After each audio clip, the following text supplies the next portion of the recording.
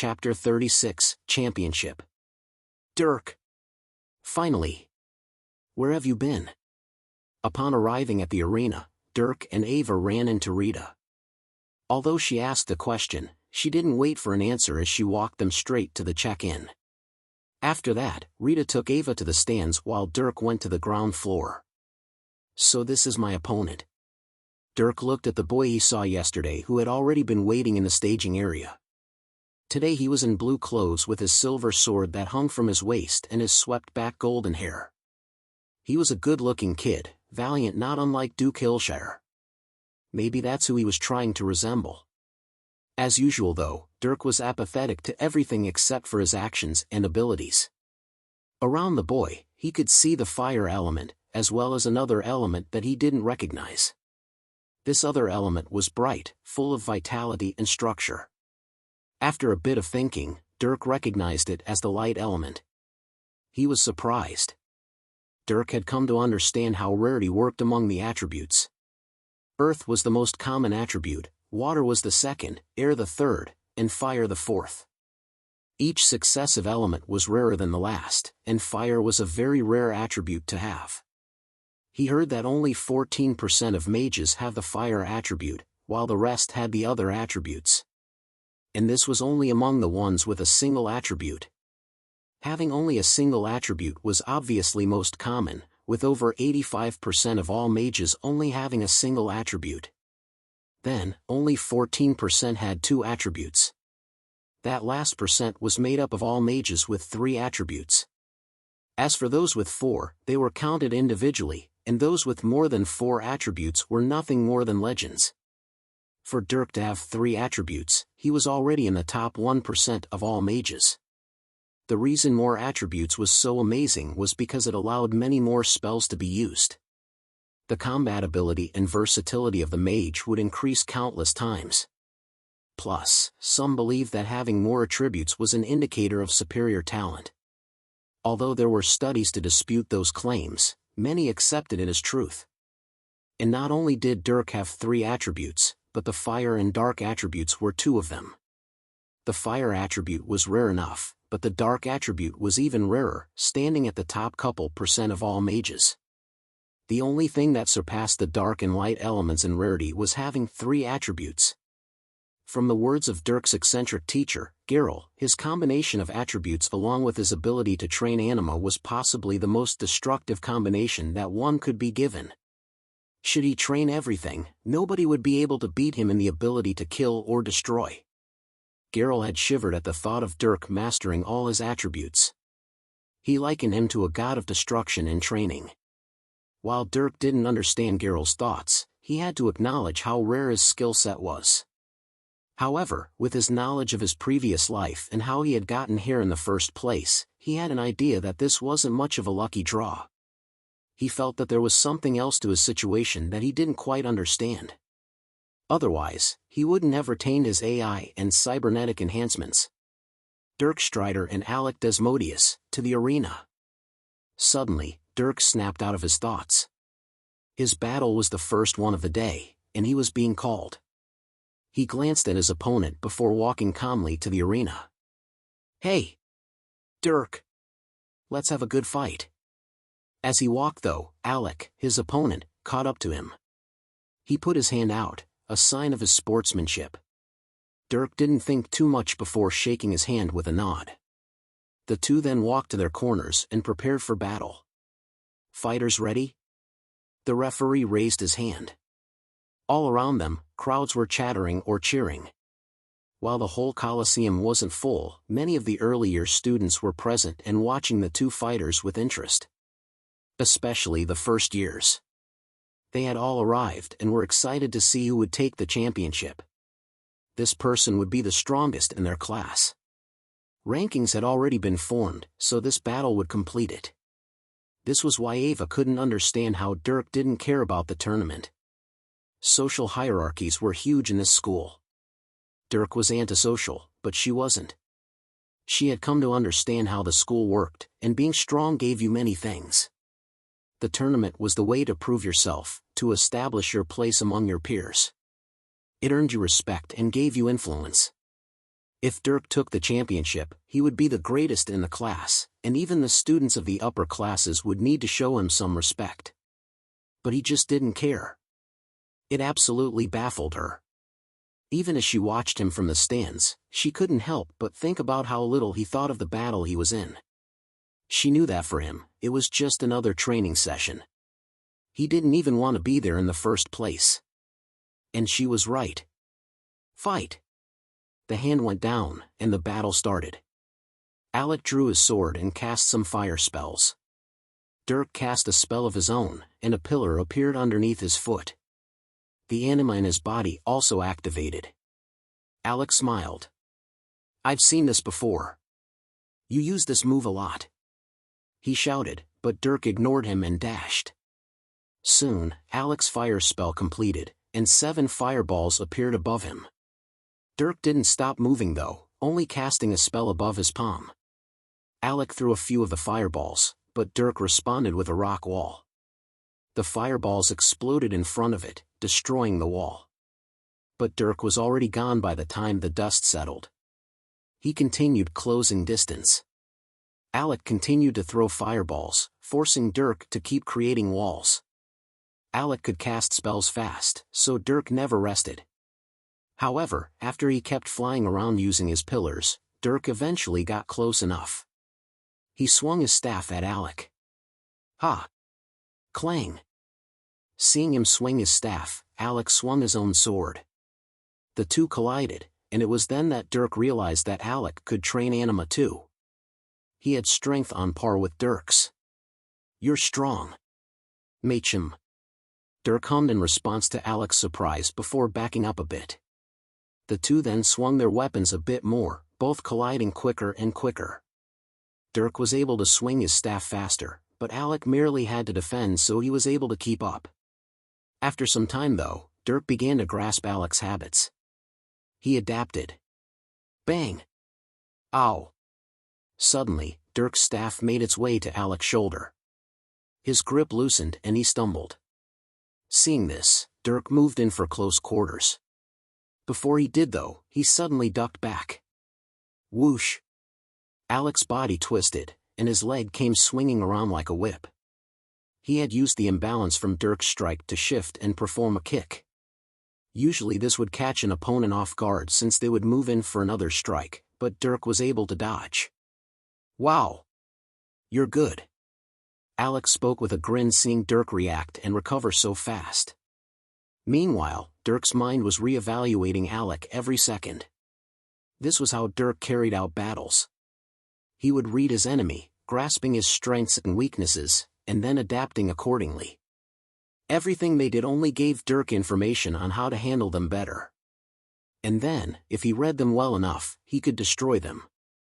He would turn the battle into his favor, leading everything like a conductor. The enemy would play toward their own doom. However, there weren't many people who could force him to fight long enough for that to happen. At least, that was on Earth. Here, things were different. Now even children were forcing him to think twice. It was all because of magic and anima. He always questioned whether or not he liked it. Luckily, his combat experience still applied, and it gave him an almost insurmountable edge. Dirk and Alec seemed to be even, but it was only now that Dirk had learned enough to begin destroying his opponent. Dirk and Alec reset, both facing each other with their weapons. Suddenly, Dirk charged toward Alec again, and they fought. Dirk bombarded Alec with blows, and Alec couldn't seem to counter.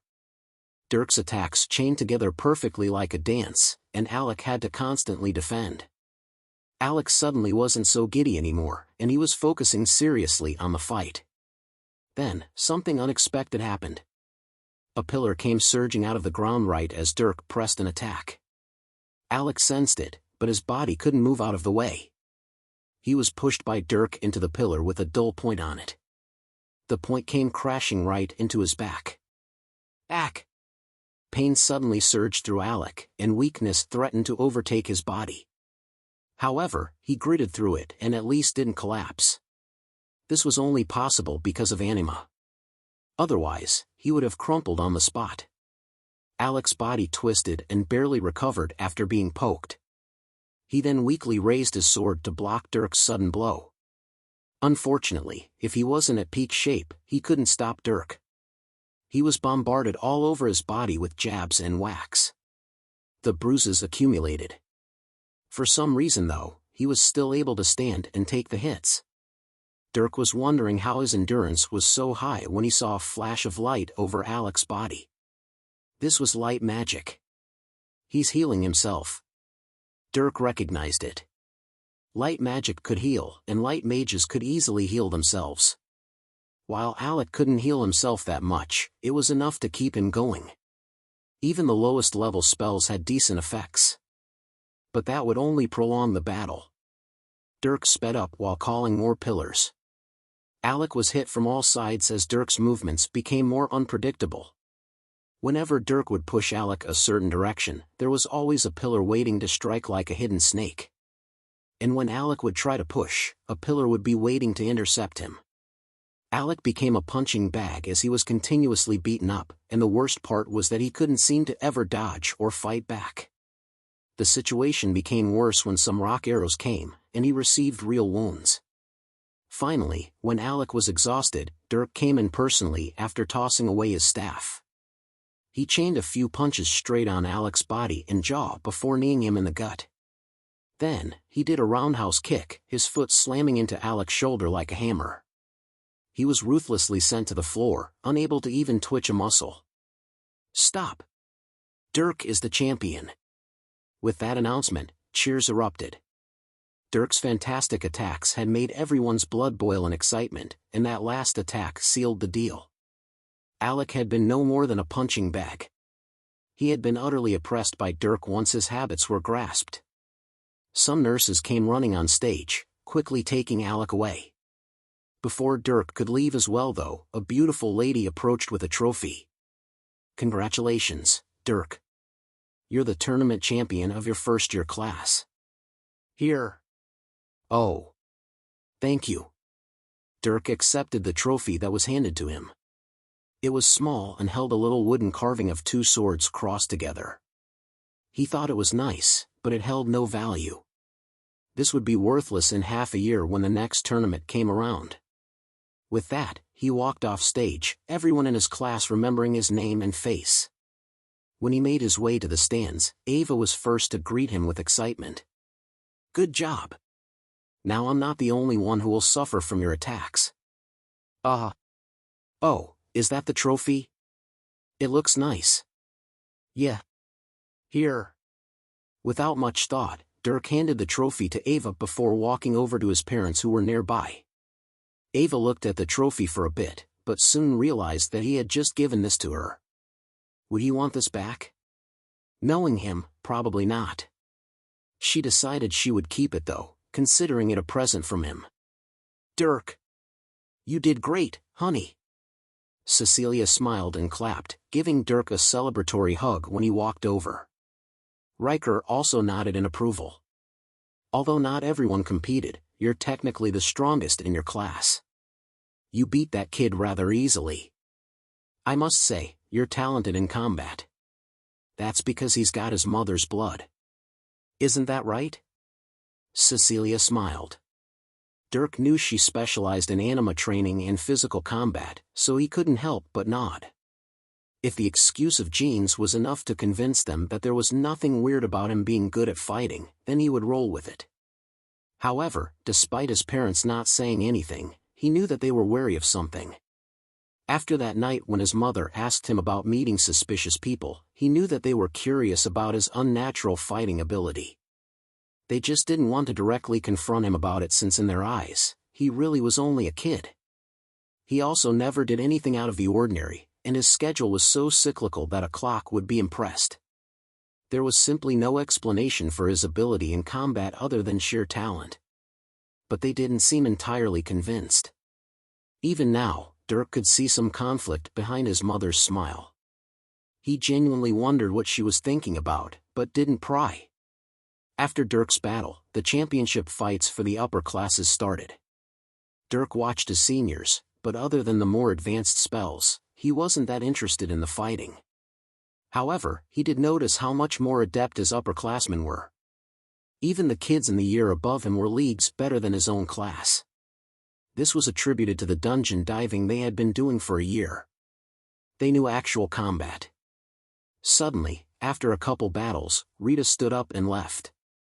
Dirk looked at her with a bit of surprise before nodding. She was going to fight for the championship. She quickly arrived on the stage.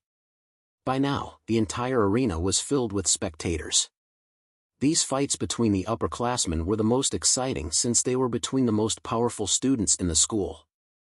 Right now, Dirk learned that his sister was one of those most powerful. Soon, the battle between Rita and another student started. There was no suspense before both were going full force. Rita constantly flickered in and out of view as she void walked, putting distance between her enemy. She also cast several high-level spells that Dirk couldn't understand. He simply watched as the arena became a prison of darkness. However, her enemy wasn't to be trifled with. The man who wore armor that glowed with enchanted red lines pulled out a spear and spat fire like a dragon. He elegantly slashed at all of Rita's spells and burned them away as if they were demons of darkness. His heavenly fire seemed limitless, and even though he was surrounded, he wasn't at all disadvantaged. He was even capable of keeping up with Rita's movement, forcing her to void walk non-stop to avoid being hit. Neither person's energy was limitless though. After almost an hour, the two showed signs of tiring. Rita's magic was a little less dark and oppressive, while the man's fire burned a little less bright. The two slowed, but their wills weren't any less fierce. If anything, the climax was beginning. When Rita got a moment of rest, her hair suddenly flared with black fog. The surface of the arena turned completely black, and even the spectators were engulfed with black fog that spread from her person. Domain of darkness. Cecilia spoke as she smiled, watching her daughter with a proud face. Riker wasn't as happy though. He seemed to be worried about something. Domain of fire. Suddenly, from the darkness shone a warm light. A tornado of fire pillared to the sky and pushed away the darkness. At first it seemed weak, like a small sailboat in a stormy sea, but it quickly strengthened until it actually gained the upper hand. Dirk could see his sister struggle to push away the fire that began to overwhelm her. And she wasn't able to hold on for long. The man let out one final blast of fire, and Rita was blown off the stage. Stop! The winner is Trent. With that, the referee stepped in with an announcement. The domain of fire was pulled back, revealing the man with armor. He kneeled on the floor while heaving for breath, not in much better shape than Rita, who was almost passed out. I'll be back. Suddenly, Cecilia stood up and disappeared from beside Dirk. He looked at the spot she was at curiously. Where did Mom go? People like your sister who exclusively use the dark element aren't compatible with light element healing. Your sister needs dark healers to help with any wounds, but they're very rare. Luckily your mother knows some dark healing, so she's going to help. Dirk listened to his father and made a mental note of what he said. The light element was known for its fantastic healing properties, but those with the dark element weren't compatible with the element that was opposite to theirs. It would harm Rita to be healed by the nurses or doctors present within the academy since they were all of the light element. Normally she would have to recover naturally over a long period of time, but if there was someone like Cecilia who could use dark healing, then she could be helped. It's a serious disadvantage, but then again, not many have the dark attribute in the first place. They're simply too rare for it to matter that much. But it looks like it's something I'm going to have to worry about. Is it only for those with an exclusive dark attribute? Dirk pondered, but his father saw his concern and spoke. You have the dark element, so even though it's not your only attribute, you will indeed need to worry about regular healing. People with an exclusive dark attribute just have it worse. However, since you're not a high tier, it doesn't matter much right now. It's only when the attributes within you become stronger that the dark element begins to have effects on you. Your sister is a tier 5, and she's only just beginning to have troubles with that. If you want to know more, I suggest going to your mother. She understands the dark element much more than I, obviously. Understood. Dirk thanked his father for the information. It didn't look like it would be a problem for quite a while, but it was something that he would have to keep in mind. After that battle, there was one more. 2 more people entered the stage, both of whom were in the class above Rita. They were both older and looked more like adults who had experienced hardship. Their auras radiated with determination. Fight! The hand went down, and they both dashed to each other. One utilized the fire element, while one used water. The two clashed with the highest level spells that were a level above Rita's. The spells attacked each other as if they had lives of their own. Then, like Rita's battle, both people eventually released their elemental domains. Water and fire clashed, releasing fog all over the arena. This fog had thick enough mana to block Dirk's senses. Usually, Dirk would have taken the opportunity to intake the thick mana, but there was only water mana within the steam. All the fire remained around the man. After a long time, the domains finally saw a change. The water domain overwhelmed the fire, crashing down on its opponent. The fire user was washed away, leaving the water user standing. With that, the battle was called. Dirk sat there with emotion, starstruck by the display. The domains were even stronger than in Rita's battle. They were on a level that Dirk couldn't even begin to understand from where he was. This was true power, and Dirk was inspired by it. Chapter 37, Break. After the battle was over, Dirk left with Rita to his house. Though, not after being briefed on the next day's fights. The battles didn't stop with the championships. When all champions were decided, the champions of each class would go on to fight their upperclassmen. Dirk didn't really understand the purpose of this, but after his dad talked to him about how beneficial it would be, he decided he would just go along with it. He could tell that his dad really wanted him to fight as well. His opponent would be one of the top 30 in the class above him. He obviously couldn't go and expect to beat the champion of the class ahead of him, so they picked out one of the weaker kids. They were still strong though. They had a whole other year to cultivate their tiers and plenty of combat experience to strengthen their abilities. Nobody ever expected anyone to be able to beat someone a year ahead of them. These battles were really only for entertainment, maybe a form of hazing for the younger years. Dirk went home that day and just continued on with his routine though. Things didn't stop just because of a battle. He cultivated his mana heart before practicing his mana lungs technique. His tier grew by the day, and mana lungs got progressively closer to actual breathing for him. He also helped treat Ava, something she thoroughly enjoyed. When night came, he had her stay over. She wanted to go back to her dorm out of respect for his parents, but he said that he would only let her when she healed a bit more. Eventually, they agreed on 3 more days. Like that, the two ate dinner and went to sleep. "Why won't you let me help you with breakfast?" "You're healing." "Doesn't matter. Wake me up next time." Ava huffed as she sat down at the table. Dirk had made breakfast as she slept. The only reason she woke up was because of the smell. She didn't enjoy him not letting her help. "It's not like I can't function. These wounds are only superficial. And do you think I can't take a bit of pain? Your training hurts more than this. My training doesn't leave wounds. It's only for a few days, so deal with it." "Whatever. It's good though." "Thanks." Ava smiled a bit as she tasted the broth he made. Both of them got better at cooking over the year and could now make dishes as good as what they ate at home. Especially Dirk. He had everything down to a science, and he was able to teach Ava a few things like what to look out for. The two ate for a while before Ava pushed Dirk out of the kitchen so she could clean. He rolled his eyes before heading upstairs and getting ready for the fight. When he returned, the two left the house and headed for the arena. The arena today was much emptier than normal, only half of the students there. Everyone really only wanted to see the battles between the best in each class. However, these battles between classes were also entertaining, so many still came. Many of them also didn't have anything much better to do. Upon arriving, Dirk was sent to stage.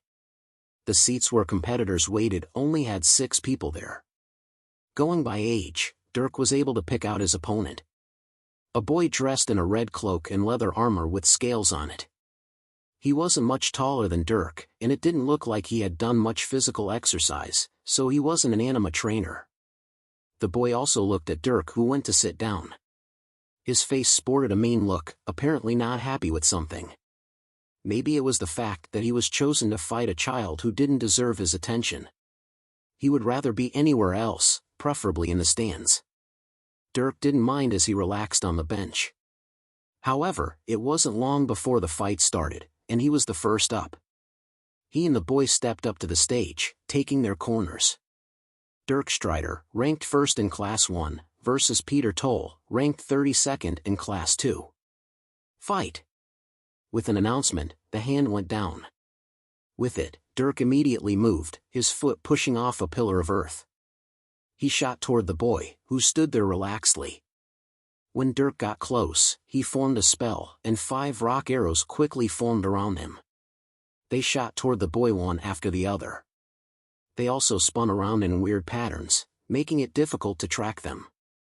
However, when they got close, the boy raised his hand. A thick rock wall formed in front of him, and the arrows shattered on it, only leaving small nicks on the stone. Seeing that, Dirk went around the wall, throwing out more arrows.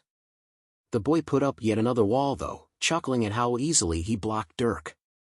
Dirk continued to dash around, throwing more and more arrows. Eventually though, the boy had erected walls all around him. Dirk stopped and stared at the little fortress the boy created. "Go ahead and break in. If you can, of course." The boy chuckled from inside the walls. While Dirk could climb over, that would be asking for a rock to the face. He didn't worry about the taunting of the boy though as he pondered. Suddenly, he thought of something. Dirk formed a spell, earth mana gushing out of him.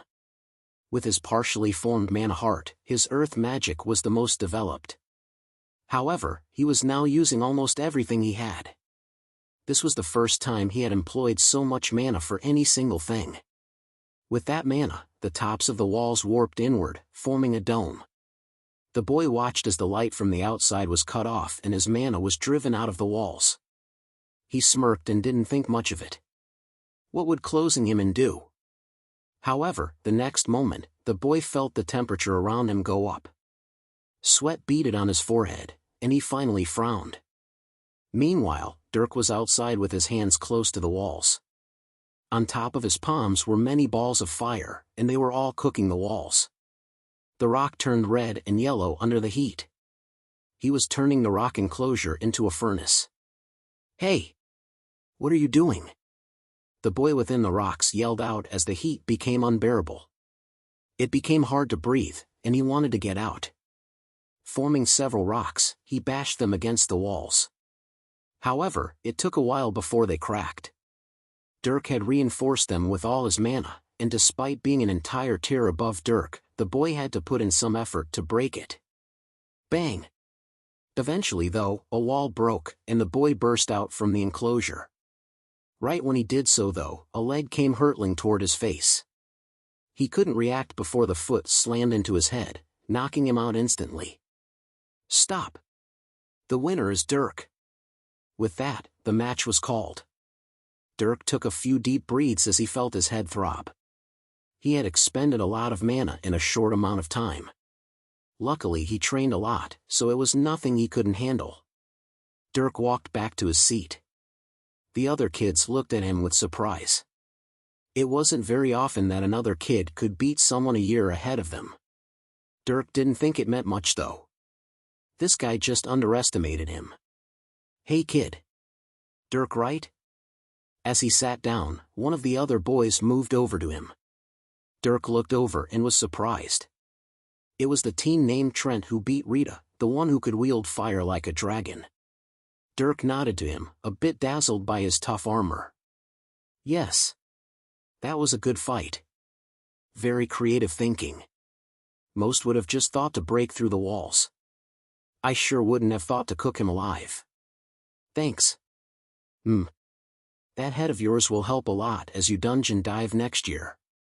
And speaking of dungeons, there's one piece of advice I want to give you." The teen got close to Dirk, speaking in a low voice. Sometimes, the people are worse than the monsters. Find people you trust, kid. And be wary of those you don't. Dirk went quiet, glancing at Trent weirdly. Trent only chuckled and backed away. Don't let me scare you. I just speak from my experience. There's a lot of competition, and in the dungeons there are no rules. People will go to many lengths to get what they want. Thanks for the advice. Of course.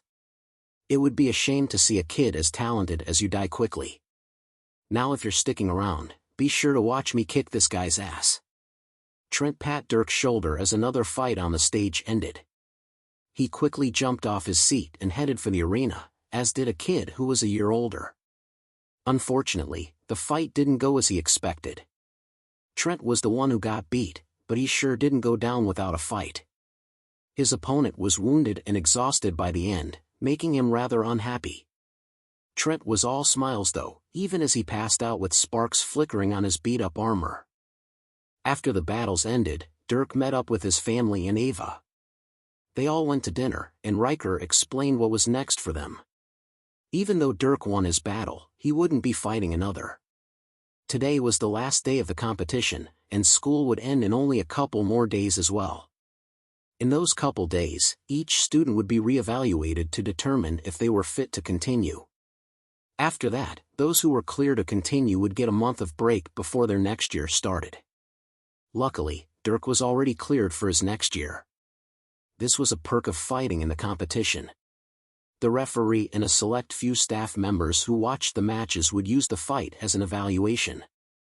Naturally, those who placed well automatically advanced, especially the champion. There was no question that Dirk was eligible to re-enroll. Ava was the same as the third-place fighter. Because of that, their year was effectively over. They didn't even have anything to attend, so their break started now. However, to Ava's distress, this didn't cause Dirk to alter his schedule in any way. The last day of the competition passed, and the next morning came. Since Ava was still staying at Dirk's, she woke up and headed down only to find Dirk doing his morning martial meditation routine. Despite being a bit baffled, she didn't say anything or interrupt him. And since she enjoyed it as well, she went to join him. Their arms flowed as they moved their upper bodies. Their legs and hips moved with it, transferring their weight and maintaining perfect balance throughout all the movements. They bent low, raised their chests high, and trusted their arms and legs in familiar ways. Many of the movements were actual punches or kicks, only slowed down and controlled. The movements stretched and warmed their bodies, preparing their tendons and joints for whatever may come and putting their body in a harmonious state. And when it was all done, they settled their hearts and blood, opening their eyes with tranquil minds. "So why are you working out during our break?" Ava asked as they stood there, looking off into the distance at the other houses and green grass. Hearing the question, Dirk turned and looked at her with a raised eyebrow. She glanced at him and rolled her eyes. "Never mind. Dumb question to ask. Working out during peaceful times is most optimal. There's no threat to your life and you don't have to worry about being caught while you're weak and recovering. It also prepares you for what's to come. We're going to be fighting monsters soon, so now above all is the time to be strengthening ourselves. I guess. I still want to rest some though. Some rest is fine. Take the next few days off while you recover. You earned it." "Thanks. But I think I'll rest later," Ava said as she smiled and walked into the house. When she came back out with some water bags, she spoke again. "I got a message from my parents a little while ago. They want me to come home during break. It'll probably be a 2 or 3 week long visit." "Really? Are you allowed to do that?" "Of course. The academy isn't a prison. Most of the students will be gone during break to visit parents, in fact. It's a special case for you since your parents are here, so you can see them anytime. There are a lot of students whose parents are in another city or town, so they have to travel to see them." When do you leave?" 3 days, when school officially ends. It's not like I'll be that far, though I don't think I'll be going in and out of here. My parents said that we have some things we need to do and talk about. Things like dungeon diving, weapons, armor, and other things. You do need to figure out what kind of weapon you want to use. However, the most important thing you can do is ensure you can use a myriad of weapons. Anything can be a weapon in the right hands. Limiting yourself to a single weapon and style is a surefire way of getting caught off guard and killed, since when you don't have your weapon, you'll be rendered ineffective. I'll keep that in mind. As for armor, make sure you're able to move around in it. And make sure everything is covered. Your vitals need to be protected above all else. Vitals? Yes. These are your vitals. Dirk pointed at Ava's chest. Your torso from the middle of the abdomen upward, your neck, and your head. These 3 places should not be significantly harmed in any way during a fight, or you risk sustaining a lethal wound. Though, even lighter hits can be debilitating. Like hits to the liver. Activate your core. Ava was a bit confused by the sudden command, but she didn't hesitate to clench her ABS. The next moment, Dirk threw a palm toward Ava's liver, just below her chest. When it landed, Ava was hit with a wave of pain and weakness despite being somewhat prepared.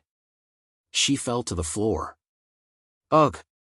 There are spots that hurt much more than others, almost like a pressure point. They can disable or stun you, and in a fight you naturally don't want to suffer from those effects. Tonight I'll run you through the points to protect. When you go get armor, you can work around those points. Now let's work out. Cough, alright. Ava nodded weakly as she forced herself up, taking deep breaths to flush the pain out of her body. She looked at Dirk's back as he walked to an open area, shaking her head a bit. Dirk taught by example, so when he taught her about combat, it was usually through demonstration. Such demonstrations involved taking hits followed by bouts of pain. She had gotten used to it though. Her pain tolerance was exceptionally high now. The day went by relaxedly with the 2 training both magic and body. After workouts, Dirk would change Ava's bandages and give her potions. The wounds got better by the day, so she soon wouldn't need the bandages at all. Like this, 3 days pass. School ended uneventfully, and Dirk saw dozens of kids leaving the academy every day. Most were leaving to visit parents, but there were some that would never return. Those people left with packed bags and tears running down their faces. On this day, Dirk walked with Ava to the gates. She had a single small bag over her shoulder. In that bag were some clothes and a few sheets of paper which Dirk had drawn up for her. Those sheets detailed things for armor and a few weapons. While Dirk wasn't very knowledgeable on this world's combat styles, weapons were weapons. He had the philosophy of using anything on hand, whether it was a sword, a bow, a knife, or rock, or dirt. He explained this to Ava, but it would ultimately be up to her what she wanted to do. The 2 walked to the gate where many carriages were waiting for various people. Ava was able to quickly find hers, but before going, she turned to Dirk. I guess I'll see you in a while. Sheesh. It's like you don't even care. Come here. Rolling her eyes at his dull response, Ava walked over and wrapped her arms around Dirk. He sighed and responded, the 2 enjoying each other's embrace for a while. Alright. Goodbye, Dirk. Bye. With that, they separated, and Ava walked to her carriage. Dirk watched her drive off before turning around and walking back into the academy. His break had officially started. Chapter 38, Weapon Training. A week passes uneventfully with Dirk going about his days. The entire time, he hardly even left his house other than to work out. He just kept to himself, and he was perfectly content with things that way. He woke up early and went to bed early, his routine being repeated day by day at exactly the same minutes each day. While his workouts and magic training were filled with pain, he was fine with it. It was a way to keep him occupied. He didn't just train though. When school had ended, Dirk had asked his father for books on dungeon monsters. He had been taught a lot about dungeons and monsters during his first year, but he wanted more precise information. being knowledgeable about your enemies was crucial to success in battle. Luckily, his father agreed and gave him a catalog that documented tons of different monsters, from birds to lizards. Not long after he got it, Dirk documented the entire thing and slowly went through it to memorize the information. He found all kinds of monsters with various characteristics, attack patterns, strengths, and weaknesses. He studied and trained just like this for a week. At the end of that week though, Rita came to find him with a smile on her face. "No more girlfriend, huh? Well, maybe this'll cheer you up. Come with me." Saying that, she led Dirk to their father's house. He just rolled his eyes and followed, quickly arriving at the nice house. Cecilia was also there, so Dirk gave her a nice big hug before they got down to business. Riker spoke. "You're going to be dungeon diving next year, and a big part of dungeon diving is your weapons and armor. While you use that staff for the competition, that won't cut it in the dungeon. You need a real weapon, a blade. Your weapon will be your most important asset next to your armor. And today, you're going to choose one. Come." With that explanation, they all walked into another room. This room had a big table on it, and the table was covered entirely by weapons of all kinds. Dirk walked up to it and examined the weapons. "I know you aren't familiar with anything, so I've planned for you to use your break to train with different weapons. We've got knives, spears, swords, bows, hammers, and axes. There are many variations of all these weapons, but I've only brought out the more basic ones. Now, go ahead and choose one that you think you like. Or multiple if you wish." Riker spoke as Dirk looked at everything. Everything on the table was real, and they all looked rather high quality as well. Dirk started thinking about the monsters he saw in the books and determined what he would want to use. With a bit of thought, his hands first hovered to the bow. He picked it up and plucked the string. It took a lot of force to bring back, much more than a normal bow. Though it felt harder and stronger as well, so this definitely wasn't a normal bow. After the bow, Dirk picked up a knife. There were a few sets of knives in different shapes and sizes. Dirk grabbed a big one and then two smaller ones, feeling each one. At first, his hands handled them like an expert, but after sensing his mother's gaze, he dulled himself before quickly putting them down. Then, Dirk picked up a spear. He felt the weight, which wasn't very high, and moved it around a bit. While he wasn't trained with a spear, he was able to quickly adapt. It was almost as if he understood the weapon naturally. His head simulated various scenarios in which he would use it against all kinds of monsters.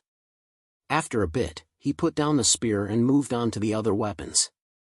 He scanned through and grabbed a couple like the hammers and axes, handling them before setting them back down. Eventually, he came to a conclusion. If I were to go into the dungeon, I'd want 4 weapons. The bow, the spear, a few knives, and the hatchet. Dirk spoke simply. Among the weapons, these 4 would prepare him best for the most amount of monsters and scenarios. He could fight long, medium, and short range with these. And in close range, he could use a heavy or light weapon, enabling him to use different styles against different enemies. Some enemies had tough hides and some were fast. The knives and hatchet would cover his base as well. Riker, Cecilia, and Rita heard him and were surprised. Kids didn't normally pick out 4 weapons, especially when they didn't know anything about them. Moreover, it didn't seem like he was just taking the coolest weapons either. Cecilia was especially surprised. After looking at the weapons, she realized that those 4 would indeed cover every mode of attack, allowing for the greatest versatility. While one would have to train in all those weapons, it would make one much more reliable in any fight. But only someone who had experienced combat would be able to make this judgment, thus why Cecilia was surprised. She had been suspicious for a while of her son's ability and knowledge, and this situation didn't help that. Her face became conflicted as unknown thoughts ran through her head. She remained silent though, allowing Riker to handle things. Those are good choices, but let's start with one first. How about you start with the bow? It's safe and rather straightforward. Here. Riker grabbed the bow and handed it to Dirk. He also grabbed a quiver filled with arrows that was leaning on the table. After handing it to Dirk, he spoke. "All right, since you have a weapon, we'll start your training. Your mother is going to be your teacher. She can actually use all of these, some better than others. She's going to give you the basics of the ones you chose. If we have time, we'll try to go through all of them to give you a taste of each. Yes, we should be able to work with all of them. And we can work for longer than a month if need be. Dungeon diving won't start right away anyway. Now come with me. Time to try out that new weapon." Cecilia spoke and brought Dirk outside. Riker let them be while Rita followed to watch. The three walked to the backyard that was surrounded by walls. There was another table out here as well as some test dummies. The table held targets, more arrows, and some logs. They had prepared everything for all the weapons to be used. Now, using a bow is both simple and complex. The basic mechanism is easy. You just take an arrow and knock it onto the string. You then pull back and release, sending the arrow flying. The hard part comes with all the little details. Things like your fingers, your grip, arrow positioning, angling your bow, and more. That will come gradually though. For now, let's make sure you can at least loose an arrow. Here, watch me. Cecilia spoke as she took the bow. Dirk watched her take an arrow and knock it, pulling the string back like it was nothing. Her form was solid as she aimed at one of the dummies, releasing the arrow. Fling! The arrow zipped through the air, landing on the dummy's head. The dummy was 10 meters away, so while it wasn't difficult to hit in the slightest, it was still a decent display of accuracy. The bow wasn't even her primary weapon either. Dirk wondered about the extent of her training. There. Now you try. I'll help you as you do it. She handed the bow back to him. Dirk took it and mimicked her stance. He copied the grip, the angle, and the arrow position. He kept both eyes open as he aimed at the same dummy. After pulling it back as far as he could, he steadied himself before letting go. Fling! The arrow sailed a bit slower than Cecilia's. Dirk watched it land on the right side of the dummy's chest. After lowering the bow, he looked at the arrow with a blank face. Good. You pick things up surprisingly fast, don't you? Cecilia ruffled his hair excitedly. Meanwhile, Dirk thought to himself. Back on Earth, he had trained with the bow. He had trained with all kinds of weapons. Out of the 4 weapons he chose, he was only unfamiliar with the spear since that was never a realistic weapon to use on Earth. But everything else, especially the bow and knives, he was proficient with. While he wasn't an expert with the bow, he was far from a beginner. But he tried not to show it. Dirk just did what his mother did and then messed up a little. He aimed for the chest, but only hit near the shoulder. She was already suspicious enough, so he didn't need to worsen his situation. For the next several hours, Cecilia had Dirk constantly shooting arrows. She did various corrections on his form along the way, making it more perfect and his shots more precise. After that, since his aim was good, she activated a magic function on the target dummies, making them move. Dirk stood and attempted to shoot the moving targets. Obviously, his accuracy went down. This carried on until the end of the day. When the sun began to set, Cecilia concluded the day's training. They then had a nice dinner, after which Dirk headed home. The next day, Dirk was back at it again. He spent 8 hours doing nothing but shooting arrows. He got better and better though. At least, that's what Cecilia saw. This went on for another day. On the 4th day, Cecilia finally had him practice with another weapon.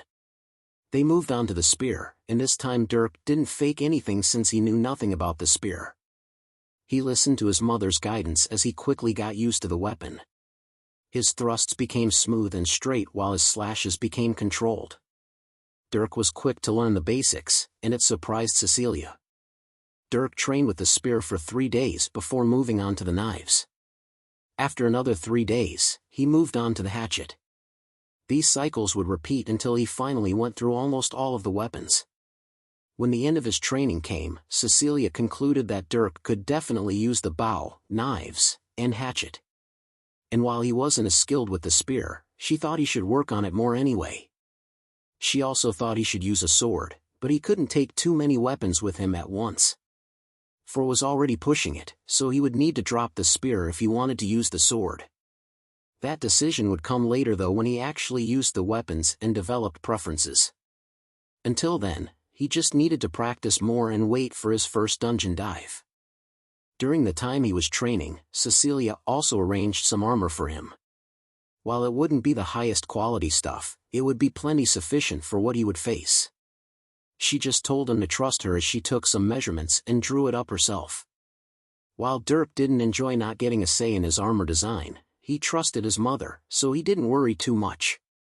With that, Dirk waited as the first day for his next school year approached. Meanwhile, as Dirk trained at home, Ava was doing her own things with her parents. However, she wasn't having as nice of a time.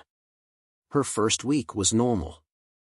After resting for a few days, she continued to work out on her own. Her wounds healed nicely as well, letting her get rid of the bandages. Her parents had been surprised to see the wounds, but she just brushed it off, saying that she earned top 3 in her class in exchange. After that, her parents discussed dungeon diving with her. Hearing that Ava wanted to dungeon dive, they figured out what weapons and armor she would use.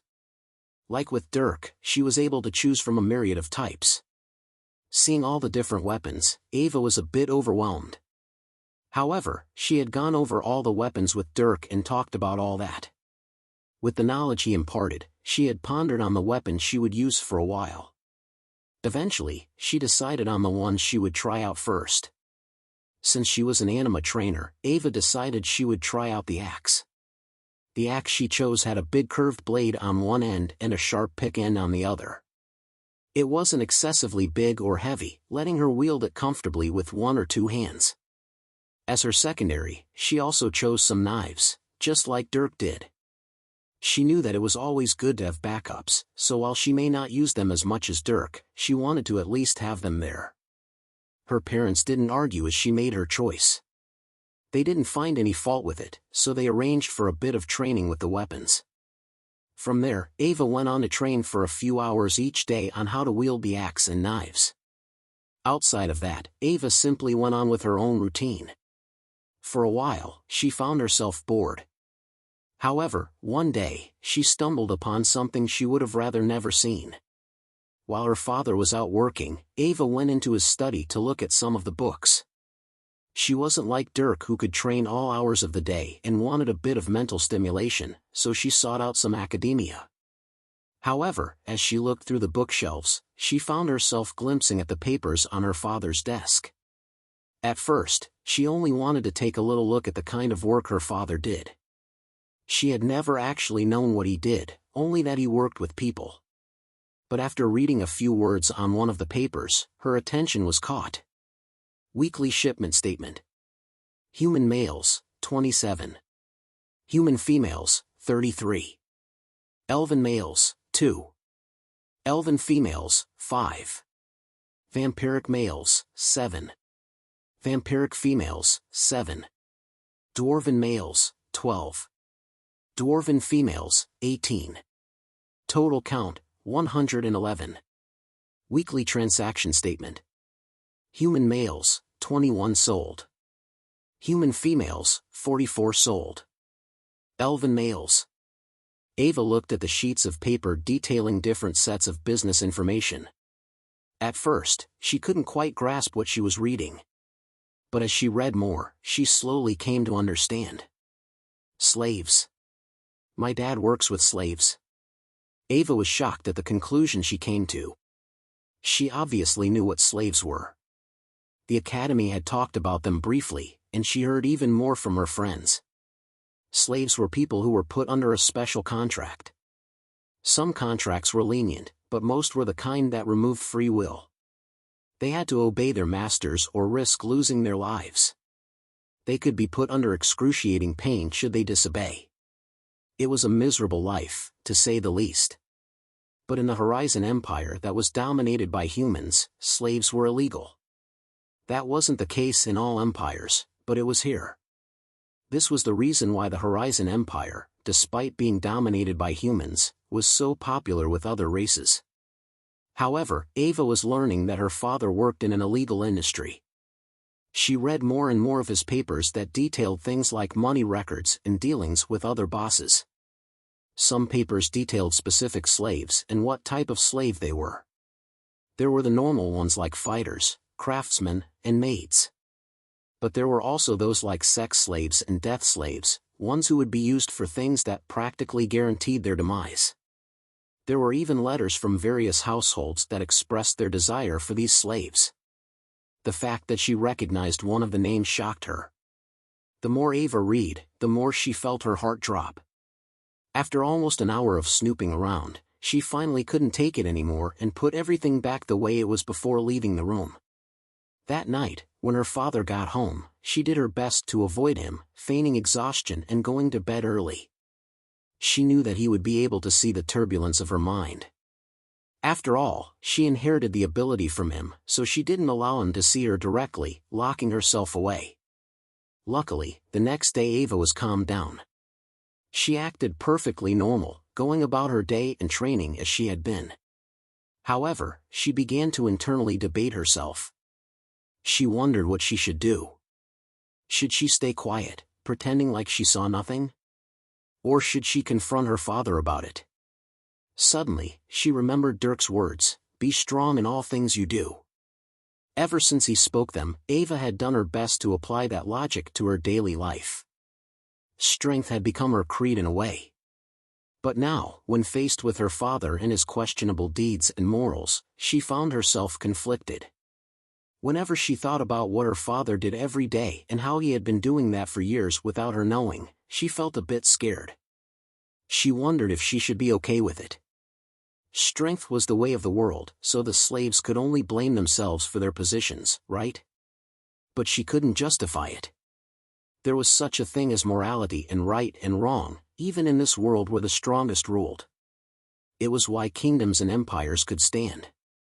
Those empires that crushed the weak never lasted long, because even the weak had a role to play.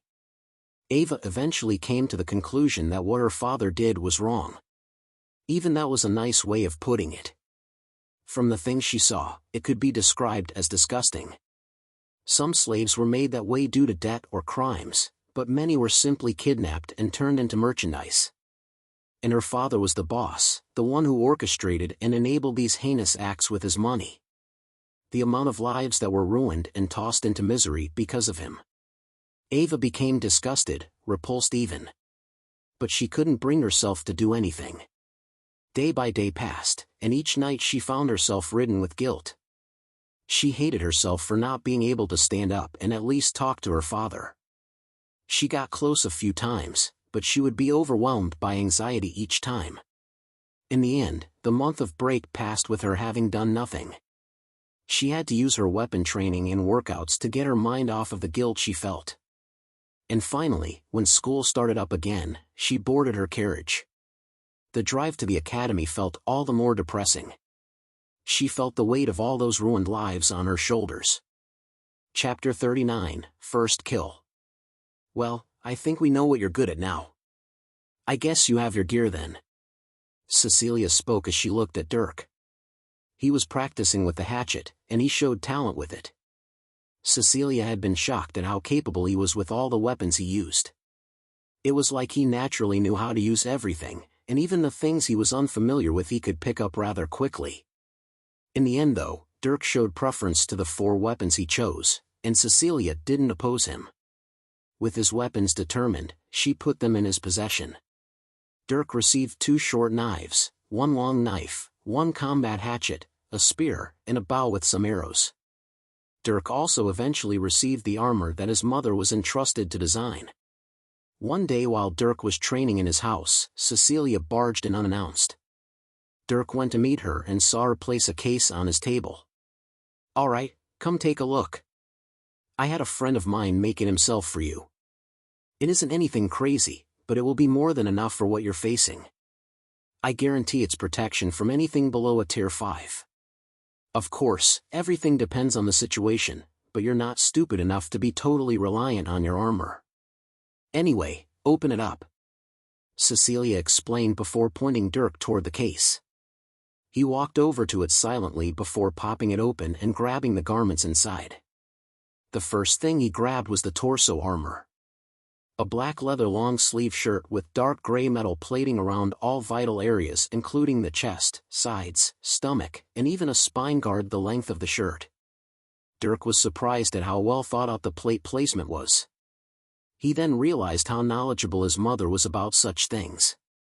Next were the pants. Those were the same black leather and gray metal. There were metal coverings around the knee, butt, hips, thighs, shins, and the back of the calves. All the leather was fitted as well, so it was only a bit bigger than his size. His mother explained to him that he would be growing quickly, so this would give him a little more room and make the armor last longer. Next was the boots, helmet, and gloves. The gloves had finger and knuckle plating, while the boots were surprisingly similar to combat boots from Earth with plating in the toe, heel, and sole.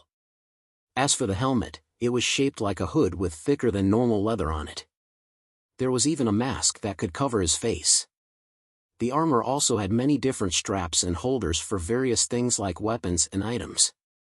There were a few knife sheaths for the knives and hatchet Dirk received as well as a holder for his spear. This would make sure all his weapons could be secured to his body and equipped quickly. Then there were some pouches for miscellaneous items and whatever he would want to keep on his person. Cecilia had Dirk try everything on. When he had it all equipped, he looked just like an assassin. The thought made him feel weird. Was this on purpose, or did his mother just really like dark clothing? Though if it were up to Dirk, he would have chosen dark colors too. Anything dark was simply advantageous to be in. Being completely honest, his mother surpassed his expectations with the armor. It was comfortable, surprisingly light, tough, and his movements weren't limited. The leather, despite not being thick, was very impact and slash resistant. However, as his mother explained, he shouldn't be letting himself get into bad situations where his armor would need to save his life. Overall, the armor was fantastic. Dirk was thrilled to have it since it would increase his odds against any enemy. "So?" Cecilia asked with a smile, seeing Dirk jump and move around in the armor. He nodded back to her. "It's great. Thank you, Mother." "Of course. I can't let you go into the dungeons unprepared. This is a time of mistakes and learning. You must experience as much as possible while you face weak enemies so you make fewer mistakes when you face strong ones in the future. This armor will ensure that any mistakes you do make can be protected against." She walked over to him and adjusted the armor as she spoke. After, she kissed his forehead with a loving smile. "I want you to stay safe in the dungeons. They are a place of great opportunity but also great danger. You're a smart boy, so I want you to keep yourself safe. And if you ever have any questions or problems, just come to me." "Understood." "Good." Not long after Dirk got his armor, his mother left him alone. He took off the armor and placed it back into its container for later use. After that, Dirk got to do whatever he wanted before school officially started. He was all set and ready for the dungeons. On the day before school started though, Ava came back. When she showed up at Dirk's door, he was a bit surprised. She seemed a lot gloomier than before. "What's wrong?" This was the first thing Dirk asked. Hearing the question, Ava's face dropped a bit. She took a while before responding. "I saw something not so good. But I don't want you to worry about it." "All right," Dirk answered simply before bringing Ava into the house. She was surprised as he acted so nonchalant. "You really won't ask about it?" she asked hesitantly. Dirk turned to her with a raised eyebrow. "Do you want me to?" "And no." "Then I won't. But you shouldn't worry about things unnecessarily either. You look stressed right now, and that may hinder your performance in the dungeons and in school. You either need to stop worrying about whatever it is, or figure out a way to solve the problem. If you need help, do ask." Ava went quiet at his words, eventually just nodding. It was a bit heartless and lacking any compassion, but that's just how Dirk was. And that wasn't necessarily a bad thing. Ava had a more emotional veil, and Dirk was the perfect counter to that. He kept things straightforward, which was sometimes how it needed to be.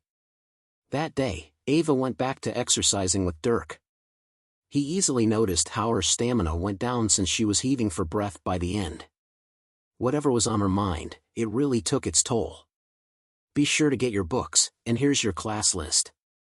Since you wanted to try forging and enchanting, I've put you in both classes. You're also in your elemental classes plus the anima training class. Needless to say, you're taking a full load, but I'm sure you can handle it. If the forging or enchanting classes prove to be too much, then let me know and you can be dropped. Riker explained Dirk's schedule to him. Currently, Dirk and Ava were eating breakfast together, something that surprised Riker a bit. He disregarded it though and talked about what he came for. Today was the first day of school. Since it was Dirk's second year, not only would he be dungeon diving, but he could also practice forging and enchanting. Over the month break, Dirk had expressed his desire to try it, so his father enrolled him. This would add 2 more classes, but with Dirk's diligence, he could get through it so long as he was willing to invest a few more hours each day. Not only that, Riker helped Ava with enrolling in alchemy. Since she had the water attribute, she was cut out for it, so she decided to give it a shot.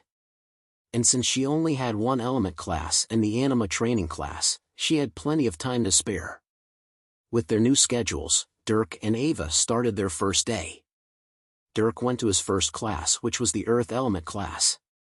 Upon arriving though and picking a seat, the teacher made an announcement to the class. Today is your first day, but there won't be as much of an adaptation period. This announcement is being made to all of you second years. You will have your first kill initiation in 1 week. On that day, you will take the life of a monster with any weapon or magic of your choosing. A few weeks after that, you will have your first dungeon dive. The dungeon dives are optional, but the first kill is not, and there will be consequences should you fail to make the first kill. More details will be given to you when the day comes. Now, let's start class. After completing his announcement, the teacher turned and opened up his book. Meanwhile, much of the class was shocked by such a bombshell of an announcement. Only some, like Dirk, already knew what this first kill initiation was. Upon entering their second year, every kid would be placed in the arena with a monster which they would have to take the life of. Some students in the past had failed to kill their monster out of fear or incompetence. Those that cowered were usually expelled from the school on the spot, and those that at least put up a fight were forced to do combat training before making their first kill later. In Rita's words, it was the school's way of getting rid of the exceptionally weak-willed. Anybody who wanted to become a capable mage or warrior needed to be capable of fighting and killing. While Dirk had thought that it was a rather excessive initiation, this was a different world that worked on a different set of laws. Here, killing monsters was commonplace. For what the academy was preparing these kids for, maybe a first kill initiation wasn't so bad. At least it wasn't an actual person. After the announcement, the teacher went on with the class as normal. Dirk was given a new book and introduced to several new concepts that he would be learning about through the year. The book had many new spell theories that were more advanced than the ones he had learned the year before. It would be like this for every class throughout the day. Even the anima class was more advanced. Like last year, Ava and Dirk were put in the same group. The instructor was even stricter than the last, and the first day only ended after every kid besides Dirk and Ava threw up. In this class, they would be taught more combat techniques and even an anima techniques. That second part was only for those that needed it though. Unlike Dirk, not all kids had built-in skills that came with their manual. This was the unfortunate consequence of receiving low-grade manuals and techniques. Finally, there were the forging and enchanting classes. The forging class was first, and here Dirk was put under the tutelage of a dwarf with no hair or beard. The dwarf had a face that seemed to be eternally covered in ash and soot, and he spoke while coughing. Okay. Listen up. Cough. I'll be your teacher for the year, and possibly the year after. Who the hell knows? Anyway, you all are, the second-year class? Yeah, you'll be learning the basic techniques. Shit like starting a furnace without blowing yourself up and how not to touch hot metal. You'd think it'd be common sense, but no, kids get burned every single year. Cough. Anyway. Just listen to the shit I say and hopefully some of you will show some level of skill. Now pick up your damned books and flip to the first 10th page. Cough. The dwarf didn't mess around before getting straight into things. Dirk picked up his book which had some burned pages and flipped to the 10th page. When he did, he could see a hole in the middle of the page caused by fire. I can't scan a book that's been burned to nothing. He sighed inwardly before just listening along. He could also see the book of another student, though others were burned too. Luckily, after looking at enough, his AI was able to piece things together to form a full page. They were introduced to several concepts that class, things like forging techniques, types of metal, types of fire, and the tools they would be using. Dirk scanned all the pages of his book, but since there were burned holes everywhere, he had to go to look at other students' books at the end of class to fill in the pages. Ultimately, by the end of class he was only able to piece together the first few parts of the book. That was enough though, and when class let out, Dirk moved on to the enchanting class. Upon entering this class, Dirk was surprised. There were only 6 students including him. 4 boys and 2 girls, and all of the students were at least a year older than him. Dirk wondered why there were so little students for a bit before the teacher walked in and started class. The teacher was an older man, and even Dirk could sense a deep intellect from him. The man scanned around the students, pausing on Dirk for a bit before speaking. Welcome to Enchanting class. I'm Master Hans. This year, I'm going to teach the fundamentals of enchanting. I will also evaluate you all throughout the year to see if you have the ability to enchant. If you show no ability, you will be dropped. Now, allow me to explain what enchanting is. Saying that, Master Hans picked up a leather sack and stuck his hand inside of it. He then pulled out a long sword that was obviously bigger than the sack itself. Dirk's eyes bulged a bit seeing that impossible display. Enchanting is the process of imbuing magical functions onto items. Many items have inherent magic properties like an affinity to the elements or mystical effects on various objects. However, enchanting is the intentional practice of imparting a mystical effect. Take this bag, for example. This used to be an ordinary piece of leather from a Tier 5 monster. But after going through the hands of a dark enchanter, it became a spatial storage bag capable of containing many times its own size. With the right skill, intellect, and ingredients, there is nothing an enchanter cannot make. Many enchanters are also craftsmen of some kind, whether it be an alchemist or a blacksmith. Being a decent craftsman is almost a prerequisite to even attempting enchanting. However, there is just as much theory in mathematics and enchanting as there is crafting, so this takes both brains and brawn. The books I'm about to give you are exceptionally valuable. Only in places like this academy will you find such a book. Because of this book will never leave this room nor the academy. If you wish to take home information to study, you will need to write notes yourself. However, this room will also be open to you at all times during the day, so you can spend more time here with the book. Now, take your book and open to the first page. Master Hans went on for a bit before handing everyone a book.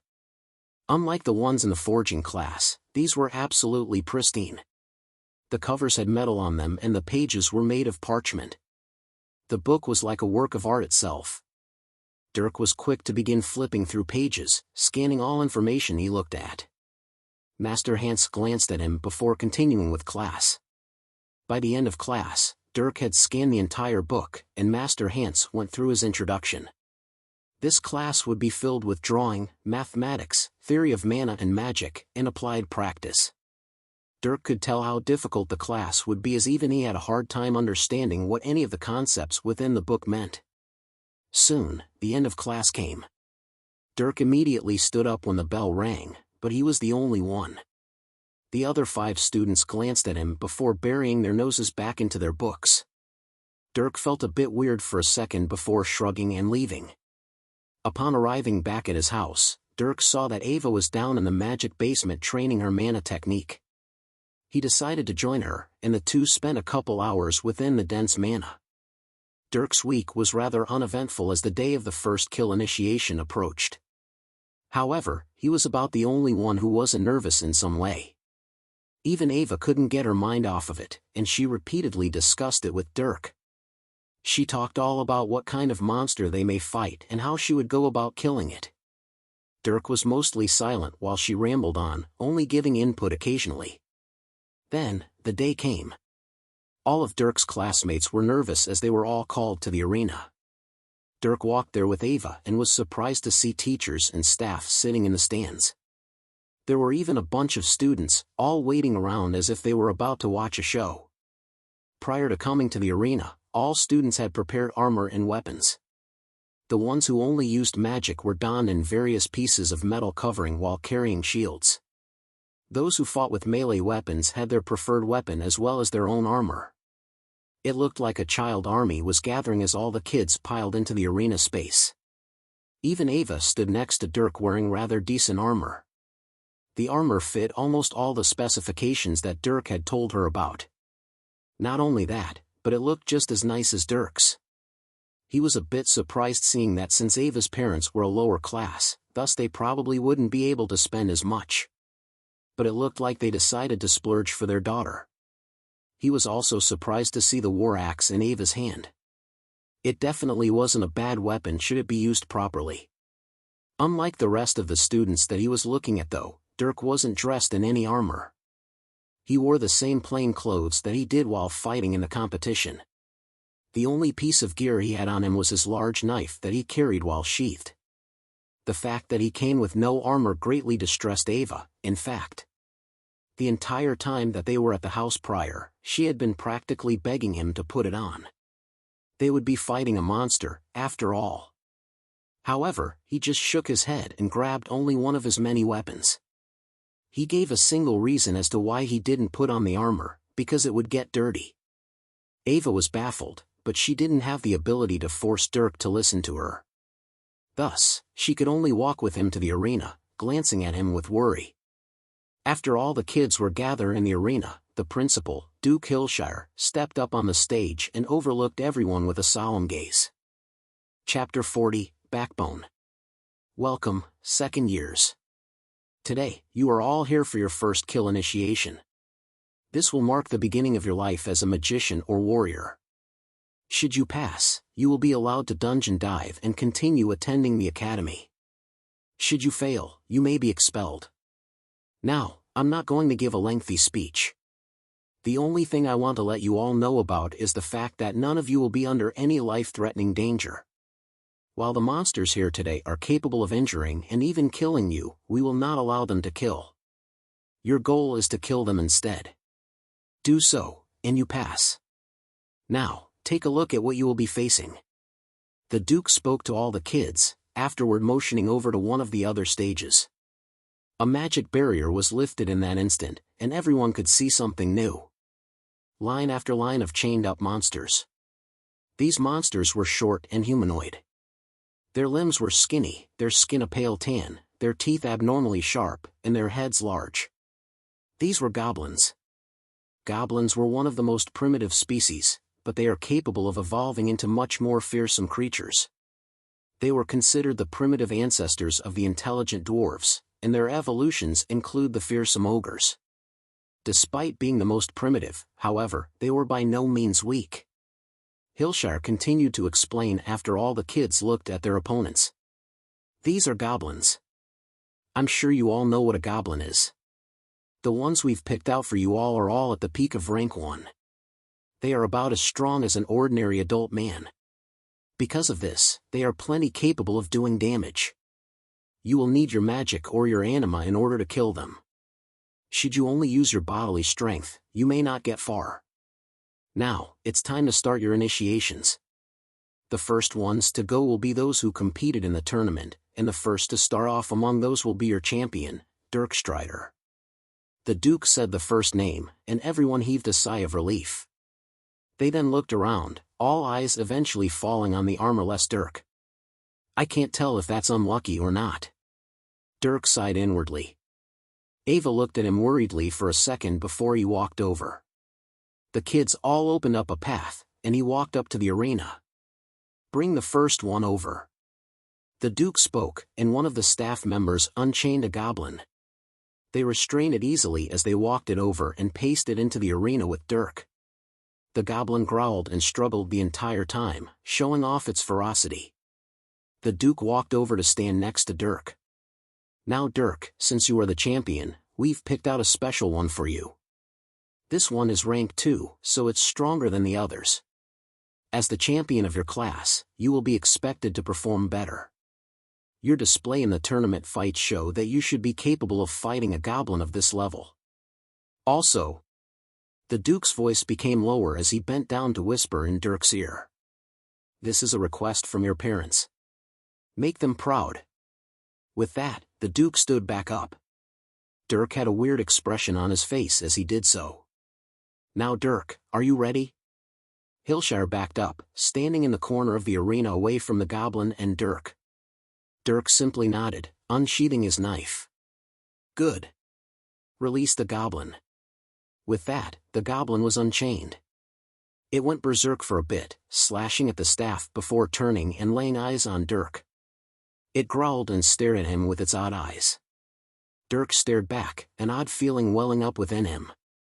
Draw blood. Dirk's heart rate slowed, and it was as if something was whispering in his ear. He concentrated on the goblin as it inched closer to him. He didn't move. Kill it. Another whisper, and the goblin suddenly dashed toward Dirk. He simply stood in place as it rushed him. He could tell, the goblin wanted nothing more than to tear his throat out and eat his guts. Its primal instinct for killing was unmatched. The goblin rapidly approached, and soon, it was only a few feet away. Dirk looked straight into its eyes as something seemed to explode out of him. End its filthy life. Shing! Like a bullet, Dirk's arm shot up. The goblin's movement stopped, its face right in front of his. Every single one of Dirk's classmates were holding their breaths. Drip. Dirk looked down. His hand was right under the goblin's chin, and the blade of the knife in its skull. The top of the knife protruded out of the top of the goblin's head. Its body was also suspended above the floor as Dirk lifted it up with the knife. As if snapping out of a dream, Dirk returned to reality. He felt his heart, which was beating at a surprisingly slow rate, and then he realized that anima was being consumed to strengthen him. Stopping his activation of anima and relaxing his body, he looked at all the blood dripping down his hand and onto his arm. He lowered the goblin and grabbed its head with his free hand, pulling it off the knife and tossing the body aside like a rag doll. Grabbing a cloth from his pocket, Dirk wiped the knife of all blood. When it was all clean, he returned it to its sheath, looking over to the Duke with a blank gaze. The Duke returned the look, his eyes gleaming as if he were pondering something. Dirk's parents, who were also secretly in the stands, had several thoughts cross their minds as well. Good job, Dirk.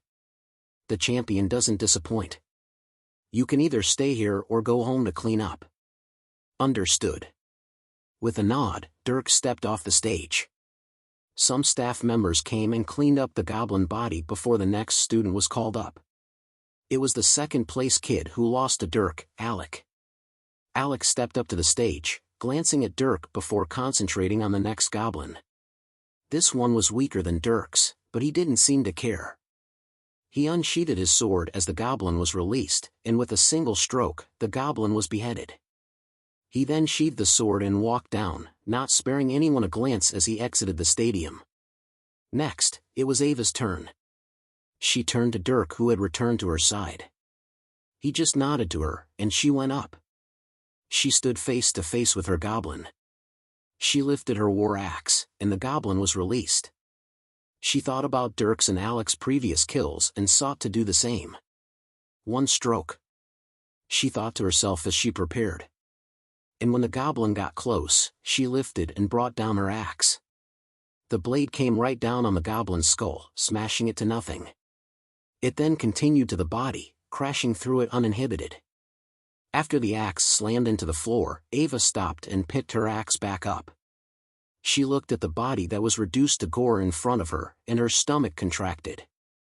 She lifted her hand to her mouth, her body overwhelmed by weakness. She used her axe to prop herself up as she barely held back from throwing up. She eventually turned away, taking time to settle herself. She thought of how Dirk didn't even flinch and how she shouldn't either. She yelled at herself in her mind, forcing herself to stand straight and walk off the stage. She didn't even respond as the Duke congratulated her, too concentrated on keeping her stomach in check. When she got back to Dirk, she pushed him toward the exit. He followed along as they left, heading back to the house. As the two walked out, a man in the stands raised his head and eyed them, his mouth ever so slightly curving into a smile. Cough. Upon walking through the door to the house, Ava rushed to the kitchen sink and heaved a few times. Dirk walked to her side in case she threw up, holding her hair. She didn't though. After almost 10 minutes, she seemed to calm down. Dirk could see it in her eyes though. The only thing she could think of was that gory mess she made. How do you stay so calm? She asked after a while. Dirk glanced at her. It's only a monster and has no real life. I wouldn't think any more of it than I do the animals I eat every day for dinner, if not less. You'll get used to it with time and experience. I guess. Ava nodded and sighed. Meanwhile, Dirk pondered when he had first taken a life. In his other life, he had been trained to be numb to killing. It was ensured that it wouldn't affect him in any way, as only then could he kill with maximum efficiency. His first kill, he had thrown up himself. However, that was after killing an actual person. Still, he did indeed become numb to such things rather quickly. It became totally normal, just as normal as shooting a gun or eating food. Dirk couldn't even imagine being fazed by the death of a human anymore, let alone a mindless monster like a goblin. To him, a goblin was lower than even animals that could provide something to him. Coming to this point though, Dirk thought back to when he killed the goblin, and he frowned. He had been overcome by this sense of bloodlust and reduced to instinct. He could barely remember when the goblin was running toward him. He hadn't fallen to such tunnel vision in many, many years, and the fact that he did now concerned him. Something about me is different. There's something in me that pushes me to fight, like in the tournament. It clouds my rationale. I'm just glad I still used the weapon this time. Dirk pondered his situation. He had noticed how his desire to fight surged when in such positions as with the goblin. When face to face with an enemy, his blood surged. For him, this wasn't normal. He was always totally aware of everything around him and calm as a rock. This was how he could keep himself alive through the most precarious situations. But there was now something that was clouding that. Something in him was affecting him, but he didn't know what. What about you, Interface? Did you hear those whispers? Negative. During their engagement, there was no abnormal audio. He rubbed his chin. After a while though, he just gave up. He would try to pinpoint it next time. After Ava settled down, the two moved to the couch and stayed there in silence. During this silence, Dirk pondered for a while before giving a command. Generate model. Building host model. With a word, Dirk decided to check his body. Host model. Host age, 13 years. Blood type? Mana-compatible blood. Skeletal structure, organic iron composite. Muscle structure, high-power compacted fibers. Sensory organs, high-sensitivity organic receptors. Self-replicating nanorobotic maintenance and repair systems, online. Final stand weapon system, 92%, building. Overdrive systems, online. Current bodily state, combat capable, 100% healthy. Intelligence systems fully functional. Awaiting host orders. Dirk looked at the model and nodded. Not long after Dirk had his little incident where all his blood was purged from his body, the AI scanned and analyzed the new blood. However, the type it was changed to wasn't any of the normal types. Because of that, it couldn't name it. However, because it knew that the blood was compatible with mana, it just decided to call it as such. Other than that, the thing Dirk was most excited about was his final stand weapon system. Over the years, it had slowly attained minerals from Dirk and was able to build most of itself. It only needed a bit more now and estimated another few months until completion. Dirk could already feel the weapon in his abdomen. Technically, he could actually use it should he really need it. It would just be deployed with reduced performance, and this meant fewer bullets and a weaker structure. But he had no need for it right now. All he needed to do was wait. Profile. With another thought, Dirk checked his magic profile. Profile. Name, Dirk Strider. Species, human. Tier, 2+. Rank, 3+. Attributes, Fire 71%, Lightning 89%, Earth 88%, Metal 93%, Dark 92%. Traits, Cybernetic Enhancement, Adaptable Genes, Pure Soul. Skills, AI Interface, Grade 7. Dirk looked over the stats. Until now, he had been working non-stop to cultivate his mana heart and carry out destruction cycles on his blood. However, as he got closer to completing both, they slowed down. His mana heart felt like it was on the verge of breaking through, but it had yet to cross a certain threshold. He didn't yet get the feelings that his book described, so he just stayed patient and continued. At the same time, he also researched the rune that his technique wanted him to implant onto the heart, the one that would match the contraction of the mana heart to the beating of his actual heart. Surprisingly though, he was able to find similarities between the rune of the mana heart and enchanting. After today, he was thinking that learning enchanting would help him with his mana heart. As for his blood, that was just a matter of time. He couldn't tell how much blood was enhanced after every cycle, so he could only do the same thing over and over again. However, he didn't think it would take too much longer. He figured that he could advance to rank 4 after he reached tier 3. With that, Dirk was now familiar with his general position. And with the first kill initiation out of the way, he could move on to preparing for his first dungeon dive, which would be at the end of the month. For the rest of the day, Dirk and Ava rested at the house. And because Ava was traumatized a bit, Dirk decided that they could take a day off. The two rested inside the magic workshop, calming their minds with the dense mana within. The day after the first kill initiation, all the second-year students went back to their classes. However, they were all a bit gloomier than before. The teachers saw this but didn't care. Thankfully, being in the presence of friends helped lighten everyone's mood. Dirk went through his classes all the same. The only thing that changed were the looks he got. All the kids would glance and stare at him, the image of him so easily and casually killing the goblin fresh in their minds. They all had their own assumptions, and now, they looked at him with an odd sense of fear. There was the feeling that he was simply superior to them. He was the champion and unfazed in all things he did. They couldn't understand him. But there was also a bit of respect. Everyone had been nervous and anxious prior to the first kill. But seeing him killing the goblin calmly gave them a sense of confidence. That day, he became something of a backbone for the rest of the class. He was the champion, and they followed in his footsteps. That didn't mean he was easier to talk to though. Dirk continued to be antisocial, just keeping to himself.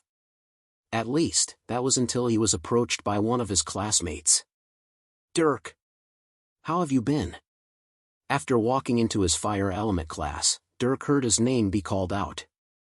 He looked over and saw Alec, the second-place fighter of the tournament. Confused as to why he was being so familiar with him, Dirk looked at him weirdly. "Come on, don't give me that look. I'm Alec, remember? You beat me for the championship." "I remember. You wield the fire and light attributes and can train anima. Your skill with a sword is decent. And you're pretty good with a staff. Mind if I sit next to you?" "All right." Dirk nodded, and Alec took the seat next to him that had been open anyway. Dirk had noticed that Alec was in this class prior, but after the first kill initiation, Alec apparently felt like talking to him. Alec spoke. "You killed that goblin pretty easily. Are you ready for dungeon diving?" "Yes." "You sound pretty confident." Are you nervous? No. Now what's up with you and that Ava girl? You two seem pretty close. She's my friend. Well, that's obvious. Are you guys a couple? No. Wow. That was a quick answer. I have no reason to hesitate. Alec hummed at Dirk, whose gaze remained forward. He smiled wryly. I can understand why people don't often talk to you. Not one for people, huh? Dirk stayed quiet, unsure of how to respond. He never had much of a social life, so he definitely wasn't a people person. His friend group consisted of a single person, after all. Alec took his silence as the answer. Well, let's have a good year together. Maybe we can help each other with fire magic. We dual attribute mages gotta stick together.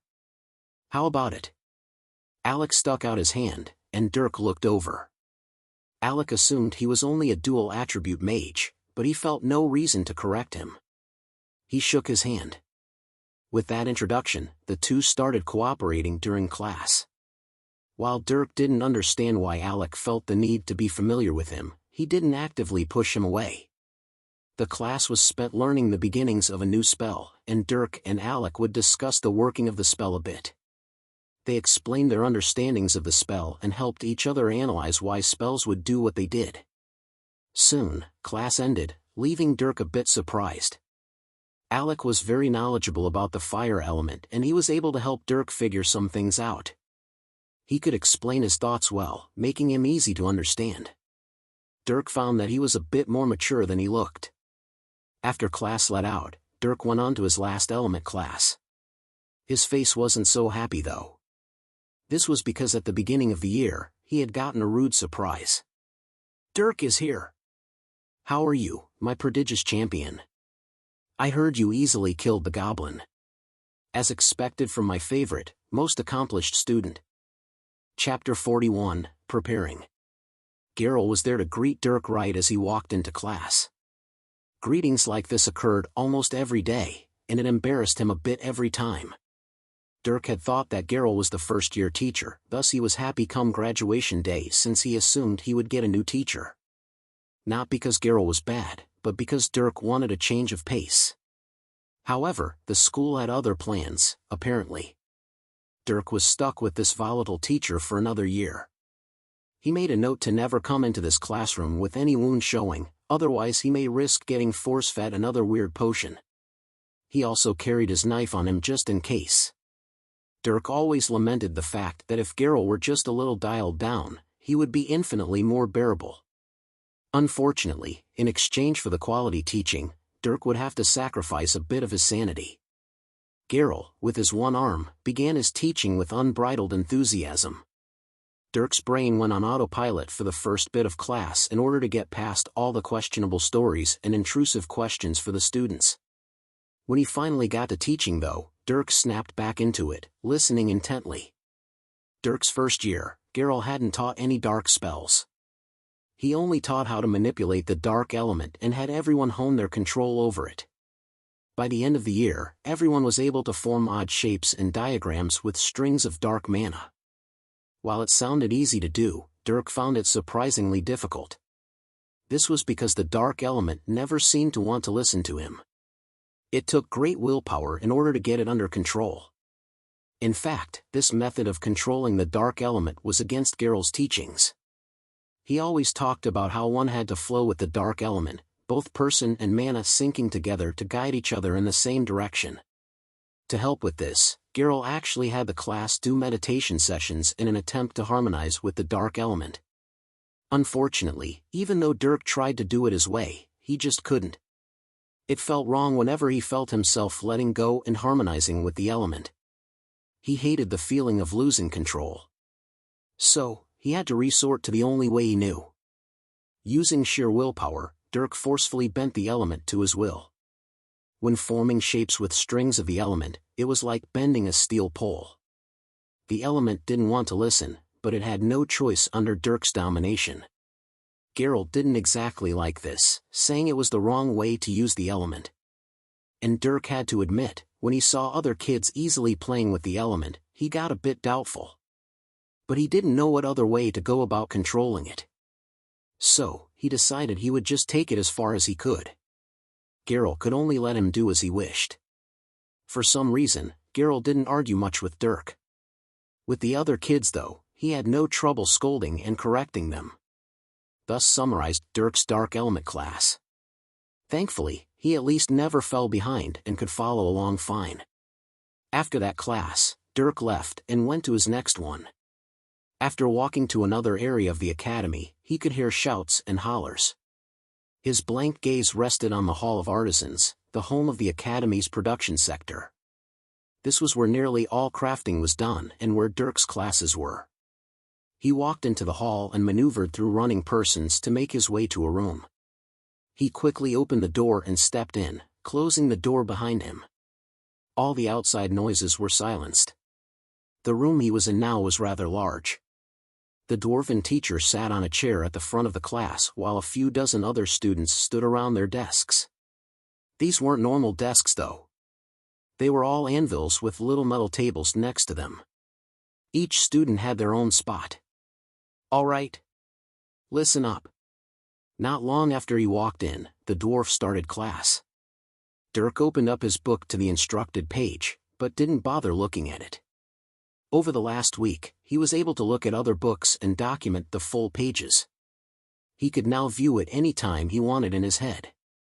The things Dirk learned about varied. There were many aspects to forging an item. Every single piece of equipment or material had things to learn about. Each student was being educated on all the parts of forging from the ore to the sharpening of a weapon. They had to know what all these things were if they wanted to do it themselves. This fact disappointed all the kids who thought that it was a brainless job consisting of nothing but slamming a hammer. But Dirk actually enjoyed it. There was a systematic way to go about forging, and he was able to pick up on everything easily. The dwarven teacher always nodded when Dirk answered something correctly, pleased that one of his students was smart. Finally, after the forging class was the enchanting class.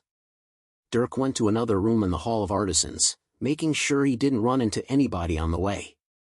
Upon arriving, he saw the same 5 people who merely glanced at him. They seemed very serious about this class, making him wonder why. And when class ended, all of them always stayed behind, making Dirk feel a tiny bit awkward when he immediately left alone. He pretty much understood everything though, so he didn't think much about it. Dirk's classes went from early in the morning to late in the evening, taking up basically all of his day. Even when he got home from class though, he was quick to begin training. Luckily, his physical training went from an average of 3 or 4 hours to only half an hour. When Dirk activated all the anima in his body and did exercises, it rapidly drained his energy, making for a quick and effective workout. Then, he would move on to training his mana heart. This routine went on for a while. Ava quickly got over her little trauma and they both continued to train martial arts with Ava rapidly advancing in skill. They also started practicing with their weapons. Dirk would take time to use his bow while Ava swung her axe around at trees, cutting some down in the process. This went on until the end of the month where the second years were finally given the announcement they were waiting for. Tomorrow, those who have been signed up for it will be taken to do their first dungeon dive. The details are on this paper. You'll report to the arena in the morning in all of your gear, and all of you will be taken to the nearby dungeon. Things like food, water, and other supplies will be provided, and you'll be briefed on how to prepare for a dive in the future. The teacher in Dirk's first class explained to them. The date of the dungeon dive had been told to them a while ago, and this was the final announcement for it. All the students who had signed up, which were most of them, were excited. Dirk was also expectant. The dungeons were the next most mysterious thing about this world next to magic. Things like hostile monsters that could use magic themselves were interesting, and Dirk wondered how he would fare against them. For the rest of the day, all the second-year students were excited. For the first time in a few weeks, they weren't so gloomy or traumatized over their first kill. They were actually glad, and they looked back to the kill and wondered if they could do the same to these other monsters. All talk that day was about how strong the monsters were and how each person would match up. Plus, everyone had their armor and weapons, so they were all fantasizing about being valiant knights or mages and striking monsters down. However, although Dirk was expectant, he was also wondering what he would do about schooling while dungeon diving. According to his sister, dungeon dives could last weeks, even months. He didn't know the details as to why, but he knew he would be doing the same. He wondered how he was supposed to handle school and continue learning spells and magic theory. Unfortunately, nobody explained it to him, so he would have to just wait and see. Dirk went through the rest of his day, and upon returning home, Ava excitedly greeted him. "Are you ready for dungeon diving? I heard we're going to the lesser dungeon next to the city. There are plenty of weak monsters there similar to the goblins. Nothing we can't handle." "Oh, your gear's prepped, right? I brought mine over just in case." Ava bounced around as she chattered non-stop. Dirk thought over what she said. His first year, Dirk had learned quite a bit about dungeons. Dungeons existed around the entire world, and they came in 3 types. First, there were the 6 elemental dungeons. These 6 dungeons were the most powerful in the world, and there was an empire that resided over each of them. The reason these 6 dungeons were significant was because there was a great dragon that resided in each one. Each of these 6 great dragons was supremely powerful, not unlike the emperors of each empire, and each held dominion over one of the elements. 6 dungeons, 6 elements. The Horizon Empire resided over the Dungeon of Fire. However, there weren't only 6 dungeons. Around each of the 6 dungeons were major dungeons. These were less powerful than the 6 and more plentiful, but kids like Dirk would be easily slaughtered inside one. Then, there were minor dungeons. These were the most plentiful and the least powerful, and there was one just outside of the capital city that all the second-year academy students would be going to. While there were fluctuations of power among the monsters in each dungeon, that could be studied and prepared against. Each dungeon was its own separate space, so unless one had been observed and documented, nobody knew what could be inside. Luckily, the one the students were going to didn't hold any secrets and had been used for many years as training grounds for all kinds of people. Nothing could possibly go wrong there. That night, Ava went through all her gear and worried if she was underprepared. She constantly thought about what else she should bring and repeatedly asked Dirk if there was anything else he could think of. He just sighed and shook his head after a while. They had only been told to bring themselves and their main gear like armor and weapons. Everything else would be given to them, so Dirk wasn't concerned about not having food, water, or anything for a long-term trip. It didn't look like this would be long-term anyway. With that, Dirk forced Ava to go to bed, not bothering to make her go back to her dorm. She went to sleep with an anxious and overly excited mind. Dirk was the same, except that only made it so he went to sleep 30 seconds after his head touched the pillow instead of 10. "Dirk! I can't find my axe. Do you know where dash? Couch. Oh. That's right." As the sun crept over the horizon, Ava bustled about Dirk's little house. He paid no attention as he pointed out her items and prepared his own. This time, he obviously didn't plan to go in cloth clothes. Dirk put all his armor on and equipped his weapons. He tied all the knife sheaths around his body and slotted in the knives. The hatchet was put on the back of his waist while the spear was taken apart into 2 pieces. That was actually a nifty feature Dirk's mother let him know about. Spears were long and could get in the way, so some of them were made to be taken apart. Dirk put the 2 pieces on each thigh for easy access. Lastly, his quiver of arrows was put across his back, as was the bow. With that, Dirk was prepared.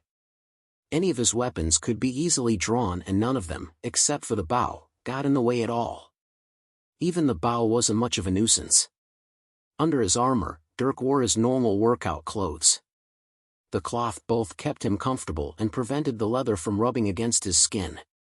Plus, he didn't mind sweating in these clothes, so everything worked out. In less than 5 minutes, Dirk was totally prepared to go to battle.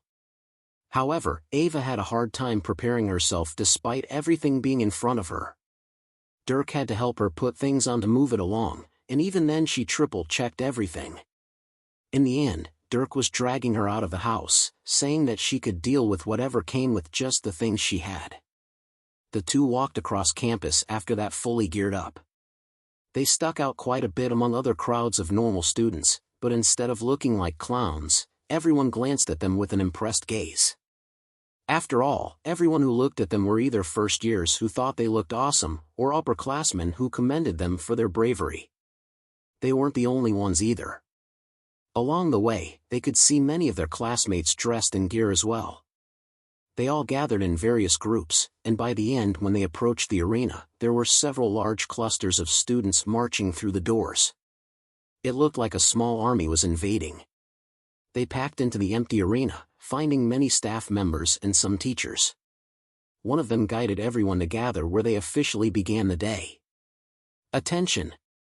Today will be your first dungeon dive. Everyone should have come in their gear and with any weapons they need. Those who have forgotten anything, well, tough luck. Now listen up. Each of you will be handed a bag filled with essential items, including a list of all the items within. These are the minimum you should take with you in any dungeon dive in the future. The bag and everything inside are yours to keep, but this will be the only time you receive these things for free. Should you lose or destroy anything, you will need to go out and get it again yourselves. Now there are some things that we will not be providing that are somewhat essential, such as extra pairs of clothes. For this dive, however, you will not need any. Now come receive a bag. With that, the teacher called everyone forth. A few staff members began tossing bags out of carts which students went up to catch. Dirk and Ava grabbed theirs, both quickly looking at the list inside the bag. Tent, 2 blankets, some food rations, medical bandages, some bags of water, and toiletries. Seems thorough enough. Dirk nodded at the kit. The bag wasn't that big and could easily be slung over one's shoulder. The tent was obviously meant for sleeping, and while the blankets weren't thick, he found that they were great insulators. With them and one's clothes, keeping warm wouldn't be a problem. The food rations were dried meats and breads, rather basic but good fuel. Then there were the toiletries which were a given. Everything here was enough to allow one to survive in a foreign place comfortably. While the food and water wouldn't last them forever, they didn't need it this time. The teacher explained after everyone received their bags. These items are enough for you to survive a few nights while out of contact with the world. Now, worst comes to worst, water mages and fire mages are the 2 most sought after members of any diving party. Water mages can create water to drink, and fire mages can create fire to cook meats from various monsters. With these 2, a party can survive almost indefinitely. There are also earth mages who can create little buildings to sleep in at night, and air mages are good for detecting monsters in the dark. Each element has its specialties that make it valuable to members in any party. However, sometimes a party won't have all the elements. Sometimes there will be no fire mage or no water mage. In this case, you must prepare accordingly. There are things like fire starters to make a fire and water cleansers to take water from different sources. These things are luxuries that you must acquire yourself depending on your party composition. Naturally though, getting a diverse array of elemental mages in a party is the most valuable thing you can do. And speaking of, it's time to form your parties. Getting to this point, all the students perked up. Upon hearing him, Ava moved a bit closer to Dirk, while Dirk noticed Alex step into his field of view. Students all around started to find their friends. Dungeon diving is never done alone. That is something only the most powerful have the privilege of doing. There are a variety of strategies and preferred group counts, but for now you all will be going by what we say. Each of you will assemble into groups of 5 people. For this dungeon dive, there will be no less. If you wish to make a group of more, be my guest, but it must not exceed 7. Now, we will give you 15 minutes to find your friends and gather into groups. If by the end there are unassigned people, you will be automatically assigned by us. Now, go. As soon as the teacher finished, all the students immediately began yelling. It was a frenzy as everyone rushed every which way, calling out names. Ava put her shoulder against Dirk's as the people around them came crashing in. At the same time, Dirk watched as Alec made his way over with a friend. Everyone made sure to avoid bumping into the charismatic knight. Alec was dressed in different armor than what he wore for the tournament. This armor was still made with scales, but they were dark blue in color. The scales layered on each other around the vital areas while they were tailored for the joints to maintain mobility. On his back, a medium-sized sword was sheathed, while a knife was sheathed on his hip. He held his helmet under his arm while his bag was slung over his shoulder. "Dirk, how about we group up?" He spoke as he stopped next to him. Dirk pondered while Ava quickly opened her mouth. "Sure. Who's your friend?" "This is Harmit, an earth mage. He doesn't train anima, so the only item he has is a shield, but his magic more than makes up for it." "How do you do?" Harmit put his hand out, shaking Ava's. He then turned to Dirk and nodded to him, Dirk nodding back. Alec smiled. "All right. Now we need one more. I have a friend I could probably find." Ava offered while Alec pondered. Maybe. The fifth person is going to be what's called a porter though." "Porter?" Ava tilted her head at the unfamiliar term. Alec explained. "A porter is someone who will carry all the bags and luggage. We can't be worrying about our items when a monster appears, so we need someone to take care of them for the group. However, this person won't be fighting much in exchange, at least not as much as everyone else. We should get someone who's okay with that." "Oh, I see. But who would be fine with that?" "I think there would be plenty of people. Here." Saying that, Alec turned and looked around a bit before laying eyes on someone. It was a boy who didn't look like he had a group.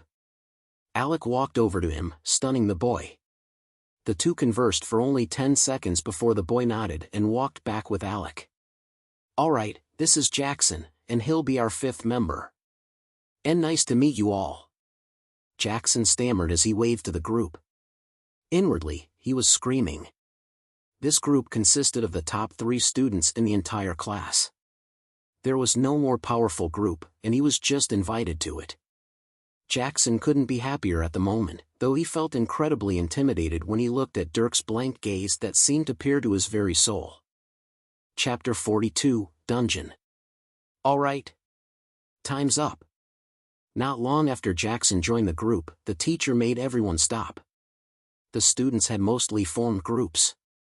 Groups of 5 or 6 were scattered all throughout the arena. In total, there were a bit over 200 students, and most were in groups. There were only around 40 who were still unassigned. After the 40 were brought forward, the teacher simply divided them all up into groups of 5. With that, every student was in a group. Now that all of you have your party, make sure you don't lose them. Just know that you won't be allowed to enter the dungeon if you aren't in a group of 5. Now, all of your groups will be further divided into 5. There are 5 lesser dungeons around the city, and you will be split among them. You will also have your leaders, so follow their directions. And since you will be going into the city, I will warn you beforehand, no wandering. Stray away from the group and disciplinary action will be taken. Now, wait as we divide you." With that, several teachers came out and began moving the groups of students. It wasn't long until all the 200 students had been divided into 5 bigger groups. After that, the leaders of each group led their students out of the arena one by one. Dirk's group was second to go, and when they did, Jackson hoisted everyone's bags, taking to his job easily. Alec gave him a thumbs up as they walked out. The place they went to was the plaza just outside of the academy gates. There were dozens of ordinary citizens that walked around, but all of them stayed a distance from the carriages parked in lines. Dirk's large group was walked to the carriages and then packed into several of them, each group getting their own carriage. All the bags were thrown into a storage area as Dirk's group boarded. On one side, Dirk sat down with Ava. The 3 others took to the other side, looking at the two with a smile. Not long after, there was a shout, and the carriage started moving. Dirk's group all looked out the window as they moved into the bustling streets of the city. As he listened to the wooden wheels roll against stone, Dirk closed his eyes and dove into a bit of a trance, obviously not interested in interacting with anybody. However, instead of allowing silence to prevail, Alec quickly spoke. "So have you guys heard about what we're doing?" Hearing him, Dirk's eyes opened, slightly unhappy that he wanted to converse. After glancing at Alec, he closed his eyes again, and Ava answered. "I haven't." "Well, I have. Today they're only going to be training us on basic things. Like how to navigate a dungeon, what to look for, the monsters inside, and some survival skills along with some combat. I believe this is actually a 2-day dive, so we will be staying the night within the dungeon. Then we'll head home at the end of the second day. After that, we're on our own for any dives we want to do." "Really? 2 days of training and that's it?" Ava questioned surprisedly. Alec nodded as he shifted into a more comfortable position. "Well, other than some basic strategies, there's not much the teachers can teach. The only thing they would be good for is protection, and obviously we won't have anything like that in the future.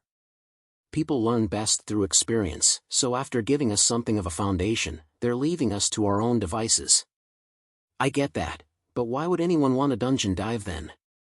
Other than fighting monsters, there's not much to do there."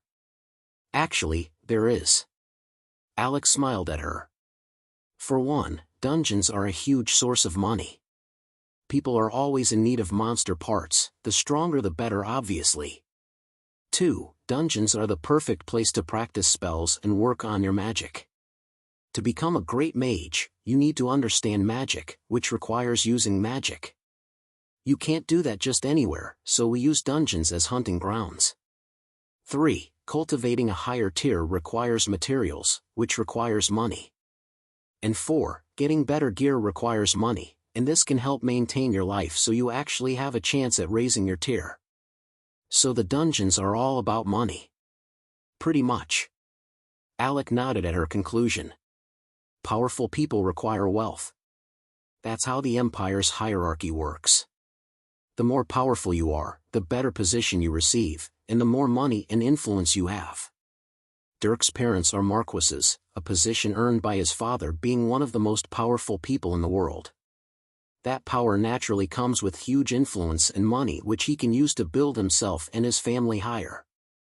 Alex spoke with flourishing hand gestures. Getting to this point, Dirk's eyes finally opened, and he looked at Alec. Thinking for a second, the status of Dirk's parents wasn't exactly a big secret. Dirk was just surprised by someone speaking of it so casually.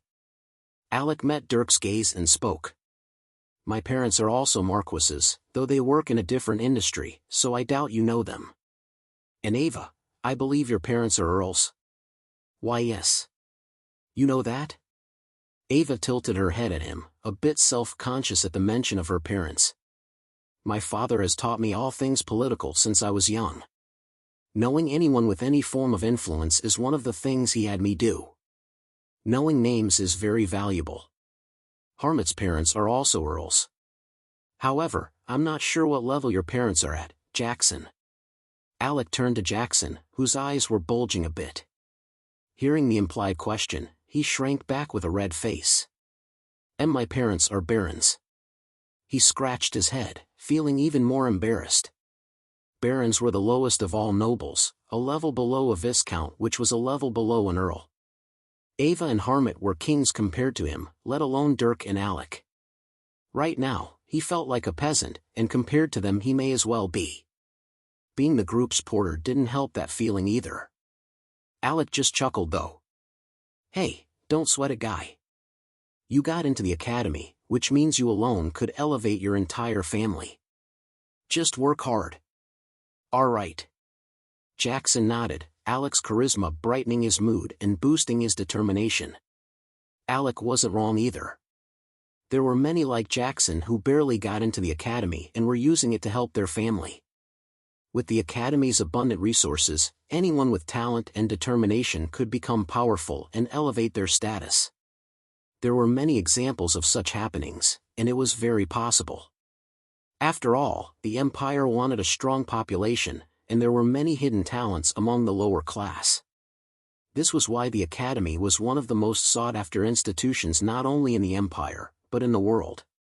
Jackson knew this, and he couldn't help but feel elated with Alec's words of encouragement. It was his dream to raise his tier and support his family. The group talked for a while longer as the carriage rolled down the streets. Alec made smooth conversation the entire way, and while Dirk never spoke much, Ava, Jackson, and Harmit made up for that. Everyone seemed to bond a level by the time they exited the city. Dirk watched as they rolled up to the city gates. In all his life, he had never been so far away from home. The city itself was a couple dozen miles wide, so while it wasn't exactly far, it felt that way for Dirk, who had always existed only a couple miles from his house. He took in the unfamiliar sight of the city walls with a surprised gaze. The city walls, and by extension the gates, were over 100 meters tall. Dirk felt like the pure white surface of the walls was emanating power as they got closer. He had to crane his neck to see the top, and when he saw the 30-meter thick sides, he wasn't sure what to say. My God. Ava was similarly stunned. Each person in the group was sticking their head out the window to see. The students in the other carriages were the same. The walls were a significant display of power by the Horizon Empire. The carriage driver was stopped by a guard for only a second before they were let through. The carriage passed the walls and entered another area around the main capital city. While buildings were fewer, the city didn't stop after the walls. Especially as they came upon their destination. A large hill with a black mouth for an entrance stood menacingly in the distance. Surrounding the dark cave was a bustling town almost as prosperous as the capital city itself. Paved roads, stone buildings, and people of all shapes and sizes wandering the streets. These weren't normal people though. Of all the people that Dirk saw, many were dressed in armor and carried weapons. "We're here," the driver announced, and the five stepped out. As Dirk hopped off the carriage, he noticed how many eyes landed on him and the other students. A few more carriages pulled up after his, deploying excited students. When all the carriages arrived, their teacher called them all over. "Listen up. We're all going to stay together as we go to the dungeon. Follow me, and no wandering. Keep your party in check. Now let's go." The teacher waved them over, and the large group started walking. They drew many eyes as they traveled past all the buildings and businesses. Dirk saw hybrids, some dwarves, and plenty of humans among the crowds. As they walked, Alec leaned over and spoke in a low voice. "These people look powerful, but I can assure you that there's nobody here at Tier 5. All these people are around Tier 3, Tier 4 at most. And actually, most may not be mages. Over half are likely warriors, so they would be around rank 3. Really? But wouldn't that make us as powerful as them?" Ava asked, surprised. She was feeling a bit intimidated by all the seemingly powerful people walking around. They reeked of blood and looked mean. But if what Alec said were true, she could easily fight against them all. Alec smiled.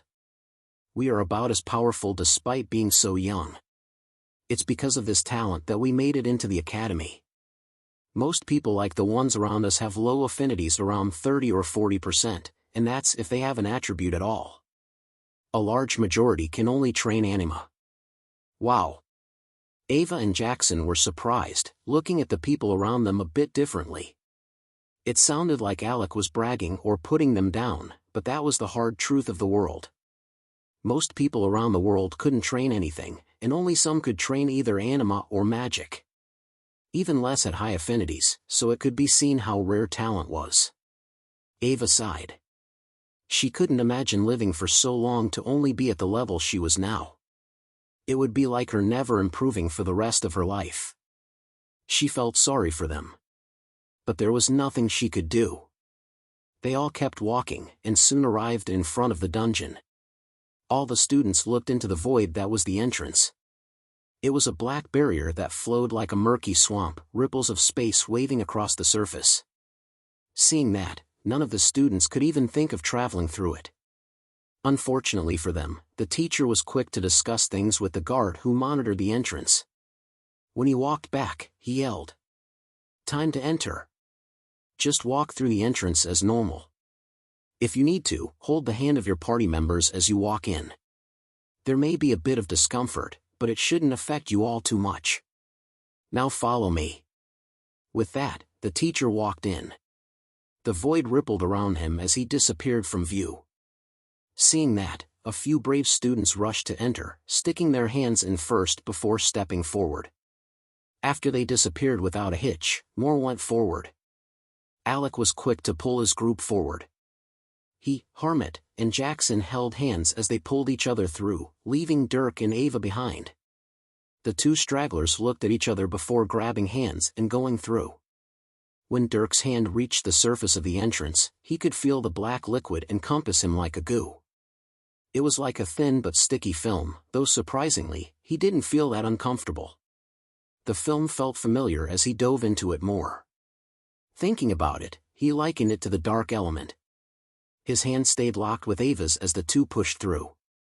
The entrance was longer than Dirk expected, and before long his entire body was encompassed by the black fluid. In that moment of suspension when he was cut off from the world, he felt like he would become lost in the seemingly endless void that surrounded him. That feeling didn't last long though. Taking another step forward, the slight resistance from that fluid disappeared, and light returned to his eyes. He entered a new world. Pa! Oh my God! Right after him, Ava came crashing forward. She was a lot less calm than Dirk, panicked by the same feeling of suspension that he felt. After realizing that she was okay though, she calmed her breathing. She then realized how tight her grip was on Dirk's hand and let go. Everyone who walked through the dungeon entrance was shaken a bit, each reacting in different ways. Some panicked like Ava, and others took it much worse and became nauseous. Eventually though, the large group gathered in front of the entrance. The teacher overlooked them all and nodded. Meanwhile, Dirk observed the new space he was in. The place they were in was a dark forest. The trees were tall, but there was little light. There also weren't any green leaves, only brown or gray ones. It was a gloomy place that seemed like something out of a nightmare. It only needed cobwebs everywhere and it would turn into a spider's nest. Odd thing was though, there was a stone structure in front of them. It looked like a small fort that blocked most of the entrance. It definitely didn't look natural and might not have been a part of the dungeon. This is the dungeon. If a dungeon has been explored, evaluated, and claimed, then there will usually be one of these buildings within it. This building is something we call a haven, and you can consider it a safe zone within a dungeon. It protects the entrance and acts as a beacon. Sometimes, depending on the dungeon, there will be multiple havens in various places throughout the whole dungeon. In this dungeon, there are 3, one at the beginning right here, one in the middle, and one outside the King's Hall. The teacher spoke as he pointed to the structure next to them. In every dungeon, there were 2 main aspects. 1. If there were only one dominant monster species, then that species would be present throughout the dungeon. But if there were more than one, then there would be territories. These territories were dynamic and could change, even be affected by the people who came in to raid the dungeon. 2. In every dungeon, there was something called a King's Hall. Each dominant species established something similar to a stronghold where their most powerful would reside. Basically, it was a boss room, only this room was special in that it was sealed in another space. The monsters within these halls were the most powerful in the entire dungeon. Because of these 2 aspects, there were always 2 main goals. The first was to collect resources from the regular monsters, and the second was to defeat the king.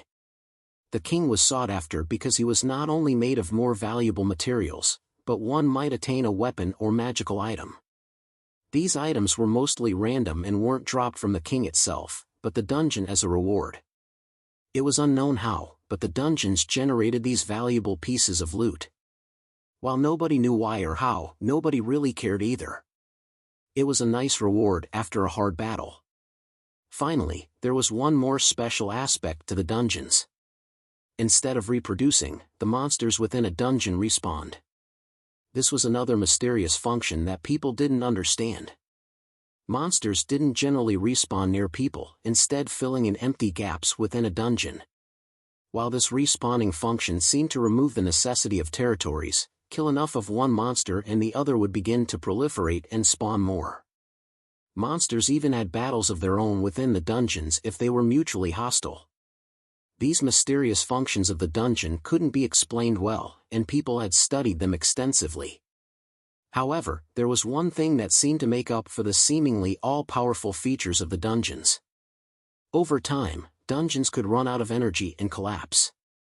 It was said that lesser dungeons could take several years to run out of energy, after which monsters would stop spawning and the dungeons would destroy themselves. When one died, another popped up somewhere random. These places usually became towns and little centers of commerce with the new source of materials. This lesser dungeon they were in now was one such center of commerce, hence the town around it. Dirk thought about all these things that he had learned from the academy as he looked around. Seeing the gloomy forest around him, he was able to feel how vastly different this world was from Earth. The teacher led everyone into the haven as he spoke of the dungeon. When inside, they could see some guards who sat around at tables. The teacher disregarded them and found his own table, taking out a bag and setting it down. He opened it, revealing sheets of paper inside. "All right, these are maps. Each group gets one. The maps will usually outline the general layout of the dungeon as well as the monster territories and monster levels. However, dungeons change, and you should never put your full trust in a map. Only trust the layout, not the stuff about the monsters. You don't want to walk into what you think is a weak area and then get surprised by a high-level monster. Now, you all should have learned how to read a map in your classes. It's time to apply that knowledge. Come grab them." Saying that, the teacher started handing out the maps. Alec went up and grabbed one, unfurling it in front of his group. Chapter 43, Gremlins. Upon looking at the map, Dirk was immediately surprised at how large the dungeon was. According to the map, the King's Hall, which was on the opposite side of the dungeon from the entrance, was nearly 14 miles away. The dungeon was also 10 miles wide, making for a huge circle filled entirely with monsters. Luckily, there was at least a haven between the King's Hall and the entrance. Plus, there was only one monster species in this dungeon, so there wasn't any worry about territories. Dirk instantly documented the map with his AI. It looked like the entire terrain, while filled with forest, was flat. They would merely have to fight a straight path toward the haven in the middle of the dungeon to be safe. Dirk didn't think a 7-mile hike would be that difficult or take that long even with monsters. Of course, this depended on what the monsters were. Luckily, the map told him. The monster that dominates this dungeon is known as a gremlin. It's less intelligent than a goblin and doesn't wield weapons, but they're agile and can gang up on you if you're not careful. They're also not the most hostile, but they are very capable of killing you and willing to do it. Their attacks aren't deep as they stick to using claws and teeth if they get close. Because of this, they like to take swipes with their long arms and keep their distance. Their only redeeming factor is the fact that they're noisy, so it isn't hard to know if one is nearby. The teacher spoke out loud, and all the students listened intently. It wasn't their first time hearing about the gremlin as they had been taught about many monsters at school, but they still took in every detail. They would be facing this monster, so it was different than simply seeing it in a book. The gremlin was a skinny creature only a bit shorter than the students here. It had abnormally long arms, sharp claws, pale white skin, and red eyes. From what Dirk had read, it wasn't the brightest monster, often making stupid decisions. Many would wander out on their own and could be picked off easily. However, should they group up, they could swarm you, and that would lead to a bad outcome. The more there were, the more hostile they became. It could be described as cowardly on its own and bold in a group. Other than that though, they were individually weak. This obviously depended on its rank. As gremlins couldn't train magic, they could only excel physically. In this dungeon, the strongest gremlin was the rank 4 king inside the King's Hall. The rest were around rank 2, rank 3s only present in the deeper areas of the dungeon. Dirk wondered why the dungeon had such weak monsters in it, but when he remembered that this was merely a lesser dungeon, he thought it made sense. He then wondered about the strength of the monsters within major dungeons. It was said that those monsters were at least tier 4, with most being tier 5. If that was the case, would the king be a tier 6 or 7? Dirk wasn't even sure the kind of power a tier 7 could display. The teacher talked about the gremlin more and strategies for combating it. Apparently, the most valuable part of a gremlin was its eyes. The red eyes were used in some low-level alchemical potions, so they could be easily sold, albeit not for much. Getting to this point, the teacher finally decided to take the students out into the forest in order to show them some strategies. All the students' hearts pounded as they walked among the dark trees. Every rustle was met with paranoid eyes. "All right, I want you to separate into your groups. Then, I want you to arrange yourselves in a square with your fifth man in the middle. The one in the middle should be the one who either doesn't use melee weapons or should be protected from close combat. If there are 6 in your group, then put the extra 2 both in the middle." The students listened to the teacher, quickly arranging themselves. Alec took to leadership and placed Jackson in the middle while the rest took up spots around him. With that, Jackson wouldn't be caught off guard and could keep himself and the luggage protected. Once all the groups were arranged, the teacher went around and corrected mistakes. Once everyone was in their right places, he nodded. "Good. This is how your group should walk through the forest. Obviously you don't have to stick right next to each other. Some distance is fine so you can use your weapons on short notice. As long as you have your zone covered and your middleman protected, you're fine. You will come to figure out the details and what's comfortable as you work with your party more. This is also one of the reasons why people shouldn't change parties so much. Coordination between party members is one of your most valuable assets in any dungeon dive. Now, let's go find a gremlin. And don't worry about being injured too much. I'm here to prevent anything serious from happening." Saying that, the teacher urged everyone deeper into the forest. The groups all began to walk forward slowly, constantly watching around them and listening for anything out of the ordinary. Along the way, many groups fell out of formation, and the teacher constantly corrected them. He spoke seriously and with urgency, and all the students quickly fixed themselves. Unfortunately, the teacher knew that they wouldn't see the true value of a formation until they got into battles, so he just tried his best to emphasize its importance. The groups all walked for around 10 minutes, going so far that nobody was sure where the haven was anymore. Luckily, there were landmarks around the forest in the form of metal pillars with soft lights on them. Each pillar pointed to where the nearest haven was, so if one ever got lost, they were supposed to look for the pillars to find their way. Though, they weren't everywhere, so having a strong sense of direction was most valuable. This was one of the things Dirk started appreciating. His AI could map out and track where he had gone, so he would never get lost. It marked where each pillar was as well, adding it to the map. Eventually, all the groups suddenly heard rustling. Along with the rustling came rough cries like that of a monkey. Not long after, a gremlin came into view. It was exactly as described. The gremlin swung across branches, but stopped when it saw one of the groups. Its long arms hung from the branch and its red eyes glowed. It didn't seem like it would attack, and the students nearest to it entered a standoff. After some time though, the gremlin cried out and moved again. It circled around the group, getting closer and dropping to the floor. The students panicked and prepared their weapons, watching as the gremlin inched closer. Then, it dove in. The gremlin reached out and swiped at the closest student. The boy who received the attack stumbled backward with his sword pointed forward. The pitiful sword swing missed the arm that was heading for him, and the claws came poking forward. "Ack!"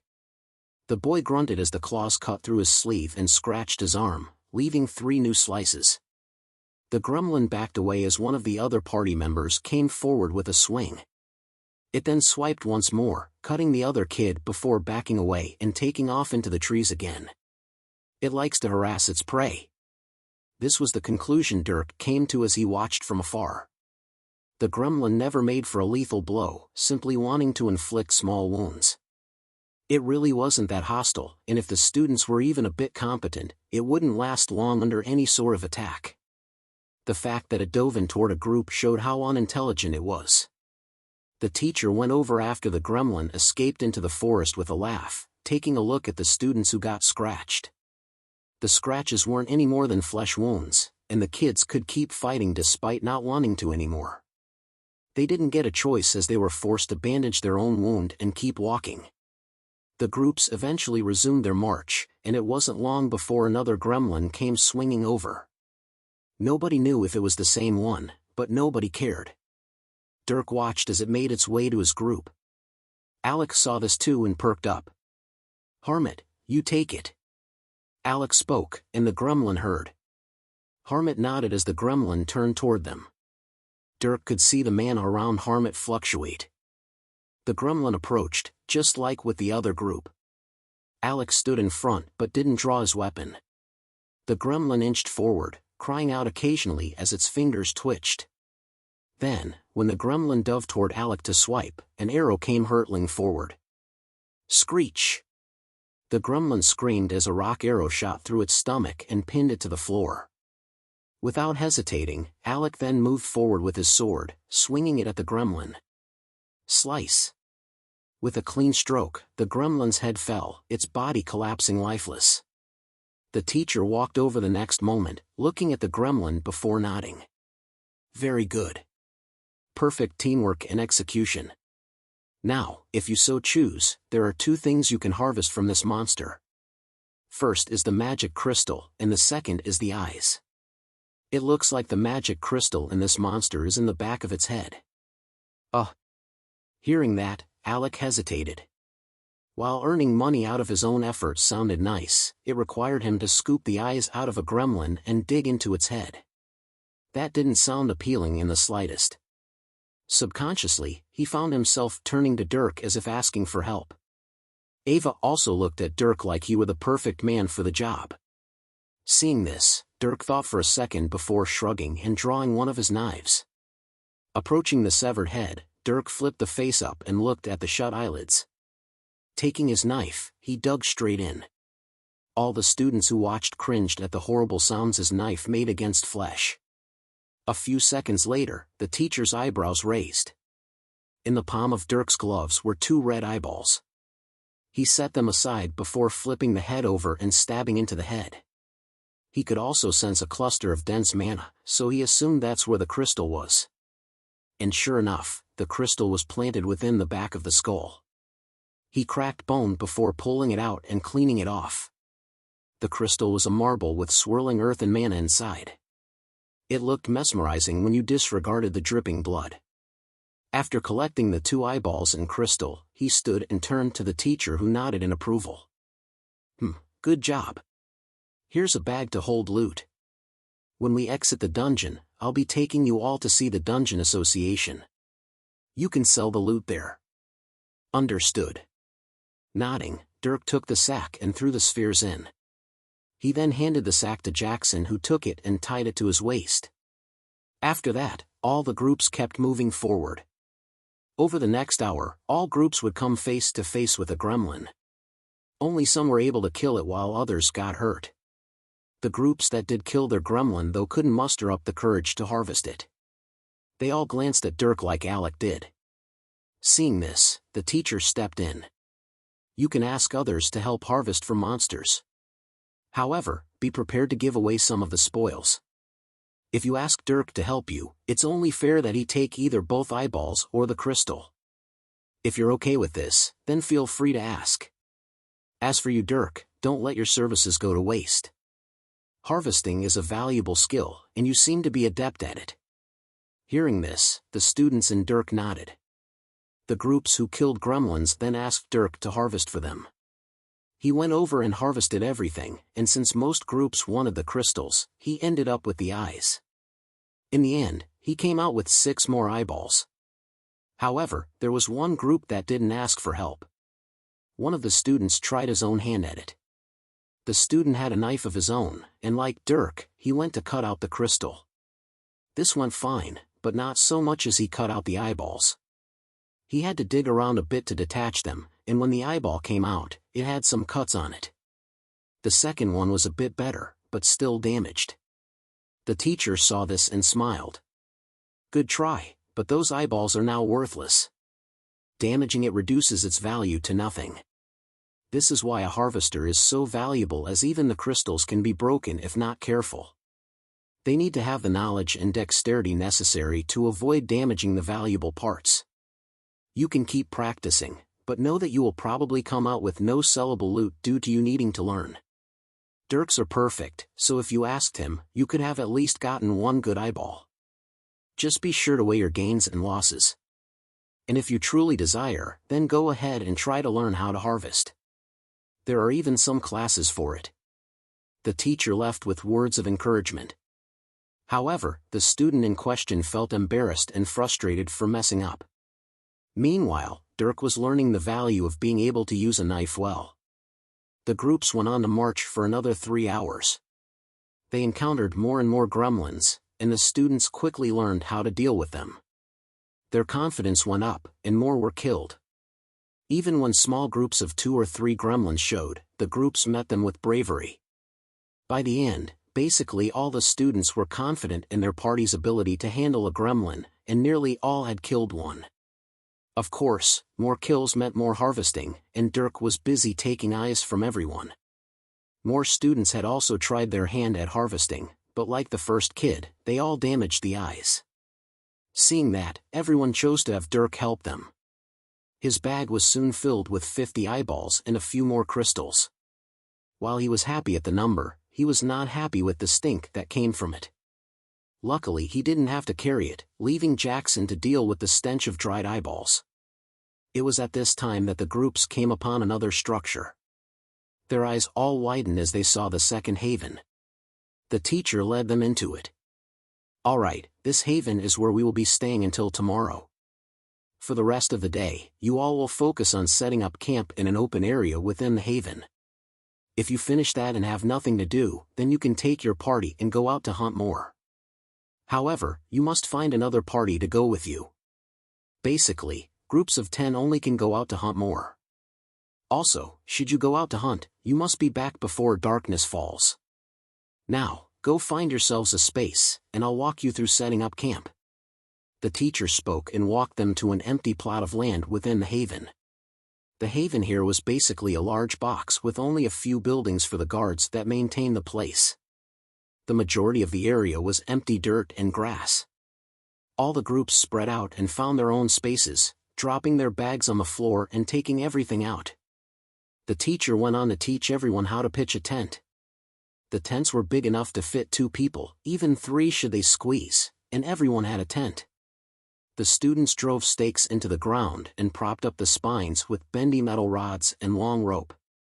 Soon, dozens of tents were made, and everyone settled down their blankets to make it a bit more homely. Their bodies also relaxed, fatigue from the march setting in. Most of them were tired from the elevated stress levels, so nobody was interested in going back out. Except for Dirk's group. Alec was quick to mention going back out to hunt, and his group agreed. Dirk and Ava weren't tired at all, while Alec and Harmit were only a bit tired. And since Jackson had been protected the whole time, he wasn't tired much either. With that, they asked to go back out. The teacher heard them and surprised them with his response. "You guys performed the best today, so if you want, you can go back out yourselves. I trust that you can take care of yourselves. Especially you, Alec. Keep taking charge like that. Lack of leadership is one of the biggest downfalls of any group." "Yes, sir. We'll be back before darkness falls." "Very well. Stay safe." The teacher nodded, and Alec quickly led his group out of the haven. Everyone was on higher alert as they entered the unknown without any support. The haven quickly disappeared from view as they chose a direction and walked. The atmosphere felt much different from before, but nobody in the group faltered. Dirk remained the same as ever, and Ava remained solid as long as he was. Meanwhile, Alec continued to be a good leader and the backbone for the other 2. Harmit followed Alec, and Jackson was supported by his charisma. The group was well balanced, and when a group of 3 gremlins came their way, they were able to take care of it with relative ease. Alec handled the first one, Harmit handled the second, and Ava handled the third. While it took Harmit 2 rock arrows and Ava 3 swings, all 3 gremlins were killed. And unlike when getting their first kill, nobody was queasy at the sight of a dead monster. Dirk then harvested all the eyes and crystal, tossing them into the half-filled smelly sack of loot. Nice. So, where do you guys want to go? Deeper? Alec asked as Dirk handed the sack to Jackson. Everyone looked at him and pondered. Should we go deeper in? How strong are the gremlins? And won't there be more? The gremlins will indeed be stronger and more plentiful. But that's just more practice for us. Dirk has only killed a couple gremlins. We all gotta get our kill counts up. Even Jackson needs to kill some. Besides, these ones are too easy. We'll grow faster if we challenge ourselves. Ava and Harmit pondered. The ones they were killing were truly easy. Hitting the gremlin a single time was enough to disable them. Rank 2s just weren't strong enough to withstand their strength. Ava was rank 3 herself, and Harmit was tier 3, not to mention Alec and Dirk. Plus, everyone was feeling a bit of bloodlust. After killing more and more, they felt the desire to keep going. They wanted to prove to themselves that they were capable, especially Ava. All her training was for this, and she wanted to display it. Dirk didn't particularly care either way, and since Jackson was being protected, he felt safe. After thinking about it for a while, everyone eventually agreed. With that, Alec turned them toward the deeper areas, marching forward at a steady pace. Chapter 44, Beacon. The lone group of 5 walked over rocks, branches, and through bushes. Occasionally, they would encounter small groups of gremlins that were ultimately killed under their weapons and magic. They walked for an hour, only finding rank 2 gremlins. Eventually, they started encountering groups of 4, 5, and even 6. These battles were a bit harder with the gremlins being a good bit more aggressive. One managed to cut Harmit, but that was about the extent of the injuries. With more gremlins appearing, Dirk was able to showcase a bit more of his skill. He took out the 2 pieces of his spear and put them together, wielding the spear to handle the gremlins that liked to rely on their reach. The spear proved to be the perfect weapon against these monsters. By the end of the hour, they constantly encountered groups of 6, and their appearance came more often. However, nobody was fatigued. Even Harmit, who used purely magic, wasn't that tired. So, they decided to continue forward. It wasn't long before they encountered a group of 8. It was here that they had to slow down, taking time to handle the monsters that outnumbered them by 3. Plus, these ones were a bit faster and more agile. They proved harder to hit for Ava, and the group had to come closer together in order to protect Jackson. In that battle, Dirk was able to rather easily handle 3 while Alec handled another 2. Harmit then impaled 2 more while Ava finished her last one. By the end, they were almost shoulder to shoulder with Jackson between them all. That was a bit tougher. But damn, was that fun. After killing the last one, Alec chuckled. The others also smiled while Dirk cleaned his spear blade with a cloth. He wasn't as happy as the others. For Alec, Ava, and Harmit, while feeling bloodlust was rather exciting, for Dirk it was the opposite. In that battle, he got the same tunnel vision as he did with the goblin at the first kill initiation. While it wasn't as bad, getting it at all was concerning. He continued to feel that excessive desire for combat and killing. He was all the more aware of the fact that there was something inside of him that pushed him to fight.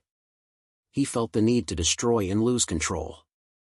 It felt good, but didn't at the same time. He stood there and frowned subconsciously, pondering what it could be that was haunting his rationale. The others didn't notice as they asked him to harvest the bodies and continue moving forward. It wasn't long before they met another group of 9 gremlins. They all surrounded the group and pounced, 2 on each person. Alec killed one easily before taking a scratch to the armor. Ava swung her axe, but missed both, taking 2 swipes that scraped the leather over her arms. Harmit managed to pin one before quickly backpedaling into Jackson, knocking them both over. It was Dirk, who had killed both of his, that saved them from the other gremlin. After saving them, Dirk turned and quickly observed the others. Alec went into a standoff with his second gremlin while Ava managed to cut one of hers in half after using some extra strength. However, Dirk quickly discovered another that was up in a tree. This gremlin was bigger, had darker skin, and longer claws. It was clearly stronger than the ones they had faced so far. It was a rank 3. The rank 3 jumped down, suddenly charging toward Alec, who was still focusing on his second gremlin. It was surprisingly silent as it approached, showing skill in navigating a forest. It came from the side, but when Alec noticed it, the gremlin did something surprising. It scooped some dirt and hurled it at Alec's face. The dirt accelerated unnaturally and got in his eyes, blinding him. The gremlin then shot out its clawed fingers towards Alec's neck, causing goosebumps to break out all over his body. He was blind and only knew that the gremlin would definitely take the chance to hurt him. However, just before the gremlin sliced his neck open, a rock pillar came surging out from the floor between them, hitting the gremlin right in the gut. Bang! The gremlin was knocked away as Alec fell to the floor with his hands on his face. After that, the second gremlin he had yet to kill found a spear flying straight into its chest. Dirk's body then appeared, hatchet in hand, as he pushed off of another pillar straight toward the rank 3 gremlin. Screech! The gremlin screamed as it stabilized itself, preparing for Dirk. Dirk's body rushed straight toward it. The gremlin slashed down with its claws, but then it suddenly felt a burning sensation at the elbow. Dirk had chopped out with ruthless precision. It looked over and found its arm cut in half, the forearm falling to the floor. As it screamed in pain, Dirk brought back his arm for another swing. The hatchet hurtled straight toward its collarbone. However, Ava, who had finished her battle and turned to watch, felt her eyes widen. The gremlin had shot out its other hand toward Dirk's body as he brought down the hatchet. At this rate, it would cut through the leather and dig into his stomach. She yelled, "Watch out!" Splat! Blood splashed as the hatchet buried itself in the gremlin's surprisingly tough body. Ava felt herself freeze as her eyes looked toward the gremlin's other hand. It was stopped right next to Dirk's ribs by the man himself. In Dirk's hand was a knife that he planted right through the gremlin's palm, halting it in its tracks. She was stunned as the gremlin collapsed to its knees. With that, Dirk ripped out and swung his hatchet again, taking off its head. Thud! The head hit the dirt, and Dirk pulled back his arm with the knife while the body fell. He sheathed the knife and the hatchet, turning back to check on the others. They were all looking at him, surprise written all over their faces. "Hey, you okay?" Ava came jogging over. He looked at her before taking his knife back out and wiping it off with a cloth. She sighed before knocking her fist against his shoulder. After he cleaned his knife and hatchet, he bent down to the gremlin's head, digging its eyes out. These ones were black instead of red and felt more like marbles. He imagined that they would sell for more.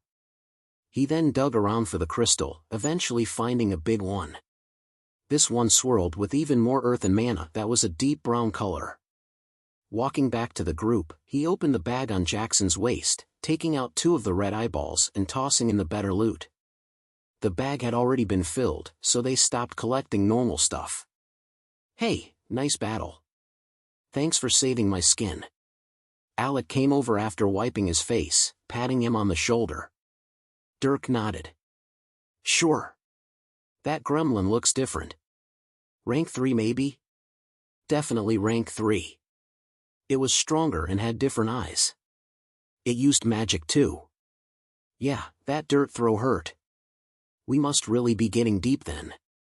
If we move deeper, we'll definitely encounter more." "We shouldn't." "I agree, but why do you think so?" Alex smiled at him.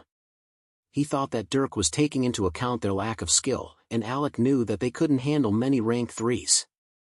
They were faster, stronger, could use magic, and the group didn't have the ability to keep up, especially if there were more rank 2s to distract them. However, Dirk gave a different answer than expected. "It's getting darker." He pointed to the forest, and everyone looked around. The forest was already dark, looking like a foggy swamp in the evening. But that darkness was the daytime in this place. While it was hard to notice, it had gotten even darker. Dirk barely noticed this, and after bringing it up, the others noticed too. The teacher said to be back before dark. Now that it was getting darker, they were probably late, not that they knew when darkness fell anyway. Alec took a look around and nodded. That's true. Then we should probably head back. This far is our limit anyway. Although, getting to that point, he spun around a few times. Because it had gotten darker, it was difficult to know which way was back. The trees and bushes all looked the same, and he had been distracted in the battle. He didn't know which way to go. Sensing his concern, Dirk pointed. We need to head back that way. Really? Yes. There's a pillar not far from here. All right then. I don't have any better clue. Let's go then. I don't want to camp outside in monster territory tonight. Nodding in agreement, everyone situated themselves. Jackson hoisted his bags while Dirk retrieved his spear, the group quickly marching off. While they had to fight another group sooner than expected, there at least wasn't a rank 3, so they finished quickly and headed to the pillar. And sure enough, there was a pillar that pointed them toward the haven. Everyone smiled as they followed the arrow, making haste as the forest around them got darker and darker. Unfortunately, they didn't move quickly enough. The forest soon became pitch black, the group barely able to see a few meters in front of them. They all stopped as Alec cast a spell, a ball of light appearing above his palm. The surroundings were illuminated by bright white light. Dirk remembered that he had the light attribute at that moment. Nice. Now we can actually see Dash. Screech. Ava spoke in relief but was interrupted by a shrill scream. Everyone looked around and could see red eyes light up around them in the darkness beyond. There were at least 20, and Dirk quickly remembered a saying at that moment. Behind every red dot were 5 more that you couldn't see. We need to hurry. Dirk spoke, and everyone nodded. The gremlins were obviously being attracted to the light, but if they turned it off, they wouldn't be able to see. That meant that if they didn't want to fight tons of gremlins, they needed to get back to the haven quickly. Go! Screech! Alec shouted, and the gremlins around them screamed. The group started running through the forest as leaves rustled behind them. Their hearts beat out of their chest as they looked back and saw even more red eyes. Gremlins began to rush them from the sides. Ha! Slice! Alec shouted as he swung his sword, cleaving a gremlin in half. He continued to run but was thrown off balance, so he slowed down. The group stayed with him so they slowed down too. This allowed more gremlins to get close. Slice! Dirk slowed as he thrust his spear, stabbing the chest of a gremlin. He pulled back and caught back up with the group. Their running speed quickly became a fast walk as they fended off the gremlins that dove toward them. Over several minutes, 10 gremlins fell. Then 20 fell. They kept killing the gremlins that rushed toward the light. Even Jackson was occasionally swinging his weapon. Half an hour passed as they continued to kill gremlins. Harmit had labored breathing, as did Alec. Harmit could only use magic, but his mana wasn't infinite. Meanwhile, Alec only had limited stamina. Their killing speed went down, and Ava and Dirk had to compensate. Jackson was already out for the count as he stuck close for protection. The gremlins began to overwhelm them. The 5 continued to walk though. For the first time ever, Dirk began to yell and shout. Harmit slowed down as fatigue built up. A sense of desperation arose within him as distance grew between him and the group. He wanted to shout for Alec, but he needed to breathe. He looked at Alec's back with helplessness. However, at that time, he felt a hand grip his armor. Keep moving. Don't stop. Dirk yelled at Harmit, who slowed down. Harmit looked at him with shock as he grabbed him and shoved him forward. Alec and Ava's eyes also went wide, though they didn't dare take their eyes off of the monsters in front of them. From then on, the leader of the group changed hands, and Dirk actively guided the 4 along the shortest path toward the haven. But even he started having a hard time. Too many gremlins pressed in from all sides, and his mind worked faster and faster to keep up with the changes. Eventually, something within him triggered, and his AI popped up with a notification. High-stress combat detected. Multiple threats detected. Generating combat scheme.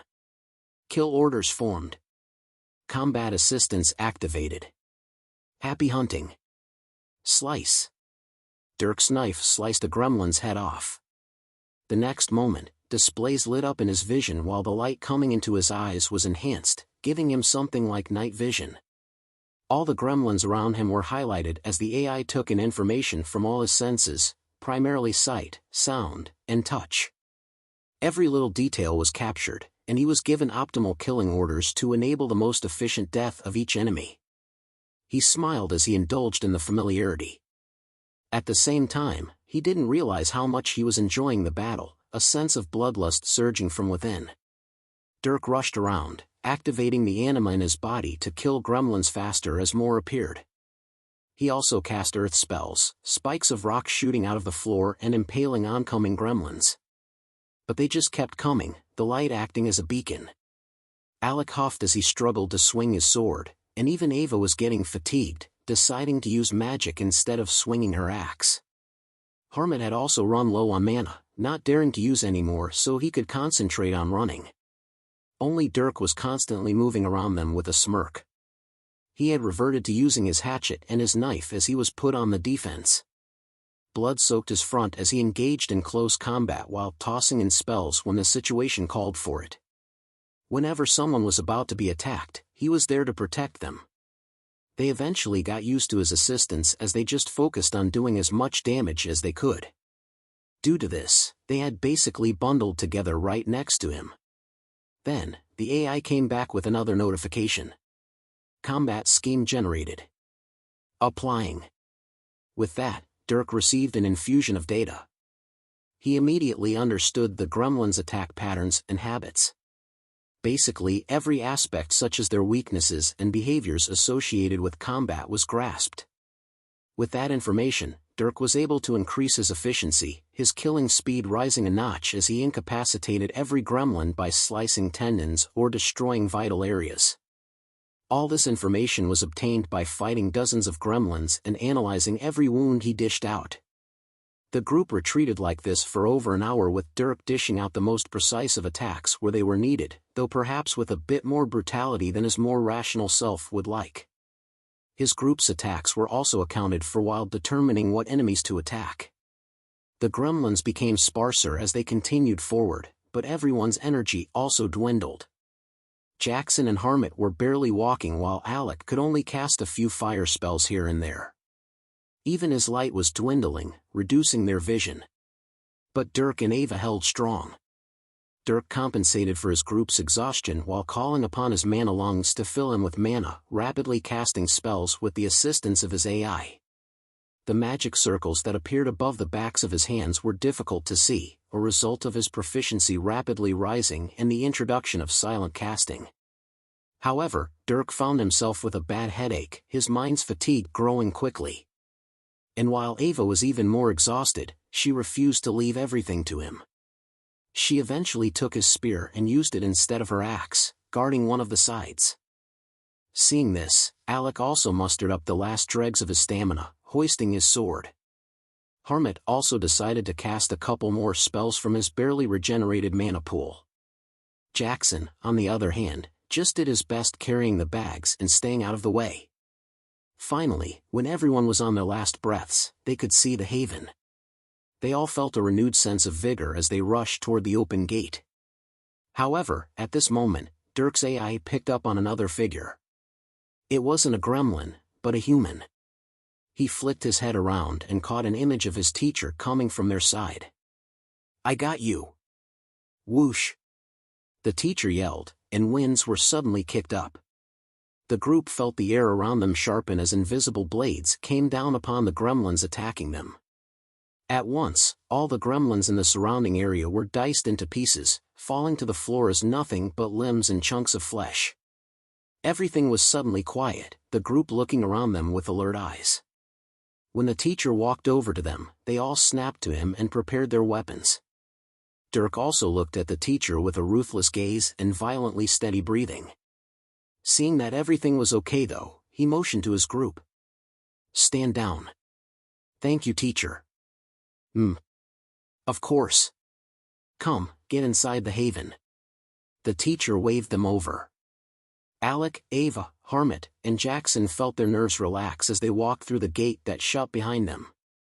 Dirk's AI also exited its combat mode and calmed down. Inside, all the students had awakened and stared at the incoming party. Their eyes all went wide at their blood-soaked bodies. Red liquid dripped from their weapons, still fresh from the bodies it came from. When they entered the area full of tents, the smell of iron caused the students to recoil. They felt fear when they saw the group's menacing gazes. They could practically see the aura of violence.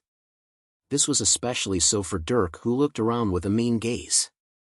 His eyes sent chills down people's backs. Come over here and wash up first. The teacher brought the group over to another room that had a few tubs within. Using a mana crystal, water filled the tubs. The group stripped their armor and took turns jumping into the tubs, their clothes still on to clean them along with their bodies. Dirk let everyone go first, and they didn't argue with him. Blood turned the water red, and when the first 3 boys came out after a while, the tubs had to be emptied and refilled for Dirk and Ava. Dirk stripped off his shirt before jumping in, Ava glancing at him as they settled in the tubs. That was crazy. Ava spoke as she and Dirk settled in the water with nobody around. He nodded, his rationale coming back and lust for combat reducing. His radiating body heat warmed the water rather significantly, and he decided to save recollecting the battle for later. He spoke to Ava. You fought hard. No, you fought hard. You were practically protecting all of us. You still fought hard. Any injuries? Just a few. My armor blocked a lot. Luckily they only scratch you. We need to clean our wounds before going to bed. All right. With that, the 2 relaxed for a while before getting out of the tubs, their wet clothes sticking to their bodies. Ava was too tired to be self-conscious and simply let her fit body be on full display in front of Dirk. Lucky for her though, Dirk gave her his dry shirt that had been mostly protected from blood by his nice armor. She accepted it and took off her own wet shirt, putting his on. After drying off, Dirk grabbed his armor, intending to wash it. However, the teacher came in at that moment and stopped him. I'll take care of that for you. Dirk looked at the teacher, wondering why he was offering to help. He didn't stop him though, as the teacher came and took his and the party's armor to another tub. Ava thanked him before pulling Dirk along. The 2 walked out, coming under everyone's gazes. As they walked to their camp area, many of the boys cursed at Dirk's sculpted body and stared at Ava's slender one that her clothes did nothing to hide. Despite being dirty, they were currently seeing her as one of the prettiest girls in the class. Upon getting to their camp area, the others were finishing pitching tents. The 3 looked like they would fall asleep any moment. Once the tents were finished, everyone took out their blankets. The bags and blankets had some bloodstains here and there, but none of them had the energy to care. The boys quickly piled into their tents after giving a quick goodnight. Seeing them so exhausted, Dirk and Ava smiled at each other before finding a spot to sit. Dirk went on to clean Ava's wounds with some of the medical supplies in the bag. She had several scratches along her arms. What caused her to gawk though was the fact that Dirk didn't have any wounds at all. She couldn't fathom how he could have killed as many gremlins as he did and not get hurt a single time. Then again, the combat ability he displayed was shocking enough. Shaking her head, she sat in front of Dirk as he treated her. She closed her eyes and lost herself in the sensation of his touch. After some time, her head fell forward, prompting Dirk to catch her. When he noticed she fell asleep, he smiled and finished bandaging her before putting her in her tent. He then entered his body relaxing as he laid himself down. He quickly fell asleep after, going into a deeper than normal slumber. Chapter 45, Money. Ugh. I hurt. With a pained moan, Ava rolled her body over. She took deep breaths as her brain processed waking up. When she finally became lucid, she opened her tent and exited. The first thing she saw was Dirk sitting in the middle of their group's tents. Looking around, she noticed that it was oddly quiet. There was nobody around them, at least none that were awake.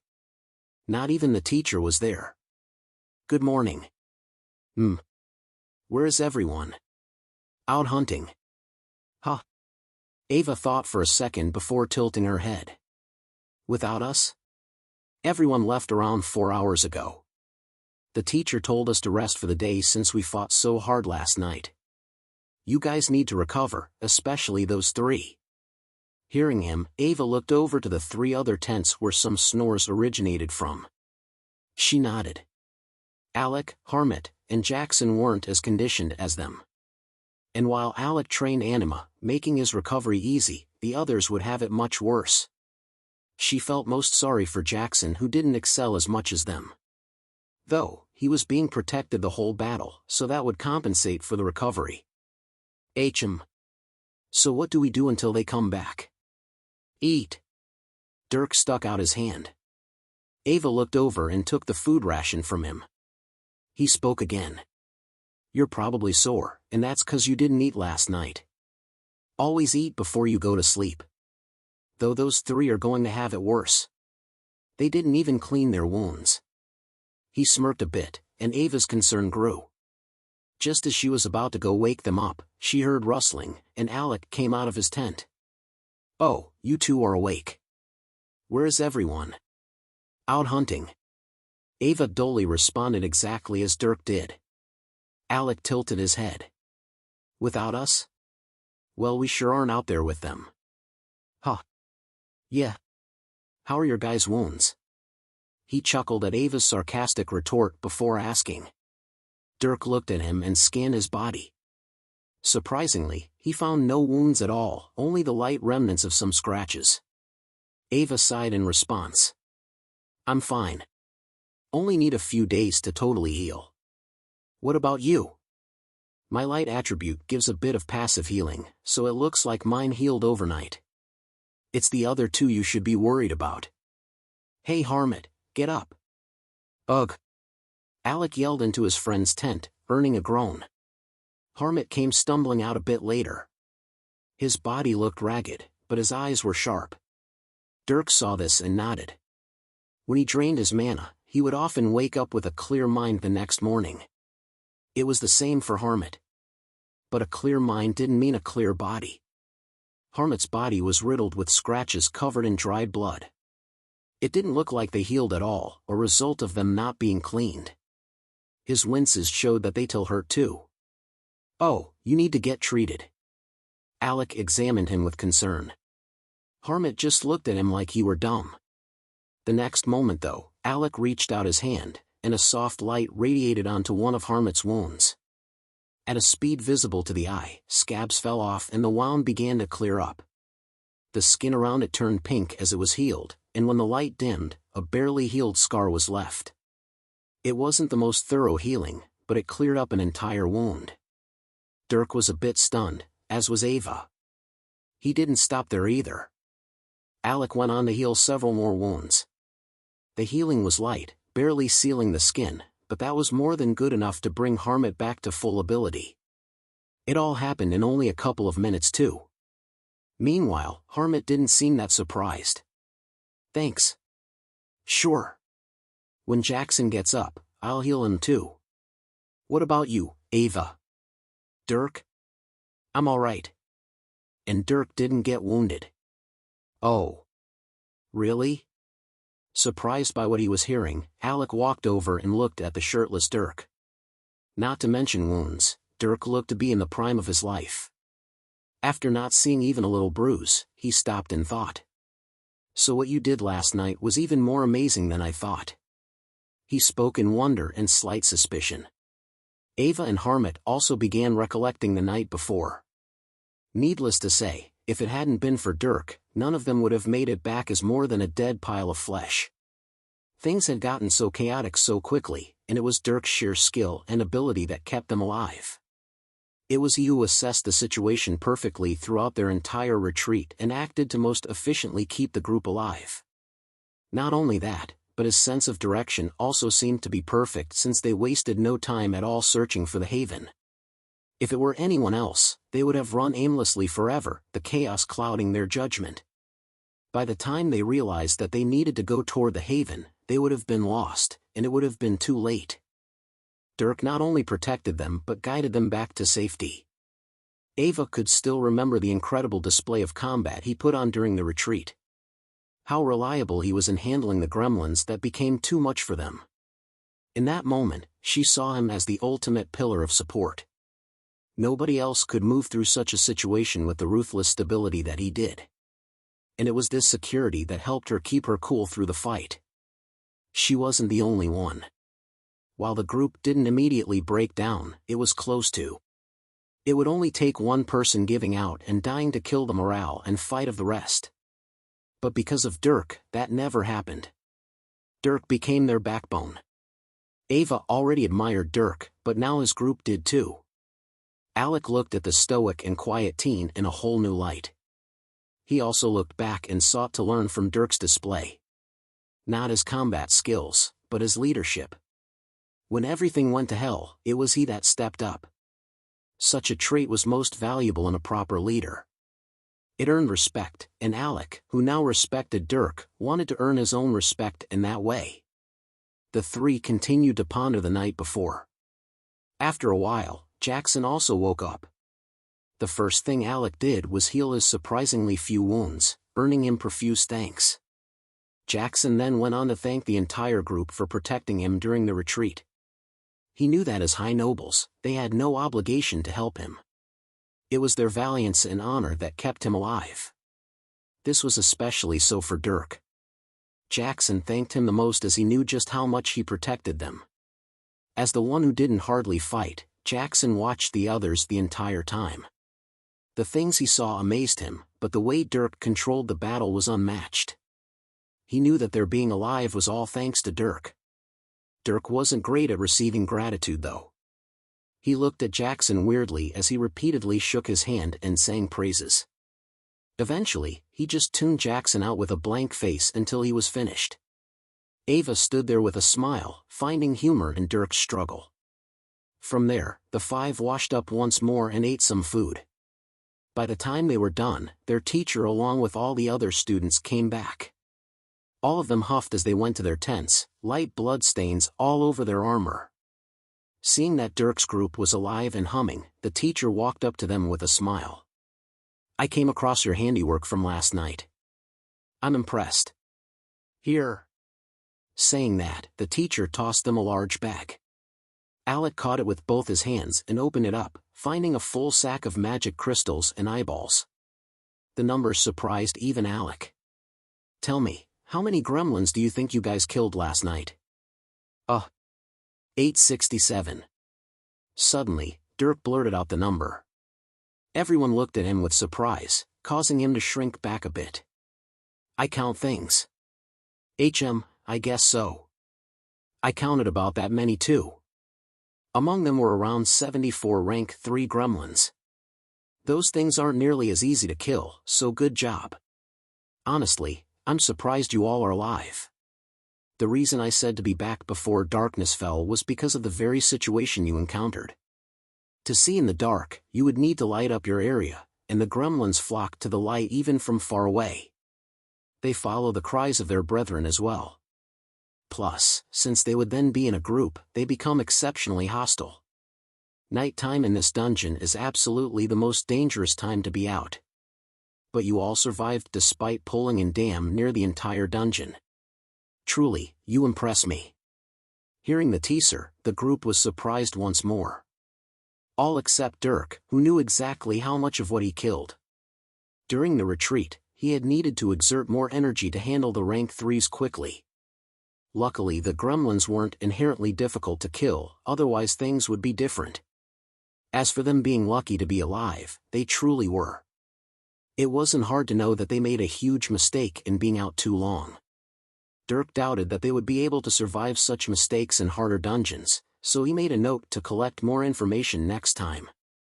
Hearing the number of gremlins they killed, Alec felt the weight of the bag once more. It was surprisingly heavy, and considering the fact that it was filled with magic crystals and eyeballs, that meant there was truly a lot inside. However, he thought for a bit before walking up to Dirk and stuffing the bag in his hands. "This is yours. There are 5 of us, so I assume we'll split it evenly. There wouldn't be 5 of us if it weren't for you. The money you get from it is yours. Besides, if we go purely by kills, most of it is yours anyway." Alec chuckled. Dirk looked at the bag before nodding. He had never really needed to buy anything for himself, but it was nice to actually earn something from his own effort. The group smiled, and the teacher smiled at them with a knowing expression.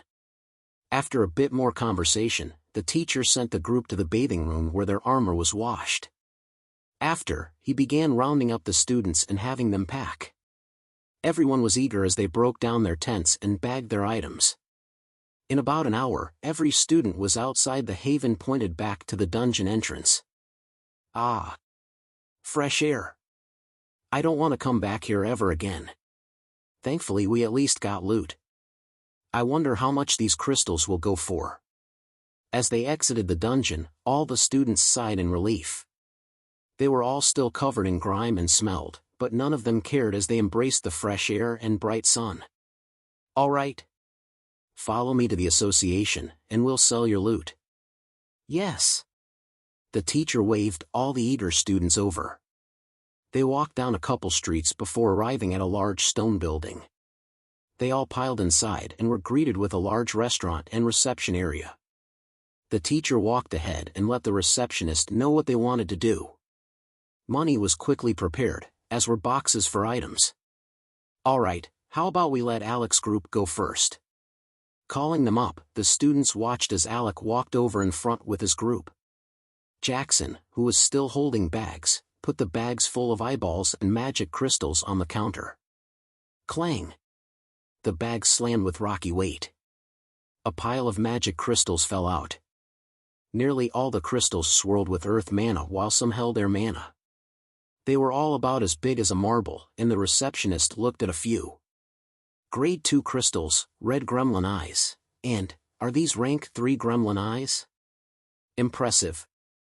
The receptionist nodded as she started counting out the crystals. She poured out the bag in a box, and the crystals rolled out like a flood. A panel on the box suddenly lit up with a couple runes, the lady translating it quickly before speaking. 793 grade 2 crystals, 74 grade 3 crystals, 1586 red eyes, and 148 black eyes.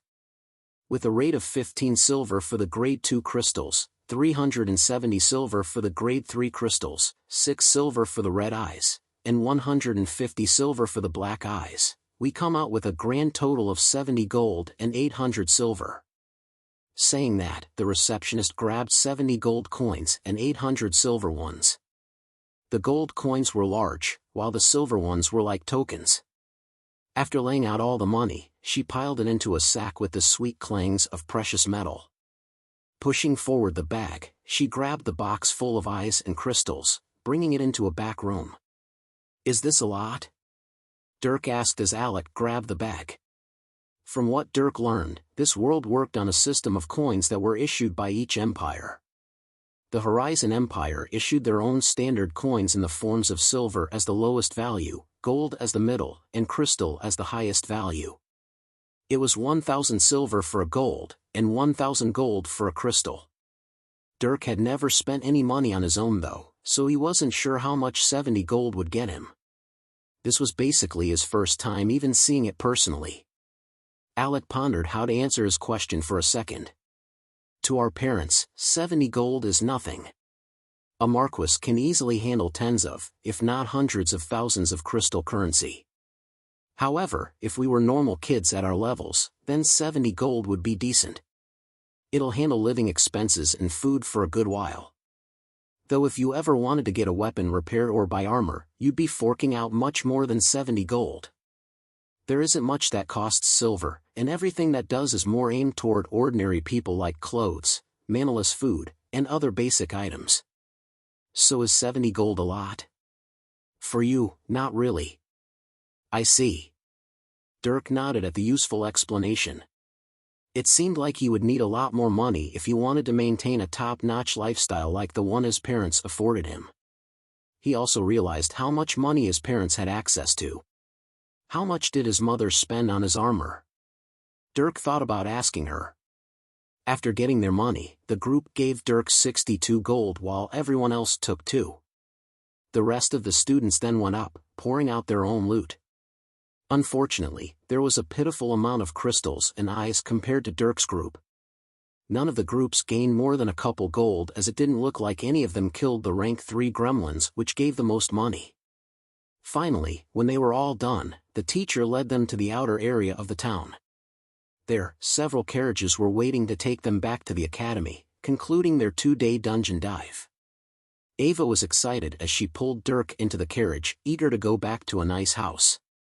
He rolled his eyes, wondering how she would fare against a few week-long dungeon dive. Home at last. All right, I'm gonna bathe.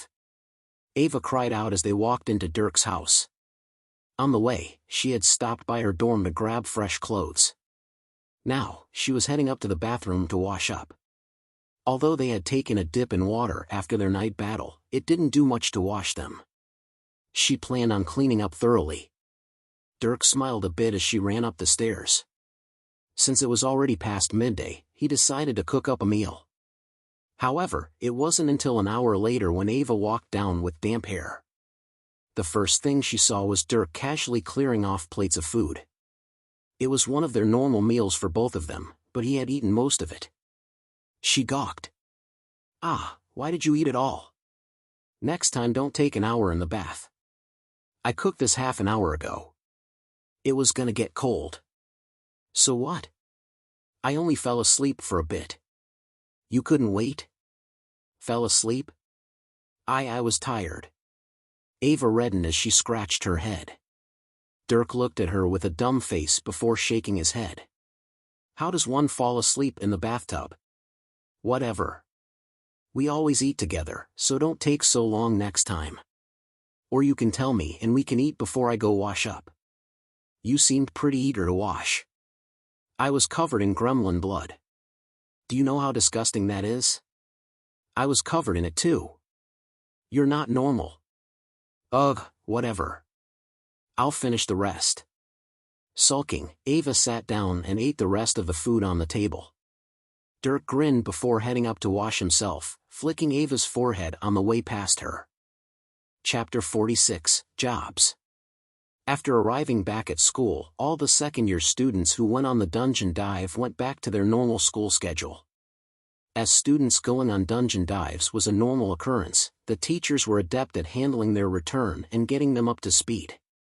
Naturally, a consequence of diving was needing to catch up on their studies, but as they came to find out, that wasn't as difficult as they imagined. Geralt, Dirk's teacher, described it this way. When you go dungeon diving, you tend to learn about magic in a more applied sense. This can greatly accelerate your learning speed, making up for you losing out on school time. You'll find that spells become easier to learn and form. And as you come to advance in tier, these classes will do less and less for you. You'll only need to attain the runes for a spell, and all the theory will be developed in your own mind. High-level magicians often carve out their own way of handling magic, so they don't study, instead researching. Many of the upperclassmen refrain from taking classes at all anymore as they focus on other matters. Of course, the Academy finds no problem with this. Magic is different for everyone, so as long as you make progress, it doesn't matter much how you do so. Dirk listened to his teacher with surprise. He figured that learning magic was like learning other subjects. Keeping up with studies should help him out and promote his advancements. But the reality didn't seem to be that way. And as he went through his other classes, he found what Geralt said to be true. He found himself more easily understanding the new spells that were being taught. He could form runes with fewer tries as knowledge about how the magic worked simply came to him easier. Thinking about it, Dirk came to the conclusion that using magic on instinct helped the mind with more completely understanding the spell. He remembered how he was able to cast his spells during the night battle with skill. The circles appeared almost non-existent, and he found himself directly controlling the mana and its function. This was silent casting, and it could only be performed by those who had a high understanding of their spell, the runes that formed it, and the element they controlled. Now, Dirk was seeing the value of dungeon diving and being able to use magic without restraint. It simply wasn't possible to go far strictly by researching or studying. One had to apply their knowledge and actually use magic, forming their own unique understanding of the element. Dungeon diving was the perfect way to not only do this, but to make money in the process. Knowing that, Dirk wasn't so hesitant about diving anymore. However, there were some subjects that couldn't be learned without studying. Two of these were Dirk's forging and enchanting classes. Dirk was forced to stress his mind in an attempt to grasp all the things he missed in the 2 days he was gone. Luckily, he was able to catch up in a timely manner, but he learned that it would be difficult to learn these subjects if you were always out for long periods of time. Enchanting and forging required a lot of study as well as practice. He would need to put in many hours, and he couldn't do that if he were gone. So he began to plan his schedule. While he was in his fire class, it was Alec who came to him with a piece of information. The academy put out dungeon jobs for all of the students to complete. These jobs required groups to go out to specific dungeons and attain specific items, usually magic crystals and loot from a monster's body. There were also jobs that sent one to other cities, towns, or plots of land to complete requests. Some cities requested students to go and help kill monsters that were growing out of control, and sometimes there was a town that was requesting someone powerful to kill off a powerful beast. Jobs paid according to their difficulty and the time it took to complete. Hearing this, Dirk had many ideas pop into his mind.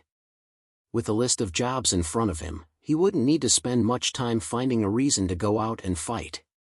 The jobs provided a quick and direct goal with rewards. It was perfect for him. This way, he could plan out his schedule.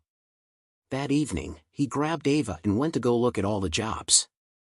The jobs were posted all over some walls in a building built just for the purpose of displaying jobs and turning in loot. Apparently the place was jointly run by the Dungeon Association and the Academy. The two entered the building where dozens of other older students were wandering around. Most were looking across the walls. Each wall was divided between tier, so there were Tier 2 jobs, Tier 3 jobs, Tier 4, Tier 5, and Tier 6. Dirk and Ava decided to look at the Tier 2 jobs first. Lesser Dungeon Dive, collect 80 Grade 2 Fire Mana Crystals from the Dune Worms. 35 gold. Lesser Dungeon Dive, collect 150 Primary Claws from the 3-Clawed Forest Monkeys. 53 gold. They read through various jobs. All of them were straightforward, but Ava was shocked at how little money they gave. On their recent dive, they came out with 70 gold, and that was their first dive ever. These barely gave half that, and they would likely take longer. However, these were only the Tier 2 jobs. They were likely rather easy, like going out and getting red eyes from the gremlins. The two quickly shifted over to the Tier 3 jobs where it was quite a bit more crowded. Lesser Dungeon Dive, collect 60 Grade 3 Water Mana Crystals from the Water-Spitting Forest Mantis. 130 gold. Field Job, Town requesting help to subjugate Rank 3 Wolf Infestation. Estimated 150 plus wolves, at least 2/3 must be killed to cull population to tolerable levels. 210 gold. Must meet minimum requirements to accept. Seeing these jobs, the two were happier. They ranged from 100 gold as the lowest to a few hundred in the higher end. However, the challenge was correspondingly higher. Seeing some of the jobs, Dirk and Ava weren't sure if they could complete them. But that wasn't too much of a concern for them. Both of them only wanted a reason to go out and fight while making some money. They looked around and found some jobs that would be a good challenge for them. However, this brought them to another problem. Who would be in their group? Technically there weren't any group requirements now that they were on their own. But more people would ensure their safety. If they were going to take on a greater challenge than the Gremlin Dungeon, they knew just the two of them might not be safe enough. Plus, they weren't sure how they would handle things like transportation and supplies. This was their first time, so they needed to learn how to take care of themselves. Right as they were pondering though, a familiar face approached. "Hey guys. Looking at the jobs too?" Alec walked over with a bright smile. Ava greeted him back before noticing the paper in his hands. "What's that?" "It's a job. Tier 3 dungeon dive for 140 grade 3 fire mana crystals. It's paying 170 gold. Good difficulty, good money. In fact, I was just thinking about you too. How would you like to join me on this job?" "Really?" "Of course. I can't think of anyone more reliable than you two. The only problem is time, but I'm sure we can work that out. What do you think?" Before answering for them, Ava turned to Dirk. Dirk looked at Alec, who returned his gaze.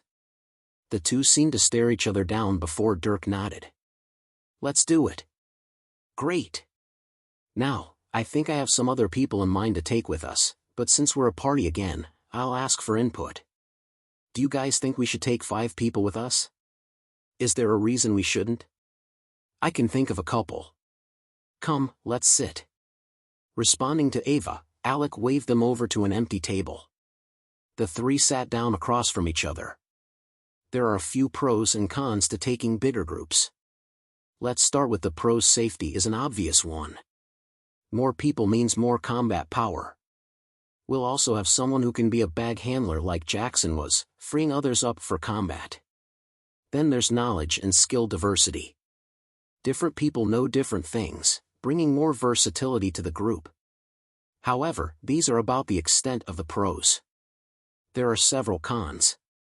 The most obvious con is the fact that we split the money between the group, so more people means less money for each. Then there are travel expenses. More people require more money to take care of, so it's less efficient. Then, the least obvious one is trust. More people can bring on more uncertainty, especially if they are strangers. Lack of trust is dangerous while in a dangerous environment. If we bring fewer people, like just us 3, then we'll have to compensate for the lack of extra safety with our skill. But that will afford us tactics we may not normally be able to use. Few people can maneuver dungeons better, and I don't believe we have any problems with trust, so we know that we have each other's backs. Now if we brought 5, then we would be a larger unit, and we've already seen how that works."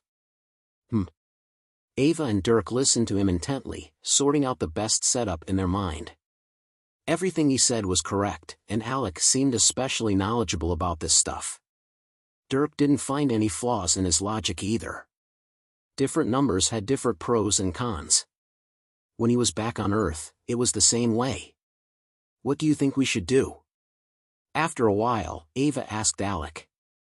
"I think we should take 5, in the same way we did in this last dungeon dive. This is a tier 3 job, and because we don't have tons of experience, I think we should play it safer." "I agree."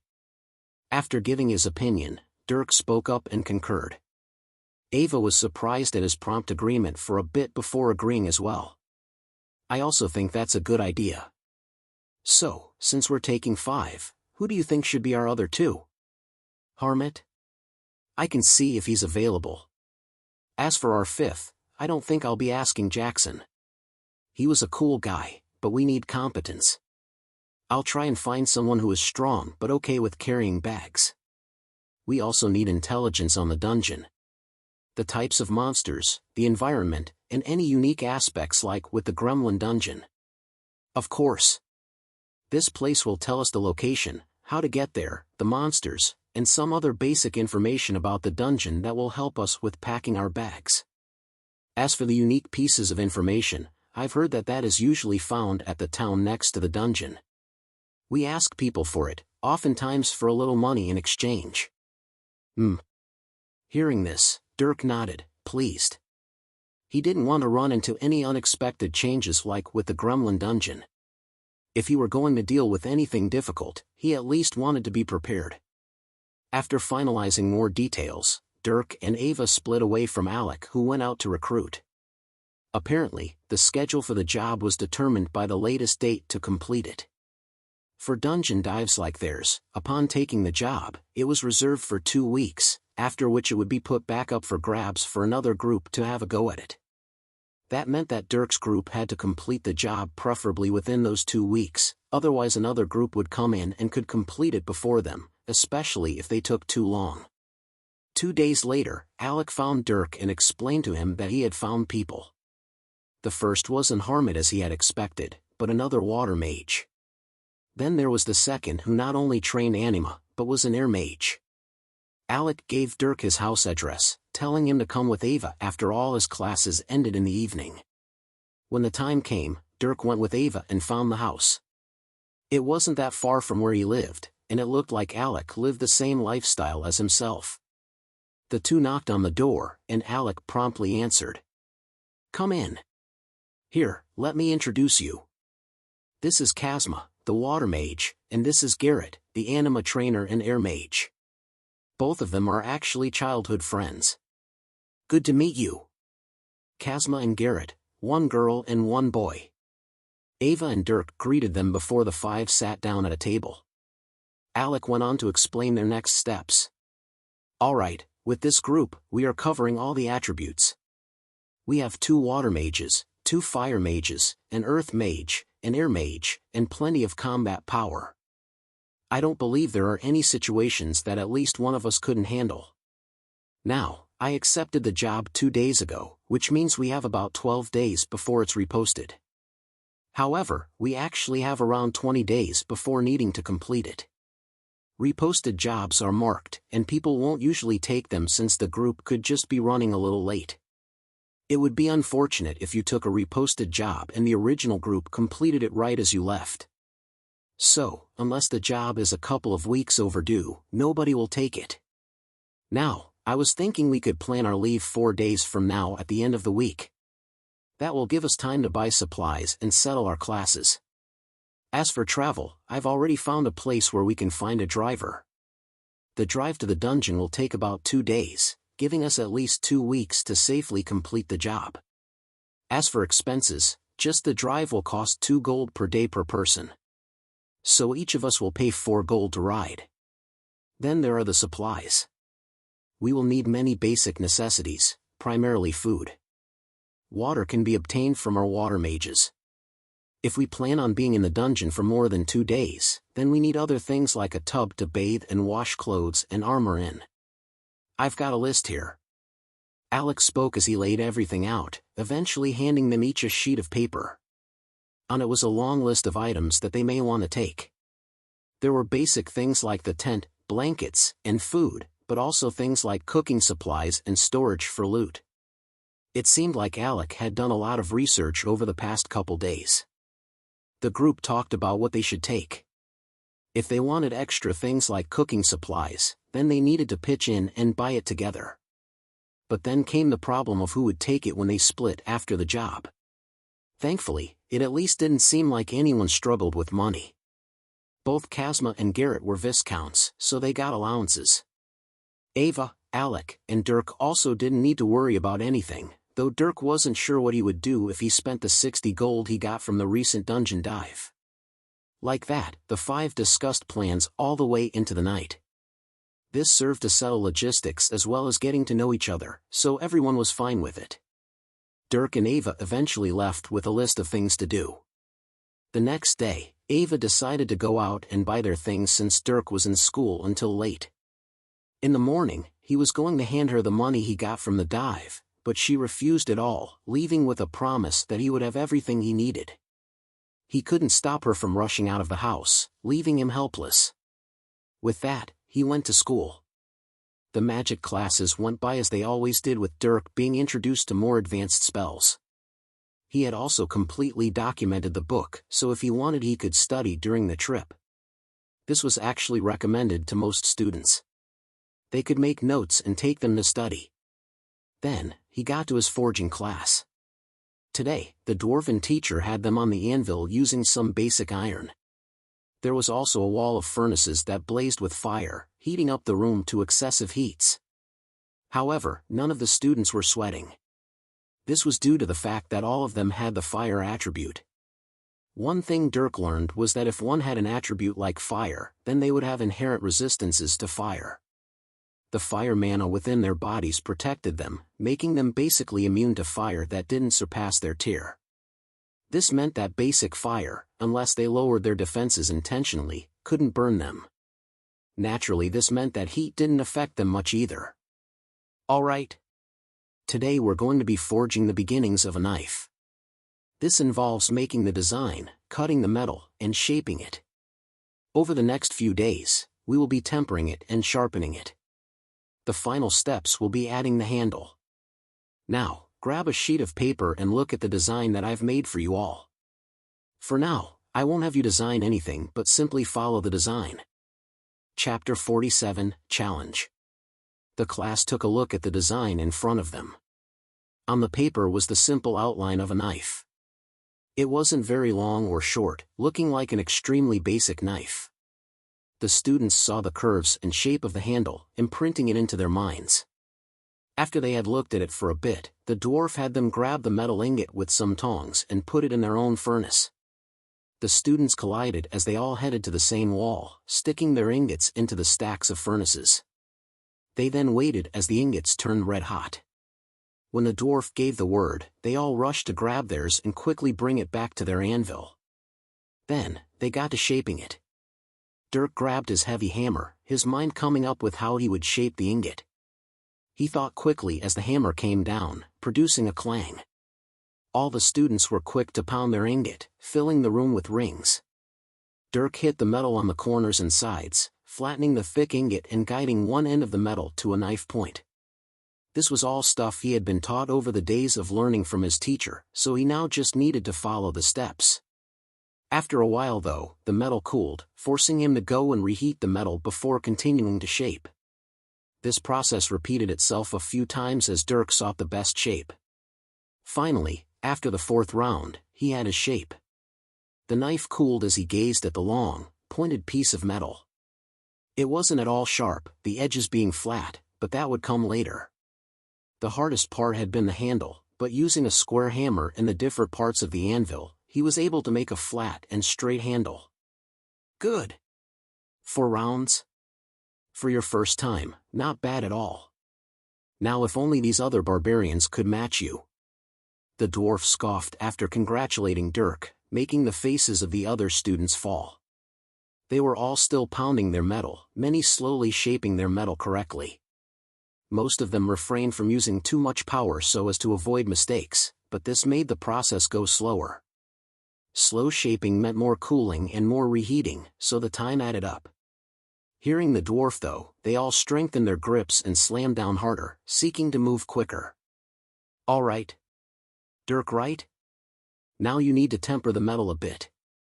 This is the longest part, but you should be done by the end of class. First, you want to heat the metal while setting the furnace to this level. Then you just let it cool off in the air until it's warm. You then heat it right back up, letting it cool down once more. You should do this 3 times, after which you'll be done for the day. Now get on it. Understood.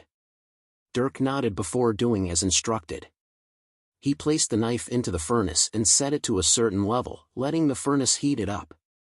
After a while, the dwarf told him when to take it out. Dirk noted down the time and what it looked like as he pulled it out for future reference. He then let it cool, also stopping when the dwarf told him to and putting it back into the furnace. With that, Dirk had his reference points. He spent the rest of class waiting as the metal heated and cooled 3 times over. He ended up finishing a little while before class ended, leaving his knife with the teacher for the next day. His next class was his enchanting class. Like his forging class, he had been learning more theory knowledge. Now though, it was time for him to get some practice.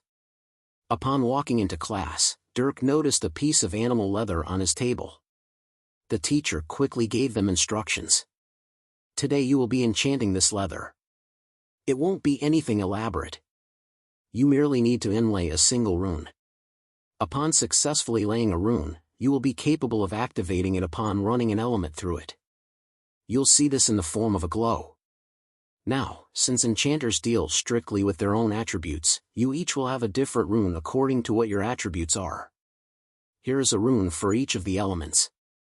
Pick the one you feel the most comfortable with. The teacher put up 6 runes on the wall, 1 for each element. The students looked and thought about their attributes.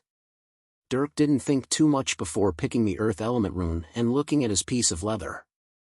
The teacher didn't explain as they had already gone over all the fundamentals. From what Dirk learned, enchanting was basically engraving a spell onto an item using the element. The hardest part about enchanting, which is what made it such a rare occupation, was the process of inlaying the element into the item. This required a unique understanding of the element and how it interacted with materials. Most people simply couldn't figure out how to do so, while few could.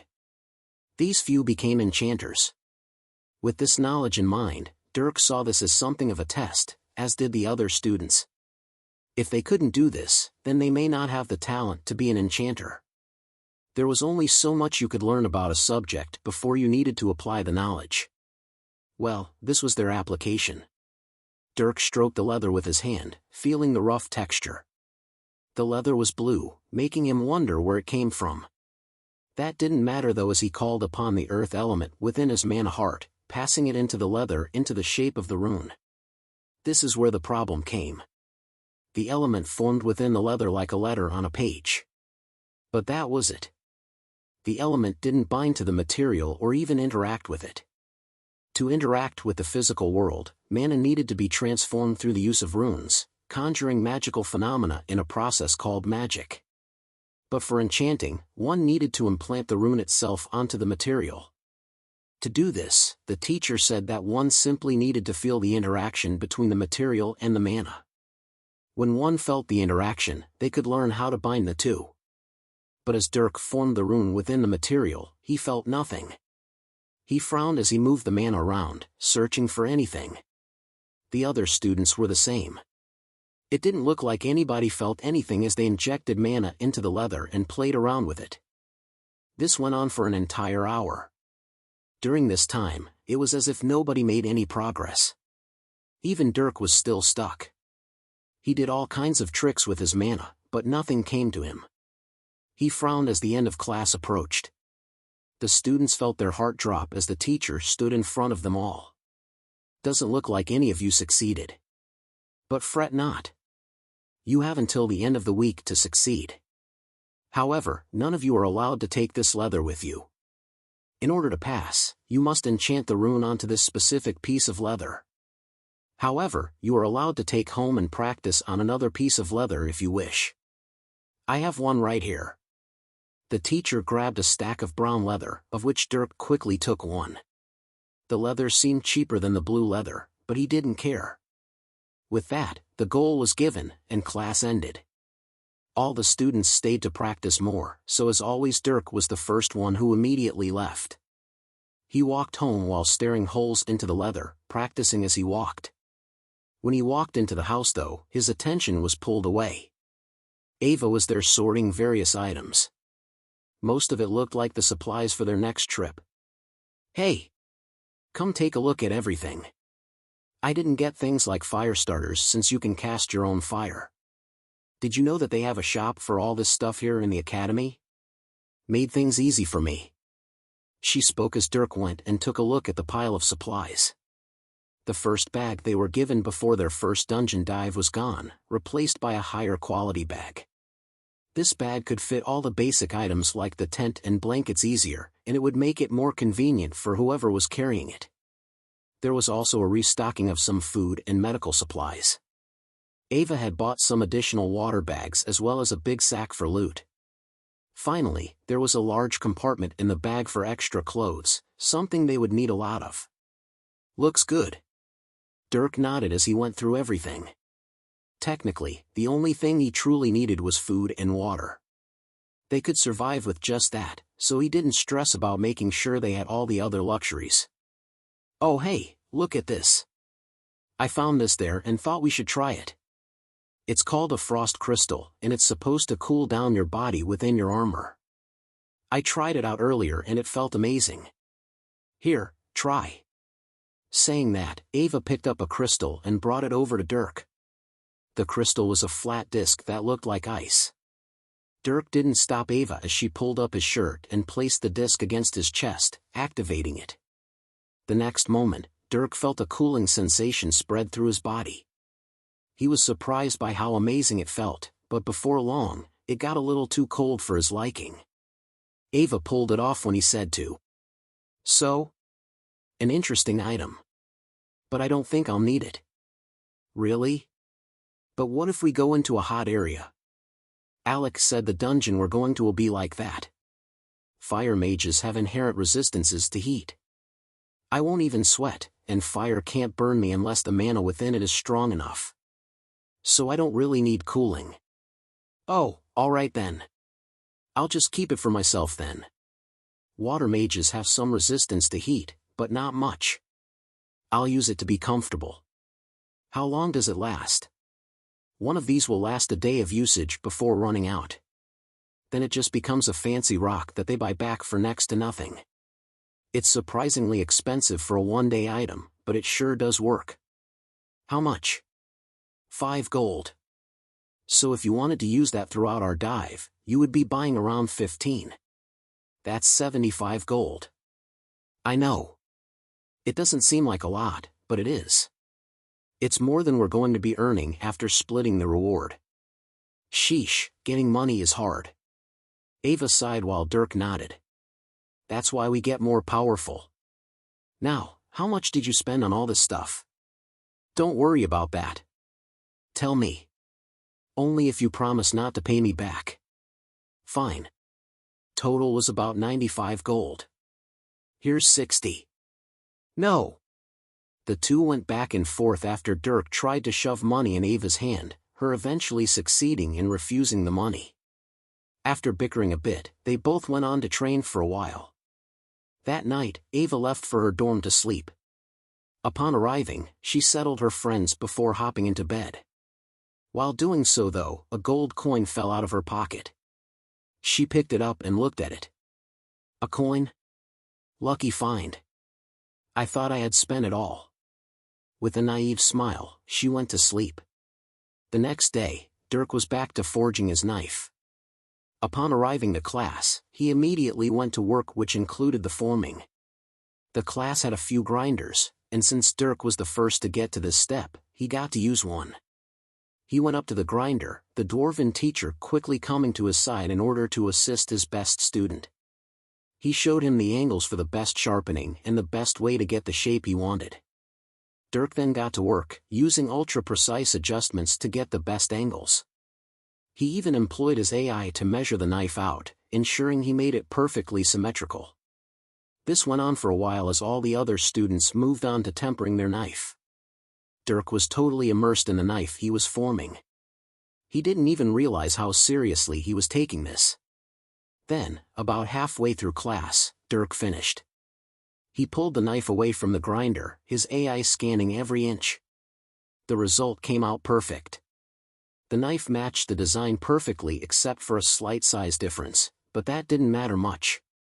The shape, curve, and angle the blade was sharpened at were perfect.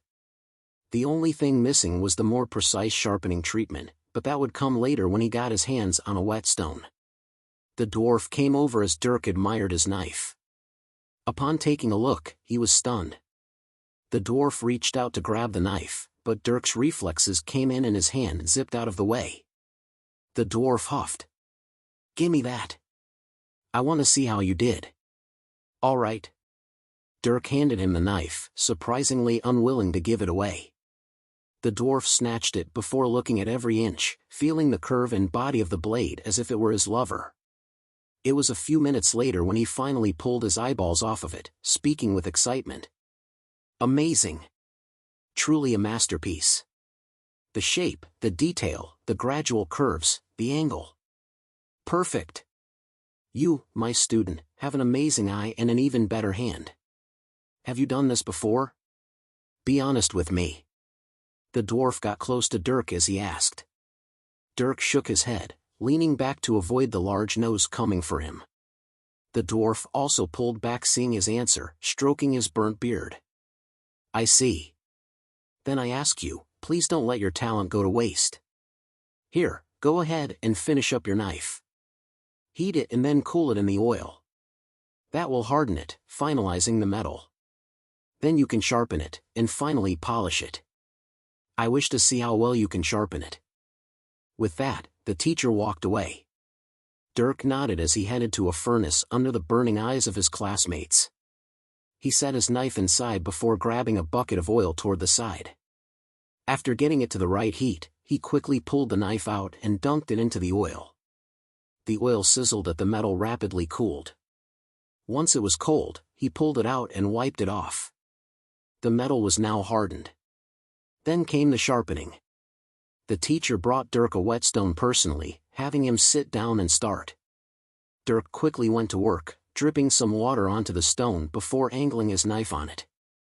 He then slid it up the stone, leaving a metallic streak behind. He repeated this process as the edge became sharper. His movements were precise and steady.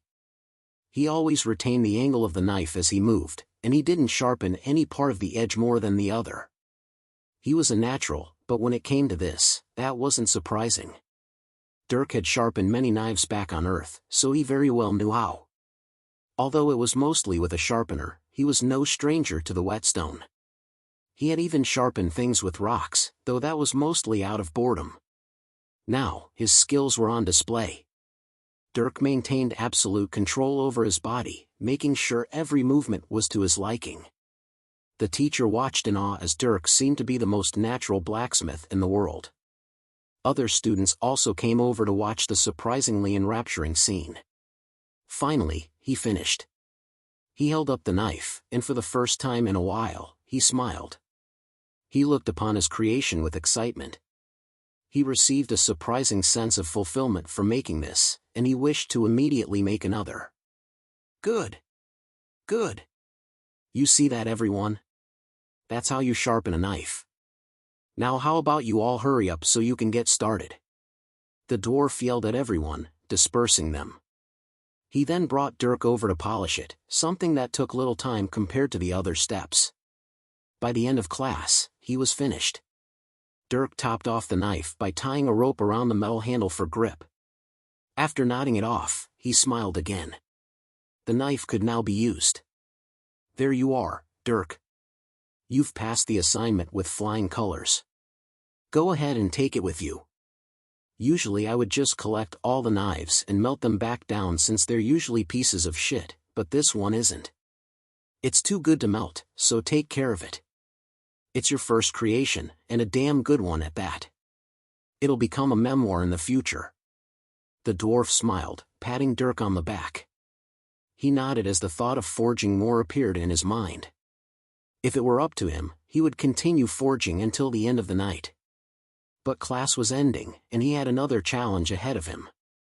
Leaving class, Dirk pulled out his practice piece of leather. He still had yet to enchant the rune onto it, and he still wasn't any farther along. After arriving to class, the teacher didn't even speak a word. The students didn't either as they all went to work on enchanting. Nobody wished to waste time. Dirk tried everything once more. He concentrated earth and mana in the form of the rune before searching around for the feeling the teacher described. He said the person would feel some kind of contact between the mana and the material, and all they had to do was find that feeling before binding the mana. This would create a mana circuit where mana could be streamed through, activating the rune. The idea was the same as a spell. A spell was a series of runes and mana circuits drawn in the air. It was self-sustained by a circulatory path of mana, able to be generated and dispersed at will. However, an enchantment was permanent. It would consume mana and plant it onto a material. At any time afterward, you could send the appropriate mana through the circuit and it would activate. The reason this was significant was because it required no computational effort by the user. They simply sent the mana in, and the enchantment did the rest. It was basically a pre-made or consumable spell. The only restriction was the amount of mana it took to activate and the type of mana it took. Anybody could activate the enchantment should they meet those requirements. Naturally, because enchantments could be used by anyone, they were the most popular item on the market. A dungeon diver could grab an enchanted scroll and use it in a time of crisis to quickly save their life. A magically incompetent mage could get one and use it despite it being impossible for him to cast the very spell that was enchanted on the scroll. It enabled the weak, but also enhanced the strong. It could be used for nearly any purpose. However, enchanters were exceptionally rare, so their products were likewise exceptionally pricey. Despite all that, Dirk wasn't worried. He didn't care about the potential money-making ability, which every other enchanter in training did. The only thing he cared about was the fact that he couldn't do it. At least, not right now. A difficult challenge was thrown at him, and it lit a fire within him that compelled him to complete it. With his mind set on something, it would take the entire damn world to keep him from completing it. Chapter 48, Anger. Dirk went through his enchanting class with the burning determination to enchant the rune onto the leather. But for half the class, nothing came to him. After a while, frustration began to come over him. Feeling this, he forced himself to take a step back. It wasn't often he felt frustration, so it spoke of how determined he was. Dirk stared holes into the leather, envisioning in his mind the different ways to go about enchanting. It was this very situation that was the reason why there were so few enchanters. There was no set technique to enchant. One simply had to find the feeling that indicated the interaction between mana and material. Most couldn't find this feeling, and only a few could. It was considered a gift to be able to catch this feeling. Dirk didn't know if he had this gift. Nobody did until they found it. So until they found the feeling, they were basically searching blind. But Dirk didn't like searching blind. He thought about the very concept of enchanting and the reasons he couldn't touch the mana to the leather. This didn't give him many ideas though. Luckily, a light bulb lit up the next second. Dirk looked to the front of the class where a piece of paper was plastered. It showed the runes for each of the elements. Technically, one could enchant using any element, and Dirk had 3 at his disposal. Since the earth element wasn't working out for him, he decided he would move on to fire. Picking up the leather, Dirk pulled the fire mana out of him and formed it into the rune. However, the process was quite a bit more difficult than using earth mana. Dirk always used earth mana since he was forming his first mana heart using earth mana. His heart was almost fully formed, and it made using earth spells much easier than with his other attributes. He also had a much larger earth mana pool while his fire and dark mana pools were much smaller. Basically, earth was his best element. But it wasn't working for enchanting, so he had to try different avenues. Luckily, a bit more difficulty didn't mean he had any trouble with it. Dirk formed the rune and tried to make contact with the leather. Since fire was inherently more chaotic, it was harder to get under control. Using his supreme willpower though, he was able to solidify it, bending it how he wished. But even then, nothing came. He held the mana in place for 20 straight minutes, going through all the different tricks like with his earth mana. He solidified the rune, pumped mana through it, waved it around, spun it around, and even went on to activate it a bit. The only result he got was lighting the practice piece of leather on fire, forcing him to ask the teacher for another piece before going back to work. In the end, Dirk didn't get anywhere. By the end of class, he was standing in front of his desk with his head hung down, glaring at the leather. Every other student was as well, and nobody, not even Dirk, felt like leaving. So he didn't. Dirk stayed another half an hour, thinking. However, something snapped him out of his reverie. All of a sudden, one of the students shouted in glee as a rune formed on their practice piece of leather. Dirk's head snapped over, as did all the others. The teacher quickly stood up and walked over. Taking the leather from the excited student, the teacher examined it front and back. He then nodded, causing the student to smile even wider. Good job. Now, do the same thing on the official piece of leather, and you will have passed the test. That should be easy though. You've at least shown that you have the gift of enchanting. Keep up the good work. Yes, sir. The student almost shouted as he picked up the blue piece of leather. Everyone watched as he then enchanted the rune onto it. Especially Dirk. He went so far as to record the scene with his AI while watching his mana sense. And what he saw surprised him. Dirk saw the boy's mana weave into the leather before shaking a bit and turning solid as a rock. The mana was bound to the material. Seeing this, Dirk suddenly felt his mind light up, and he instantly turned back to his own leather. Resonance. He felt enlightened. The mana shaking looked exactly the same as when he resonated his own anima in his anima resonance destruction technique. Thinking that far, Dirk went to stream his mana into his piece of leather. However, before he did, he decided to use his dark mana.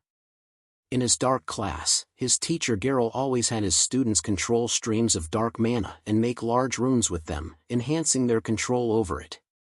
If it was for this, he felt like it would be the good choice. So he streamed it in. The dark mana flowed into the leather like a snake as it took on the shape of the dark rune. Then, Dirk applied the same logic as with his anima to resonate the mana. He applied a frequency to the mana. Unfortunately, it didn't work. However, Dirk was able to feel something ever so slight. He could feel the mana make contact with the leather, and it filled him with joy. He kept resonating at the same frequency just to grasp this feeling that he had been seeking for hours. Then, he went on to search for the frequency that the leather resonated at. If he could match the frequencies of the mana and leather, he could bind it. Thinking that far, he realized that this worked in exactly the opposite way as his destruction technique. When anima resonated with material, it destroyed it. When mana resonated with material, it bound to it, enhancing it. He felt even more enlightened, but this brought him to another question. Why wouldn't the people of this world understand this? If he were right, then would that mean he was the first to discover this? That was highly unlikely. It was impossible that nobody had attempted to study enchanting and its fundamentals. But then, why did the teacher make it so difficult to understand? Why did he only say to search for a feeling and not describe the system of resonance that it worked off of? Could it be that he didn't understand, or that he had something to hide? Dirk was skeptical, but he decided that he shouldn't worry about it for now. He focused his attention on first completing his test. He searched through many frequencies, trying to grasp the exact one that would bind the dark mana to the leather. However, coming to this point, he found himself with another difficulty. The dark mana didn't want to listen to him. This was a problem that Dirk always had in his classes with Geralt. It was like dark mana had a mind of its own and would actively resist Dirk's commands and control. It took him forcing its compliance with sheer willpower to get it to work. And as he used it with enchanting, it was no different. It was a good thing that he had lots of practice, otherwise it might be impossible for him to work with dark mana. But it did make the process take longer. After another hour, Dirk still hadn't found the frequency, but he felt himself getting closer. He also tried using a different element, but he found that if he used a different element, then he would have to find a different frequency. For the sake of a quicker success, he decided to stick with dark mana that he made progress with. At this point though, he decided to go home since it had already been almost 2 hours since class ended. Taking the practice piece of leather, he left the class and started walking. Upon opening the door to his home, he found Ava already there. "Hey! You're home late. How was school?" "Rather good, actually." "What's that?" "Leather." Dirk spoke and smiled. "I've figured out enchanting. I'm thinking I can complete my little test by tomorrow." "Wait, really? You can actually enchant? That's amazing." "Not really." "What do you mean?" "Enchanters are the richest and most highly valued craftsmen in the world. Only those with the gift can enchant, and you actually have it." "It's not a gift. There's actually a way to enchant, only they don't seem to tell anyone. All I know is that it's not a gift. Anyway, I haven't actually enchanted a rune yet. But by tomorrow, I should have it figured out." Dirk spoke while rubbing his chin, the excitement in his voice clear. Ava nodded. "Interesting. Well, good luck. Just remember that we leave in 2 days. I would make sure that your classes are settled before we leave." "Of course. Oh, I also made this knife today." "In your forging class? Well, aren't you the talented craftsman?" Not really talent, just figured it out. Here. Dirk went on to show Ava the knife. She admired it for a while, tracing its smooth curves and razor-sharp blade. Then she remembered something and walked over to a bag of hers, pulling out a flask and handing it to him. Actually, I also succeeded a bit in alchemy. This is a healing potion, although it's the least potent one an alchemist can make. It'll barely heal a scratch. Really? That's cool. Good job. Dirk praised as he took the flask with a swirling blue liquid in it. Ava let out a breath. It's nothing. I can't really make better ones anyway. Huh? Why not? Because I don't have the light attribute. Ava scratched her head with a depressed sigh. The good healing potions can only be made by those who can handle the light element, since the light element can inherently heal. I only have the water attribute, so mixing potions with ingredients is all I can do. If I had the light attribute, then I could add properties to the potions, enhancing their effects. I had wanted to make better healing potions, but it looks like that might be impossible unless I get high-quality ingredients. Oh. Well, there's no need to get bent out of shape. It's fine that you don't have the light element. Why did you want to make healing potions anyway? Well, that was hopefully how I was going to repay you. She scratched her head again, a bit embarrassed. Dirk just shook his head though. I've told you before, there's no need to repay me. I don't need it. Hey, those healing potions you drink are valuable. They're some of the highest quality potions you can get and cost a few hundred gold each. Those things are basically liquid gold, and you not only gave some to me, but took care of me. I can't give you nothing in return, so I wanted to see if it would be possible for me to make them myself. But, well... Ava drifted off. Dirk shook his head. Look, please don't worry about it. Those potions are from my parents, and they neither asked any questions about the little increase in potion consumption nor require me to pay them back. Even if they did though, I would figure it out. Those potions were my compensation for injuring you. My injuries could have healed naturally. As can my own injuries from my destruction cycles. But I have the luxury of receiving potions from my parents, so I use them as I see fit. What I did was within my jurisdiction, so don't worry about it. Dirk spoke a bit sternly, ensuring he got his point across to Ava, who couldn't seem to accept it. She was a bit surprised in return though. Back on Earth, Dirk had access to literally billions in resources in the form of weapons and gear. He himself was the result of billions in investment, and he had caused billions in damages throughout his career. Needless to say, Dirk was no stranger to the concept of handling expensive resources. He didn't hesitate in using the things given to him since he had already done so for years. His drinking potions that cost a few hundred gold each didn't even faze him. He was simply using a resource available to him. In that way, he was a bit spoiled and insensitive when it came to money. It was only when he had come to this world and developed relationships with people like his family and Ava that he came to be conscious of what was given and taken. It was why he didn't want Ava to be concerned with paying back something that needn't be. It was also why he used the potions in the most efficient way while recovering from his destruction cycles. He wouldn't hesitate in using the resources, but he also wouldn't be excessive. He wanted Ava to understand this so she wouldn't be concerned with a minor issue. However, he was unaware of how she saw it. Ava went silent, her face looking a bit hurt. The next moment, she snatched back the potion from him. Fine then, I won't worry. And since I'm not worrying about it, we don't need this. Crash. Walking over to the sink, Ava dropped the glass flask. It shattered, the potion spilling down the drain. Dirk's eyebrows raised, a bit stunned. He didn't understand why she would destroy her first successful alchemical potion. He was confused as to why she suddenly flipped a switch. What are you doing? Not worrying about repaying you. This potion was made for that purpose, and since it serves no purpose anymore, it has no value. Why would I want it anymore? Because it was your first alchemical success. So? You think I care about that? Whatever. I'm leaving. Huh. What the hell is going on? Where are you going? To my dorm. What, should I not do that either? Ava shouted at Dirk, causing him to recoil a bit. The next moment though, he suddenly felt a surge of anger as she spun around and grabbed her back. As she walked toward the door, black tendrils extended from Dirk's fingertips.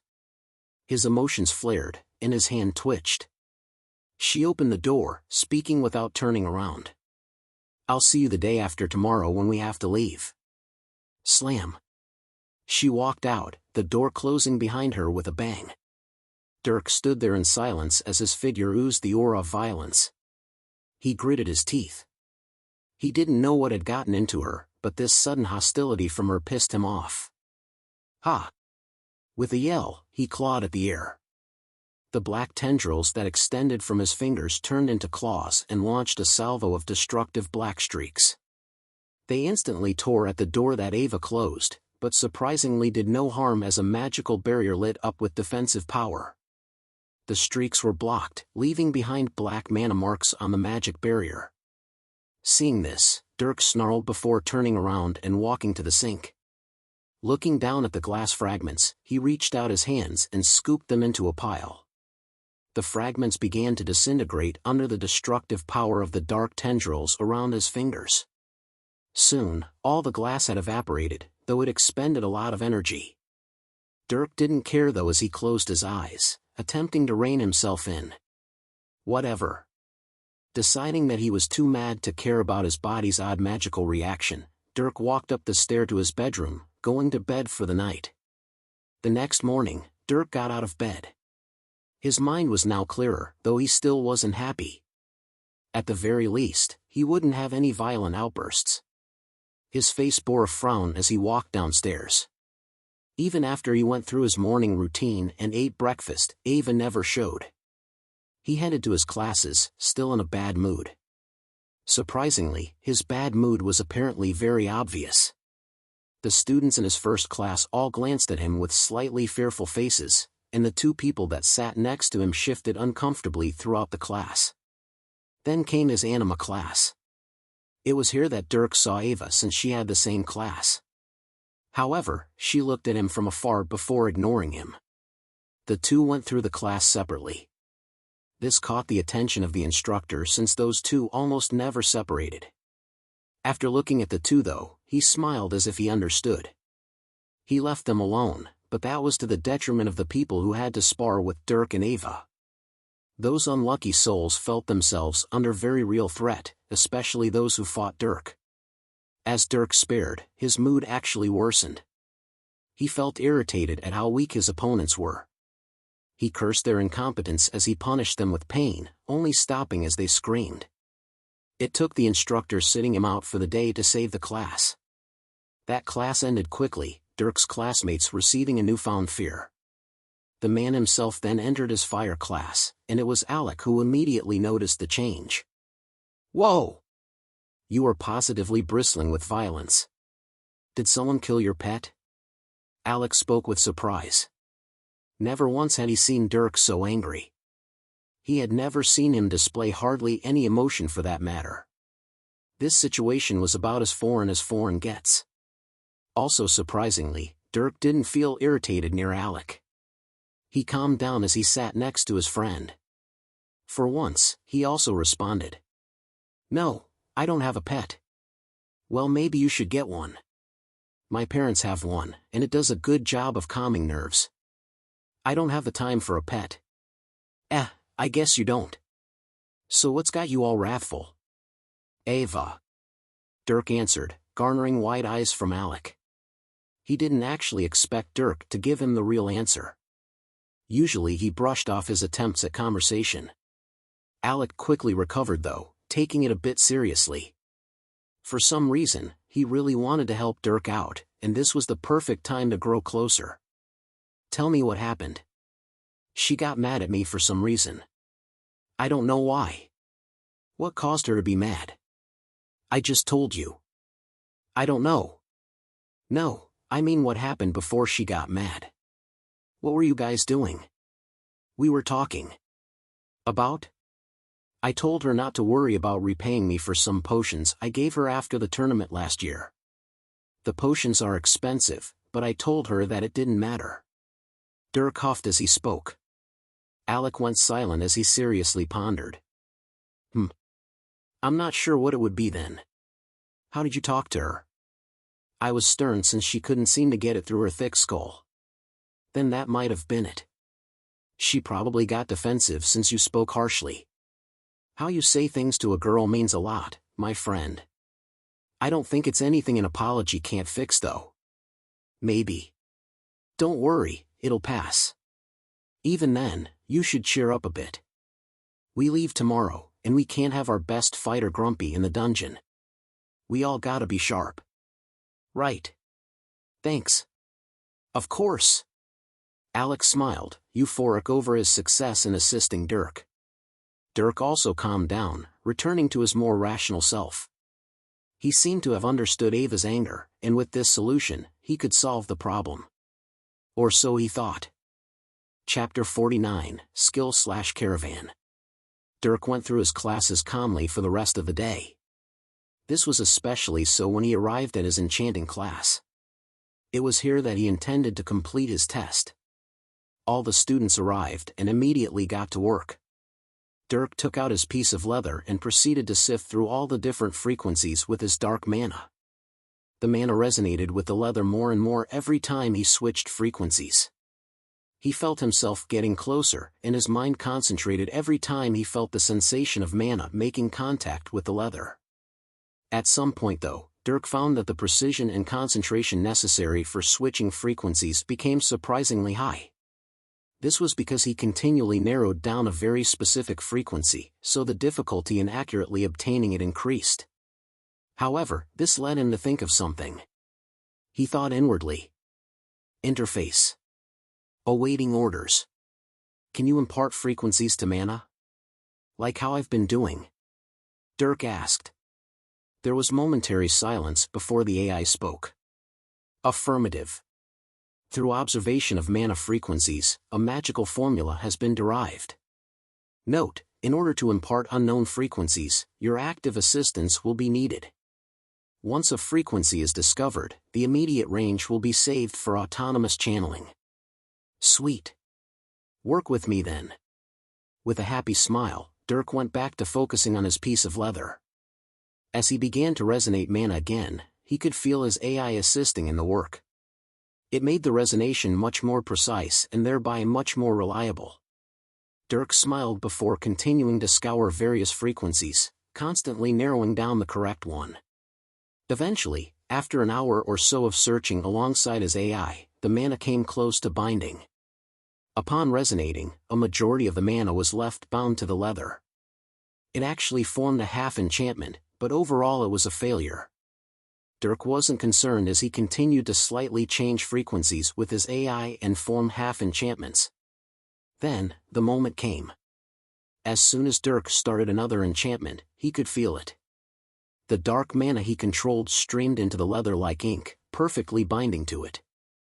He withheld his excitement as the AI locked in on a frequency and his mana formed the full rune. Finally, it was completed. So you've done it. Dirk didn't notice the teacher standing in front of him, so he snapped out of his tunnel vision when he heard the surprised, deep voice. The teacher carefully grabbed the leather out of Dirk's hands, looking at it. All the other students were staring at him as well, not unlike when the first boy completed his enchantment. Well done. Now, all you need to do is enchant the blue leather, then you'll have passed. Take all the time you need. The teacher set the piece of leather back on Dirk's desk with a nod. However, Dirk wasn't paying any attention to him. His focus was turned inward. Within Dirk's chest, he felt a strong fluctuation from his mana heart. More than that, he felt some changes to his mana sense. The mana around him became a bit more clear, and his mind seemed to sharpen. He felt reinvigorated and magically stronger. Then, some notifications appeared in his vision. Attention! Skill acquisition successful. Dirk Strider has earned the skill, Mana Resonance, Grade 5. Profile. Name, Dirk Strider. Species, Human. Tier, 2+. Rank, 3+. Attributes, Fire 71%, Lightning 89%, Earth 88%, Metal 93%, Dark 92%. Traits, Cybernetic Enhancement, Adaptable Genes, Pure Soul. Skills, AI Interface, Grade 7, Mana Resonance, Grade 5. Dirk looked at the profile in front of his face, specifically the new skill he gained. Ever since Dirk had arrived in this world, he had a skill in the form of his AI interface. It was the same AI that was with him on Earth, and this AI was kept with him even after crossing over. However, Dirk had never known what a skill was.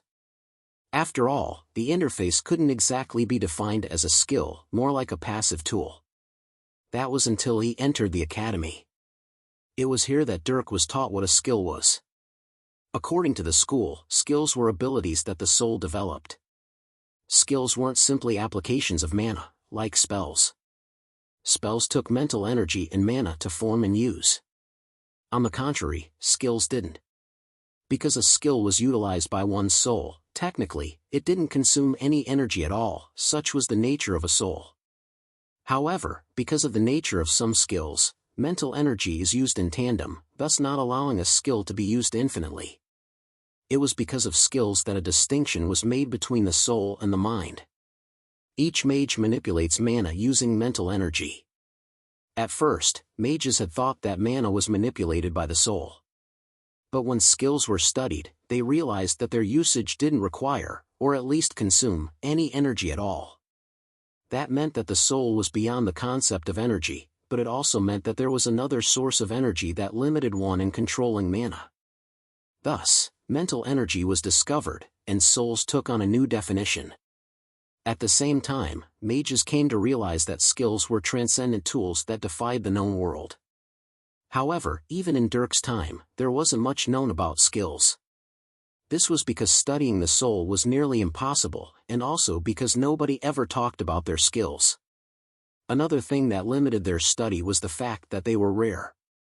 Skills weren't rarer than having 3 attributes, at least low-grade ones weren't, but they were by no means common. There was no exact process or formula to gain a skill. It was rumored that to gain a skill, one had to know how to do something perfectly. Their very soul had to understand the way in which something was done, and not even the person themselves could know if they were able to do something perfectly. If they did, then usually, that person would gain a skill.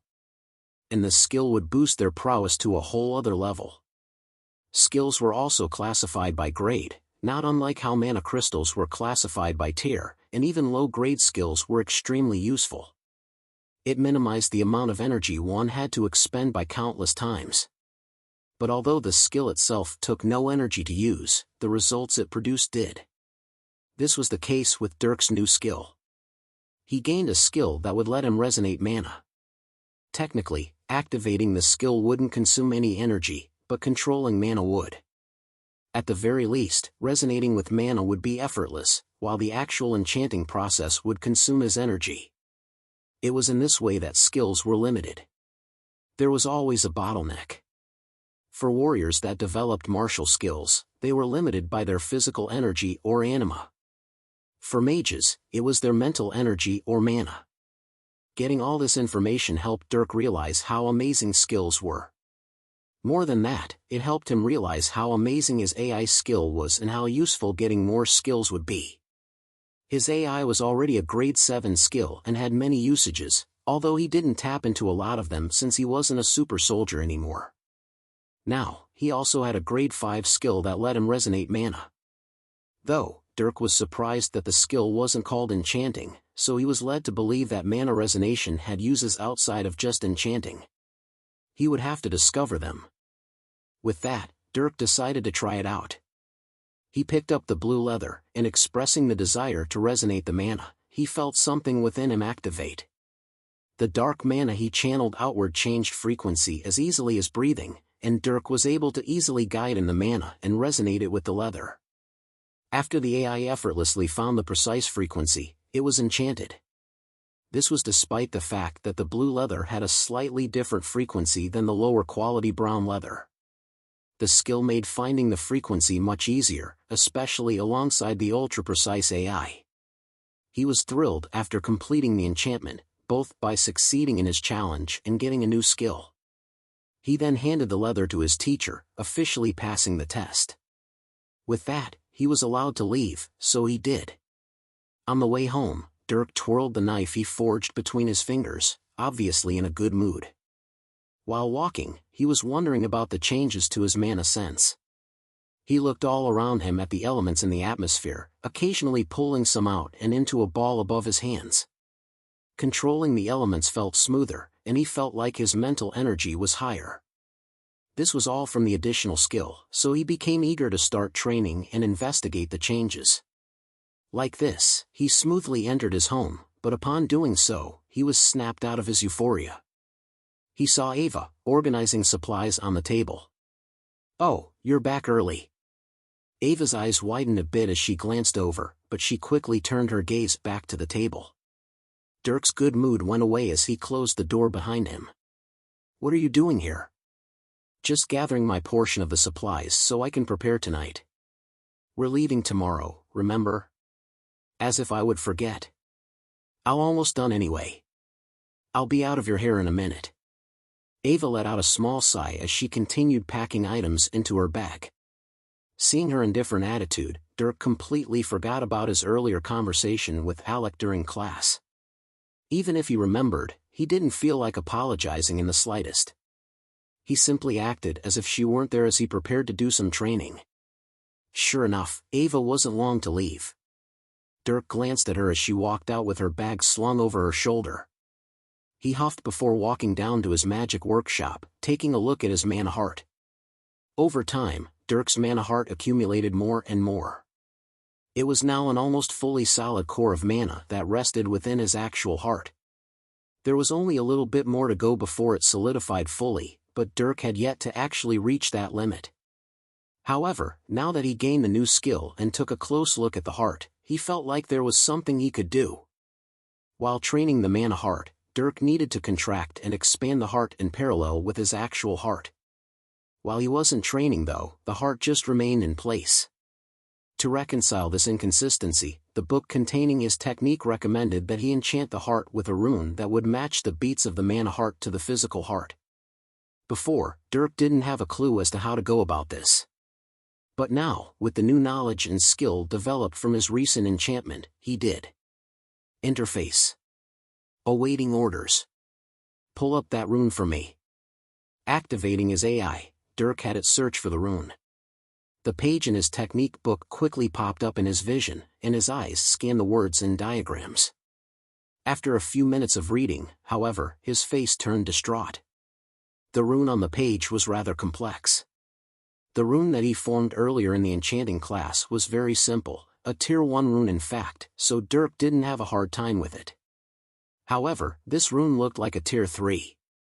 Such a rune would be used in a tier 3 spell, and not only was Dirk still only a tier 2 mage, but he was only learning tier 2 spell theory right now. Needless to say, even learning how to form the rune would be a challenge. Enchanting it would be another. Dirk stared at the rune, analyzing it for a long while before deciding to try and form it. Because his mana heart was made from the earth element, he formed it from the same element. Earth mana streamed out into the air in front of him. However, it had trouble taking on the form of the rune. Forming runes was both as simple and not as simple as matching a shape. The shapes of mana actually had meaning, and to form the shape, one had to find the meaning. If you didn't find the meaning, the shape would come out random or jumbled and have no effect. This was what teachers like Geralt meant when they said that one had to comprehend their element. Comprehend the element, and forming the runes would become easier since one could find the meaning behind them. This was the problem Dirk had right now. He had only formed tier 2 runes up until now, so trying to form a tier 3 was a step above his current ability. But he would not try it. This could be considered training as well. Though, he wondered why his technique would require him to form a tier 3 rune before bringing him to that level. Was this a test from the book? Unfortunately, it didn't seem like he would be able to pass in a short amount of time. He was able to get some easier portions down, but the rest was a mystery. Luckily, it seemed that like he could complete it given time. He decided to work on it while he was away on this upcoming expedition. After that, Dirk went on to simply train the heart. He began to contract the heart alongside his physical heart while concentrating earth mana on it. He also used his mana lungs technique, breathing in and out mana. Mana lungs had almost become like actual breathing now, and he was getting closer to the point where he could breathe indefinitely. He realized that mana lungs was not only a way to intake mana, but train one's mental energy.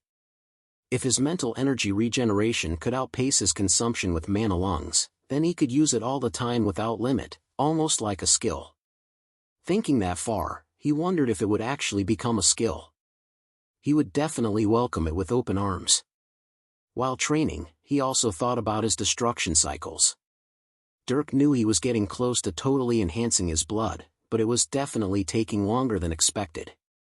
He didn't know if it was just because it was the blood or if destruction cycles got less effective over each rank, resulting in more cycles being necessary. Either way, he hoped it wouldn't take much longer, not that he didn't have the patience if it did. A couple hours later, Dirk left the room with a splitting headache. Walking to the kitchen, he went on to make himself a meal. As the food cooked, he did some small preparations for his leave tomorrow. He pulled out his armor and weapons, going through his supplies as well to make sure he had everything. He checked everything off his list by the time the food finished. He quickly ate and then headed to bed, falling into a deep slumber. "Hey Dirk! Over here!" The next morning, Dirk walked over to the academy gates. Slung over his shoulder were two bags, one holding his armor and weapons while the other held all his supplies. He was dressed in comfortable and plain clothing, intending to be relaxed on this long ride. Upon meeting with his party though, he was surprised. All of them were fully geared, armor and all. He looked at them weirdly, as did they to him. Alex spoke first. "Hey, why aren't you geared up? Why are you? You said it's 2 days to the dungeon, so we'll just be sitting in a carriage the whole time, right?" Yeah. Well, I don't know about you guys, but I'd rather not sit around in my armor for all that time." Hearing Dirk, Alex's face dropped a bit as he pondered. Why was he geared out to fight when they would just be sitting around for hours on end? There was no point, and the armor would make them much more uncomfortable.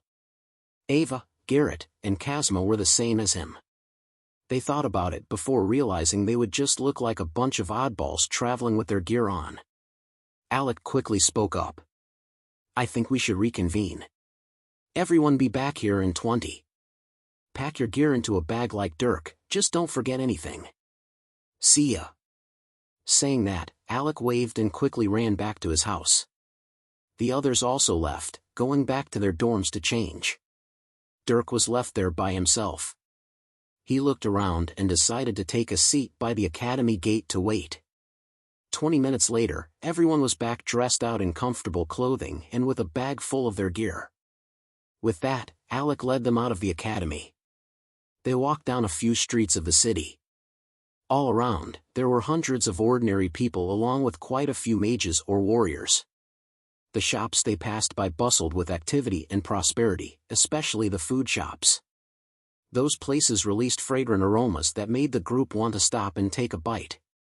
But they trudged forth, eventually coming upon a large building that was surrounded by a parking space. Dozens of wagons were stationed around this place, most filled with boxes of goods. There were also many groups of people standing around the wagons as if waiting to board them. Upon arriving, Alec left the group to go talk to a man within the building. He later came walking out side by side with a merchant who took a look at the group. "This is our group." "I see. Well, you guys are surely on time, and I have plenty of space. Welcome aboard." Alec introduced the man to the group, after which he nodded. This was the transportation that Alec had arranged. Merchants were constantly traveling from city to city and town to town. Because of this, it was common for groups of people to hitch rides with them, especially dungeon divers.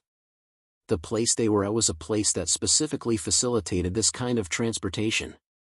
If you needed to head somewhere, you came here to find your destination and see when a merchant would be ferrying to there. The only downside to this was the fact that it wasn't guaranteed to find a merchant going to your destination. If that were the case, one needed to go and hire a transport service, which always cost more. Thankfully, they were lucky enough to find one. After settling things with the merchant, the group waited around his caravan. There were 6 wagons that he was moving, and they would be piling into one of them. The wagon was mostly cleared out, and the boxes that were in there had thick layers of wool over them. It could be used as a bed, and it wasn't that uncomfortable to sit on. This obviously wasn't the first time this merchant had catered to people like them.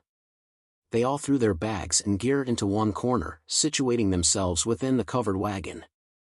After some time, the merchant came back to notify them that they were about to set off. It wasn't long after that their wagon started to move, and the caravan steered out of the parking lot and onto the streets of the city. They had officially embarked on their expedition. Meanwhile, as they set off, a pair of eyes watched them from the surrounding crowds. It was Dirk's mother, Cecilia, and she watched them drive away with a sigh. He could have at least let me know. Oh well. If he's with Alec, he'll at least be with someone decently competent. That man's son is surely taught well. Saying that, she turned and walked away. However, there was yet another pair of eyes that Cecilia was unaware of lurking in the area. This person, clad in ordinary clothes and not releasing even the slightest hint of power, observed Dirk's caravan with a smile. The next moment, darkness enveloped his feet, and he disappeared with a single stride. Chapter 50, Heat. Ugh, my butt hurts. Ava grimaced as the carriage rolled along the bumpy road. Although there was actually suspension in the wagon, it didn't totally negate the rattling and vibration. Luckily, when she activated some of her anima, her muscles were cured of their numbness. For a little while at least. The group had been on the road for over a day now. After leaving the capital city, nothing eventful happened. It was actually incredibly boring. The only exciting thing that happened was when they passed through a town, and that only lasted an hour. At all other times, they could only see green plains, a few tree patches, and lots of farmland. They were stuck doing nothing as they sat in the rear wagon, only occasionally socializing before returning to silence. Fortunately, being in each other's presence for so long served to make them all more comfortable with each other. However, there was one thing Dirk had learned during this time. Garrett and Kazma, the 2 recruits, were actually in a relationship. Dirk noticed this at night as the 2 made out in the darkness and fell asleep in each other's arms. He had only noticed since he had keen senses. Also, since he was kept from engaging in any activity, his energy levels were high. This meant that he went to sleep late and woke up early. Thus, he heard all the lip smacking, and when dusk came, the 2 separated before everyone else woke up. Unfortunately, Dirk woke up earlier than anyone, and they realized that he now knew their secret. But Dirk pretended like he hadn't heard or seen anything, much to the appreciation of the 2 lovebirds. However, he was surprised and curious. Surprised that they were in a relationship at such an age, and curious about what it felt like.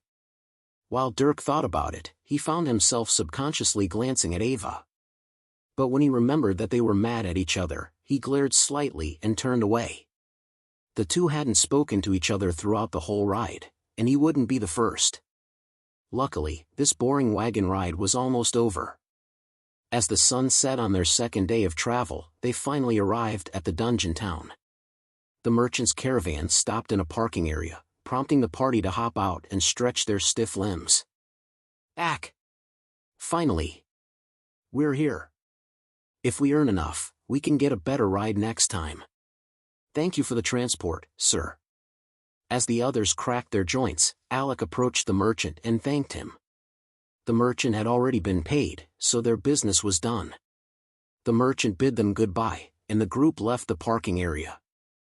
As they walked into town with their bags slung over their shoulders, they observed all the passers-by. Not unlike the dungeon town they visited during their first dive, there were many people geared up and armed. As a result of their recent combat, both they and the bags of loot they carried released waves of odor. The group could see dark yellow blotches on some people's armor, likely the color of the monster's blood that they killed. Dirk recognized the town to be similar to a Midwestern one. Before coming to this world, he had only seen such style places when he visited old ghost towns on Earth. The buildings were wooden, the roads dirt, and the sun hot. Disregarding the humans walking around the place, dwarves and hybrids had a rather large presence in this town. Most were seen in gear while only some ran shops. Not surprisingly, there were many weapon and armor repair shops, along with some potion shops. The next most popular buildings were inns and restaurants. As a town that catered to the people who dove in the dungeon, this much was expected, and there wasn't much in the way of luxury. "So, what do we do now?" Garrett asked as they seemed to walk down the street aimlessly. Alex stopped and thought for a second. Well, we need to enter the dungeon. But first, we need to get information about it. That'll determine our next steps. I heard the Dungeon Association has information about that stuff, so let's go there. Saying that, he turned on his heel and headed for the association building. The building wasn't exactly hidden. It was taller than most and located close to the dungeon entrance. It also had a huge sign plastered across its front that read Dungeon Association. The group walked inside, a bell ringing to announce their arrival. The place was busy since the day was ending, so Alec waited a bit to talk to a receptionist behind a wooden desk. Since the association specialized in this kind of stuff, and this was a popular dungeon, they obviously had the information they needed. Of course, there was a fee of 10 gold, but it wasn't anything they couldn't pay for. Though, it did cause them to cringe. 10 gold was a lot for just some information. Alec received a small stack of 3 pages. Each page detailed the dungeon layout, the location of the havens within, the monster types, and the monster power distribution throughout the dungeon. Dirk glanced at all 3, and his AI documented them instantly. The first thing the group noticed was how big the dungeon was. From the entrance to the opposite end where the Monster King was, it was about 80 miles. This was many times bigger than the Gremlin dungeon, and it immediately forced Alec to rethink his plans. The second piece of information didn't help either. Alec quickly read about the landscape of the dungeon and found that it was a desert. The first half of the dungeon desert was pure sand. There were mountains of sand dunes everywhere, and the climate matched this unforgiving wasteland. The paper said that the days were filled with blistering heat, and the nights were icy cold. As expected of a desert, but that fact didn't make it any more bearable. Luckily, the unforgiving landscape only lasted for half of the dungeon. The second half was a more standard desert landscape. Dead and dry dirt, sparse but tenacious plant life, and even more heat. However, despite this part of the landscape being a bit more bearable, the monsters made it not so. The third detail they focused on was the monster type. This dungeon held 2 monster types, each associated with their part of the landscape. The first was dune worms, and as the name implied, they were worms who worked their way under the sand. These worms would strike from below, slithering through the sand and targeting legs. They were difficult to hit and avoid, but luckily, they were at least somewhat easy to spot. If one saw shifting in the sand, that always meant there was a dune worm underneath. Not only that, but the sand would scratch against their hard carapaces, making it easy to pick out by hearing. Plus, because the nights were so cold, the worms would burrow to retain body heat. Thus, nights on the sand dunes were totally safe. It was only during the day that they would come back and surface. The second monster lived in the second half of the dungeon on the dirt landscape. These monsters were called fire skinks, and they were lizard creatures that roamed the dry desert. These skinks camouflaged with their environment, making them difficult to initially spot. The smaller ones were only a couple feet long, while the more powerful ones could grow to the size of an adult man. By themselves, the skinks weren't so bad. However, these skinks were capable of spitting fire, making them a dangerous foe to face.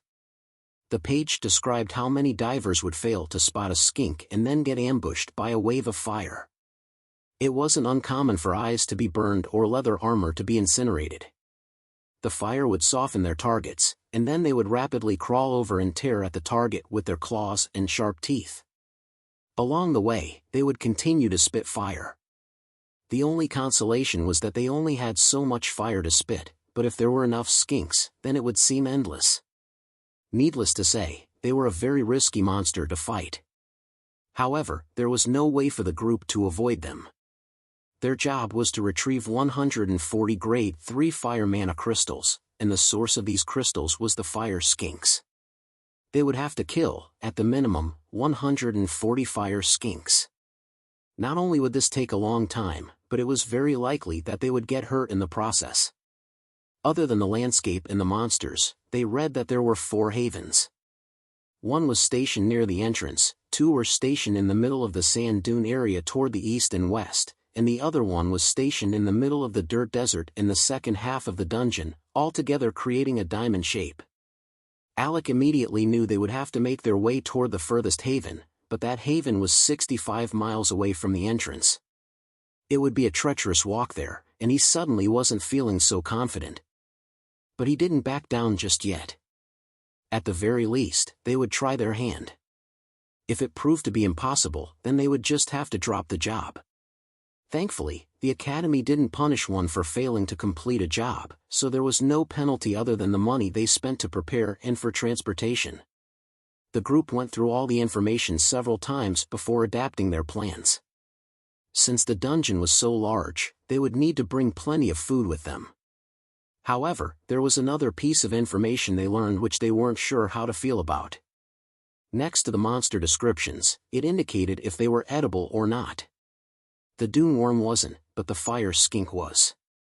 This meant that they could get food from the skinks and water from their water mages.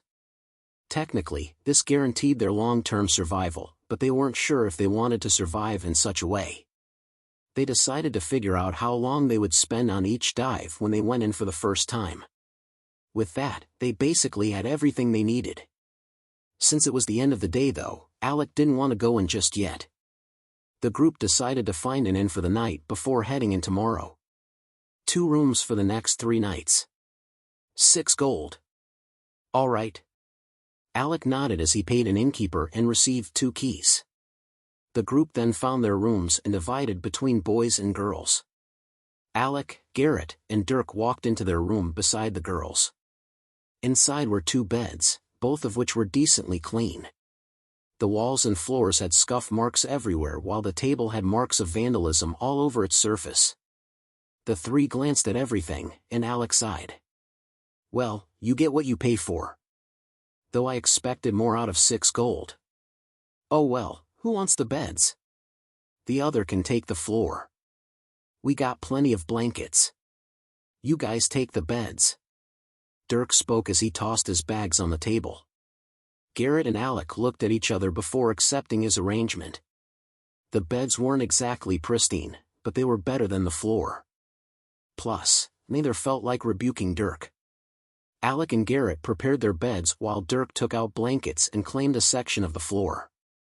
Dirk was lent blankets from the other 2 for more cushion, so he wouldn't have to deal with the hard surface.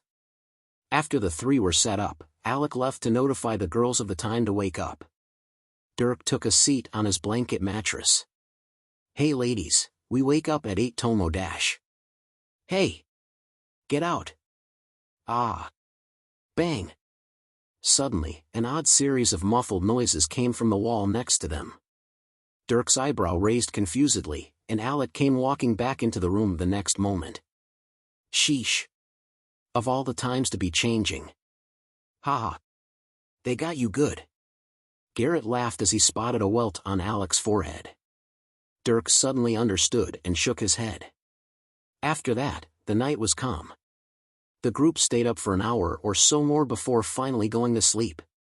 All right. Time to explore. The next day, Alec smiled with vigorous energy as he stood outside of the dungeon entrance. The rest of the party was behind him, fully geared in their armor. Garrett hovered in the middle carrying all of the luggage, as was the job he was given by Alec. Several other parties were in front of the entrance, waiting to be admitted. Nobody was restricted access to these lower dungeons, and one merely had to log their party down. For this, everyone would use an issued identification. For normal dungeon divers, this was given by the Dungeon Association. But for people like Dirk who attended the academy, they would use their student identification. The party took out their student cards. These cards had their names and a special number only used by the school.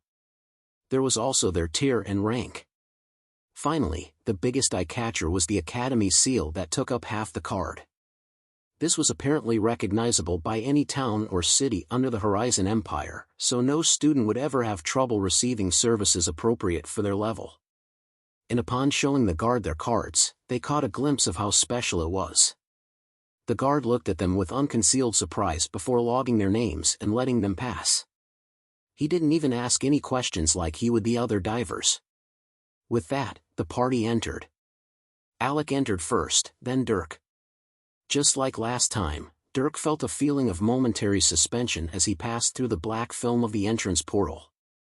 Upon stepping out though, that feeling vanished, though he was left slightly dizzy. Maybe as a result of their lesser power, Garrett and Kazma handled the entrance worse. Everyone quickly got over it though as they were greeted with an oppressive heat and swirling sand. So this is it. Alex stood in front, taking a look around. Behind them was the entrance of the dungeon, behind which was a wall that extended upward into the sky and outward toward the horizon. The ground they were stepping on was a rock platform with a layer of coarse sand over it, likely placed here intentionally for convenience. After taking a few steps though, the party walked onto the sand dunes. Look, there's the first haven. Spotting something in the distance, Kazma pointed. Everyone looked to see a gray stone building between them and the horizon. It was surrounded by hills of orange sand, but the pathway there was mostly flat. There were several other groups of divers walking to it in a line.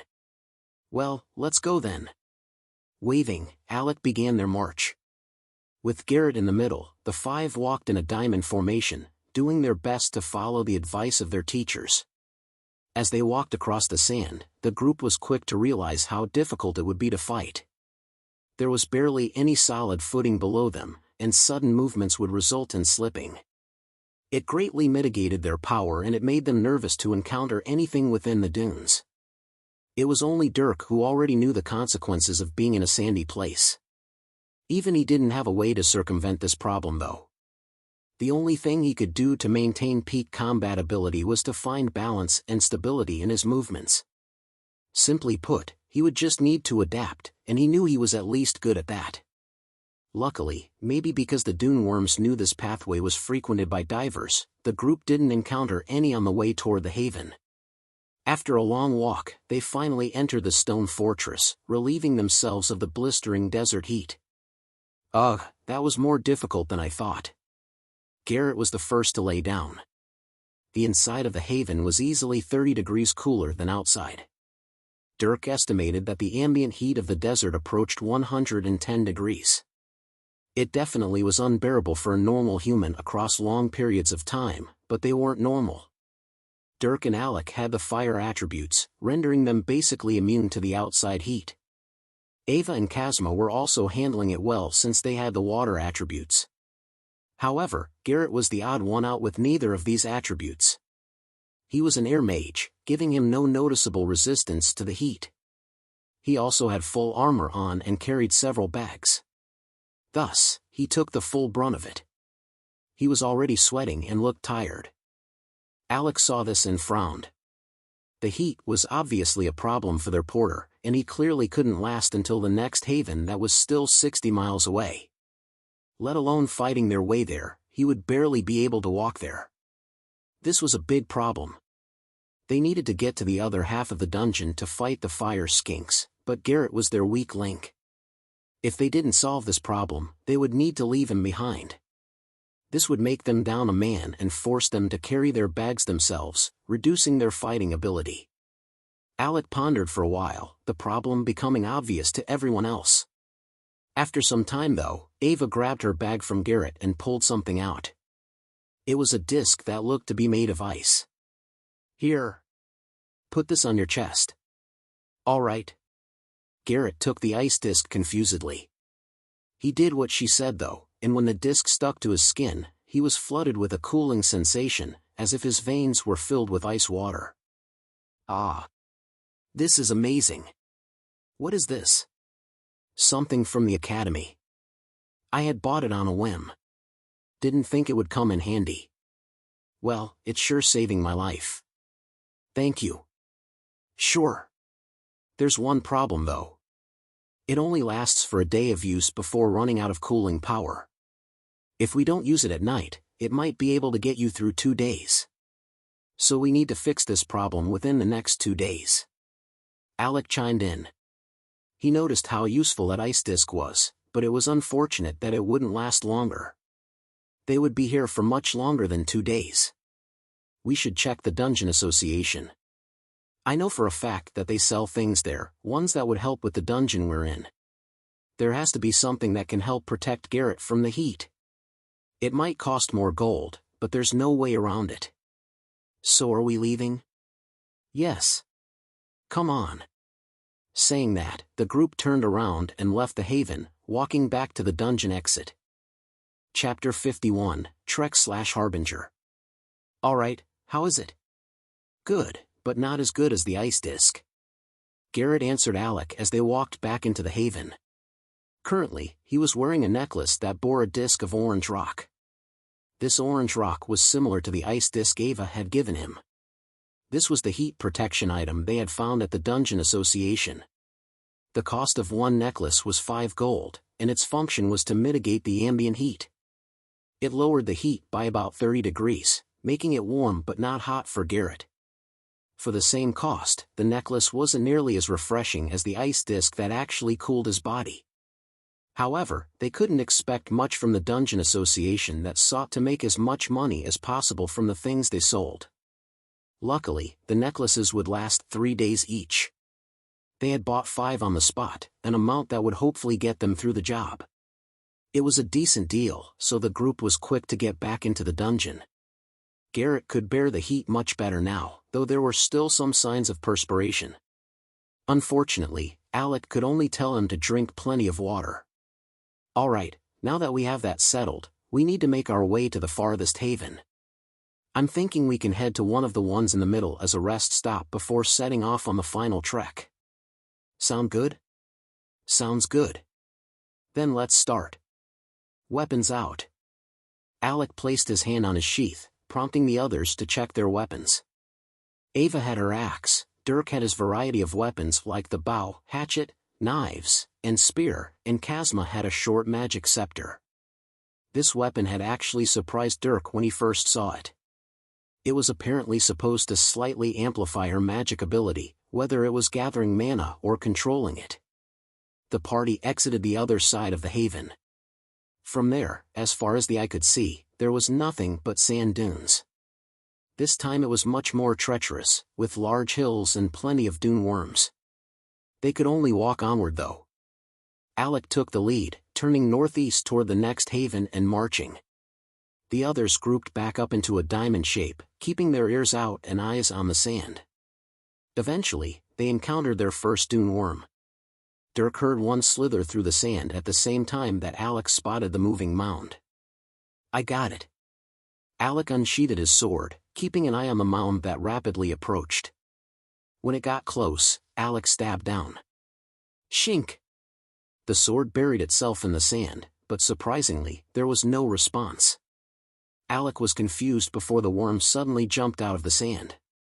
The worm was a nasty-looking thing that grew to about 3 feet long and a foot wide. It had no eyes and 2 rows of long, protruding teeth that looked more like claws.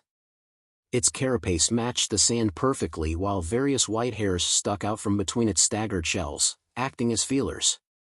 Upon jumping out of the sand, its teeth pointed out and clamped down on Alec's calf. He panicked as the teeth scratched against his armor and swung his sword down on the worm. Crack! Screech!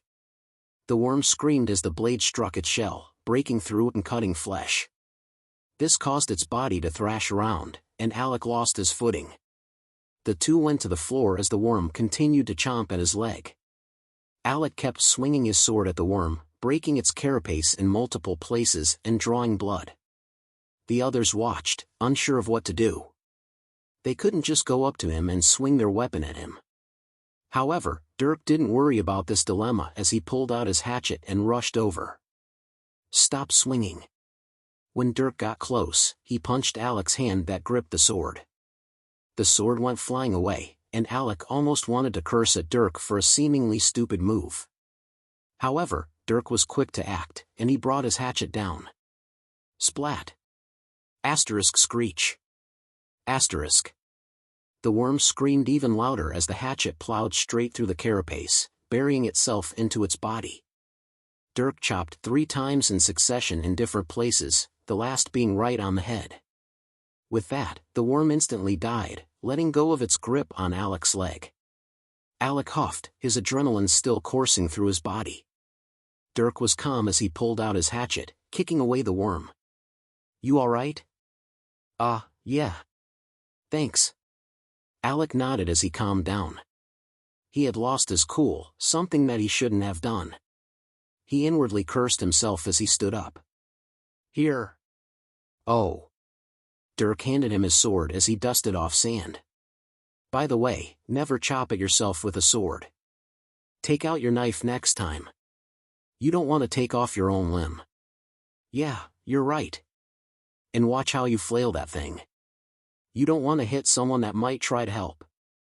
"Right. Sorry."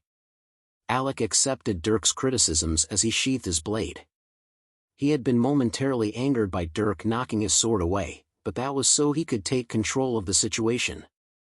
Regardless, the things he said were common sense for a sword user such as him. He cursed himself again for being so careless. Damn. That worm was strong. Kazma, I would keep your distance from any worms you see. Your armor might keep them from piercing your body, but they will bruise you. I wouldn't be surprised if the stronger ones could break bones with that bite strength. Alec spoke as he massaged his leg. Because he was a body refiner, he could take much more damage before being hurt. However, he was surprised at how heavily those worms could clamp down. Even he might have been bruised, and this was only the first one that they encountered. Kazma nodded seriously. If it could hurt a body refiner, then it would absolutely injure her who wasn't one. This was the major disadvantage to lower-tier mages. Until they learned essential skills for movement and protection, they would be susceptible to close-range bodily harm. They needed to keep their distance from all enemies. This was why those who could be both mages and body refiners were powerful.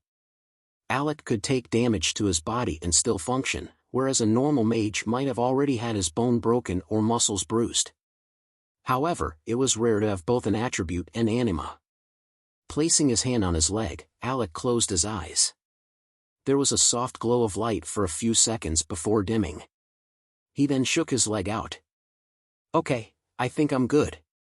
Let's reshape into a triangle and keep going. Kazma, you can move with Garrett." Alec directed his group. Kazma nodded and moved next to Garrett. Dirk then moved up, he and Alec taking the front while Ava held the rear. They then continued walking, trudging through the sand. It wasn't long though before another worm was spotted from Dirk's side. This time though, Dirk had a good idea as to how to handle them. He took out his 2 spear halves, piecing them together before pointing down at the oncoming worm. Shick! Thrusting the weapon, Dirk buried it in the sand. There was a muffled scream as sand was kicked up. He had pinned the worm. He then equipped his hatchet while holding down the spear. Stepping closer, he brought the hatchet down on the worm that had flailed to the surface, killing it in one chop. "Wow, you make it look so easy." Alec spoke as Dirk removed the spear and sheathed his hatchet. Dirk didn't respond, instead looking at the worm. "Should we be harvesting anything from the worms?" "The worms? Maybe they're mana crystals. I don't know of anything else of value." "All right." Nodding, Dirk bent down and looked through his mana sense. He could sense a dense bundle of earth mana right in the front where its head was. Taking a knife, he pierced between 2 of the shells of the carapace and dug around, eventually pulling out a small brown-orange marble. It looked like a small solid turd. "Here." Cleaning it off, Dirk tossed it to Garrett. Garrett caught it before taking out the loot bag and throwing it in. Since the marbles were solid, as long as the flesh around them was wiped off, they wouldn't carry any horrible stench. With that, they left the body behind, continuing their march. Because monsters within dungeons didn't breed, they were spawned. Upon a monster's death, the dungeon would gradually decompose them until there was nothing left behind. This process took a long time though, so in the short term, bodies would stack. Sure enough, the group came around the occasional dead worm. Some worms were cut in half, others were mauled to death by several slashes, and some were stabbed cleanly. Their yellow blood seeped into the sand, leaving damp clumps and wafting odors. Unfortunately, there were virtually no breezes or winds, so the smells lingered around for hours. The group walked for hours as the sun rose further up into the sky, coming across dozens of dune worms along the way that would hunt in groups. Many were handled by Dirk while Alec got used to killing them with a sword. Ava got plenty of action too as worms snuck around behind them. Since she had an axe, as long as she hit her mark, they would die quickly. Along the way, the entire group drank tons of water, especially Garrett who constantly sweat. Their water bags were constantly drained, causing them to take small breaks where Kazma would refill them. Using funnels, she would conjure water balls and dump them down into the bags. They continued like this for 7 hours. At this point, it was already well past noon, and the sun lowered to the other horizon. It was here that the group found another marker that directed them toward the haven. However, they were still a little under 10 miles away, so they decided to take a break at the marker. Sheesh. This heat is not okay. Garrett spoke as he dropped all the bags. The loot bag clanked with a few dozen mana crystals, the fruits of their labor. By now, his armor was thoroughly drenched in sweat. If it weren't for the fact that he was a body refiner, his legs would be giving out too. In fact, it was now Kazma who was doing the worst. Her legs were aching from all the hiking. Walking through the sand was fine for a while, but at a certain point it became laborious. She had reached that point a while ago, and she knew she would bear the consequences of this hike the next day. She was now wishing that she was a body refiner like every other person in the group. The only consolation was that she could bear the heat better than Garrett. We have plenty of time to recuperate. At night, the dune worms don't come out, so we won't have to worry about anything once the sun goes down. We can continue to the haven then. Alex spoke as he went to one of the bags, pulling out a blanket and sitting on it. The others agreed with his plan as they took a seat as well, letting their legs rest. Dirk watched as his group members slipped off their boots, dumping out little piles of sand. Seeing that, he wiggled his feet to see if there was any sand inside. He couldn't feel anything though. In fact, his boots were still very comfortable, his feet not suffering from anything like blisters or soreness. His mother really did do a good job with his gear. Pulling out blankets, everyone either took a seat or laid down. As they did, the sun continued to set. The sand gradually turned from orange to pink, and the temperature rapidly dropped. As they rested, there were only a few dune worms that came over to them. Dirk easily took care of these, and when night finally fell, there were no more threats. It was only when the cold set in that Alec finally stood up. The others got up with him, their legs sufficiently recovered. Since there was no more heat, Garrett took off his heat protection necklace before hoisting the bags. Like this, the group made the final trek to the haven. Upon arriving, they were surprised to only see a few groups of people who were camping out. Picking a spot, they also set up camp before going to sleep for the night. As Dirk completed his first day, in a secret area on the edges of the Horizon Empire, there was a tall mountain. This mountain stood among droves of tall trees. The temperature here was tropic, meaning tons of various wild animals prospered in this lush jungle, and rain fell often. On this mountain there was a secretive entrance that led down into a series of caves. These caves were all man-made and surprisingly large, able to fit the same amount of people as a regular town. There were stone buildings everywhere, and between these buildings there were many adults and children who walked to and from. However, even disregarding the fact that it was within a mountain, this wasn't some normal town.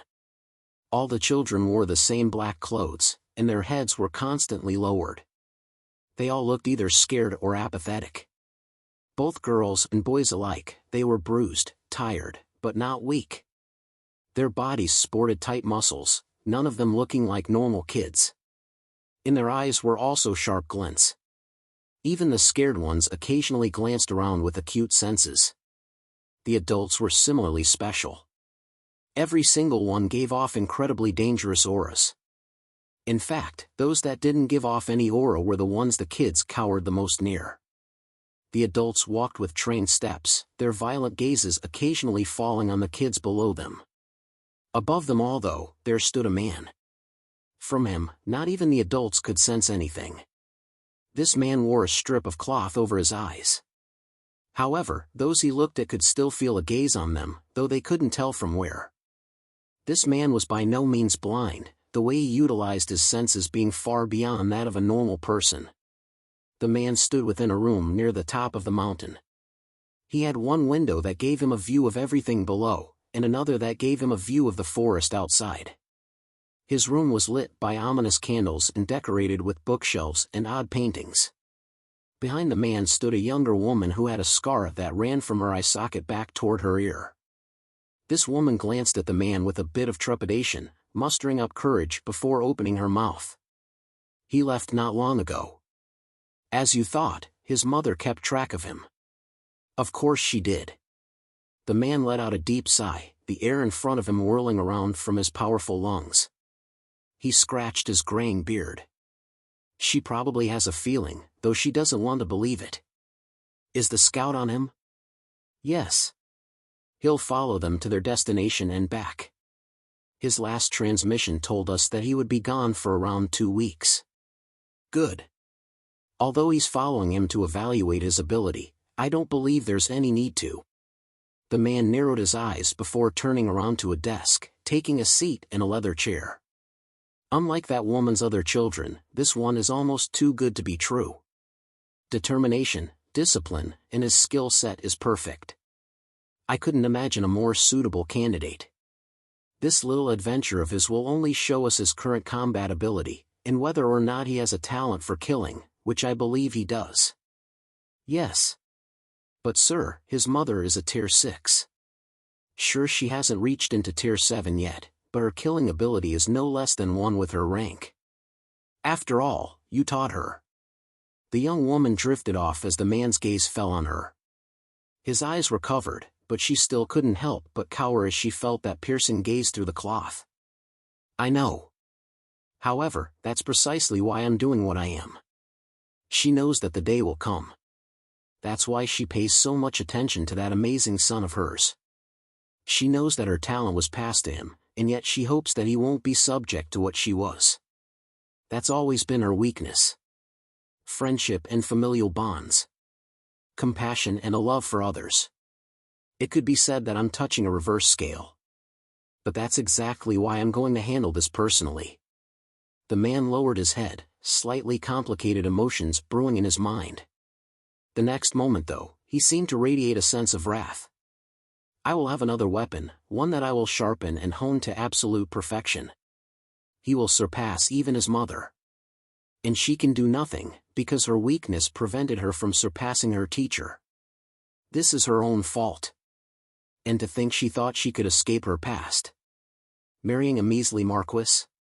You think becoming friends with a duke will protect your family? Nobody escapes me. Nobody escapes my fallen Azuras. Bang! His fist raised and fell, slamming the table in front of him. The young woman in front of him backed away hastily as the table partially disintegrated under an oppressive power of darkness. Realizing he lost his cool, the man took a few deep breaths. He faced the young woman.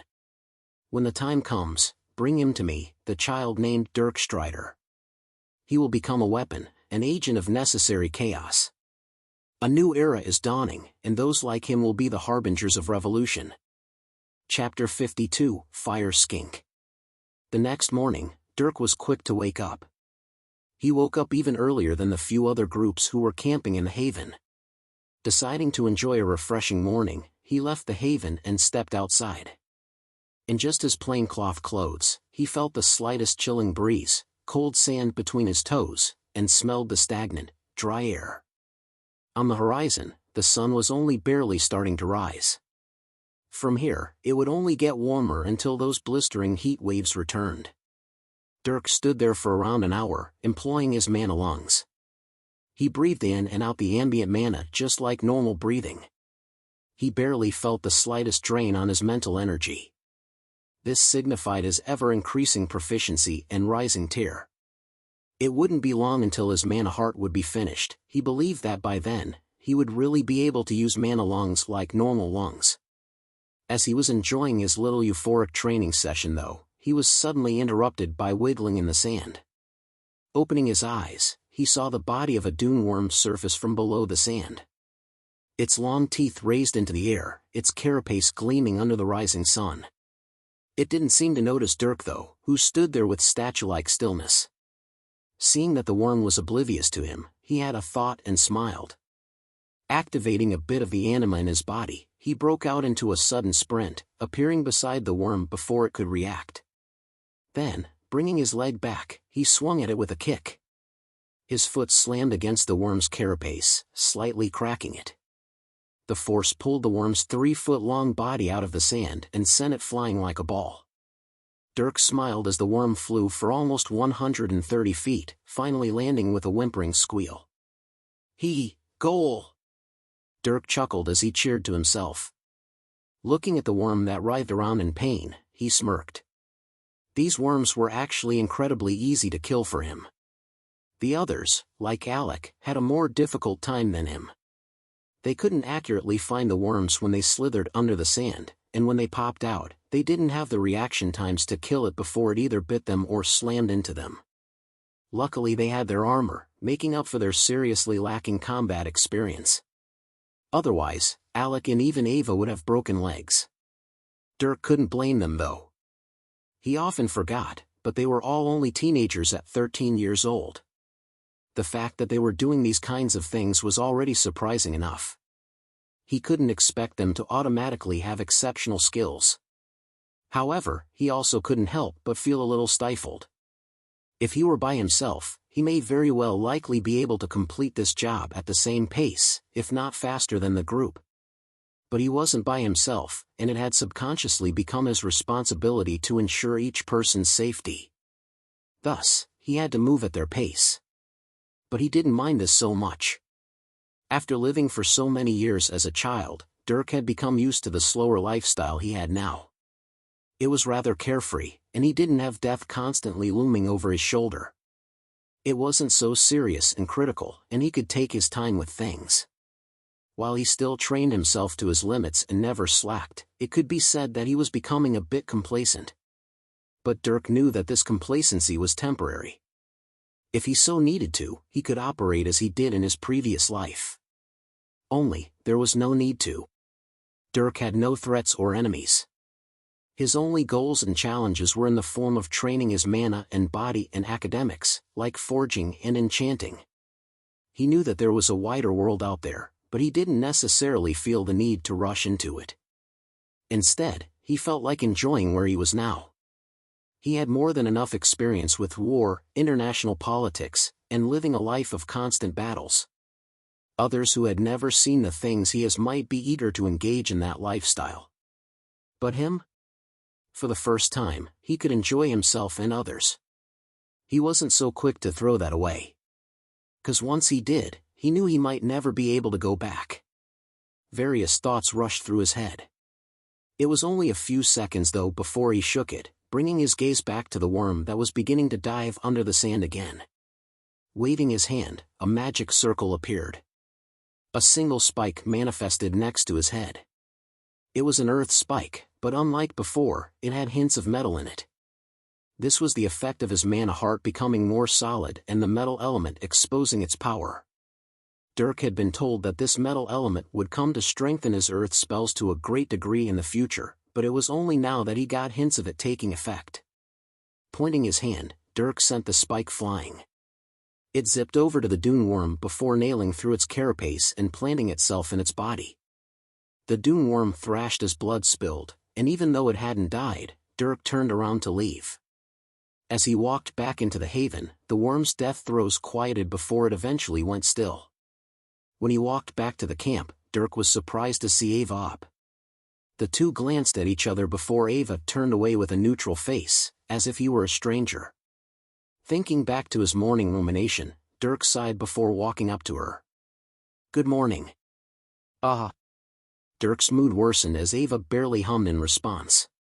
He had finally caved and spoke to her first, and that was what he got. Taking a breath, he calmed before continuing. "I want to apologize." He got straight to the point, causing Ava to be quiet and listen. She stood in front of him, gazing out into the distance, but he knew she was listening, waiting for what he had to say. Dirk thought back to his conversation with Alec prior to leaving. "I'm sorry for speaking how I did to you. I didn't realize that you might have your feelings hurt." "All right. Thanks. I can try to refrain from raising my voice in the future.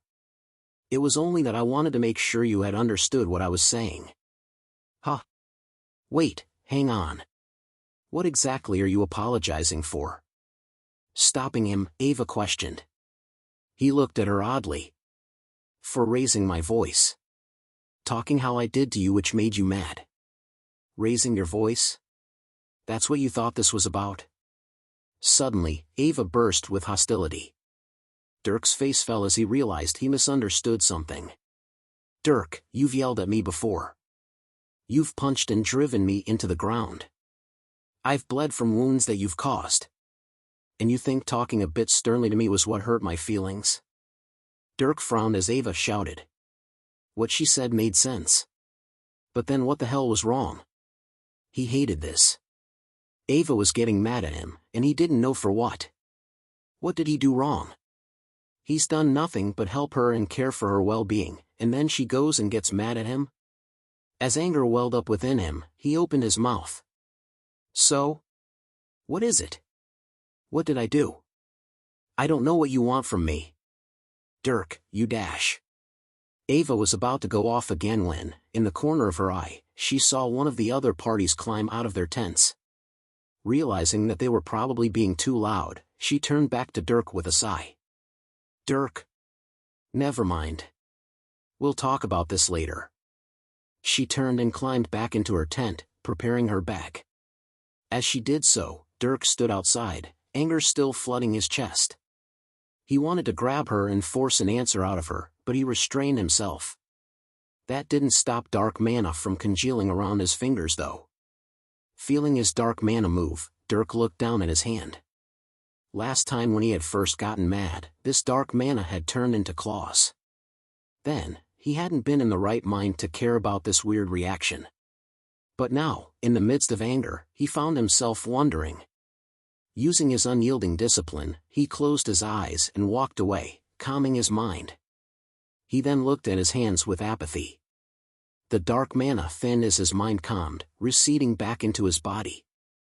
This caused him to think. Does the dark mana become active with anger? Geralt had spoken about how emotion could spur the dark mana to move, as if it worked off of emotion. It seems like he wasn't wrong.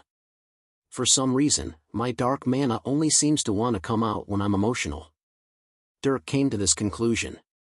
He didn't know why, but emotion and dark mana had a link. Maybe this was why Geralt was so volatile and emotional himself. In order to become a great dark mage, one would have to be an emotional person, as that would ensure the easiest employment of their dark mana. But weren't his mother and sister dark mages? They didn't seem that emotional, especially not like Geralt. Or maybe they just weren't emotional around him. Dirk hadn't seen Rita much since she had entered the academy, and he had never seen his mother in action. But this led Dirk to think about something else. During his first kill initiation, he had lost himself in the desire to kill the goblin. He had such an overwhelming bloodlust, and it was so out of nowhere that Dirk only regained control of himself after the goblin was stabbed through the head. He had heard a voice beckoning him to draw blood, to end the goblin's filthy life. It was unlike anything he had felt before. This led him to believe that something about him was different. Seeing how dark mana reacted with emotion, he felt that it might also influence emotion. Was Geralt able to become a great dark mage because he was crazy, or did the dark mana make him crazy? Maybe it was both. But Dirk feared the latter. For now, he assumed that the dark mana influenced his emotion, and that he needed to be careful. It wasn't a good thing to get lost in emotion. Dirk had learned that long ago. In an intense battle, that could get you killed. Coming to that conclusion, Dirk shook his head. The dark mana on his hand fully dissipated, so he put it down and went to his tent. Alright, looks like we're finally here. Now comes the hard part. Alex spoke as he stepped onto flat, solid ground. Behind him were the sand dunes, and in front was the second half of the dungeon. The group had already left the haven. After exiting, they walked forward for an hour before reaching the halfway point where the desert became flat. This was about 5 miles from the previous haven. They had faced several dune worms, but all of them were dispatched with ease. Now, they didn't see any more, but this wasn't comforting. Now, they would have to fight the hard enemies. Alec looked around. There were scattered boulders, large holes in the ground, brown bushes, and rough dirt. Seeing the various visual obstacles, Dirk realized this could be much more dangerous than he thought. All these boulders and holes and bushes were places for these skinks to hide and ambush them. They wouldn't be able to see one from far away. The others didn't really have these thoughts.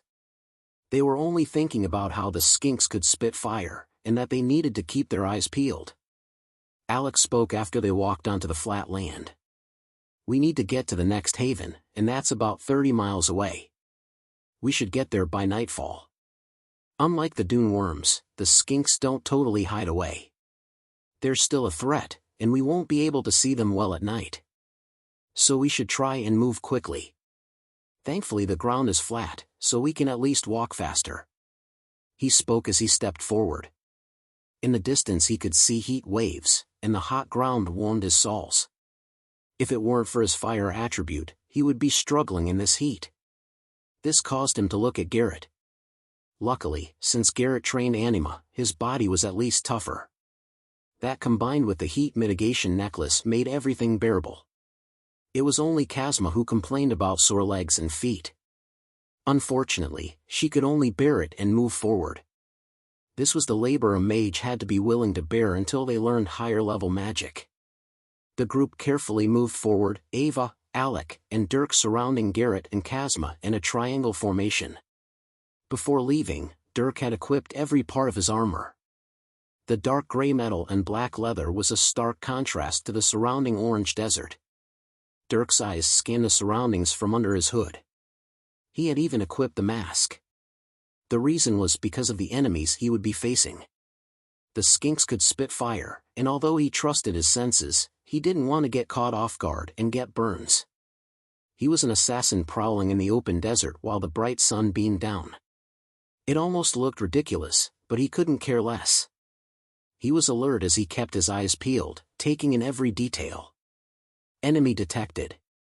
Suddenly, Dirk was alerted. His AI highlighted a bush, outlining the silhouette of something behind it. This was yet another useful feature of the AI. It could take in the most minute details, and in cases where something was camouflaged, it would pick out the abnormalities. The result was an enemy detection. Dirk looked at the bush that was 30 meters away. Nothing was moving, but it didn't matter that he couldn't tell if there was something behind it. He stepped forward and extended his hand, grabbing Alec's shoulder. Alec turned around and looked at Dirk.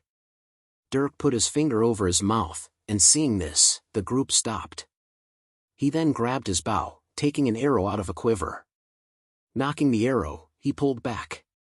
The string took rather substantial force to draw. The arrow was also tipped with some kind of metal Dirk was unfamiliar with. Nonetheless, Cecilia had assured Dirk that the bow was quality, so he decided to trust her. He aimed at the bush that still maintained its stillness.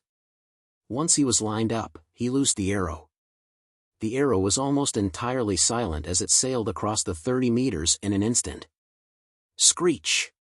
Suddenly, as the arrow buried itself in the bush, a scream was heard. A fire skink raised its head as it howled. The arrow had pierced its abdomen. The others in the group were surprised. They hadn't even seen the skink. Should they have kept walking, they would have been taken by surprise. someone would have been burned. But Dirk spotted the skink in time. He saved them a bad injury. Knowing that it had been caught, the skink screamed more and charged the group. It was shockingly fast as it traversed the ground with its long and sharp claws, leaving gouges in the dirt. Seeing how fast it was, Dirk realized he wouldn't even have enough time to draw another arrow. He threw his bow to the side, taking out his hatchet. He couldn't even use his spear since its two pieces had to be attached. Alec also drew his sword while Ava rushed to the front. But they were too late. The skink threw itself at Dirk, who stood in front. Its mouth opened, and he could see a flame billow out of it. However, he didn't dodge to the sides or duck behind his armor. Instead, he proceeded to throw himself at the skink, diving out with his hand. Just as the fire was going to escape the skink's mouth, Dirk's two hands grabbed its upper and lower jaws. Activating the anima in his body, his arms erupted with tyrannical strength. He yanked the skink to the side, pointing its mouth in another direction and totally diverting its aim. The fire was spit out, a long tongue of flame shooting out a few meters and igniting several other bushes. The skink started thrashing about when it was finished with its fire attack, but with Dirk's hand grabbing its jaws, there wasn't much it could do. The skink wasn't even in control of its body as Dirk slammed its mouth shut and pinned its head to the floor. After freeing up a hand, he equipped and brought down his hatchet. Splat! The hatchet plowed into the skink's spine. Its entire body immediately fell limp, its claws no longer able to thrash around. Dirk left the hatchet in the lizard as he expertly unsheathed a knife, bringing it around to its head. Slice! The knife pierced its eye socket, digging to its brain. The violent resistance faded from the skink's other eye, succumbing to the call of death. He then let go of the skink's jaw. As his hand relaxed, he could feel the shattered bone underneath his fingers. His grip strength had broken the skink's jaw. Alex stood to the side as Dirk removed his weapons, cleaning off the hatchet before sheathing it. As always, Dirk made it seem so easy to kill these monsters. But he knew that he wouldn't be able to copy him. After cleaning the hatchet, Dirk kept his knife and scanned around the skink. He could detect a dense fire mana source in its neck. This was the mana crystal and the source of the skink's power. Cutting through the rough flesh, Dirk dug around before plucking out a hot stone.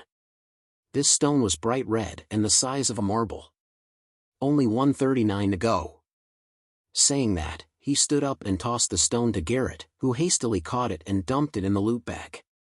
This was their job item, a fire mana crystal. They only needed 140 of these red marbles to complete what they came here for. After hearing him though, Alec frowned. He had a hard time imagining his group getting through this in one piece and without injury. He was also thinking that 170 gold wasn't nearly enough for everything they were doing.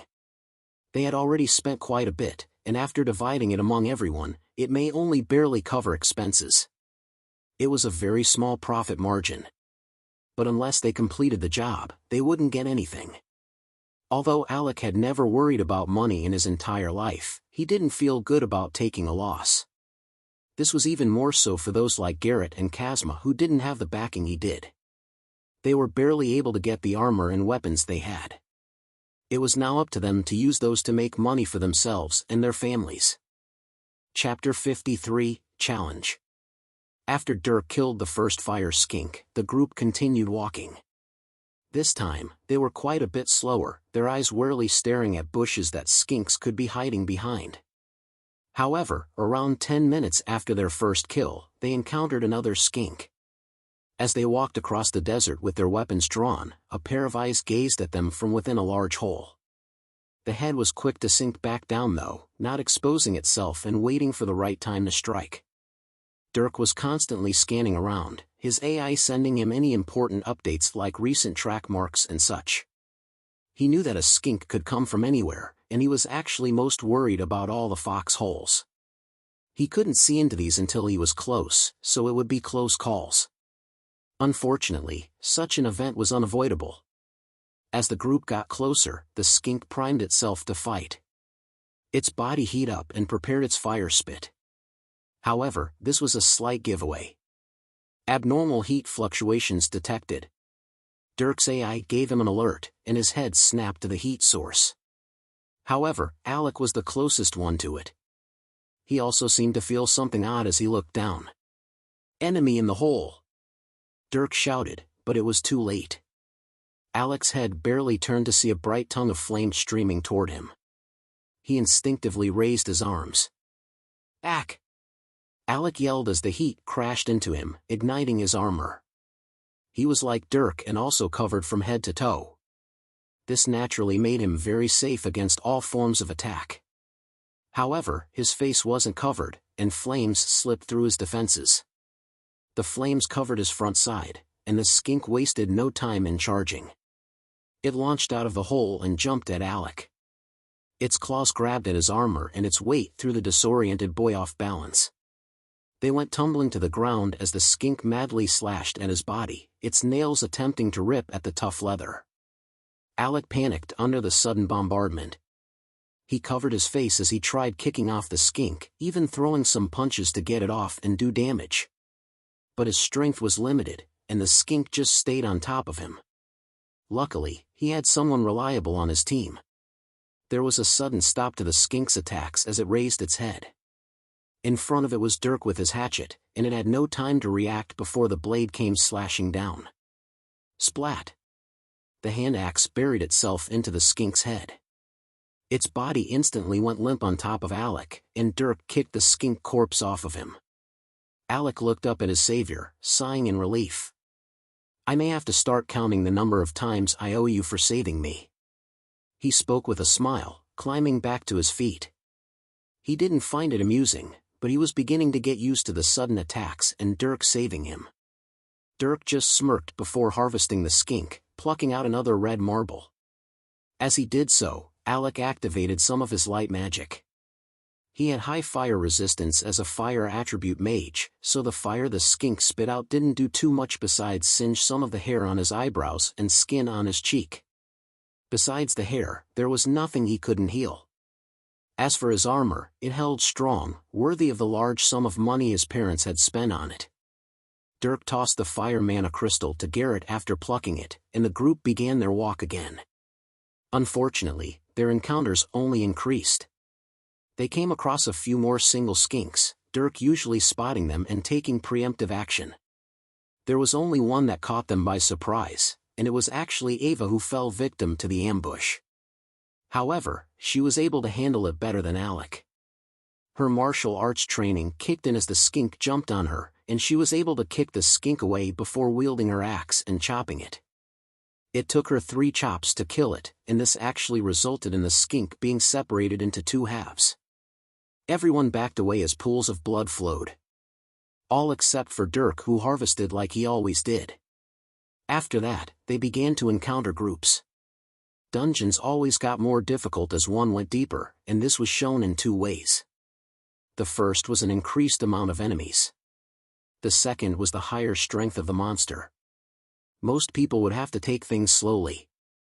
They would skirt around the edges of a monster territory, only seeking out single monsters.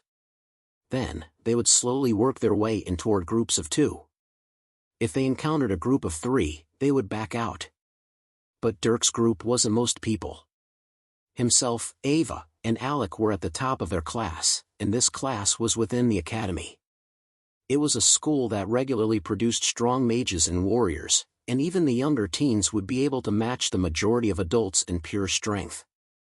This was because if one didn't come from the academy, it was unlikely that they had real talent. So young teens of the academy often pushed forward, doing their best to kill as many monsters as possible. They would only continue to grow as they killed more, so they didn't hesitate to. Plus, they desired money, so they were driven to complete jobs regularly. Dirk's group wasn't necessarily like this. Alec was cautious, as were Garrett and Kazma. These 3 were constantly worried about getting into a situation that would end badly. However, Dirk and Ava weren't worried. Despite them being mad at each other, Ava knew just how powerful Dirk was. She didn't have the slightest worry that they wouldn't leave this dungeon alive. Dirk had also shown Alec just how capable he was, so this encouraged him. he didn't mind taking the risk since he knew that Dirk would likely handle anything that went out of control. He did this perfectly in the gremlin dungeon. So the group continued forward, their only concern whether or not they were going to make it to the next haven before sundown. However, despite their relative ease, Dirk was the one who was most concerned. If they encountered more groups, or bigger groups, he may not be able to protect everyone. He could kill quickly, but in the time that he was distracted, those skinks could set others ablaze. They merely had to spit once, and things could get nasty. This was especially so for Garrett and Kazma. They were the weakest links, something that caused Dirk's mood to worsen throughout the hours of hiking. Dirk had the urge to remove these group members of his seeing as how they never stepped forward to kill anything. He had the strong desire to be alone, or at least rid himself of these incompetent people. Even if it meant carrying a bag, he was willing to do it if it meant he could move quickly and efficiently. He felt slight anger arise within him whenever Kazma complained about her feet or when Garrett complained about his sweat-soaked clothes. He almost wanted to put them in front to fight the skinks, just so they would finally contribute to this expedition. But he didn't. He just stayed silent as they continued to traverse this unforgivable wasteland. And upon finally encountering a group of 4 skinks, Dirk decided to vent his anger. Ha! After spotting a skink, Dirk violently equipped his hatchet and charged. Alec and Ava did the same, each diving on a skink. After fighting enough, they had come to learn that taking the fight to the skink was the best way to stay safe. Dirk raised his arm, throwing the hatchet at the skink. The hatchet spun toward it, the blade landing on its body. The skink screamed in pain and spit fire, but Dirk had learned a new way to protect himself. Raising his hand, a shield of stone suddenly manifested in front of him. This disc blocked all the flame, the surface being damaged. After the fire dissipated though, Dirk tossed it away, continuing his charge. Seeing him charge, the skink rushed to meet him. It ran over with the axe in its body, raising its claws to slash Dirk. However, he didn't back away as he clenched his fist. Anima flooded his body and strengthened his muscles, and he punched out with unstoppable force. Crunch! The fist landed on the skink's skull, instantly caving it in. Blood splashed as the skink flattened against the floor. Against a Tier 3 skink, Dirk's Rank 3 strength was more than enough to instantly kill it barehanded. Dirk's body then swung around, facing the others. Alec and Ava were brought into their own battles. Ava had developed her own trick where she would toss a water ball into the mouth of the skink, both blocking its fire and damaging it with the subsequent explosion. Alec though came up with a more brutish method where he would literally fight fire with fire. The flames of his and the skink's would clash, his usually winning and slightly burning the skin of the skink. He would then go in with his sword, slashing it until it died. Of course, Garrett and Kazma stood to the side, Garrett protecting the bags and Kazma staying out of the way. However, with 4 skinks, they were now in danger. The 4th skink went around, facing its unoccupied prey. Kazma and Garrett backed away but couldn't outrun the skink. The skink charged them, opening its mouth to fire. Luckily, Kazma had at least learned from those in front of her. Summoning 5 water balls, she flung them all toward the skink. The skink screamed as one of the balls was hurled into its mouth, exploding. The others also exploded around it, dealing damage. But it didn't kill it.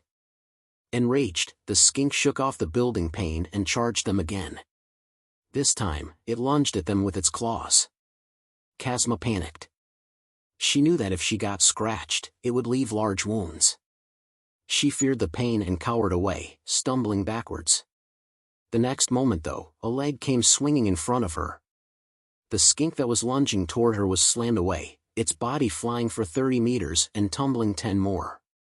Kazma looked at Dirk who had punted the skink, sighing in relief. Dirk didn't spare her a look as he glared at the skink he kicked. It now had a giant dent in its skull and lay limp on the ground. He likely shattered all the bones in its head. He could even feel the crunch on his leg as he kicked. Nodding, he turned his attention to the others. Luckily, he wouldn't have to expend more energy. Ava quickly chopped her skink into pieces while Alec planted his sword in the skink's body, killing it. They steadied themselves with blood splattered across their legs. Dirk sighed as they finished, proceeding to harvest the mana crystals. Sheesh. That was close. Garrett sighed as the others settled down.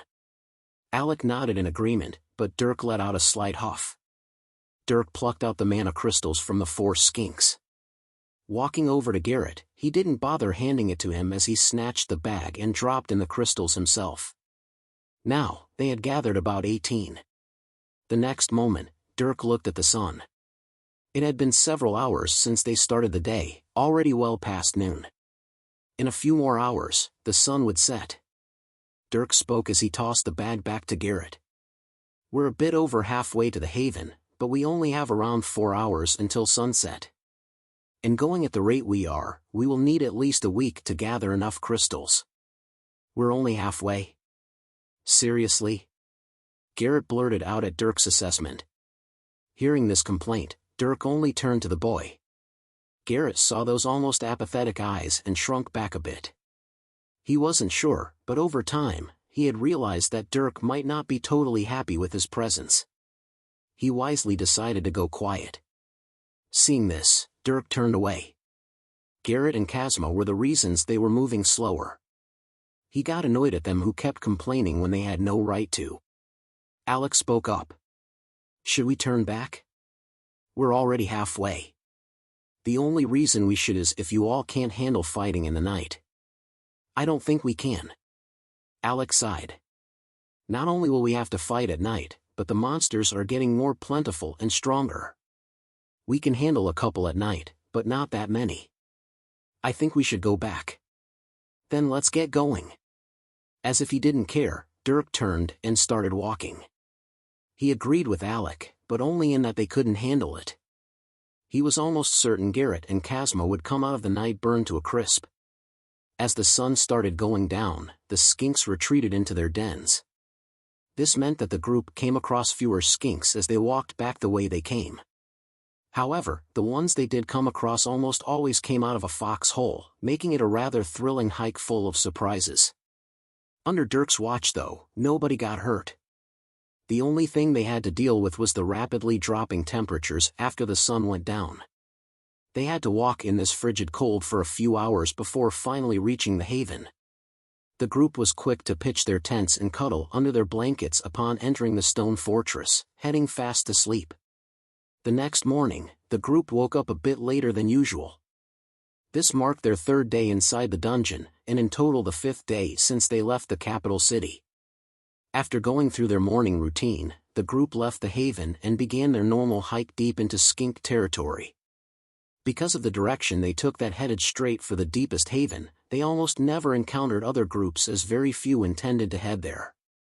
And if they did, there was usually a tacit agreement to just maintain distance, the two parties keeping their separate paths. This allowed them to fight more skinks. However, on this day, they found fewer skinks than usual. It wasn't much less, but by the time they reached halfway into the day, they had only collected 6 mana crystals. Alec didn't really notice this fact though. He continued to lead the group into skink territory until they reached the time to make a decision. With Dirk as his clock, he realized that they were in the same dilemma as last time. They could try to push to the farthest haven, but that meant they would fight at night. While he had learned that the skinks retreated into their foxholes at night, he knew this was actually more dangerous than normal. Their previous night had been one of several ambushes, and it wouldn't have gone as well if they were to have pushed forward. Knowing this, he decided that it was best if they just didn't try to go to the farthest haven and turned around. The group was okay with his reasoning and followed. Dirk also didn't particularly care. They retreated all the way back to the haven, gaining another 6 mana crystals for a grand total of 12 that day. However, come the next day, Dirk began to notice something. On the 4th day, the group headed out like normal. They hiked through the dry desert dirt and bushes, fighting any skinks they came across. Alec then turned around at the halfway point and retreated, heading back to the haven where the group rested for the night. However, come the day's end, Dirk counted the crystals they had collected. The amount was 10, 2 less than the day before. The 5th day, Dirk counted the crystals at night again, coming up with 9. The amount they gained per day was decreasing. This was half of what they had gotten on the 2nd day. They now had 49 crystals, and needed 91 more. At a pace of 9 a day, they would need 10 days, and this was if the amount per day didn't continue to decline. Dirk waited to bring this up, going into the next day to see if things would get worse. And sure enough, when the 6th day came to a close, Dirk counted only 7 crystals. The skinks were declining in population, obviously due to them. Finally, Dirk brought this up to Alec. Alec had also started to notice. Only encountering 7 skinks through the entire day was alarming. And upon discussing it, he grew even more concerned. We need to change things up. Alec spoke. Right now, he and the group were gathered around their tents, eating rations. These rations were in fact some of their last ones. They would run out the day after tomorrow, forcing them to resort to eating skink meat. They pushed this concern to the back of their mind though as they listened into Alec. The number of mana crystals were getting decreases by the day. If this keeps up, we won't be able to reach 140 fast enough. I had originally planned for around 20 days, but I don't think any of us want to drag this out that long. So, if we want to move quicker we need to change what we're doing. We have 2 options. Alec put up 2 fingers. We can either search around other areas of the dungeon, or we can go deeper. However, I don't know if the first option is that viable. Why not? Garrett questioned, prompting Alec to speak in a low voice. The other groups. They have their own areas that they hunt in every day. We've claimed our own area too. If we start searching around, we'll be taking their kills. I was taught about these kinds of things, and I'm starting to realize that there are unwritten rules in dungeons. If we want to keep away from conflict, we can't encroach on other people's hunting zones.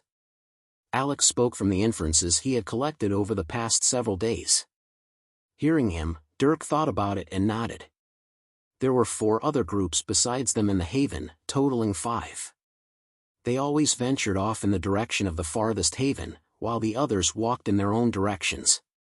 This formed zones where the groups would stick to, ensuring that they could all get kills and crystals. They had luckily stuck to their routine path, otherwise they may have gotten into a fight with another group. But this posed a problem. Their own zone was dwindling in skink numbers. After all, they killed everyone they came across. They needed a way to make up for this. With the other groups there, their only option now was to go deeper. So we need to go to the deepest haven. Ava spoke as the group made this conclusion. Alec nodded. It's our only option, unless we want to fight people. But going to the deepest haven won't be easy. Unless we pick up our pace, we won't get there before the sun sets. This means we'll have to fight a good amount of skinks in the night. Those skinks are stronger and more plentiful than the ones around here. I'm honestly not sure how well we can handle it. Alec went quiet. The group lowered their heads in contemplation. It was a risk, and they had to decide if they were going to take it. For the sake of completing their job faster, did they want to take on this challenge? Dirk looked around at everyone's pondering faces. If it were him, he would have been there already. But with the 2 pieces of baggage known as Garrett and Kazma, they were being held back. He figured they wouldn't want to take the risk since they had the highest chances of getting hurt. However, what they said surprised him. I think we should go. Garrett spoke up first with a smile. I'm tired of this heat, so if we can complete this job faster, we should. I'm with him. Kazma nodded, feeling the same way as Garrett. She was building up fatigue every day, pushing her legs to their limits just to keep up with the group. She didn't want to stay here for a day longer. Plus, in the dungeon, while they had water, they weren't exactly able to shower or clean up much. Nobody was feeling clean or comfortable. It was a miracle they had stayed inside for as long as they did. Very well then. Our next goal is the deepest haven. However, I think we should exit the dungeon first. We're running out of rations, and we could use a day of rest to make sure we're in top shape. Yes. I like that idea. Garrett cheered at Alec's suggestion. Ava and Kazma also nodded. They wouldn't mind taking a day or two off at all. With that, the decision was made. The group left the haven the next morning, making their way out of the dungeon and back to civilization. Chapter 54, Normal. Dirk's group exited the dungeon and basked in the cool, fresh air. Without wasting time, they made their way to an inn. It was already dark out since it had taken the whole day to cross the sand dunes to the exit, so not only were they tired, but dirty with sand in their clothes. 2 rooms for 2 nights, please. Alec paid for the inn, and upon getting the keys, the group rushed to their rooms. The girls shot toward the baths, as did Alec and Garrett. Dirk saw their eagerness and shook his head. Because of his body refining, he almost never sweat even under strenuous conditions. His skin didn't release many oils and dead skin wasn't any longer a thing. He felt about as fresh as the first day he stepped into the dungeon. The only thing he needed to wipe off was the small amount of sand that dusted his face. Other than that, he could be said to be perfectly clean. Not even other body refiners could maintain cleanliness for so long. This was a perk afforded to Dirk, who had undergone skin destruction. His skin and hair were resilient and wouldn't dirty for long periods of time. Plus, his body was more resistant to changes such as temperature, so only if he pushed himself to his limit would he sweat and become dirty. Because of this, he didn't particularly need to shower. It would only be a matter of comfort. That night, everyone went to bed with a smile on their face. All except Dirk. Because they were planning on spending a few days outside of the dungeon, he decided to practice his enchanting. Specifically, the rune that he would need to plant onto his mana heart. This rune was a couple of steps above anything he had ever seen. Luckily, the book was detailed in its description about how to create it, so he merely needed to practice. It would take a while to successfully form, but it would happen. That night, he spent a few hours messing around. Using earth and metal mana, he drew runes in the air continuously. The rune he needed to make was comprised of many smaller runes that would both fuse together and cooperate together. Some runes oversaw the timing of the heart compressions, while others tracked the beat rate of the physical heart.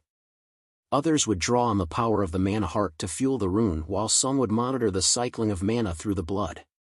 It was a surprisingly complex rune that ensured not only the beating of the mana heart, but its symbiosis with the physical heart. There were even some runes that laid the foundation for heart fusion in the future.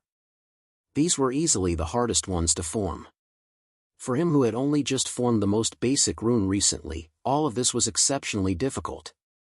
In the few hours that Dirk worked on it, he had failed nearly every rune he formed. There were dozens he needed to learn and form, but only one was successfully created. This was the easiest rune too. Naturally, it would take a long while to make all of them. But he advanced rapidly. While he may have failed almost all of them, he had gained many little pieces of knowledge that laid a strong foundation for enchanting. Usually, enchanters in training would be given systematic teachings in order to bring them up step by step. But he was jumping straight to the top, and by filling the gaps in himself, he was able to increase his natural ingenuity and attunement for enchanting. While it may not be the most conventional way to learn, introducing inconsistencies into one's general knowledge, it was definitely an effective practice for those that could actually make progress. Besides, the mana heart technique was one of the greatest techniques in the world.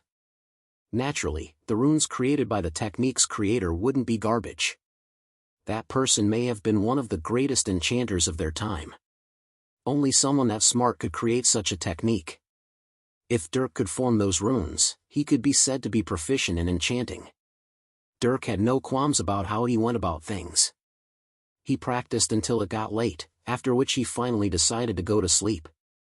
The next morning, everyone was slow to wake up. Because this was a day off, they indulged in their dreams until late in the morning. Dirk, naturally, wasn't one of those. He woke up bright and early. Despite going to bed late, he was refreshed as if he had gotten 12 hours of sleep. If he were on Earth, he wouldn't be so energetic. But because he had trained mana, he could go without much sleep and still be well rested.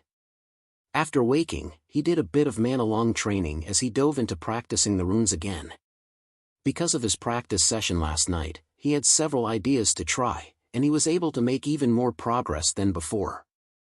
However, when noon came around and everyone woke up, he had only succeeded in forming one more rune. This was 2 out of dozens. He sighed at how long it would be before he completed everything. The group woke up and decided to get some food in a nearby restaurant. They congregated around a table and Alec ordered a whole platter to fill everyone up. Unfortunately, this cost more money, and the hopes for making any kind of profit from this job were dwindled down further. By this point though, Alec couldn't bother with that much. He had eventually shifted his mindset from making money to taking this trip as a way to gain experience. And surprisingly, he also had similar thoughts as Dirk when it came to Garrett and Kazma. Alec also felt that his porter and water mage didn't contribute much to this expedition. Over the week they had been inside the dungeon, Kazma had only been useful when it came to filling up their water bags. Only occasionally did she ever fight. All fighting had been left to Dirk, Alec, and Ava. However, Alec was different from Dirk in that he still accepted the value of a porter who could carry their luggage. Alec wasn't like Dirk who could so easily go with only a few items on him. He wanted his tent, his rations, blankets, and other necessities. This took up space, and if he had a bag to carry, it would inhibit his fighting ability to some extent. So, he appreciated having someone like Garrett. At the very least though, if Alec was able to stick with Dirk and Ava for another job, he would only bring a porter along. He didn't see a need for any more combat power as the 3 of them had proved to be more than enough. That day after eating, the group went and restocked on supplies. They bought enough rations to last them over a week as well as a few other convenient items. After that, they went to wander the town for a bit. Although this town wasn't nearly as glorious as the capital city, it was still a new place with new sights. Dirk and his group walked down a street in comfortable clothes. The only one armed was Dirk, who carried a hidden knife strapped to his abdomen. They looked around, finding many street vendors who sold a myriad of items. Most of them sold food whose aroma and sizzling greasiness pleased the senses of passerby. Others pawned off some items they had found. These items were mostly mana crystals, skink leather, and dune worm teeth. There were even vials of blood that some collected. Ava saw this and dove into thought. Blood was mostly used in alchemy, and she had learned some about it. Other than that, there were those who sold jewelry and even some who sold weapons and armor. Anything that a dungeon diver would take a fancy to was here. After all, this town was founded around a dungeon. It naturally catered to dungeon divers who brought in the money. After walking around some, Garrett and Kazma decided that they would take their own walk around town. So far, Dirk was the only one who knew about their relationship. However, Alec and Ava had their guesses seeing their behavior over the week. Their splitting off from the group for privacy was another giveaway. This caused Ava to think though. For several minutes, she pondered in silence as her, Alec, and Dirk continued to explore. Eventually though, she lifted her head. "Sorry Alec, but I need Dirk for a bit." "Oh?" Alec turned to her, surprised. Dirk was also surprised. Alec didn't mind though, merely smiling as if he knew what was going on. "Don't worry, you two go ahead." "Thanks." Ava's face reddened a bit as she grabbed Dirk's arm and walked off. Alec chuckled as he walked in a different direction. Dirk followed Ava, who walked in silence for a while. Since she had pulled him away, he intended to let her speak first. And eventually, she opened her mouth. Do you know why I got mad?" she asked weirdly as they walked beside each other. Dirk's mind started to move as he pondered the question. Up until now, he truly hadn't understood what the problem was. He had only refused her repayment. As a friend, she didn't need to pay him for gifts he gave her. That was it. Dirk was a straightforward person and a straightforward thinker. That's how he had been raised. Where he came from, there were no friendly relationships and hardly any emotion. The only good relationship he ever had was with a grown man who had been his superior but also a father figure. And even then, there weren't any fluffy things like feelings to be discussed.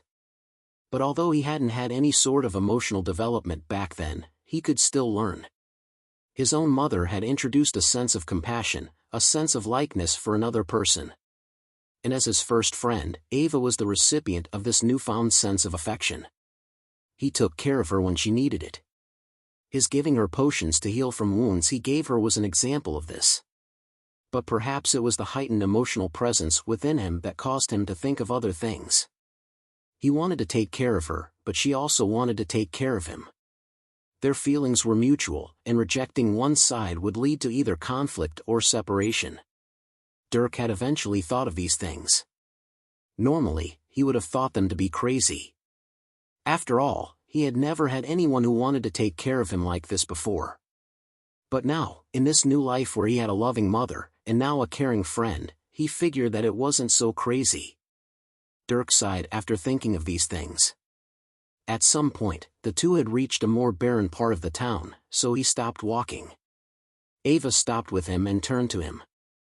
"I rejected your kindness." Dirk spoke, a tiny bit awkward. "Your first potion was made for me. You spent time and effort to make it so you could help me. Sorry for not realizing it sooner."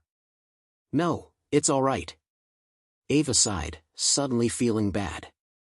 She knew Dirk and how he acted. This shouldn't have gotten her mad, but such blatant rejection from him made her feel like he didn't think of her as a friend.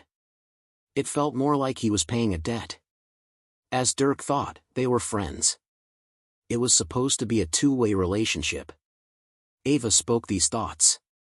"Dirk, you've given me a lot. You gave me your expensive potions, let me use and stay in your house, training, food, and treatment. And I feel like a parasite. I've basically given you nothing. And I know you don't want me to repay you, but I do. I want to give you something at least as a thanks. Or I wanted to try. But I can't make any of those good potions. Alchemy is hard, and I wasted so many materials just to make that bottle of crap. I hate how there's nothing I can do in return. I mean, who needs anything from a useless dear girl who can't mix some stupid plant juices correctly?" Ava's fingers clenched as the corner of her mouth twitched. Dirk was surprised she started degrading herself. How hard had she tried just to get that single potion?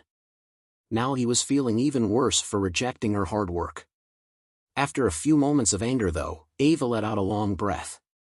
She closed her eyes and shook her head. I'm not mad at you. I'm sorry. I didn't want to make you mad, but I was mad and an idiot. Oh God, I'm such a bitch. Excuse me? Sorry.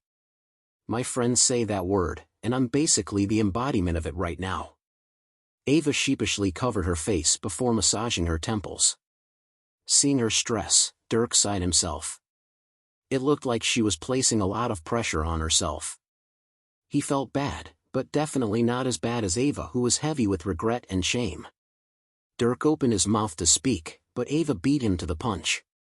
"Hey, I know you're probably still mad, but I'm sorry. I don't know why I got mad when I did. I was just frustrated. It's fine." Dirk gave a small reassuring smile. Sure, he was mad, but he now at least understood the situation. In this world, there were many like Ava who bore the pressure of their families and expectations.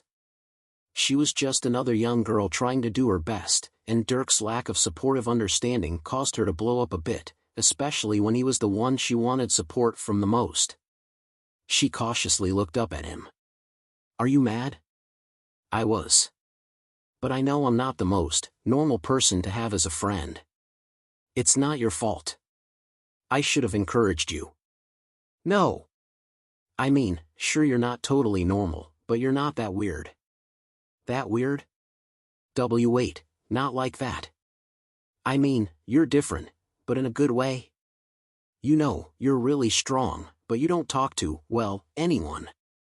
And that's not bad. It's just, you're not like Alec, who everyone in the school is friends with because he's one of the strongest. But I don't care about that. You're perfect." "I am not perfect." Dirk chuckled a bit. Being who he was, he naturally wasn't normal, and he never tried to convince himself that he was. But unfortunately for Ava, she had to put up with all his abnormalities. And while she liked him enough to do so, Dirk knew he could still frustrate her. Thinking of this, Dirk felt a bit crestfallen. He didn't enjoy frustrating his friend. He wanted to be more normal, but he had no idea what that meant or how to go about it. Seeing Dirk get a bit depressed, Ava became hasty. "Hey, what's the frown for? Are we good now?" "Of course." "Then let's hug." With enthusiasm, Ava rose up on her toes and wrapped her arms around Dirk. He felt the comfort of her embrace and couldn't help but hug back. The two stood there until Dirk raised his head and saw some other man who sneered at them from a short distance away. Dirk frowned and separated from Ava before pulling her arm and walking the opposite direction. He didn't want to be bothered when he was just now getting back in a good mood. Ava was confused as she was led away, but after hearing a chuckle she turned her head and saw the same man. Realizing what happened, she also frowned. Unfortunately, it didn't seem like that man intended to let them be. "Hey kid!" the man shouted, causing Dirk to stop walking. He looked back at the man with a mean gaze. The man chuckled sarcastically. "Oh no, so scary. What's your name, little boy?" "None of your business." "Ah, come on now. I just want to get to know you better. Here, let me introduce myself and my friends." At that moment, two other people emerged from some alleyways behind them. Dirk's mind immediately went on high alert. Ava also realized something was happening. They were being targeted. "I'm Gut, and these are Barsol and Hurl. Hey kid, we've been a little tight on finances recently. You wouldn't happen to have any spare change, would you?" Gut spoke as he stepped forward, exposing the point of a knife from a pocket. Dirk moved Ava behind him. Ava herself started to panic. Unfortunately, this was on the outskirts of the town. They had come here for some quiet, but that meant there wasn't any nearby help. Ava had fought people before, but she had never been in a disadvantaged position like this. She wouldn't know anything about fighting someone with a knife while barehanded. Her only solace was Dirk. When she looked at him, she could sense his emotions. His mind moved rapidly, but it was calm. His breathing didn't change, his heart rate didn't rise, and there were no outward signs of stress. The only thing she noticed was his gaze. It turned cold, apathetic. It was like he cared for nothing. It was like he turned into a puppet. Ava was slightly startled, but the slow, gradual approach of these robbers caught her attention. Seeing how Dirk didn't respond, Gut smirked. "What's wrong, little boy? We don't want to hurt you. We just need some money, and for you to never speak of this to anyone. How about it?" "Gut, I think he's too scared. He's paralyzed." The man Barsol chuckled as he saw Dirk's rigid body. The next moment though, Dirk's eyes turned to Gut. "I'm not giving you anything. Turn around and walk away." Dirk spoke with a monotone voice. It didn't have a single hint of shakiness or commanding. It was as if he were merely informing them of a decision they had to make. Gut was surprised by his calm, but didn't think too much of it.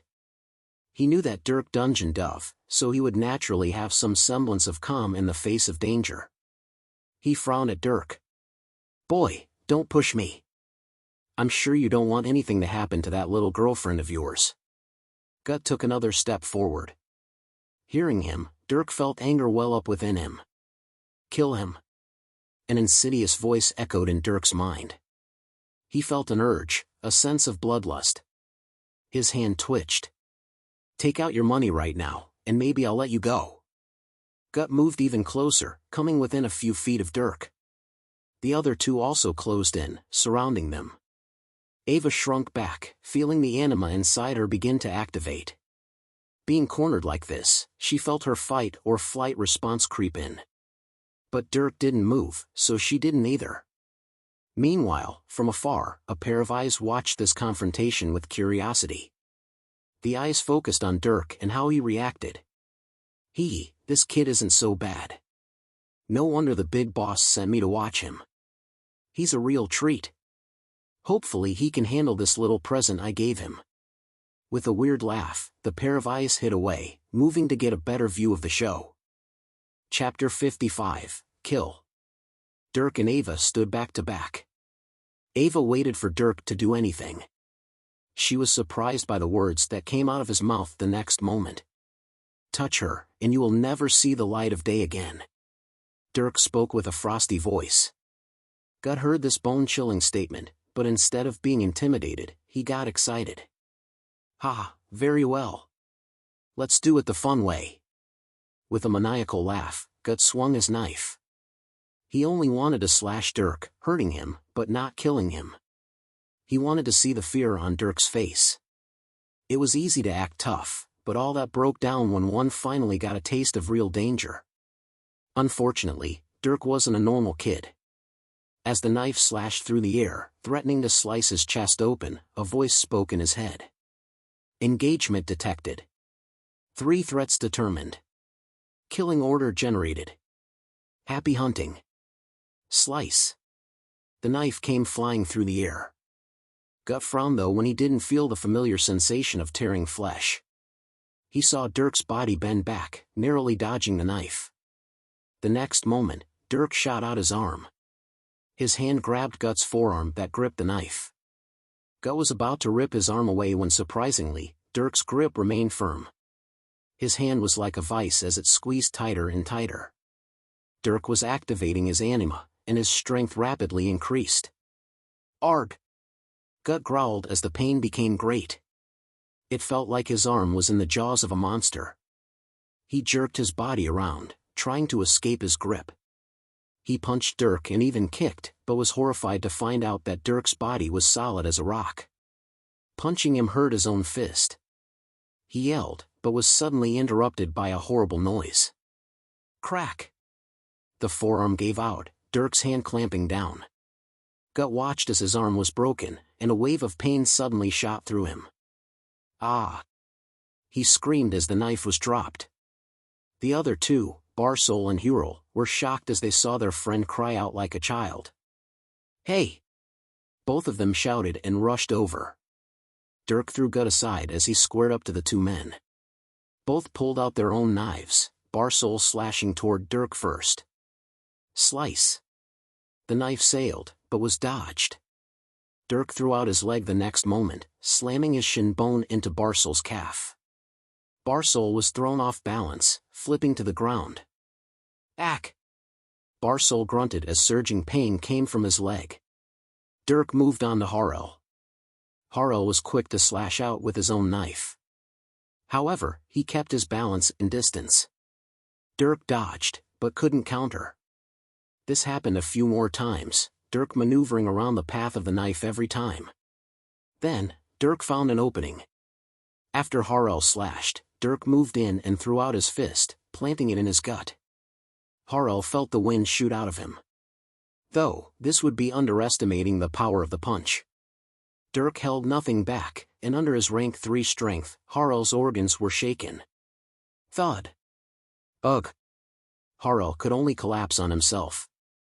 His stomach felt like it was about to explode, and he couldn't even keep himself upright. He curled into a ball, letting out miserable wails as blood seeped from his mouth and nostrils. By now though, Barsol had recovered. He jumped to his feet, limping slightly from the pain in his leg. Seeing Harel, he panicked a bit, but he had a knife that gave him confidence. He jumped at Dirk, waving his knife about in an attempt to cut him. Only, Dirk was too nimble, and all of Barsol's movements were easily read. Dirk moved as if this were a choreographed dance. However, instead of finding an opening, he made his own. Spike Pillar.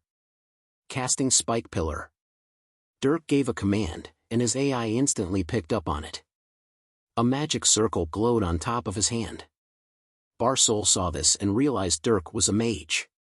But he knew mages needed a casting time, so he wasn't worried as he closed distance to mess up Dirk's concentration. Unfortunately, this wasn't a normally cast spell. A second didn't even pass before the ground in front of Barsol opened up. Since he had lunged forward, he was unable to dodge the long spike that surged toward his leg. Pooh! Ah! Barsoul screamed as the spike pierced into his thigh. The spike was tough, not breaking under his weight. And because he was abruptly stopped, his leg twisted around the spike, tearing the muscles. Dirk stepped forward to attack again, but suddenly, he heard a shout. "Dirk!" Ava's voice came from behind. He instantly turned and saw her backing away from Gut. Gut had a broken arm, but that didn't stop him from using his other arm to attack. He chased Ava, trying to cut her with his knife. Fortunately, she took it upon herself to evade, creating distance.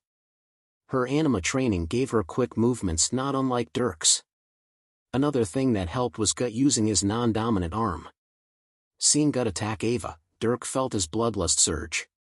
He lifted his hand, and 2 rock arrows instantly appeared above it. This was his instant casting given by the AI. Whoosh! 1 arrow flew out. Gut spotted this in the corner of his eye, but was baffled by how fast it moved. He attempted to dodge, but the rock arrow arrived too quickly. The arrowhead met the skin of his leg. Slice! Arg! Gut yelled as the arrow tore through his thigh. He fell to his knees. However, that wasn't the only arrow. He panicked as he saw Dirk bring down his other hand. Pooh! This time, the arrow impaled his side, piercing through and out the other. Gut felt blood seep into his mouth as his organs were torn through. He felt dread. Unfortunately, Dirk intended to let him wallow in pain. He turned to Barsoul, who was pulling his leg out of the rock spike. He barely did so and fell to the ground, the hole in his leg spurting out blood. And no. Wait, please. You can't kill me. Barsoul cried out please as Dirk approached. From seemingly nowhere, Dirk had pulled out a knife. Barsoul felt his life slipping away as Dirk stepped closer. Unfortunately, Dirk didn't listen. Or, he didn't have the mind to listen. His eyes were apathetic, releasing no aura of threat. Inside though, he was surging with the desire to kill. Unknowingly, a black film extended out from his hand, covering the blade of the knife like a black fog. Barsoul had picked up his own knife and slashed at Dirk from the ground, trying to keep distance. However, with a well-timed movement, Dirk flicked his hand. Slice! Barsoul watched as his hand flew off, landing a few feet away. The cut was perfect, as if Dirk wielded the sharpest blade in the world. Dirk bent down, about to plunge his darkness-covered knife into Barsoul's chest. Barsoul himself had started screaming again, apparently in blood-curdling pain.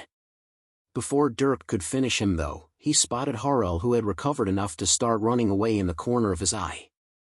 Letting out a small breath, Dirk raised his arm with the knife in hand. He then brought it down, throwing the knife with oppressive strength. The blade flipped as it sailed through the air. Harel wasn't looking back, totally focused on running.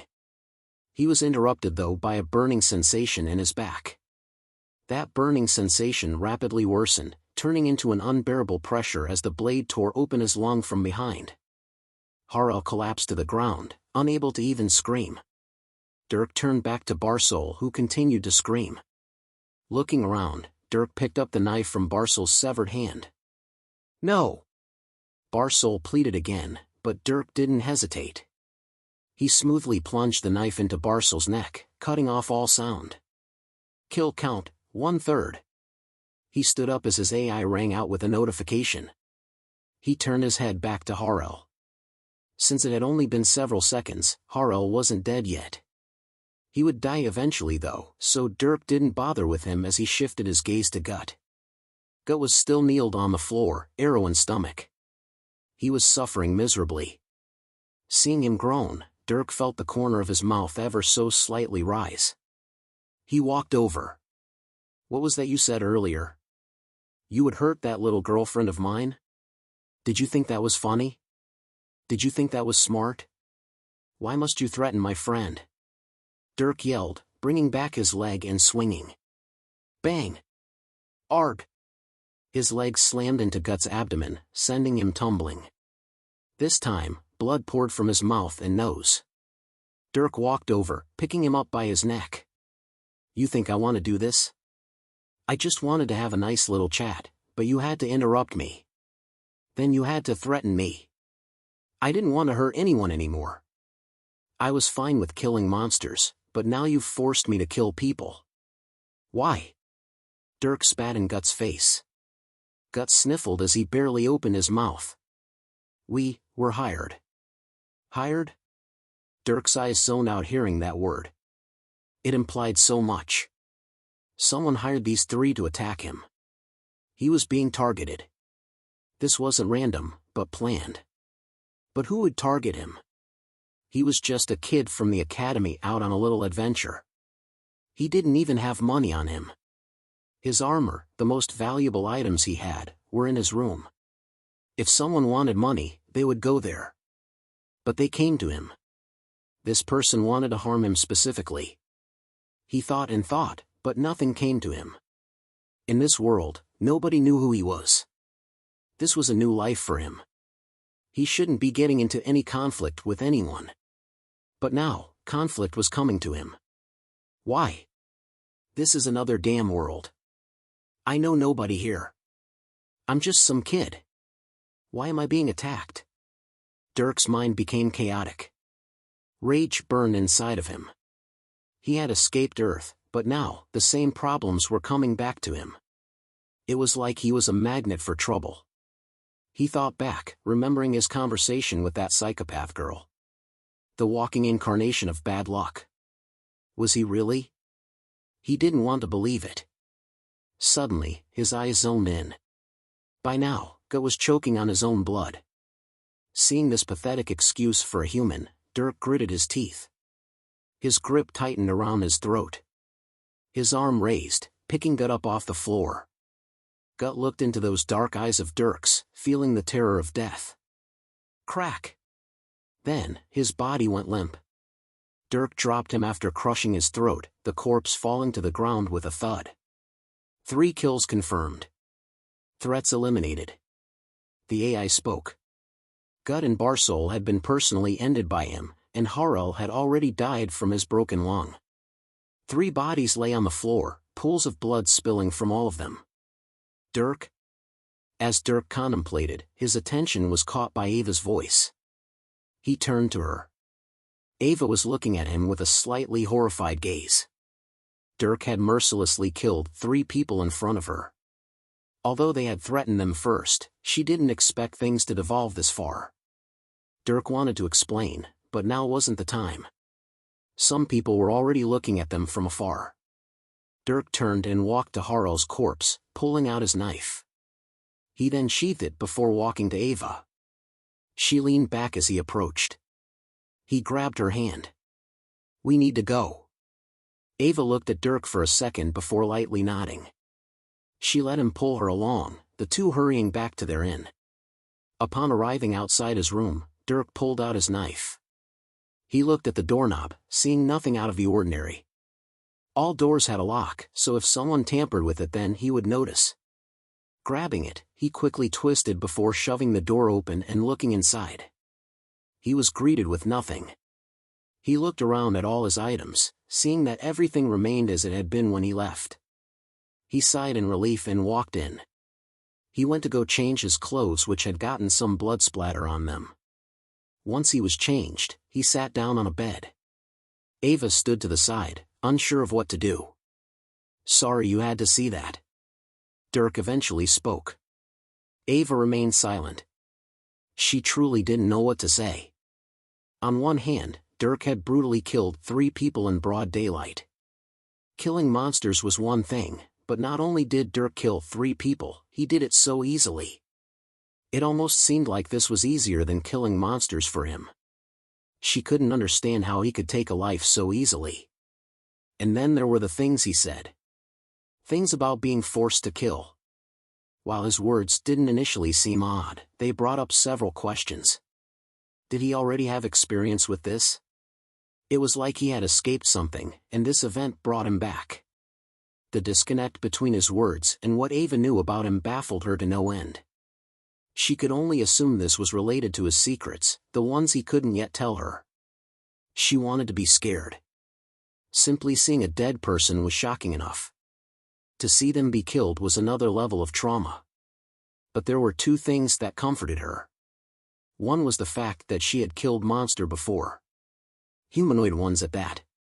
Sure, people and monsters were different, but the experience of personally spilling blood and ending the life of a living thing introduced her to the concept of death, numbing her even if just a little. It made seeing the pools of red blood and lethal wounds on those three men less shocking. Second was the fact that Dirk was defending her. They had been surrounded by men with weapons, cornered with nowhere to escape. In that moment, she forgot she was a mage and a body refiner. She reverted back to thinking she was a normal person, with no power to speak of. She had placed herself on the same level as those men. But the truth was far from that. She was above them. Those men weren't mages, and they were barely body refiners. Ava surpassed them in every aspect. She could have killed them herself. But she didn't, and it was Dirk that stepped in to solve the problem. She thought to herself. Dirk was like her leader, her inspiration. She followed in his examples of strength. What he did, she should be able to do. She trained herself to be stronger mentally and physically. She had trained to be strong in the face of conflict. But as soon as she was faced with real conflict, she cowered. She left it to him to solve. If she were strong, like him, she should have been able to handle herself. Thinking this, she felt ashamed. But although she felt ashamed, she couldn't help but remember how scary it was to be faced with true danger. She had no armor, no weapons, no security. One stab, and her life would be threatened. In the face of that kind of danger, she felt helpless. Suddenly, she was overwhelmed with emotion. She felt anger. She was angry at herself. She was wrestling between fear and strength. She wanted to be strong, but the fear within her was powerful. And this was after she had told Dirk that she wanted to help him. It made her feel like a hypocrite. She couldn't help the tears that fell from her eyes. I should have helped. She let out a cry, causing Dirk to turn to her. I was stupid. I didn't help at all. I should have, but I was scared. I shouldn't have been scared. She yelled, but not at Dirk. Dirk frowned at her cries. Hey! He stood up, walking to her. She turned her head away. There was nothing for you to do there. Yes, there was. There were enemies, and I should have fought them. No, you shouldn't have. Look at me. Dirk commanded. Ava barely raised her head, looking at him through the tears that blurred her vision. He spoke with a low voice. Those were people, not just some enemies from a dungeon. You have never taken the life of a person, and today was not going to be the day that you did so. Do not be mad at yourself for not solving a problem you should have never been faced with. I should at least have been able to solve it. But I was scared. And that's okay. After Ava shouted, Dirk shouted back. It's okay to be scared. Ava, you're a teenager. This is not something that you should be able to solve at such a young age. Then why were you able to? Because I'm not like you. Dirk's pupils contracted as his voice became rough. I've killed people before, Ava. I've done some very nasty things, and I've seen even worse. Ava, I know you try to follow in my footsteps, trying to be strong. But this isn't one of those things you should be looking up to. Don't wish this bloody path upon yourself, and don't go hating yourself for being scared. Listen to me when I say that you did nothing wrong. Ava went silent, Dirk's voice echoing in her mind. After yelling, Dirk turned around and sat himself on the bed, calming his breathing. This series of events was getting him too riled up. Ava stood there, staring blankly into space. There was silence for almost a minute before Dirk spoke again. Ava, I know you want to be strong, but we all have our limits. This situation was beyond yours. Someday, you'll be able to hold your own and face those fears. But that day was not today. And that's okay. You have time. Please, don't be so hard on yourself. Let me handle these things. Dirk spoke almost pleadingly. From the depths of his soul, he didn't wish upon Ava what had been forced upon him. When he was put in a situation to kill or be killed, he was forced to kill. He was broken, then numbed, turned into nothing more than a killing machine. But after coming to this world, he realized how much he wished to stay away from such a life. He saw things from another perspective, and he realized how torn apart he had been. Now more than ever didn't want that for himself. He wanted the nice life that he had, with a friend and his family. Traveling to towns, killing monsters in dungeons, looting them for valuables that he could sell for money. These things seemed like the perfect way to go. It was a life of adventure and peace, one that Dirk had secretly come to love. But now, he had killed 3 people. This tore open old wounds that he thought he healed from. And his friend was wishing that she were like him. She was mistaking his inhuman nature with strength. He wanted to correct that. He wanted her to know that it was okay to have the weakness she did. If she forced herself, she would develop a trauma. She would twist herself in her thinking. That wasn't courage, but derangement. Through his words, Ava could feel the plea. Suddenly, she was beginning to understand a bit about what his secret was. It obviously wasn't good, and she could sense the deep scars he kept hidden. More than anything though, she really wanted to trust him. Right now, she was a scared girl, a fact she hated but had to deal with. She wanted to rely on someone in the hopes of making things a bit less scary. So she put away her pride and made a decision, nodding her head. Okay. I'll leave it to you. Will you? Yes. Good. Thank you. Dirk sighed in relief. The next moment, Ava buried her head in his chest. He hugged and rubbed her back, comforting her as she cried a bit more, letting out her frustration and fear. Chapter 56, March. After spending a little time comforting each other, Dirk and Ava left the inn. Dirk adjusted a few things before he left, memorizing their positions. After that, he and Ava moved through the streets. They needed to find their other party members just in case anything happened to them too. However, there were already some guards investigating the area. 3 people being killed in broad daylight, while not a shocking situation, wasn't a normal one. Naturally, it had to be looked into. And while this wasn't a city, there was still a small police force that maintained some semblance of order. A few squads of guards wandered the town, asking people what happened. Dirk saw this and frowned, grabbing Ava's hand and pulling her along. He watched the guards and stayed away from them while making sure to keep an eye out. His AI tracked the guards' movements as well, helping him move stealthily. Luckily the town wasn't that big. Dirk quickly spotted Alec, who was looking around with curiosity. Not long after Dirk spotted him, Alec also saw the duo who walked toward him. Dirk! Do you know what happened? There are guards everywhere. Yes. Some people were killed. Killed? Seriously? Alec was surprised, his eyebrows raising. From what he knew, any fighting and murdering happened inside the dungeon where corpses could be eaten by monsters, wiping away evidence. It was very rare for people to do so in the town since it would draw attention to them. Dirk nodded. Yes. Do you know where the other 2 are? Garrett and Kazma? I ran into them a little bit ago. They should be that way. Let's find them. Dirk spoke before turning in the direction he pointed. Alec followed, able to guess what he was worried about. Not long after, the 3 found the 2 lovebirds. However, they were speaking to a guard. Dirk cursed inwardly before stopping in an alleyway, holding Alec back from approaching them. Huh? What's wrong? Alec questioned as Dirk's hand blocked his path. Dirk thought for a second before sighing. I'll tell you later.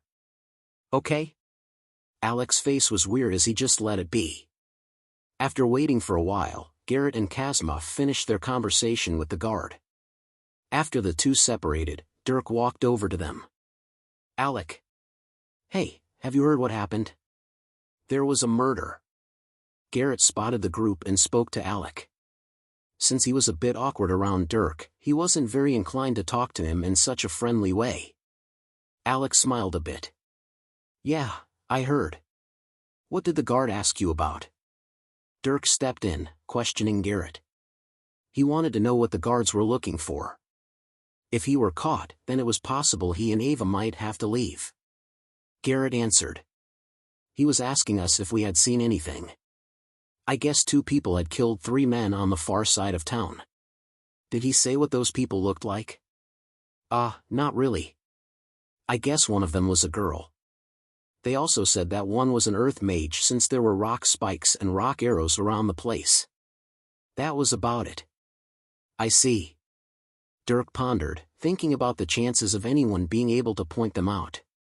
Earth mages weren't exactly rare. And since he and Ava were young, they weren't likely to be suspected. Only if someone had seen them specifically would they be in trouble. But it didn't seem like anybody had. Dirk didn't let anything show on his face as he came to this conclusion. He nodded. All right. Thanks. Sure? Garrett was confused, but didn't mind it. Everyone was curious about a murder. Dirk was just a little more so. Eventually, Alex spoke up. Okay, I think we've had enough fun for today. Let's go get dinner and prepare for tomorrow. We'll be going into the dungeon bright and early. Ugh, I'm not sure if I want to. Garrett groaned as he was reminded of why they were there. Hearing him, Dirk's eye twitched. That night, the group went to a restaurant. Turns out, nobody particularly cared about a murder and the place was as busy as always. The only difference was the amount of weapons on display. While a murder wouldn't deter anybody, nobody would let down their guard. Humans were just as dangerous as monsters, if not more so. Even more surprising though was the lively atmosphere. Everyone was armed and on guard, but this only seemed to increase the feeling of safety. Many people had fun without worry. After all, no one wanted to fight. They had enough to worry about in the dungeons. The next morning, Alec and his group members woke up early and geared up. They grabbed all their belongings and brought them downstairs to a table, taking inventory and double-checking to make sure they had everything. Once they were ready, they marched into the dungeon. They were immediately greeted with a wave of heat and dusty sand. This time though, they were more confident. They walked forward past the first haven, heading straight for the haven in the middle of the dungeon. They killed many dune worms along the way, collecting over a dozen earth mana crystals. All the crystals were tossed in the loot bag. As for other valuables like the worm teeth or blood, Dirk couldn't bother. The skinks were far more valuable, and he didn't want smelly items to stink up the loot bag. By nightfall, the group arrived at the middle haven. There were a few other groups there, most of them ones that had been here 2 days ago when Alec's group left the dungeon. It looked like it really wasn't uncommon to stay in a dungeon for long periods of time. The group set up camp for the night. However, they were all a bit nervous. It took a while for them to fall asleep. The next morning, everyone naturally woke up early, their nerves still getting to them. Today, they would have to make their way to the farthest haven. If it was just walking, they could make it by sunset easily. However, they would be fighting many skinks along the way. This took time, and every minute wasted on fighting skinks was another minute they would have to fight at night. Worse yet, they didn't have the stamina to move much quicker than walking pace. Dirk could jog his way there, but the others would collapse if they had to do that. Only Ava and maybe Alec could keep up. Garrett and Casmo weren't nearly as conditioned. Luckily, they had at least woken up early. By the time they were ready to go, the sun was barely risen. Dirk nodded, thinking how it would give them a bit more leeway. While everyone would be tired by the end, that was preferable to having to fight in the dark. They were quick to set off, the group of 5 exiting the haven and marching forward. They didn't look back, dead set on making it to the haven. They had to commit, otherwise they would turn back halfway. Screech! As they walked, fire skinks blocked their way. Dirk was armed with his bow, and whenever he spotted one, he would shoot it. He coordinated with Ava as well, and she would rush over to finish the skinks he shot. Like this, enemies were made quick work of. This was only for the shallow area though. Once they went deeper, they encountered more resistance. At high noon, the group encountered groups of 3. For these, Alec fought alongside Dirk and Ava. They would work to finish them as quick as possible. They couldn't spend too much time fighting or they would pay for it later. However, despite them moving quickly, Dirk didn't forget to harvest their target loot. He collected all the fire mana crystals, and due to his dexterous hands, he could pluck the crystals quickly. The loot bags slowly got fuller. Then, an hour after noon, they reached the halfway point. Dirk's AI kept track of the time and he realized that even though they had moved quickly, they would still have to fight in the dark. Luckily, they would only have to fight an hour after dark. That was only under the assumption they maintained the speed they were going at though. Dirk knew they would only face more battles, so the night would be long. Sure enough, they continued to encounter more skinks. As the temperature started to gradually drop, the group fought off groups of 4 skinks. Perhaps because she was feeling confident though, Casma finally stepped up to fight with her water spells. Even if she had a hard time killing skinks, she could delay them until Dirk or Ava got to it to finish the job. Thankfully, this reduced the chances of anybody getting hurt. Dirk was mildly pleased, though he wondered where this fighting spirit was every other day prior. Finally, when the sun was setting, Dirk's group pushed farther in than they ever had. This is when they started seeing changes though. The number of skinks in each group actually got smaller. Normally one would be thankful for this, but Dirk wasn't. None of the group was happy about this. That was because the skinks only got stronger. Dirk was vigilant as he scanned the area around them.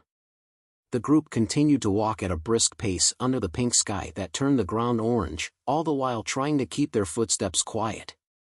Dirk held his bow as his AI scanned for anything abnormal. Finally, he spotted a group. There were 2 skinks, but these weren't normal skinks. On all 4s, they stood equal to Dirk's hip. Their bodies were several feet long. These skinks were massive, and Dirk could see their razor-sharp teeth whenever they opened their mouths. Their claws looked even more deadly. He frowned. After motioning for Ava to be ready, he drew back his bow. The skinks were about 40 meters away, but because they were so big, Dirk didn't worry about missing. Whoosh! The arrow flew, sailing through the air with surprising silence. However, it apparently wasn't quiet enough. The skink's head snapped to it just before the arrow hit. Luckily, despite spotting it, the skink couldn't dodge. Unfortunately, the skink was tougher than Dirk thought. The arrow barely pierced the skink's hide. A small trickle of blood came out, and after a shake, the arrow fell off the skink. It was left with nothing more than a bad cut. Everyone saw this and had a bad feeling. Just this skink's durability was amazing. Those arrows were sharp, and Dirk had one-shot killed skinks with them before. But now, it could only piss the skink off. Alec felt a bit of fear as he saw the pair of skinks turn toward them. "Alec! Take the left one!" Dirk shouted before running out. These skinks were tough, obviously a level stronger than the ones they faced so far. However, he wasn't too worried about their toughness. Blades, especially his hatchet, would still hurt them. What he was worried about was their fire. If their bodies were stronger, it was likely that their fire was too. Ava didn't have the resistance to fire that Alec had, so Dirk sent him ahead. Alec heeded Dirk's command, running forward to his enemy despite his apprehension.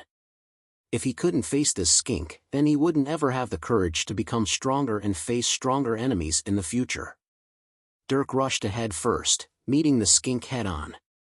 As he ran, he saw the skink's throat brighten. He continued running while his AI chimed in. Casting Rock Wall.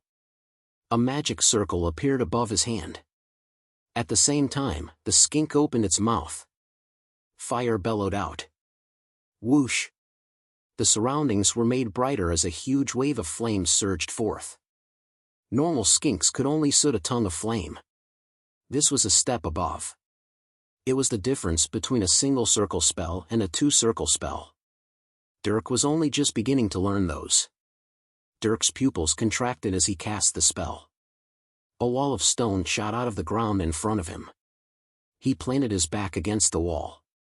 Flames washed around its sides. Dirk looked at the wall of fire to his right and left, feeling the heat. Not only was there a lot of this fire, but it was a level hotter than normal skinks. Dirk would have to bring forth all his mana to defend his body if he wanted to tank that heat. Fortunately, the fire didn't last forever. Right when the fire dissipated, Dirk flew around the side. A rock pillar shot out under his foot, throwing him forward to his enemy. Screech! The skink screamed as it met its enemy head-on. Dirk equipped his spear as the two got close. The skink swiped out with its claws. Dirk planted his feet and thrust forth the spear. The blade pierced into the skink's thick arm, causing it to howl in pain. He ripped out the spear, thrusting again. However, the skink skirted backward, dodging the strike. Dirk was forced to press forward, continuously thrusting out to try and hit the skink. Meanwhile, Alec fought his own skink. He drew his sword and ran forward, but like Dirk, he was hit with a wave of flame. Alec was forced to use his mana in defense while launching his own flame. The two flames fought each other, Alec splitting the skinks in half and mitigating the flame that hit him. Still, it cost plenty of mana on his end, and he couldn't perform that very many times. After the flames went out, the two charged each other. Surprisingly, because his enemy was bigger, Alec was able to wield his sword better. He always had trouble with small enemies, but big ones were right up his alley. Alec slashed at the skink's claws with trained movements, finally able to put his skill on display. He was able to put the skink on the defense just as well as Dirk did. The two fought their skinks, going back and forth between offense and defense. The skinks would breathe fire whenever they wanted their enemies to back off momentarily. While Dirk had an easier time defending with his strong rock walls, Alec had to consume lots of mana directly resisting it. But their victory was assured. Dirk didn't take long to severely wound his skink, driving his spear into its throat. After that, a few more thrusts and it was dead. He then went to help Alec, killing it quickly with a two-pronged assault. When the second skink died, Dirk straightened his back. He thought inwardly. What's the time? Total battle time, 4 minutes, 12 seconds. Damn. Dirk frowned at the time. These skinks were fast and tough. It took longer to hurt them at all, more so to kill them. That combined with their fire made the battles longer. While it would normally be acceptable, they were on a clock. Even now Dirk could see the sun getting lower. If they encountered too many groups, they would be spending a long time in the dark. Unfortunately, there was no turning back. Dirk quickly went over to the skinks with his knife. Because their hides were tougher, he had to cut away at the skin for a while before being able to pluck the mana crystal. When he collected both of them, he glanced at their size. These crystals were a bit bigger and had a stronger mana content in them. These were obviously a higher grade than the others they collected, but Dirk wasn't sure by how much. After throwing them in the bag, the group got moving again. Unfortunately, they were soon stopped by another skink pair. This time, Dirk didn't bother shooting an arrow. He and Alec charged head-on for the skinks, diving into another fight. This time though, Ava also joined in. Dirk had held her back last time so she could see how the skinks fought. Now that she knew how strong their fire was and how long their reach was, she had confidence in being able to help out. She was right behind Alec as the two charged forward. When the skink charged its fire attack, Ava pulled Alec behind her. Water wall. She brought her hand up and cast a spell she had already prepared. Right when the fire tumbled toward them, a large wall of cold blue water was created.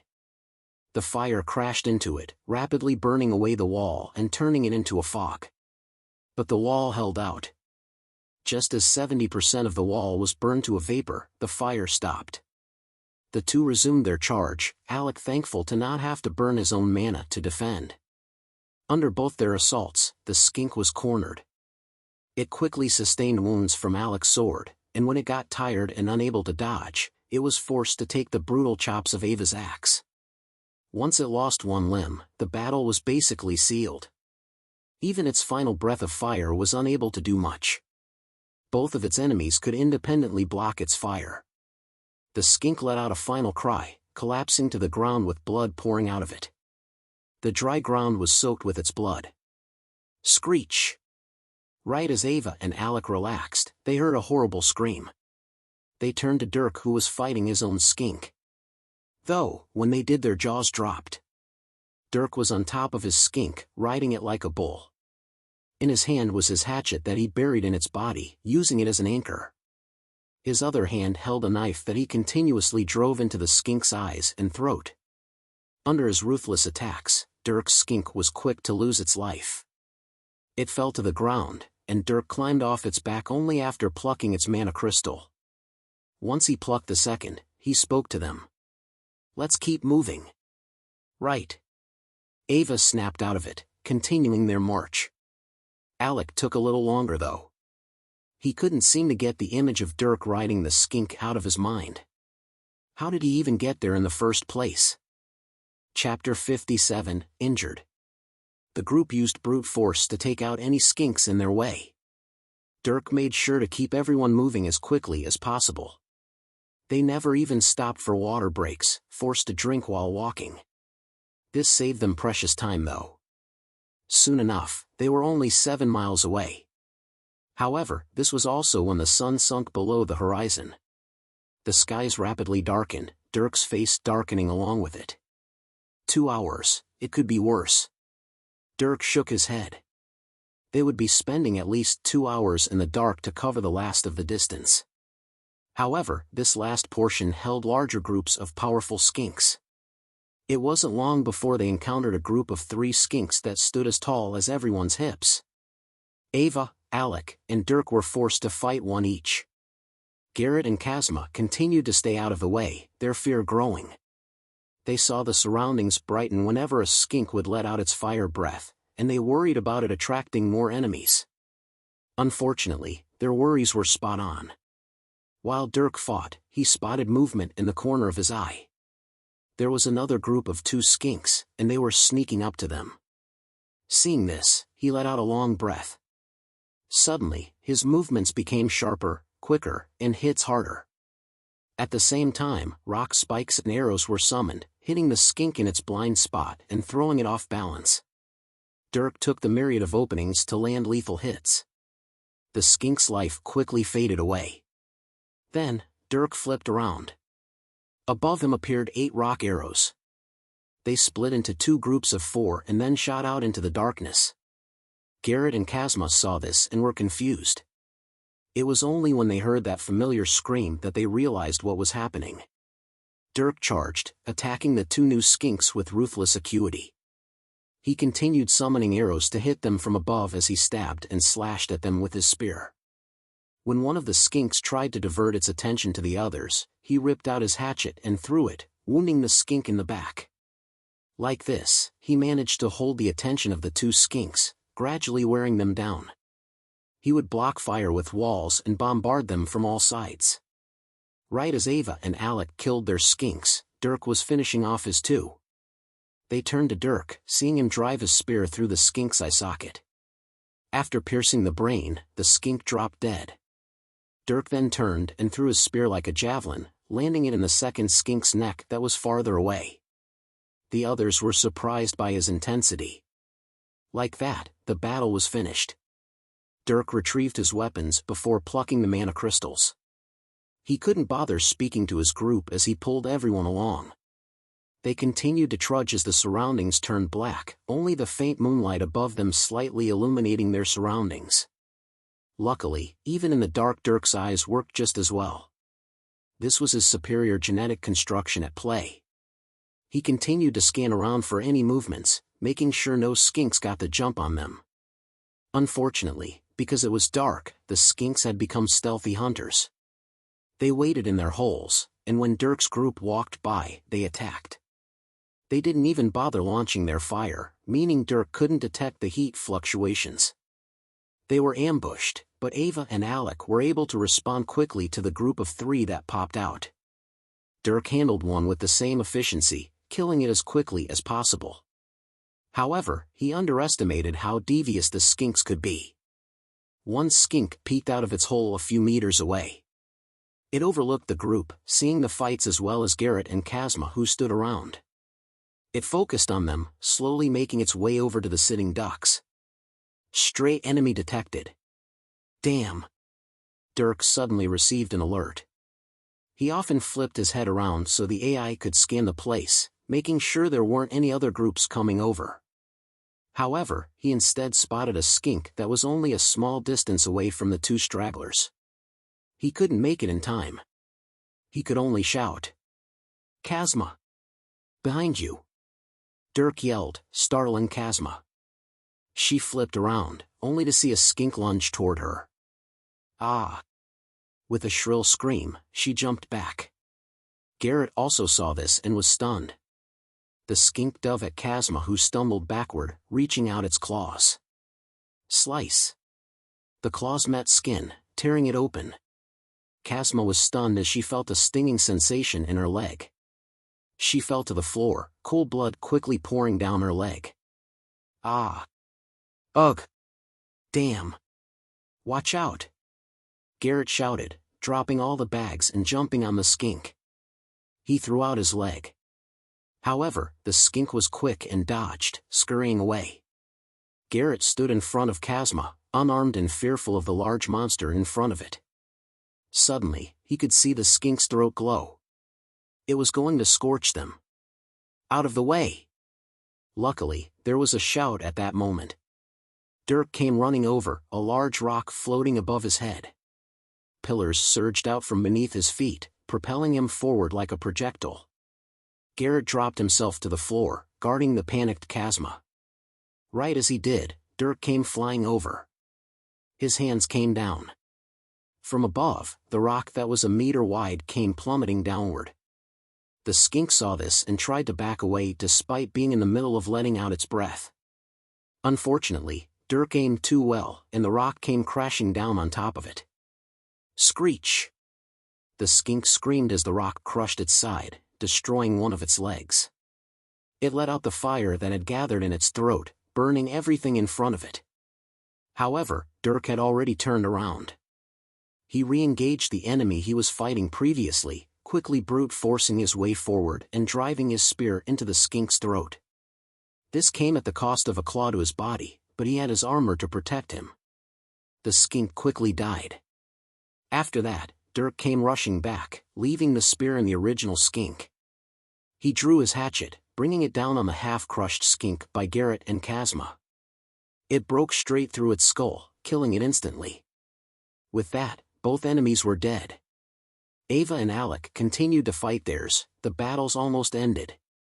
Dirk went over to help them, wanting to finish things as quickly as possible. Finally, the battles ended as Dirk helped Alec and Ava kill the skinks. After that, Dirk went rushing back to Kazma. He kneeled down next to her, looking at her leg. Alec and Ava also came over. Seeing as Kazma had gotten hurt, Alec brought up his hand.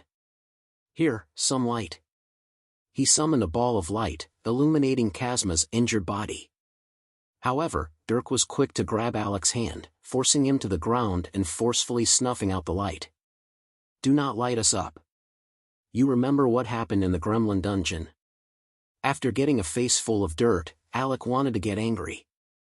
But he remained quiet after realizing his mistake. He cursed his stupidity and just sat at the side. Dirk went back to checking out Kazma's wounds. He frowned. The wounds were deep. Those claws were long and sharp. They had gouged out her flesh and dug into the muscle.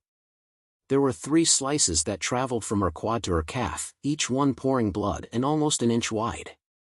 Dirk doubted she would be able to use her leg, regardless if she could take the pain. She would also suffer from blood loss if not treated soon. Ava, come here and hold her leg. Ack! Kazma grimaced as Dirk suddenly picked her leg up, raising her foot to the sky. Ava nodded and held her leg there. Kazma continued to groan, but Dirk disregarded it.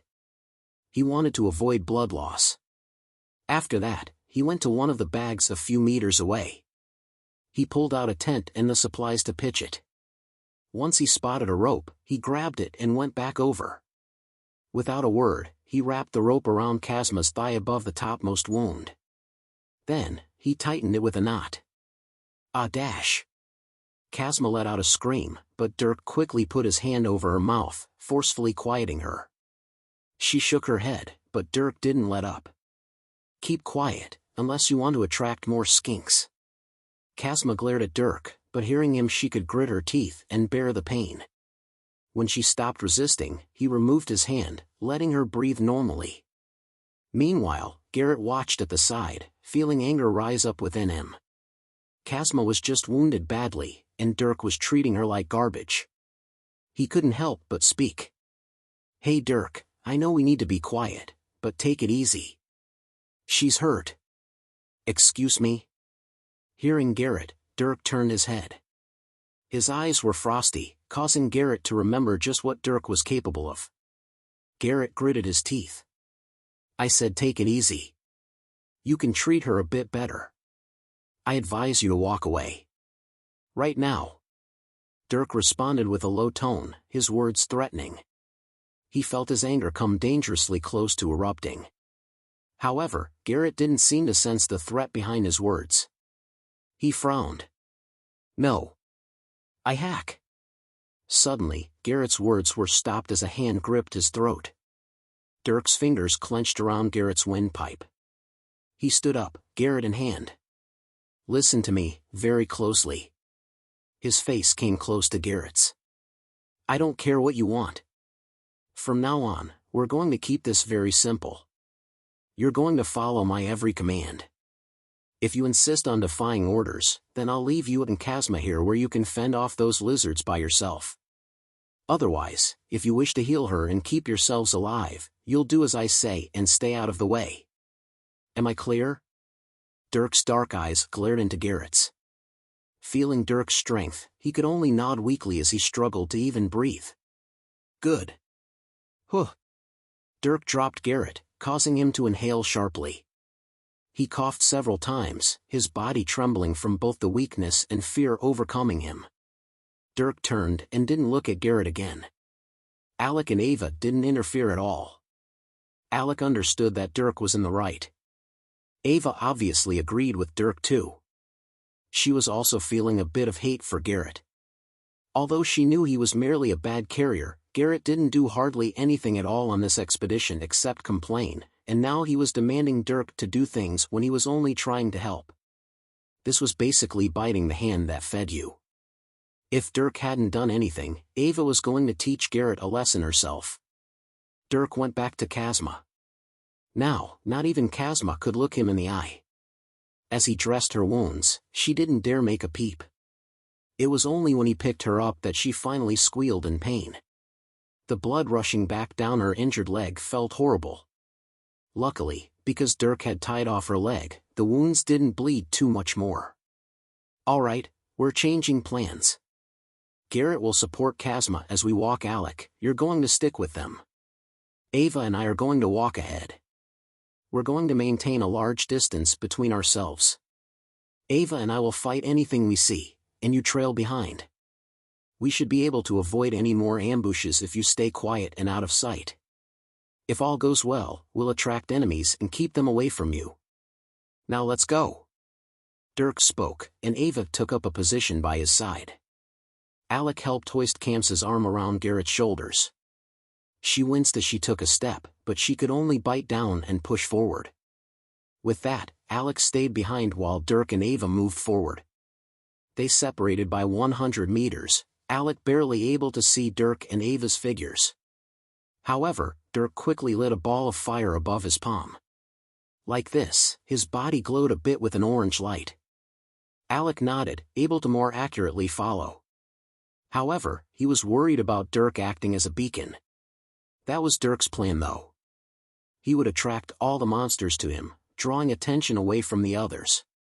The reason he chose Ava as his partner was because she didn't use anything that would light up their surroundings while fighting. Alec often used fire to fight the skinks, and that turned his battles into a light show. Dirk wanted to keep things less chaotic. He wanted to bring the monsters to him, but didn't want to attract the entire dungeon in the process. The two groups maintained their distance as they walked along. Alec frequently had to hurry Garrett and Kazma along as Dirk didn't slow down at all. While Garrett was angry about having to both carry bags and Kazma, he wasn't in the position to complain. He could also see Dirk's light get farther, and he didn't want to fall behind. Soon though, Alec put out his hand to stop them. In the distance, Dirk's light had gone out, and they could hear screeches. It was dark, so they could only make out black silhouettes. It was clearly a fierce battle though. And it truly was. Dirk and Ava faced off against a group of 3 skinks. Because they were the only visible prey, Dirk didn't have to worry about these skinks going anywhere else. He and Ava bounced between the skinks. She relied on her heavy axe and strong body to inflict serious damage with each chop. She got progressively better, able to control her movements more and develop a style of fighting. Dirk's skill was a given.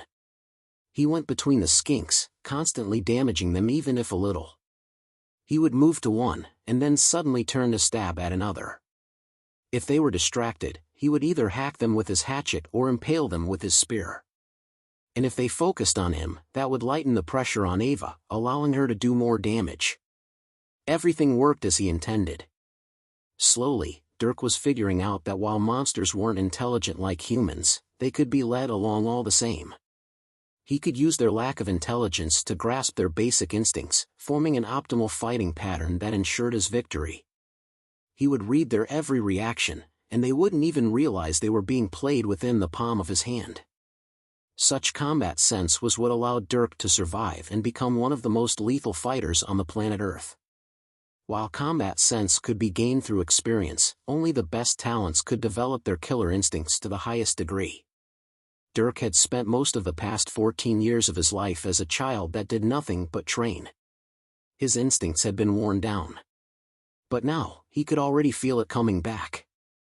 It filled him with a strange sense of euphoria. Splat! Dirk's hatchet fell down upon a skink's neck like an executioner.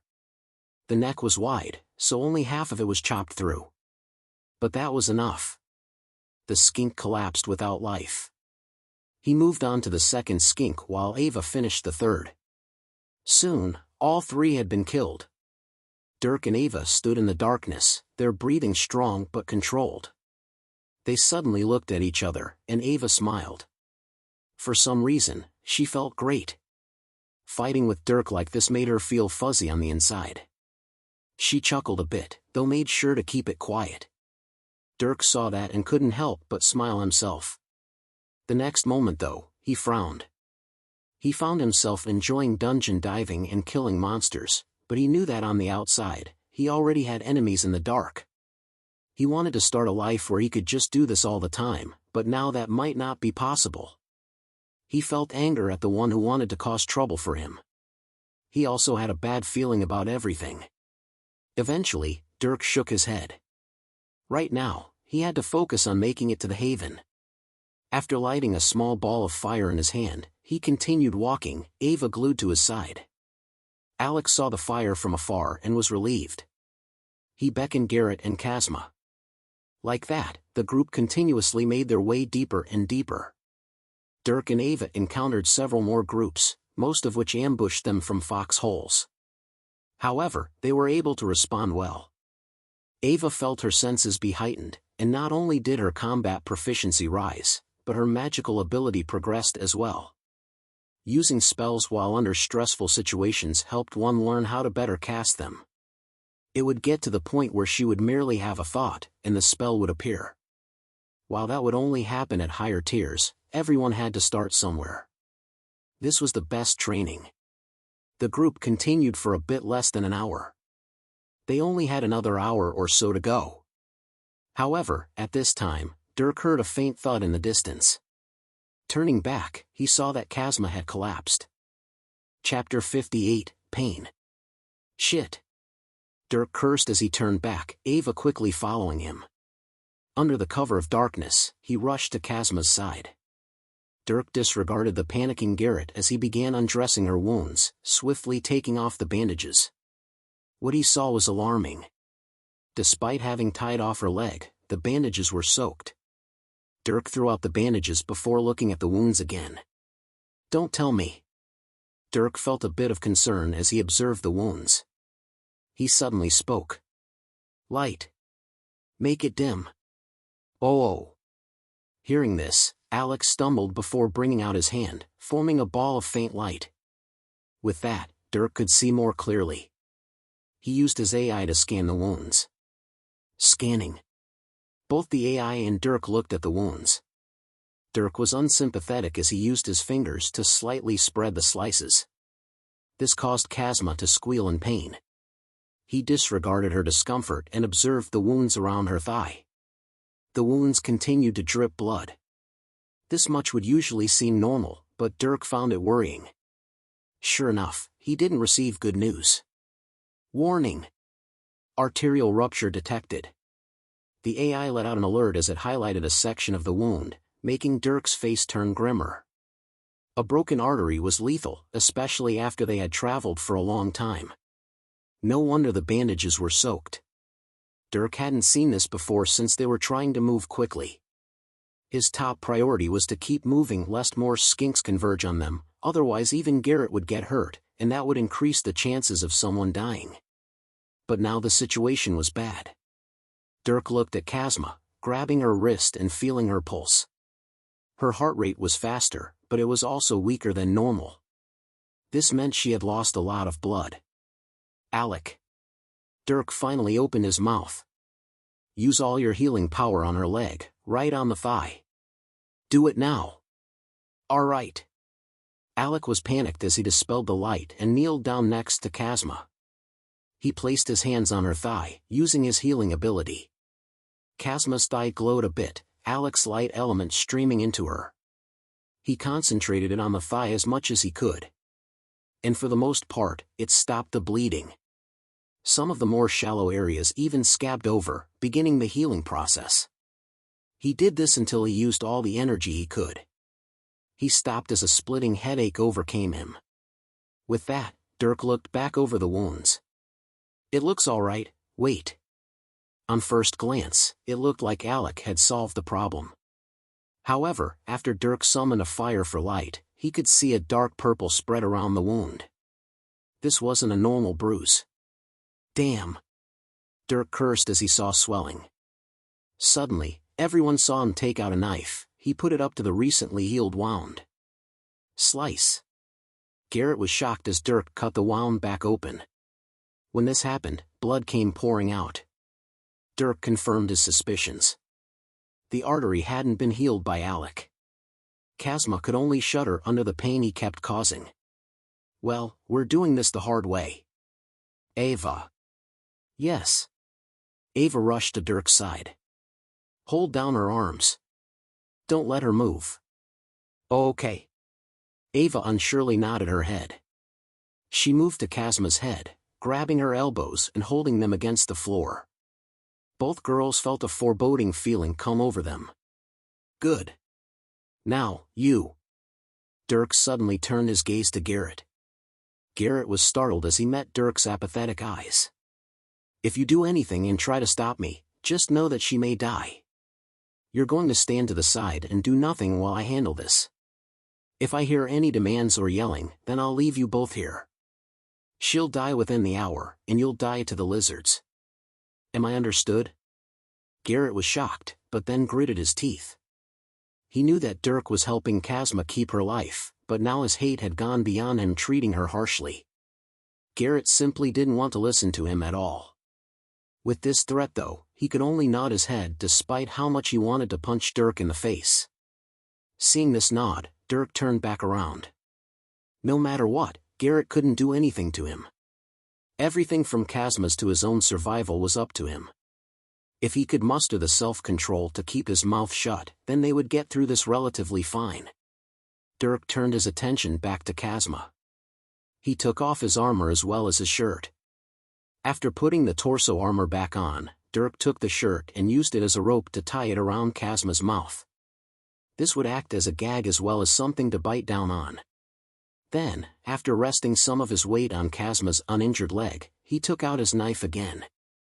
His hand came up to the blade, creating a ball of hot fire. This fire heated the blade until it was red hot, glowing obviously in the dark night. Everyone who was watching felt their hearts sink. They didn't want to believe their speculations. Ava, do not let her move. Keep her pinned.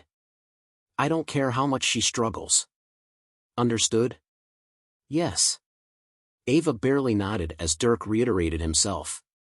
Dirk then turned his gaze to Kazma, who looked at him with fear in her eye. This'll hurt a bit, but it'll end quickly. With that, Dirk moved the knife. The red-hot blade approached the wound where blood continued to stream from. It touched. TSSS. Arf! Kazma let out a guttural roar as her entire body jolted. The red-hot knife seared her flesh like it was meat on a skillet. Dirk was merciless as the knife pushed deep into the wound, truly searing all the flesh around it. Garrett watched this, his face horrified. He wanted to tackle Dirk, but barely held himself back. He just stood in place in shock, watching as he burned his girlfriend. Meanwhile, Ava used her strength to keep Kazma pinned. Dirk also put his free hand over Kazma's mouth, stifling the yells that the gag didn't muffle. Thankfully, the process didn't last long. Dirk removed the knife after several seconds. Taking a look at the wound, not only had the bleeding stopped, but there was no swelling. The artery had been sealed. Dirk let out a light breath before plunging the knife into the dirt to cool it. After that, he grabbed some more bandages and wrapped Kazma's leg again. He also untied the rope that was cutting off circulation. He didn't want to harm her entire leg. After the knife was removed, Kazma continued to groan, tears streaming from her eyes. That pain was truly horrible. She never even knew she could feel such pain. After tending to the wounds, Dirk untied Kazma's mouth before standing up and letting her be. There was no way he was moving Kazma right away. He could only let her rest a bit. He scanned around and stood guard. The group was silent for around an hour as they sat around. Kazma eventually quieted, the pain in her leg turning to a horrible ache. At that time though, Dirk spoke. We're not resting here.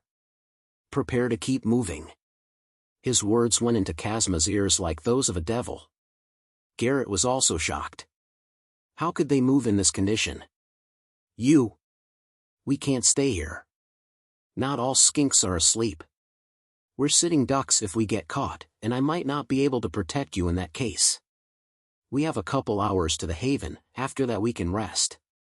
Hearing Dirk, Garrett couldn't refute. Kazma couldn't even stand by herself, let alone put up a fight. If a skink got to her and he couldn't do anything about it, then there was a high chance she would die. Even Alec was unable to fight for a while after exhausting his strength. Only Ava and Dirk could fight, and the part of the dungeon they were in had groups of 4 skinks.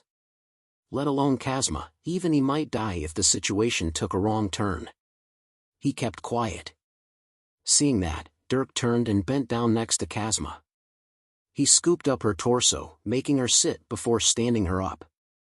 She shuddered as waves of pain flooded her leg alongside her blood flow. Alec, get up. Dirk spared nobody, calling on Alec as well. Alec had a headache, but his body was still full of energy. He had Alec take his spot under Kazma's arm, disregarding how much pain he was in. Alec could only grit his teeth and push through the headache. He couldn't exactly complain in front of Kazma. After Garrett supported Kazma's other arm, Dirk nodded and walked off. Ava was right next to him as they took up a position far away. Like this, the group continued moving as they had before. Now though, Alec and Garrett basically had to drag Kazma. With their strength though, such a thing was easy. They moved slower than Dirk thought, but trekked forward well. Dirk and Ava fought quite a few groups of skinks as they walked for 2.5 hours. At that time, Dirk finally spotted a large fortress. Beckoning everyone over, they all hurried into the haven. Upon entering the building and finding an open space, Kazma was carefully laid down. After finally getting to rest, she cried a bit before quickly passing out. Everyone else was too tired to notice this besides Garrett. After unpacking blankets, Alec, Ava, and Garrett were quick to fall asleep as well, not bothering to pitch their tents. Dirk, on the other hand, went back to Kazma. As everyone was asleep, he placed a bag next to her body. He then woke her up with some cold water. Ah. What? Kazma panicked as she was startled awake. When she saw Dirk though, she went quiet. After that, weakness came over her. Her body had lost a lot of blood, and she couldn't even lift a finger. Her fear of Dirk also compelled her to not resist. Sorry to wake you, but you can't sleep just yet. Eat this. Dirk sat next to her and put out a piece of bread. Kazma was confused but didn't disobey him. She weakly accepted the bread, nibbling on it for a while before finishing it. After that, Dirk kept handing her food, mostly dried meat. Meat had protein and nutrients that Kazma seriously needed in order to heal. He forced her to eat and drink water until she was completely full, only then allowing her to go back to sleep with the promise that she wouldn't be awakened again. With that, she passed out once more. Dirk also made himself a bed. However, he didn't go to sleep. Dirk had noticed, but they weren't the only group there. There was another group that had been roused from their sleep by Dirk's group's entrance. They had watched them before going back to their tents. However, with his group in the state it was in, Dirk wasn't about to expose a weakness.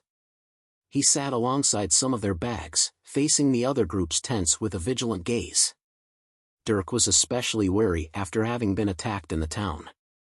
While he knew that these people probably didn't pose any threat, he didn't want to take chances. He sat there for the entire night. During that time, he didn't just stalk the other group, but also practice his enchanting. He kept working on the rune he needed to form, gradually consuming his energy as he tried dozens of different formations. Several hours later, the sun began to rise. However, none of Dirk's group awakened. Dirk, on the other hand, had never gone to sleep. He watched as light gradually filled the haven. Finally, he saw the other group rouse from their sleep. They piled out of their tents one by one. Naturally, they were curious about the newcomers. When they glanced over though, they only met Dirk's blank gaze. While he didn't watch over them like a hawk, his blatant vigilance made things a bit awkward. The group eventually ignored him as they went on to cook some food. After an hour or so, they all wrapped up and put on their gear, preparing to leave and hunt. At this time, one of the men in the group split off and walked in Dirk's direction. Seeing this, Dirk stood up. "Hey kid." The man who looked around 18 years old approached. Dirk just nodded. "We're about to leave. We plan on leaving our items here since we're the only ones who come this far. I hope we come back to our things the way they were before." The man spoke with a threatening smile. Looking at him, Dirk could sense a very real combat ability from the man. However, he wasn't fazed. He maintained his blank stare, just looking at the man as if he were some average, random person not worth paying attention to. "I have no interest in your things." Dirk spoke plainly before sitting back down in his seat. Seeing this blatant disregard, the man felt a tinge of anger well up within him. He turned with a huff. "Good. I hope for your sake that's true." With that snark, the man walked away, meeting with his group before walking out of the haven. The man was in a group of 4, 2 men and 2 girls, and the other 3 glanced at Dirk before leaving. Dirk watched them leave. He truly wasn't interested in their things. They likely took their loot with them regardless of whether there were people or not. Either way, he wasn't one to steal things just because he could. After that, Dirk continued to practice his enchanting. Through the night, he had succeeded in creating another rune. This would make just about 4 runes out of the dozens he needed. It was also one of the easy ones, but he was making steady progress toward the harder ones. The gradual increase in skill would ensure that he could tackle the hard runes when he came to them. After a few hours though, when the sun had already risen above the horizon, Dirk heard rustling near him. He turned to see Ava waking up. She pushed herself to a sitting position before taking a minute to remember where she was. "Dirk?" "Right here." "Oh. Good." Ava let out a breath when she found Dirk. All the previous events of the night came back to her at that time. She was silent as she recalled everything that happened. It was truly a bit shocking. If it weren't for Dirk's odd familiarity as to how to handle Kazma's wounds, she probably would have died. It was only now that Ava was realizing this oddity, but because this wasn't the first time Dirk had shown such skills, she didn't worry about it much. She was only thankful. "How's Kazma? We should probably check her wounds." "No, let her be. When she wakes up we'll check them." Dirk shook his head. Unfortunately, without the supplies of an actual hospital, there wasn't much they could do for Kazma. Dirk didn't have any cleaning supplies, splints, stitches, numbing agents, or anything else he would need to properly mend her wounds. The only thing he could let her do was rest and let her body recover some strength. That was the reason he fed her so much food the night before. "Oh." Ava nodded to him. After rubbing her eyes, she moved over to the pile of bags that comprised his bed. When she saw that he had no blankets, she frowned. "Aren't you cold? How'd you sleep last night?" "I didn't sleep." "Huh?" Ava turned to him in surprise. "At all?" "I was keeping watch. There was another group here." "So? How could you not sleep?" "Relax. Since you're up, I can sleep now." Dirk sighed as he shifted, laying flat and using the bags he was leaning against as a pillow. Once he was comfortable, he closed his eyes with his head facing the ceiling. Ava watched him as his breathing became shallow and his face relaxed. Thinking for a second, she got up and grabbed a blanket, laying it over him. He was still only in his armor.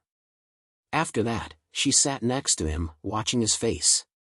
She subconsciously combed her fingers through his brown, wavy hair, straightening it out. Dirk never let his hair get so long that he could put it into a ponytail, but he still maintained some length.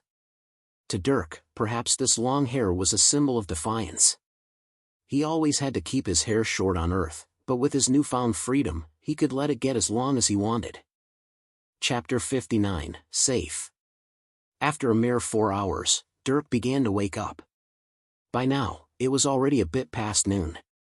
Turning his head, Dirk found that the rest of his group had unpacked and were lazing around, enjoying a day of recovery. Last night, while Kazma was the only one hurt, the rest had been mentally exhausted.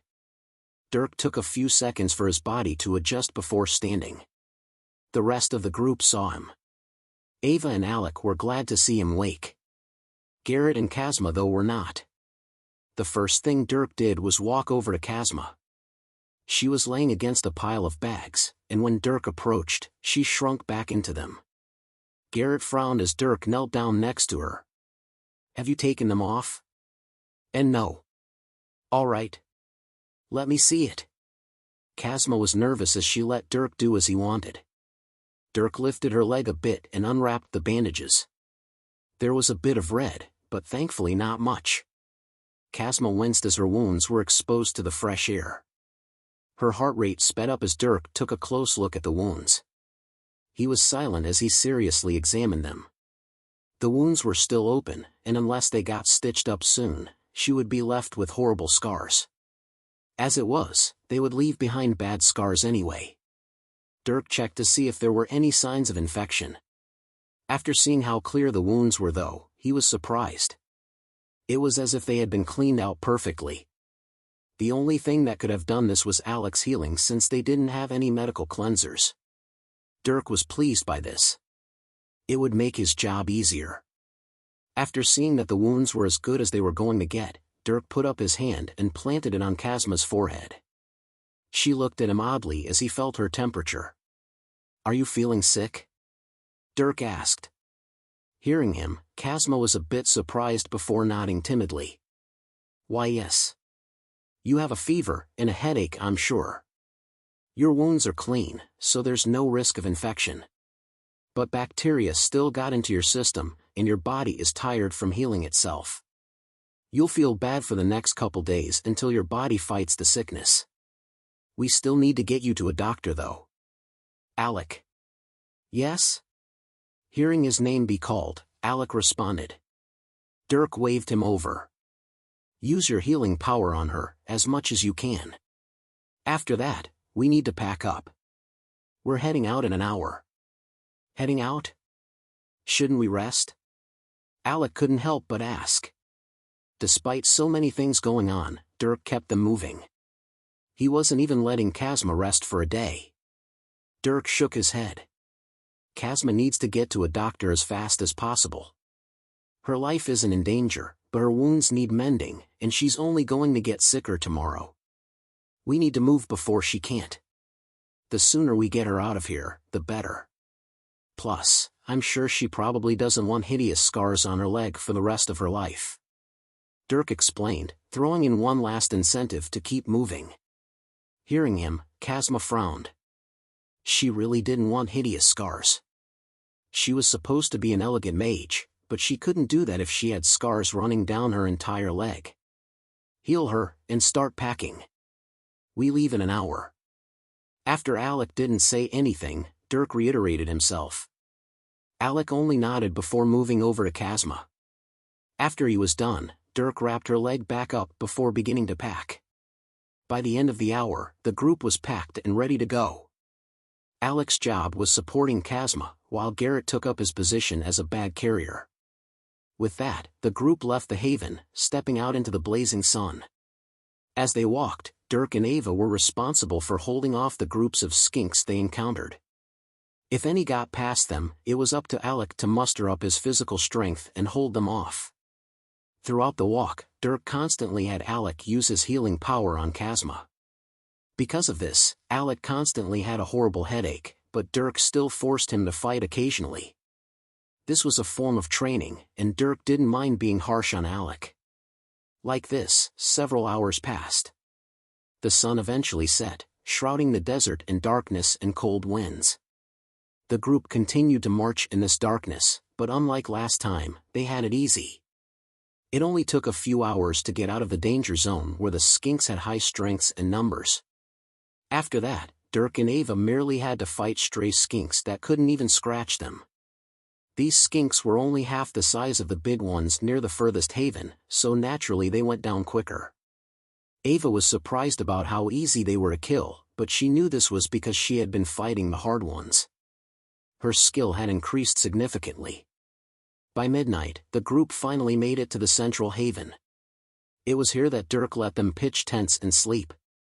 Come morning though, he had them set off even earlier. By now, his words had proven correct. Kazma had gotten even sicker. She would sweat even in the cold, and her entire body was weak. Alec felt bad and did his best to support her. Dirk was entirely unsympathetic though as he forced them to keep moving. At the end of the second day, they thankfully made it back to the first haven near the entrance. Dirk didn't let them stop though, and they pushed through to the exit. By the time they passed through the dungeon entrance, it was already late at night. We're taking her to the doctor. Dirk spoke as they emerged into the town. The Dungeon Association had a hospital next to it, so he went straight for that. In this town where most of the inhabitants were dungeon divers, it was impossible that there wouldn't be doctors capable of healing. Sure enough, one of the few buildings with a light still on was the hospital. Dirk's group walked into it, immediately seeing rows of beds, half of which were occupied by injured warriors or mages. Yes? Can I help you? A doctor was quick to spot Dirk, calmly walking over. This doctor was a buff man wearing a brown apron, on which were plenty of bloodstains. Dirk pointed to Kazma who was being carried by Alec. She was scratched by a skink and doesn't train anima. Well, that tells me everything I need to know. Come. Hearing Dirk, the doctor immediately understood what happened. He waved them over, guiding Kazma to a bed where she was laid down. The doctor saw her feeble appearance and bandages on her leg. He skillfully unwrapped her leg, taking a look at the wounds. "Hm." The doctor's face was neutral as he looked over the wounds. There were 4 slices that went from Kazma's upper quad to her calf, tearing through her flesh. The deepest wound was a couple inches deep. It was here that the doctor focused. Right here, this should have struck a vein. Who cauterized it? Upon seeing Dirk's handiwork, the doctor asked. I did. You? The doctor turned to Dirk, a bit of surprise on his face. He nodded approvingly. Well, good job, kid. You saved her life. Without sealing that vein, she would have died of blood loss. Good job cutting off her circulation too. I can see those rope burns above the wounds. Whoever taught you this stuff did their job well. The doctor praised as he continued examining the wounds. Hearing him, Kazma and the others were surprised. When Dirk had seared Kazma's wound, he hadn't explained exactly what he was doing. He had only explained that he needed to do what he did or she would die. At the time, Garrett didn't believe him, but perhaps because of Dirk's direct confidence, he was able to keep himself in check. Dirk had shown skill and knowledge, so at the very least, he knew Dirk wasn't trying to kill her. Even Alec had been skeptical. But hearing it from a doctor, they were enlightened. The academy didn't teach them everything, but basic biology they did. Especially as it pertained to wounds from dungeon diving. There were major arteries that would cause the person pour out blood like a fountain if struck.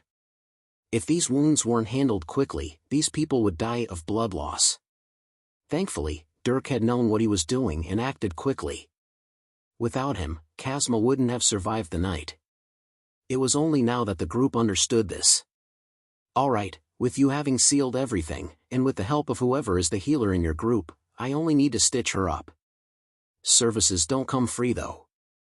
If you want her to be numb during the stitching, then this'll cost about 30 gold. If you can't pay that, then it's 4 gold. 30 gold. The group frowned. 30 gold was a lot. It was clear that the majority of the cost came from the numbing agent. On this trip, the group had already spent a lot.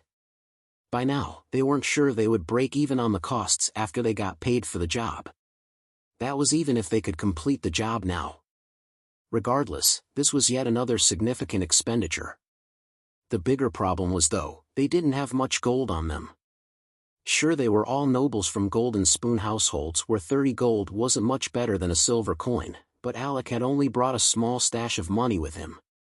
On top of all the other expenses, they didn't have much left. When he grabbed his bag, he frowned. I have 20 gold. Hearing this, the others felt their heart drop. Without 30, Kazma would have to get stitched up without the numbing agent. The doctor also heard this, but he wasn't so anxious. If you guys can't scrounge up the money, then I recommend putting some of it toward alcohol. If you get her drunk, the pain will be much less. Most of the dungeon divers here do that instead of paying everything. Drunk? Kazma gawked, as did the others. This idea seemed ridiculous, but on second thought it wasn't. It truly would work, only Kazma would have to pay the price of a hangover the next day. That on top of her already weak and sick body would put her through a lot of extra pain. No matter how this went, she would suffer greatly. After thinking for a while, Alec was about to agree and go grab some alcohol from one of the taverns nearby. However, at that moment, Dirk rummaged through the bags Garrett was carrying. After a few seconds, he pulled out a large sack. Clank. He dropped the bag on a nearby table. It hit the table with a hard sound. There are a bit under 100 mana crystals in there. That should cover the rest of the cost. Oh? The doctor's eyebrow raised before he opened the bag. Inside he found earth mana crystals and fire mana crystals. The earth mana crystals were only grade 2, and they had come from the dune worms. The fire mana crystals were a grade higher and came from the skinks. The doctor seemed familiar with this mode of payment as he rapidly calculated how much the bag was worth. He soon spoke. This bag should cover about 23 gold. Give me 7 gold and the cost is covered. Done. Dirk readily agreed, grabbing 7 gold from Alec's bag and handing it to the doctor. He nodded as he transferred the loot to another bag and pocketed the gold. At the same time, Kazma was looking at Dirk with a conflicted face. He so easily gave away all their loot just to pay for her treatment. This image of him contrasted with his seemingly heartless treatment of her in the dungeon. I'll get working then. I'll have to ask you to leave in the meantime. In about an hour, you can come back. With that, the doctor waved them out before mending Kazma's wounds. The group walked back into the cold night air, their moods downcast. The group was silent as they stood outside for a while. At this point, Garrett couldn't find it in him to say anything. He couldn't even lift his head to say thanks to Dirk.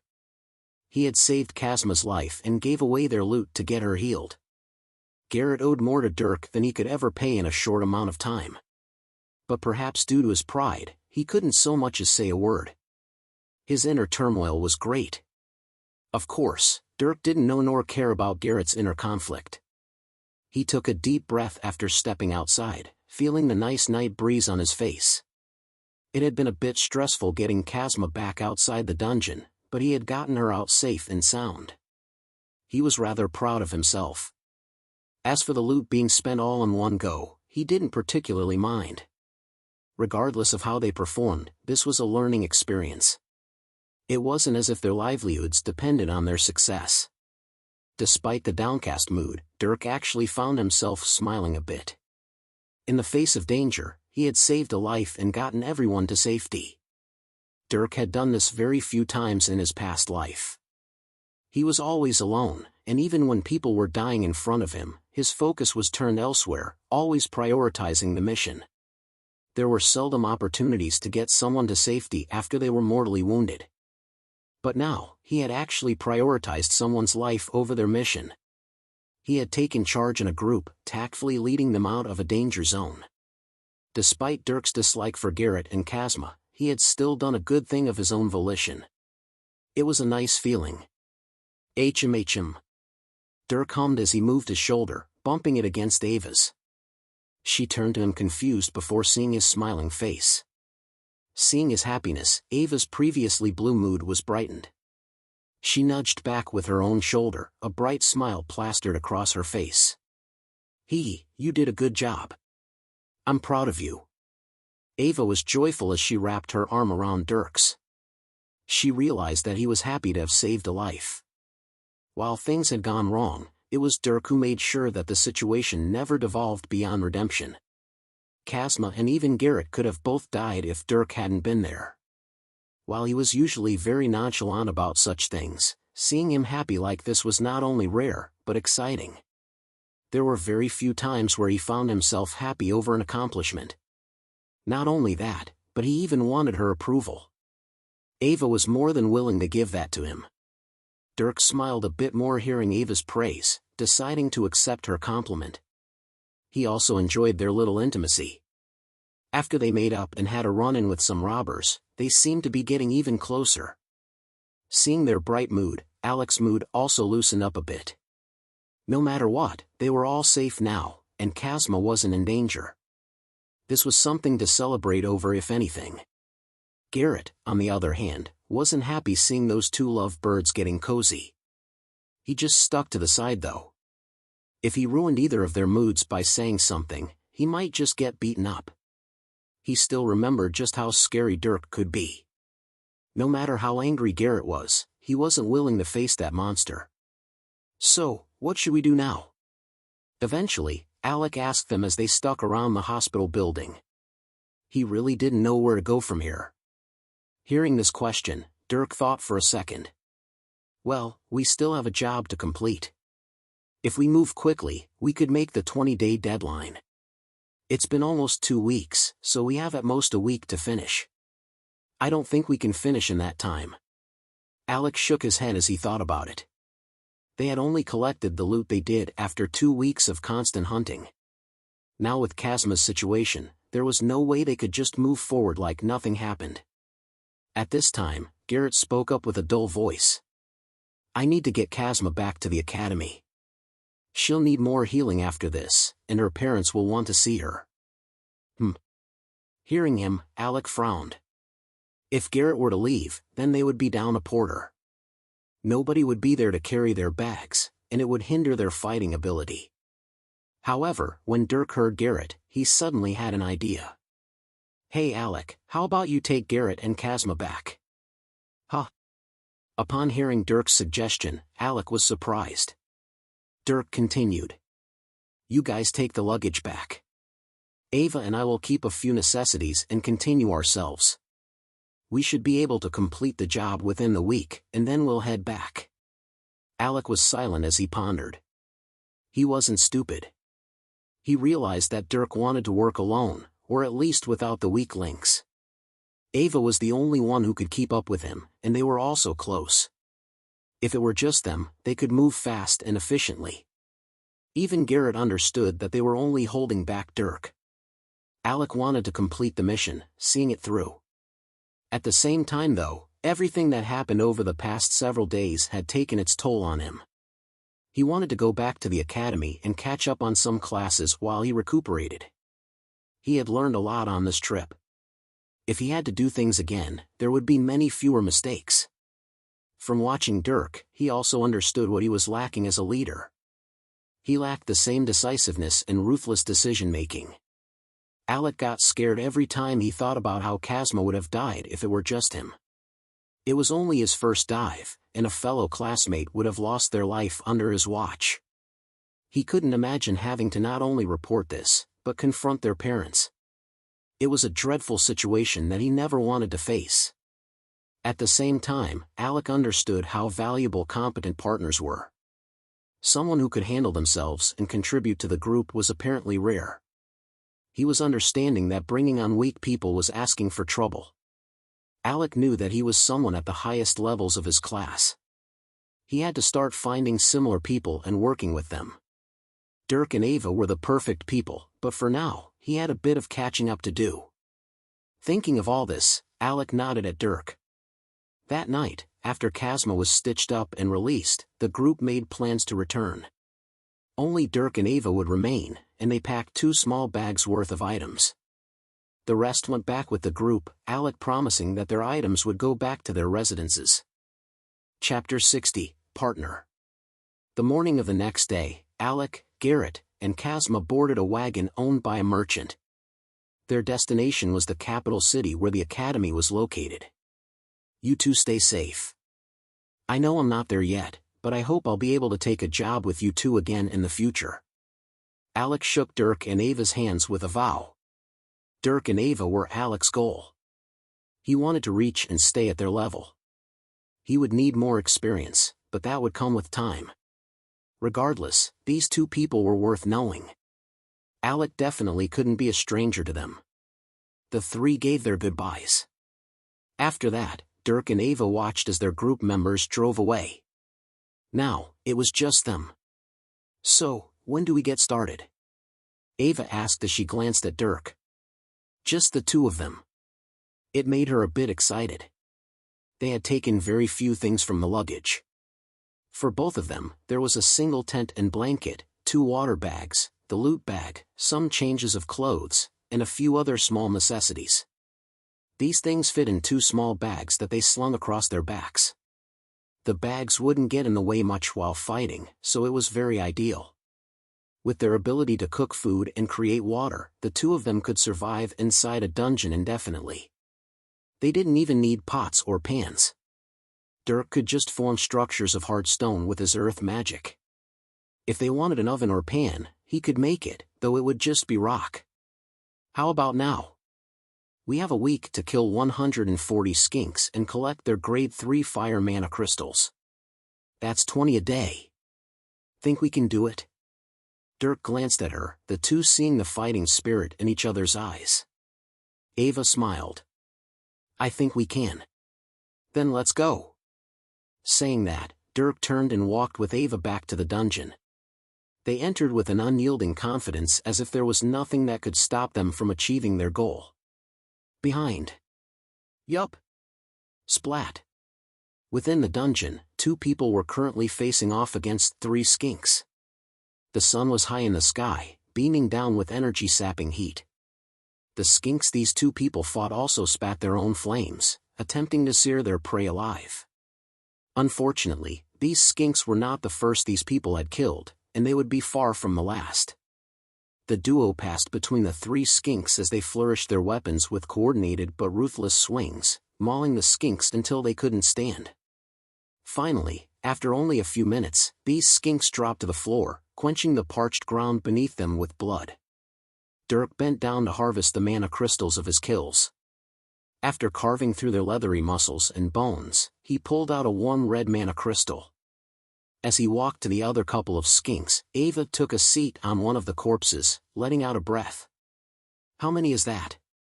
18? 19. Dirk corrected her as he plucked the last mana crystal. He then tossed it into the loot bag hanging from his waist. Standing up, he scanned the landscape around them. It had been 3 days since they entered the dungeon alone. The first 2 days, Dirk and Ava made their way straight toward the furthest haven. Because they were able to move so fast, they had some time to kill after reaching the haven the group had previously struggled to approach, taking time to hunt some of the strong skinks. After that, they went on to hunt the entire 3rd day, bringing them to now. In this day alone, they had killed and harvested 19 skinks. Hearing that number, Ava nodded. "We need at least 30 crystals a day to make the deadline. That first day, we could only hunt dune worms. That was a waste of time. Well, at least we have this area to ourselves. And nobody weighing us down." Dirk spoke as he looked at Ava. He and she had made a great team. They were fluid in their cooperation with each other. Dirk could hold down multiple skinks and she could chop them into pieces. They made quick work of every enemy they ran into, and they ran into a lot. Neither of them got hurt, and with nobody to worry about, they could focus entirely on the fight. While Ava thought Dirk's words about being held back were harsh to their former partners, she couldn't help but agree.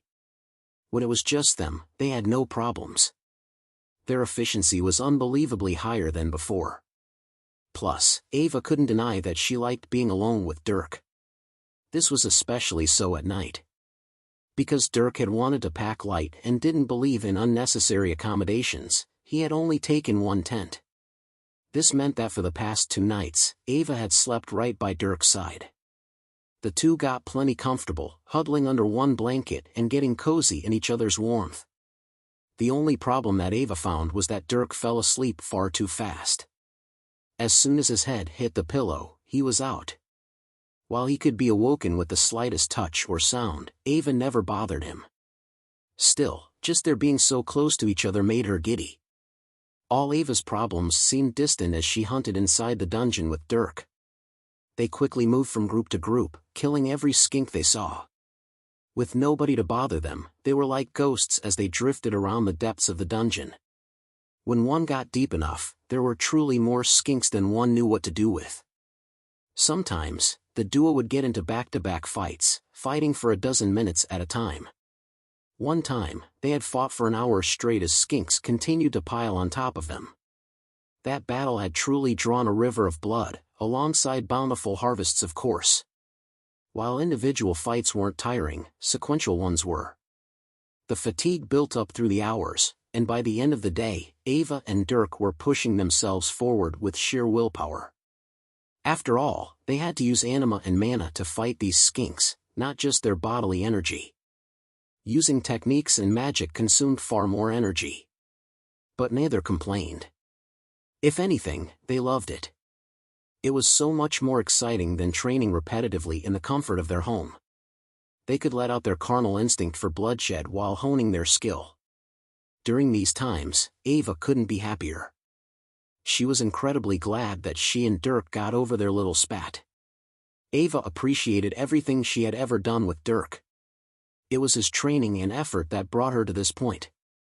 She couldn't imagine the life she would have led if she had never said yes to him at school.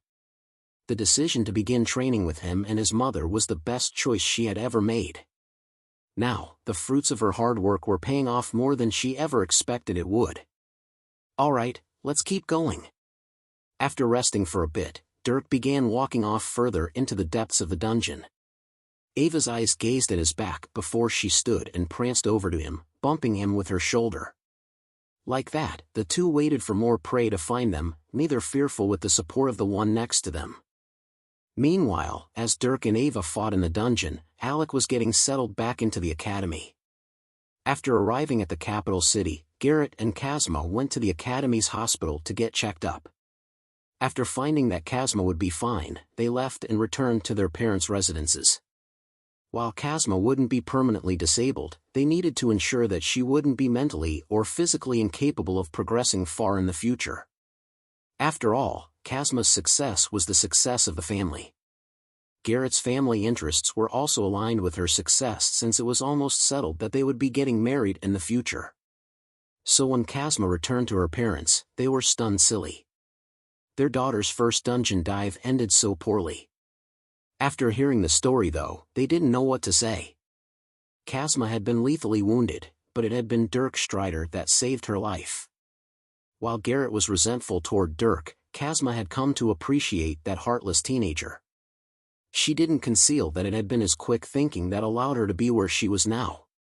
If it weren't for his very presence, she would be nothing but food for a bunch of monsters. Such an attitude surprised Garrett. Kazma had been subject to what was essentially torture.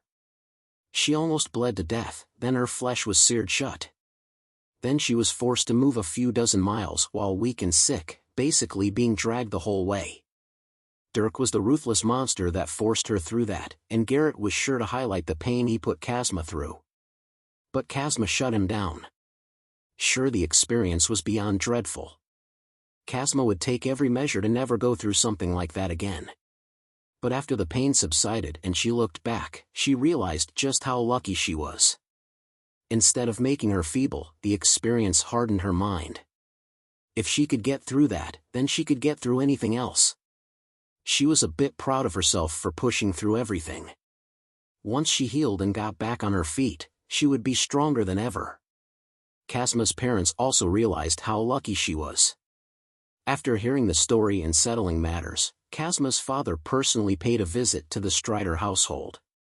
It was here that he met Dirk's mother and left her a gift, a thank you for Dirk saving Kazma's life. The gift was 2 blue crystal shards. There were 3 levels of currency: silver, gold, and crystal. These crystal shards were a unit of crystal currency. And each crystal was worth 1,000 gold coins. Kazma's father had actually paid 2,000 gold for saving Kazma's life. After Dirk's mother got an explanation for everything, she was surprised. After seeing Kazma's father off, she immediately went and found Alec, who told her the entire story. The story shocked Cecilia. It wasn't hard to see what happened, but she didn't know where Dirk could have learned the medical knowledge required to make the judgments he did. After she let Alec go, Cecilia pondered for a while with a frown. After eventually shaking her head, Cecilia disappeared with the decision to just wait until Dirk returned. Splat. Huff, that's 30. Ava let out a labored breath after burying her axe in the head of a skink. Dirk also swiftly killed off his prey with a knife to its eye socket. There were 13 bodies around them, and the sun was getting low. 4 more days had passed. This was now the 7th day that the two had entered the dungeon alone. They never once left. Their food consisted of cooked skink meat which they ate in the morning and night. At first, it had been a bit tough to eat. But over time, the two learned to enjoy it. The only thing Dirk made a mental note of was to bring seasoning on his next trip. Dirk had a faint smile on his face as he plucked out all the mana crystals. In his vision, he could see a counter with the number 142 on it. This was the number of mana crystals they had collected, and the number was tracked by Dirk's AI. They had finally hunted enough. Now, their job was complete. We're done. Dirk spoke, a little excitement in his voice. Hearing him, Ava was also excited. Finally. I didn't think we'd actually do it, by ourselves no less. It's been what, 3 weeks since we've left home? I've never been gone for so long in my entire life. Dirk nodded in agreement. He had spent this entire life within the confines of the capital city, a place of peace, safety, and prosperity. Now, not only had he left, but he had done so for 3 weeks straight. He had no guide or parent with him. Their livelihoods depended on them alone in this place. While he was perfectly fine with this, for Ava this was a huge adventure. Everything was new and she had to mature a little in order to keep her bearings. Luckily, with Dirk here things became much easier. He was never fazed by anything. Well, it looks like we can finally leave. We can start making our way back now. Let's sleep early and leave early in the morning. We can be on a wagon home in 2 days. Dirk spoke as he hoisted his bag. However, Ava seemed to think of something else. Hey, what if we went to the King's Hall? King's Hall? Hearing her, Dirk was surprised. The King's Hall was basically the boss room for each dungeon. In the lesser dungeons like the one they were in, the most powerful of a species would form a King's Hall. One could fight the king, and if it was killed, then the victors would be awarded precious loot. However, there were 2 things that caused Dirk to frown. 1. The king was an enemy that surpassed all others in a dungeon. 2. Once someone entered the King's Hall, they couldn't leave until either they or the king died. It was a life or death battle, and worse yet, they couldn't evaluate the power of the king until they entered personally. While it wouldn't outstrip the power level of the dungeon by far, it was still a significant jump. So far, Dirk and Ava had fought skinks that were at the higher end of the rank 3 level. These rank 3 skinks were large, strong, and fast. As for the king, it would most likely be a rank 4 skink. Not only that, but it would likely be able to use tier 3 magic. Dirk was rank 3 himself, and at the peak of rank 3 no less. He could slaughter the skinks they had been fighting all day, even by himself. However, he had never fought a rank 4 enemy before, and over time, Dirk had felt the difference between power levels in this world. The robbers he had killed had rank 2 strength. Despite that, Dirk had slaughtered them like they were nothing. They simply couldn't resist his strength. He could break their bones with his hands. Even back on Earth, no ordinary person could do such a thing. He had already surpassed his self from Earth, in terms of personal strength at least. Dirk was wary about fighting those above him, but at the same time, he wanted a challenge. He thought about it for a long while, weighing his odds. Slowly, he nodded. If you're confident, then we'll do it. But this isn't all in battle. You can't be indecisive. Dirk looked at Ava with a solemn face. Once they went in, there would be no coming out unless they succeeded. Just this fact alone worried Dirk. Ava naturally knew what fighting the king meant though. Hearing that he wasn't opposed, Ava was excited. Yes. Dirk, we can do it. Besides, we gotta push ourselves if we want to get better. These kinds of battles will make us stronger. I guess. We rest first though. Let's head back. Of course. Ava was all smiles as she started walking back to the haven with Dirk. It only took an hour or so to arrive, and as they walked into the haven, they dragged the corpse of a skink with them. Right now, Dirk and Ava were the only ones in this haven. The other group that had been there was now long gone. The duo had the entire fortress to themselves. There weren't even any guards stationed here. Those would only be seen in the havens near the entrance of the dungeon. Dirk and Ava tossed their bags in the center of the open plot of land. Ava quickly got to setting up the tent while Dirk tossed the skink corpse to the side. He then bent down next to a certain rock formation nearby. This rock formation was the oven he had formed the day before. He hadn't gotten rid of it since there were no people here and he knew he would use it again. Dirk lit a fire above his hand. Facing his palm to the oven opening, he used a certain spell and shot his flames into the oven. These flames burned much hotter than ordinary flames, easily reaching thousands of degrees. It wasn't long before the interior of the oven was scorching hot, and with the stone absorbing so much heat, the temperature would linger for a long while. This made it easy to cook without constant flame. After that, Dirk went and cut up the skink corpse. He cut out the thickest cut of meat from the skink around its abdomen and legs. Then, he cut them into strips before tossing them into the oven. The meat sizzled as the heat from the stone rapidly cooked it. Dirk was sure to occasionally heat up the oven with his flames too, keeping the temperature constant. After setting up the tent and making it as homely as it could get, Ava also went over and sat next to Dirk.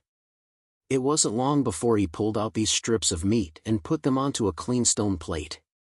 They were thoroughly cooked but still tender and juicy. While the taste was bland with no seasoning, they could only make do. The two dug in as Dirk tossed in plenty of meat for the both of them. After about an hour, the two were totally full.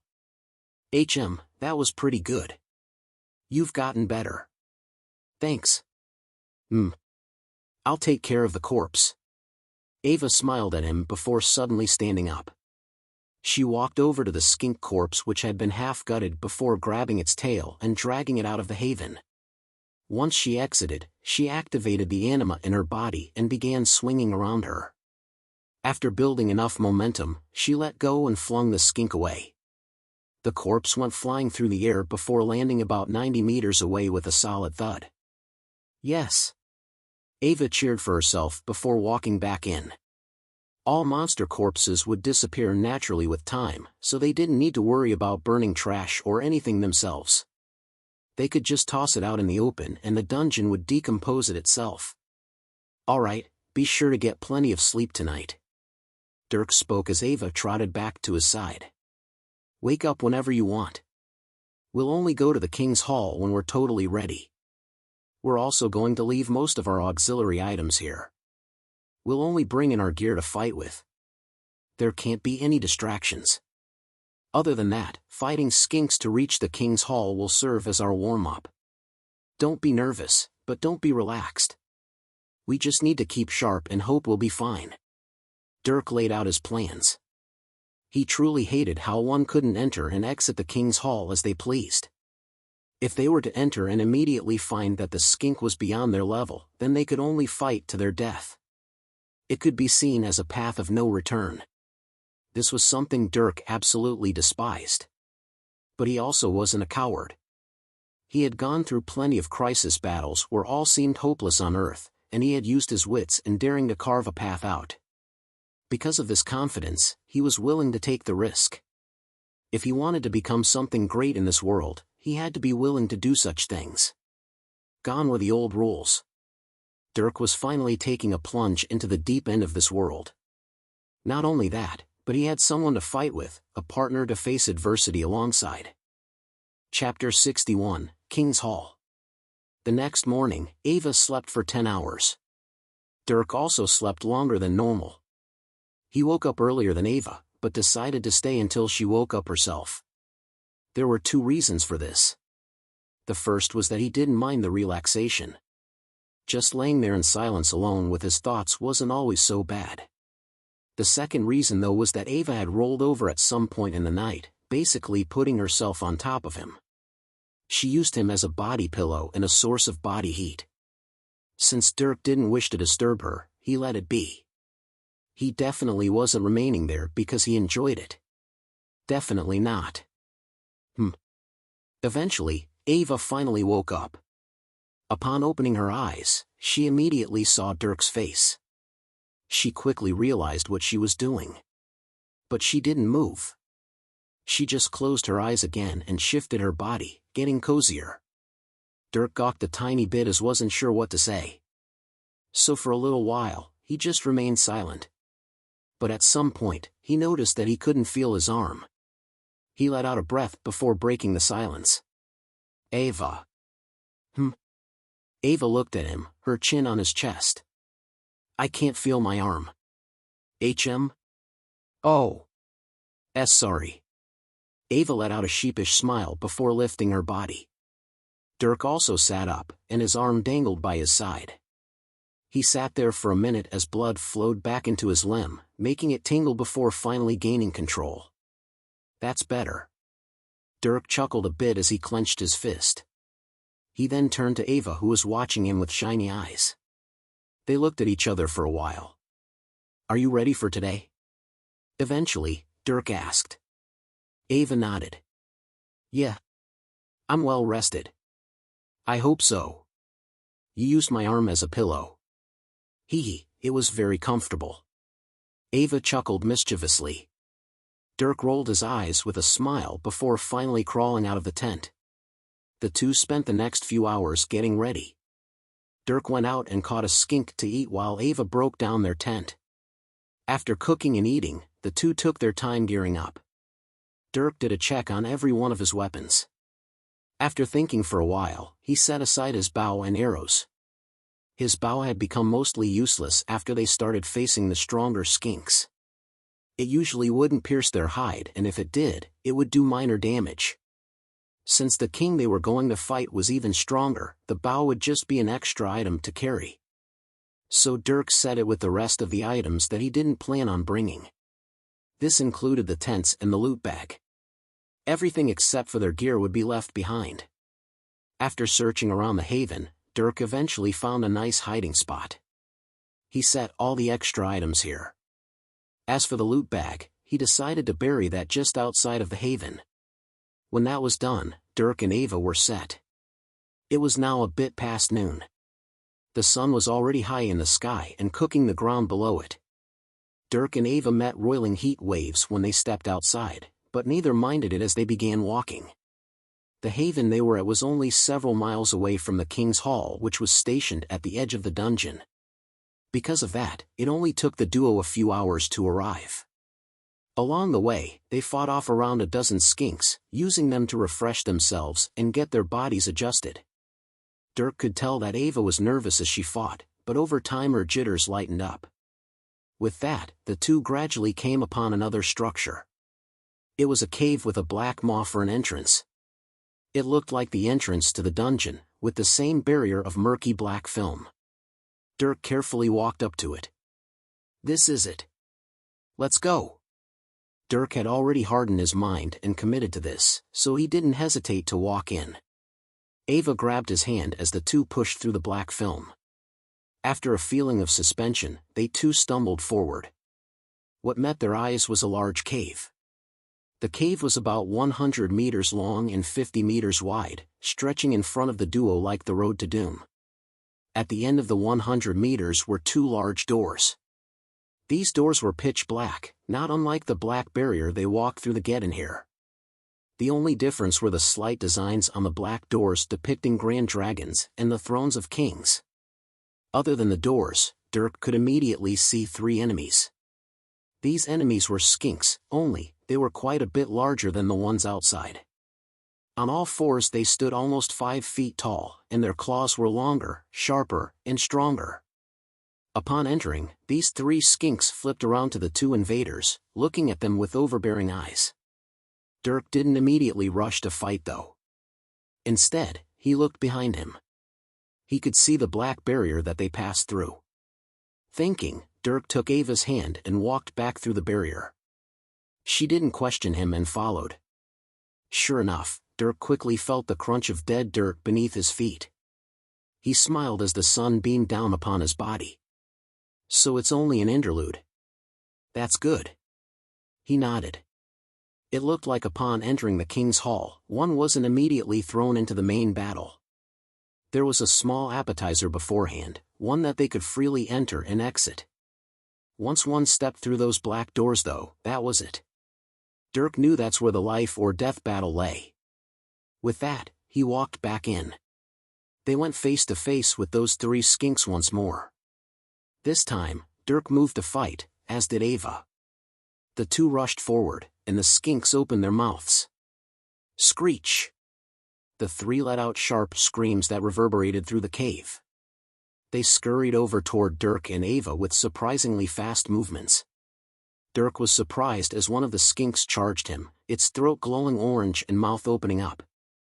A second one was doing the same thing, both aiming at Dirk who was in the front. Seeing this, he didn't raise anything to block. Instead, he heard a soft shout. "I got it." Ava spoke as she stood in front of him. The next moment, a thick water wall was created in front of them. Of course, this water wall was much stronger than normal. These skinks were larger and likely had stronger magic attacks. Ava knew how to compensate despite not having seen their power. Without suspense, the two skinks let their flames out. Scorching red fire bellowed at Ava's water wall like an erupting volcano. Ava frowned as her water wall was rapidly consumed, filling the air with a fog. "Wall!" Ava shouted as flames tore at her water barrier. The next second, a thick stone wall was created in front of her. The flames rapidly broke past her water wall and then hit the stone wall. They couldn't break through it though, merely heating the surface. With that, the flames ended. Dirk put his hand on Ava's shoulder. I got the one that didn't spit fire. You pick the one on the far right. We go together in 3. With those instructions, he counted. When he hit 0, he and Ava rushed out from behind the wall. Ava quickly spotted a skink on the right, while Dirk eyed the skink that didn't spit fire, which was in the center. As for the extra one on the left, he had plans for it too. Ava was quick to engage in battle, her axe chopping down at her target. However, the skink was agile, and it could dodge her attacks. Ava had a hard time landing hits. Her axe was powerful, but it was worth nothing if she couldn't land a hit. Instead, the skink actually attacked her, swiping with its long claws. Ava was startled as the claws scraped her armor, leaving discolored streaks along the metal. She continuously dodged for a while. This caused her to realize that she couldn't take these enemies lightly. She activated the anima in her body, drawing out more strength. While she couldn't deliberately activate anima like Dirk's ability, she could expend more energy and utilize her muscles to a greater degree, achieving the same effect but with lesser results. After doing this, Ava's senses became sharper, her body lighter. Her reactions were exceptional as she dodged a claw swipe and countered with a swing of her axe. This time, her axe flew much faster, arriving in front of the skink before it could dodge. Splat!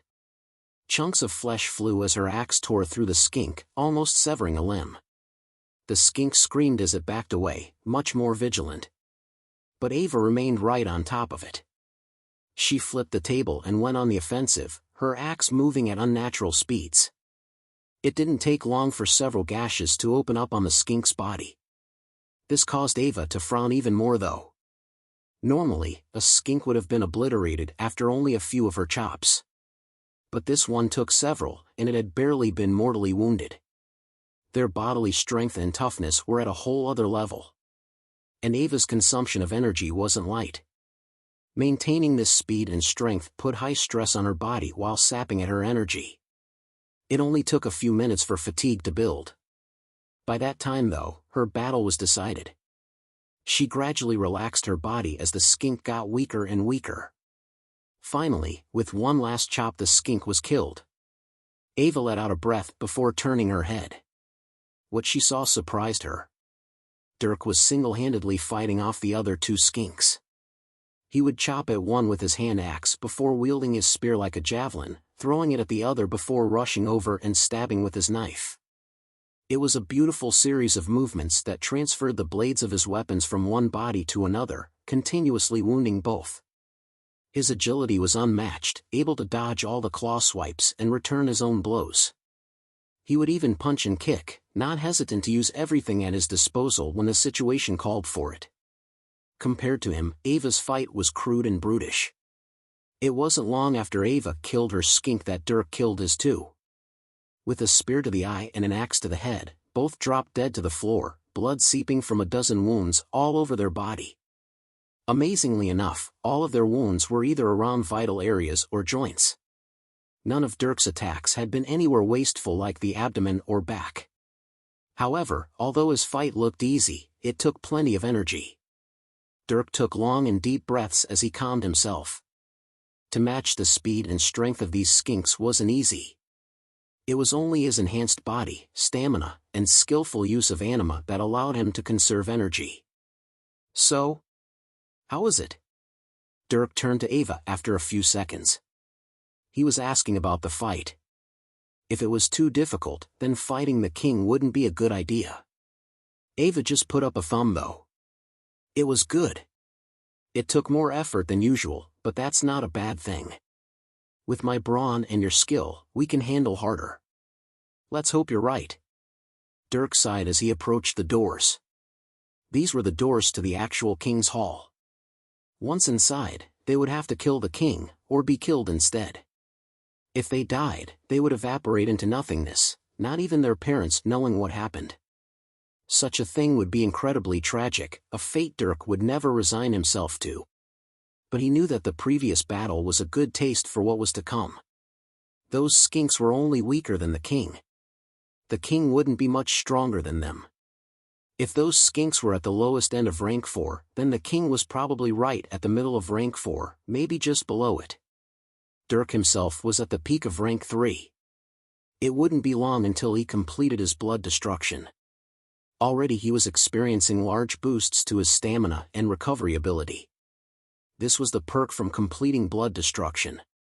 After fighting and waiting a few minutes, he was already capable of fighting again. This recovery ability was what let him fight those lesser skinks on the outside so easily, lasting through an entire day of battle. Once the process was done, he would experience yet another jump in his endurance. Dirk and Ava waited outside the doors, taking their time to recover. During this time, Dirk went and harvested the mana crystals from those 3 skinks. They were larger and packed to the brim with fiery mana, obviously a higher grade than the ones they had been collecting. After that, he rested at Ava's side. It was only when an hour passed that they finally stood up, fully rejuvenated. Dirk would take no chances and decided to give things time even after he was fully recovered. With the previous warm-up and full recovery, it could be said that they were in tip-top shape. Along with certain pieces of insurance Dirk had, he walked toward the doors with confidence. There was no turning back, and he would throw everything he had at this battle. Dirk and Ava held hands as they arrived in front of the doors. With their free hands, they pushed forward. The black doors creaked open with a loud rumbling that seemed to disturb the hall after a long time. Upon opening the door, the two immediately felt a strong aura wash over them. Dirk could feel the strength of his enemy through this aura. It was overbearing and savage, seemingly undefeatable. But Dirk knew that it wasn't. He could feel that behind this savagery, there was a limit. Dirk could see this limit, and he instantly made a judgment. It would be a tough battle, but not an impossible one. And that was all he needed. Dirk walked into the king's hall, his aura pushing away the savage pressure of the king with the ruthless steps of a cold killer. Nothing could faze him as he met his enemy. The doors closed behind them, signifying the start of this battle. As they did so, back in the cave, there was an invisible pair of eyes that watched the two enter the king's hall. When the doors finally shut, these eyes curved as if they were smiling before disappearing into the darkness. Chapter 62, Battle. You are entering the king's hall. Behold, horned lizard king of fire. Upon entering the king's hall, Dirk and Ava received a message that appeared in their vision. This was the record, the same one that gave them the profile, tiers, ranks, and skills. This prompt surprised both of them. The record never spoke to them of its own volition. This was the first time they had seen such a thing. Despite the surprise, they could quickly surmise what this was.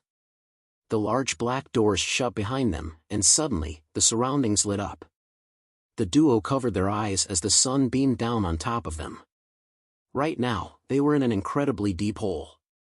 The hole had walls on all sides in the shape of a circle that slightly curved inward like a dome, making the place look like an arena. The walls were composed of sandstone and the floor of dry dirt. A dry heat that felt like an oven permeated the atmosphere. Luckily, both of the challengers had resistances to heat. They quickly adapted to the situation. After looking around, Dirk and Ava set their sights on the ground floor of the arena. They couldn't immediately spot the king, something that caused Dirk to frown. His eyes rapidly scanned the surroundings, even turning to the walls. Enemy detected. Suddenly, Dirk's AI highlighted something in his vision. Dirk's eyes snapped to a large rock about 130 meters in front of him. His eyes narrowed as the AI did scans of the light coming from this rock. When a part of the rock twitched, Dirk's eyes widened. Growl. Right when Dirk spotted the king, there was a low rumble. Dirk patted Ava and then pointed to the large rock. She looked over and saw two golden spots appear on the rock. These spots had slits in them that sent a chill down her body. They were eyes. Then, the rock slowly moved. It unraveled and revealed its body that was 12 feet long and 5 feet tall. Its mouth stood on even grounds with Dirk's head. Its eyes looked down on him, fitting of the king of this dungeon. The king. Ava mumbled as she shrunk back at the size of the king. The king was a horned lizard. Its body was comprised of dark, rock-hard scales. Short spikes jutted out all along the sides of its head and back, their tips sharp like spears. Between these scales, there was a faint orange glow. Heat waves came from these crevices around its body, clearly signifying fire. The horned lizard didn't scream or roar at them. It just observed them, like a predator staring at a tasty treat. It didn't believe that these two invaders posed any threat. "Your axe will be important." After a bit of silence, Dirk spoke. Ava looked at him before looking back at the lizard. Its body was definitely tough, but under her axe, nothing had yet to be able to resist. Her attacks were powerful and heavy, chopping through any amount of defense. For this tank of a lizard, it would be the most effective weapon. "We'll split up. You take left, I take right. Stay back at first while I draw its attention. Once it focuses on me, find an opportunity to strike. Aim for limbs or vital areas. And watch out for the tail." "Got it." Ava nodded as Dirk gave her orders. This wasn't the first time he had planned out an attack, and she could already visualize what she would do. However, she also knew that there would be a lot of adaptation. Dirk was never one for specific courses of action. Plans could be broken and changed. Sometimes they would have to improvise. Ava knew to do so if she had to, and she never had to worry about Dirk.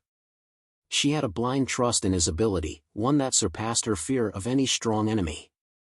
As Dirk spoke, the lizard rose and took steps toward them. Its throat and scales began to glow a vibrant orange that contrasted against its dark body. Seeing this, Dirk's pupils contracted. "Go!" With a shout, the duo split up. Ava ran off to the side, and Dirk darted straight forward. In order to attract the attention of the lizard, he obviously needed to aggravate it. This could be done easiest head-on. "Growl!" The lizard's body rumbled as Dirk ran straight toward it. Its throat expanded as roiling flames brewed within. As this happened, Dirk rapidly covered ground. His hand also glowed with a magic spell. At the same time, animal was activated within his body, filling it with a violent strength. Then, the lizard's mouth opened. Dirk saw light shine through its razor-sharp teeth, and he let out a breath. Whoosh! As if its body were a flamethrower, flames billowed out of the lizard's body. Dirk was still a few dozen meters away, yet the flames arrived in mere seconds. Suddenly, his body dipped down, and he was engulfed by flame. Ava watched this from the side, not yet charging forth. Seeing Dirk get covered in flames, her teeth clenched. She waited, but the lizard continued to fire out flames for several seconds. The flames were surprisingly narrow and almost covered the length of the entire arena. The power behind these flames could be imagined. Eventually, though, the lizard stopped. Ava watched as a cloud of smoke cleared away. What was revealed underneath was a stone slab that jutted out of the ground. The side of the slab facing the flames was basically melted, and on the other side, a figure was crouched beneath. "That's warm." Ava heard a mumble. Then, she could see Dirk fly out from beneath the slab. She could see burn marks on his armor, but that was it. Dirk's armor covered every part of his body. His head was covered by a hood, and even his face had a mask across it. To burn his skin would require one to burn through his armor first. Ava sighed when she saw that he was okay. She then saw Dirk fearlessly continue his charge. With spear in hand, pillars of rock shot out from beneath his feet. In a mere few steps, he was in front of the lizard. The lizard swung its claw at his approaching figure, and he thrust out. Shick! Screech! The lizard let out a small scream as Dirk's spear pierced into the webbing of its claw. However, Dirk's body became tense. The tip of his spear was about a foot long.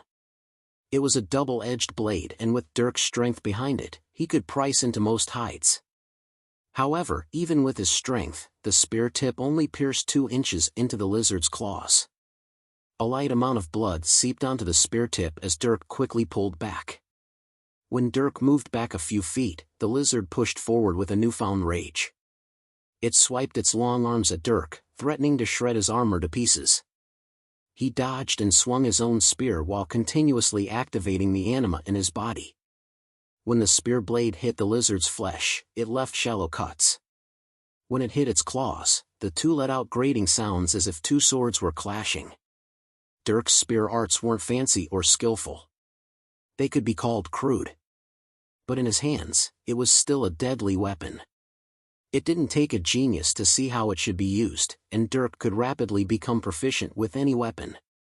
He had already practiced with his spear for many hours while in the dungeon, so now, his spear use was beginning to resemble a somewhat trained warrior. Dirk went back and forth with the lizard for a minute or so, his spear constantly blocking or attacking. After receiving over a dozen small slices, the lizard began to become more defensive. One small cut wasn't a lot, but if they started to stack up, it would become too painful and fighting would become difficult. The lizard wasn't intelligent, but it still had its fighting instincts. Dirk also found out that while this lizard was big and strong, it wasn't fast. With Dirk's agility, there wasn't much he couldn't dodge. This would also be advantageous to another certain someone. After Dirk had fought for a while, there were suddenly footsteps that came from nearby. Both Dirk and the lizard heard this. The lizard wanted to turn around, but that's when Dirk pressed his attacks. He became more aggressive as he thrust his spear toward the lizard's neck. To this, the lizard could only refocus and swipe out to block. Meanwhile, Ava was getting close. Upon seeing an opening, she charged forth with her axe in hand. She came up right behind the lizard intending to chop off one of its legs. When she got close though, the lizard screamed. The lizard suddenly charged at Dirk. Dirk's eyes widened as that huge body came barreling toward him. He quickly backed up. That lizard definitely weighed hundreds if not over 1,000 pounds. He absolutely could not let it pin him down and attack as it pleased. But this gave it an opening. After Dirk backpedaled, the lizard swiped to create distance before turning its head back. Its eye on the side of its head saw Ava, who was taking her last steps toward it. It couldn't turn around to attack. But it didn't have to. Suddenly, Ava saw its tail come swinging around. The tail was like a hammer as it slammed into the side of her body. She was thrown away, tumbling across the ground. After that, the lizard focused back on Dirk. After blocking one of his attacks, the lizard continued its charge. Dirk grunted as he turned and ran, the lizard hot on his tail. Dirk? Ava quickly recovered. When she did, she looked to see Dirk running across the arena. She wasn't in the mood to laugh at this rare sight though and dashed toward her axe that had flown out of her grip. After she picked it up, she joined in the chase right behind the lizard. Like this, the battle became a game of cat and mouse. Dirk thought of several things as he ran. He didn't run so fast so the lizard stayed focused on him, a careful balance being maintained. Ava also didn't get too close so as to watch out for the tail. She then remembered Dirk's warning and felt a bit stupid. This chase didn't continue for long though. Thinking of something, Dirk raised his hand. Pouring mana into a spell, for rock arrows were created overhead. These rock arrows shot toward the lizard's head. However, when the arrows hit, the arrow tips merely cracked on the lizard's rock-solid hide, not doing any damage. The lizard barely noticed as it continued chasing Dirk. Never mind then. Seeing how useless his magic was on this lizard, Dirk just shook his head before thinking of other alternatives. Then, after getting an idea, Dirk changed directions toward one of the walls. He charged right at it, and the lizard's mouth slightly opened in anticipation for the meal that was apparently trying to kill itself. Ava, chop its tail when you can. Dirk shouted as he got closer to the wall. Ava didn't say anything as she focused on the tail. Then, Dirk arrived at the wall. A magic circle instantly appeared on his hand, and he jumped. Dirk's foot hit the wall, and a small foothold appeared under it. Like that, he took 3 steps up the wall. Then, his body bent back as he pushed off. The lizard raised its head as he sailed over it, flipping and landing on its back. Dirk brought down his spear. Asterisk screech. Asterisk. The lizard let out a ferocious scream as the spear was buried in its back with Dirk's full momentum behind it. At the same time, Ava came from behind and brought down her axe. Her heavy blade chopped right into the base of the lizard's tail. However, even that only chopped halfway through. The lizard screamed once more as it whipped its body around, swiping at Ava. Shing! Ava couldn't react before the lizard's claws came slicing across. Those sharp, almost metallic bones grated against her armor as she was tossed away once more. Seeing this, Dirk felt a surge of anger come over him. Looking down, he took out his own hand axe and chopped. Screech! The lizard yelled once more as Dirk quickly chopped at it. His blade didn't sink very far down, definitely not hitting any vitals. But it tore up the muscles and even fractured its large bones. The lizard started to toss its body around in an attempt to throw him off, but Dirk used the spear as an anchor. He chopped a few more times. However, he then saw the lizard charge toward one of the walls. His eyes remained cold as he braced himself. Then, when the lizard threw its back against the wall, he jumped off. Bang! The lizard caused the arena to shake as its huge body slammed into the wall. While this caused Dirk's spear to bend and tear up some more flesh, it was worth it since Dirk was now off its back. The lizard turned to him with rage in its eyes, and its throat started to glow. Arg! At that time, Dirk heard a pained groan. He turned and saw Ava, who was kneeling on the floor. Beside her was a small puddle of blood. She had been injured, and it looked like she had sustained more than just a few cuts. While she might not have broken a bone, she likely had really bad trauma from the impact. Dirk's head alternated between the lizard and Ava once. Then, he charged toward Ava. At the same time, the lizard opened its mouth, flames just about ready to billow out. To me! Dirk shouted. Ava heard him and looked up. She saw the lizard and Dirk, who was running toward her. Gritting her teeth, she got up and ran forward to him. Then, the lizard finally attacked. A pillar of flame shot out of its mouth. It rapidly chased Dirk and threatened to burn him to a crisp. Even with his armor, he would be cooked alive. Not even his own fire resistance could defend against the lizard's high-tier flames. Just as the fire was going to reach him, Dirk met with Ava. Their bodies collided as he took them to the floor. Then, his hand raised. A slab of thick stone was erected behind them. The flames crashed into the stone and were divided around it. Dirk and Ava were then surrounded by a sea of fire. Ava curled up as Dirk covered her body with his. Tongues of flame flickered and whipped past them, burning some of Dirk's armor and singeing some of Ava's hair. They stayed like this as Dirk poured mana into the slab of stone protecting them. Even then, the surface was quickly melted. Perhaps because of its rage, the lizard shot out flame for several seconds longer. By the time it was done, the slab of stone had almost melted through. Can you fight? At that time, Dirk raised his head and asked. Ava looked at him, their faces only inches apart. Yes. Ava resolutely spoke. The wounds she sustained were mostly superficial. While it hurt to move, she could push through that pain. The adrenaline coursing through her body helped her as well. All right. Split up. Recover your axe when you can. I'm going to attack it. You find an opening. Okay. Then let's go. Saying that, the two rolled out from under the slab. Dirk jumped to his feet and laid eyes on the lizard. The lizard looked at him, flames in its eyes. Both were furious. Reaching toward his chest, Dirk pulled out a long knife. He then ran straight toward the lizard. The lizard moved forward and met the charge. Ava also slipped away and found her axe, going to retrieve it. Normally, Dirk wanted to maintain distance from the lizard. It was simply too risky to fight it in close combat. But Dirk didn't have his other weapons as they were stuck in the lizard's back. He needed to keep the lizard's attention while Ava snuck in from behind. So he took the risk.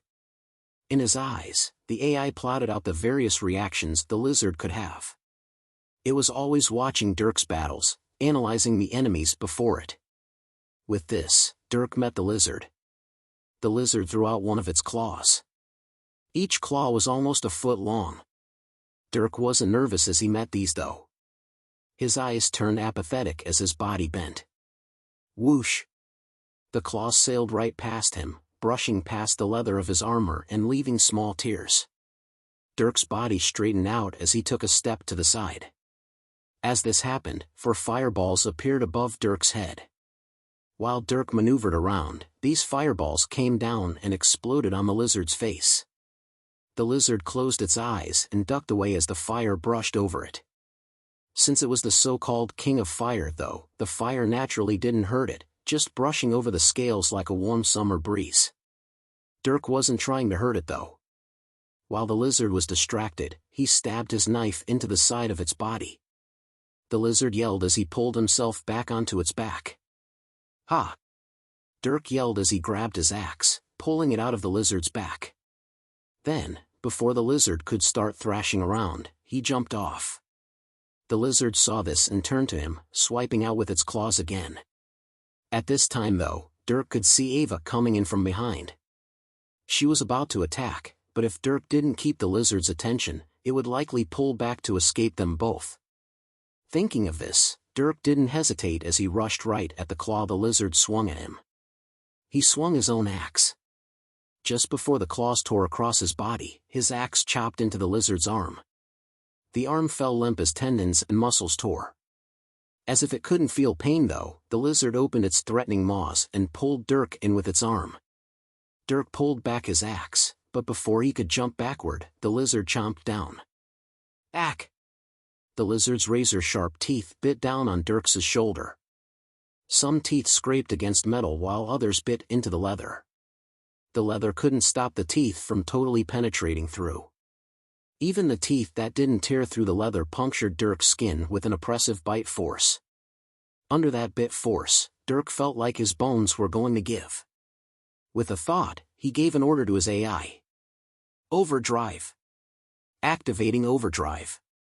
Suddenly, Dirk's muscles bulged with strength that resisted the lizard. His body heated up as blood soaked his shirt underneath his armor. Growl. Ah! Dirk and the lizard both let out their own low roars as it bit down harder and harder on Dirk's body. It flung him around after raising him off the floor, causing its teeth to tear into his skin even further. If it weren't for Dirk activating tons of anima and adding overdrive on top of that, some bones would have shattered. Dirk didn't just let himself be thrown around though. With his left hand, he quickly grabbed one of the knives on his thigh and stabbed out. He stabbed the lizard's mouth and throat several times in quick succession, causing it to scream and whip its head around. When it finally opened its mouth, Dirk was thrown away like a rag doll. Thud.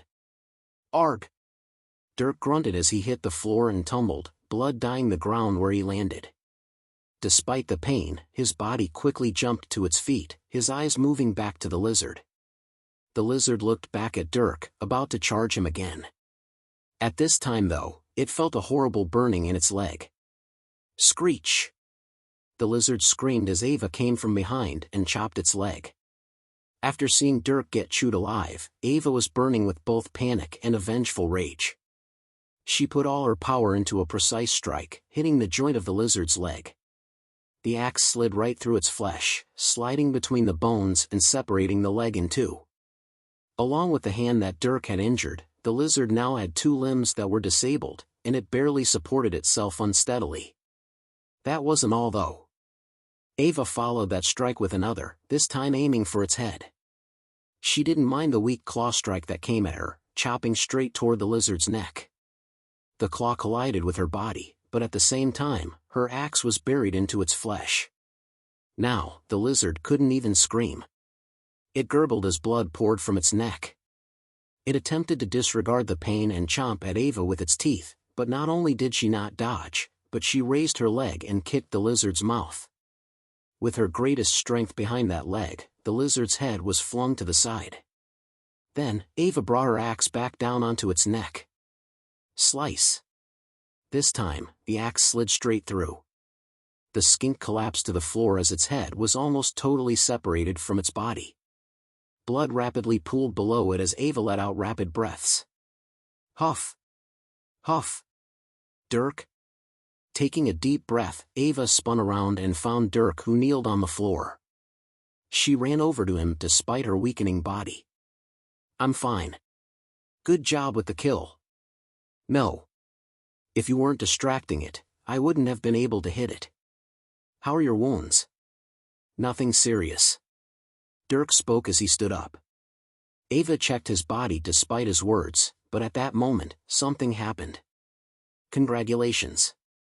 The Horned Lizard King of Fire has been eliminated.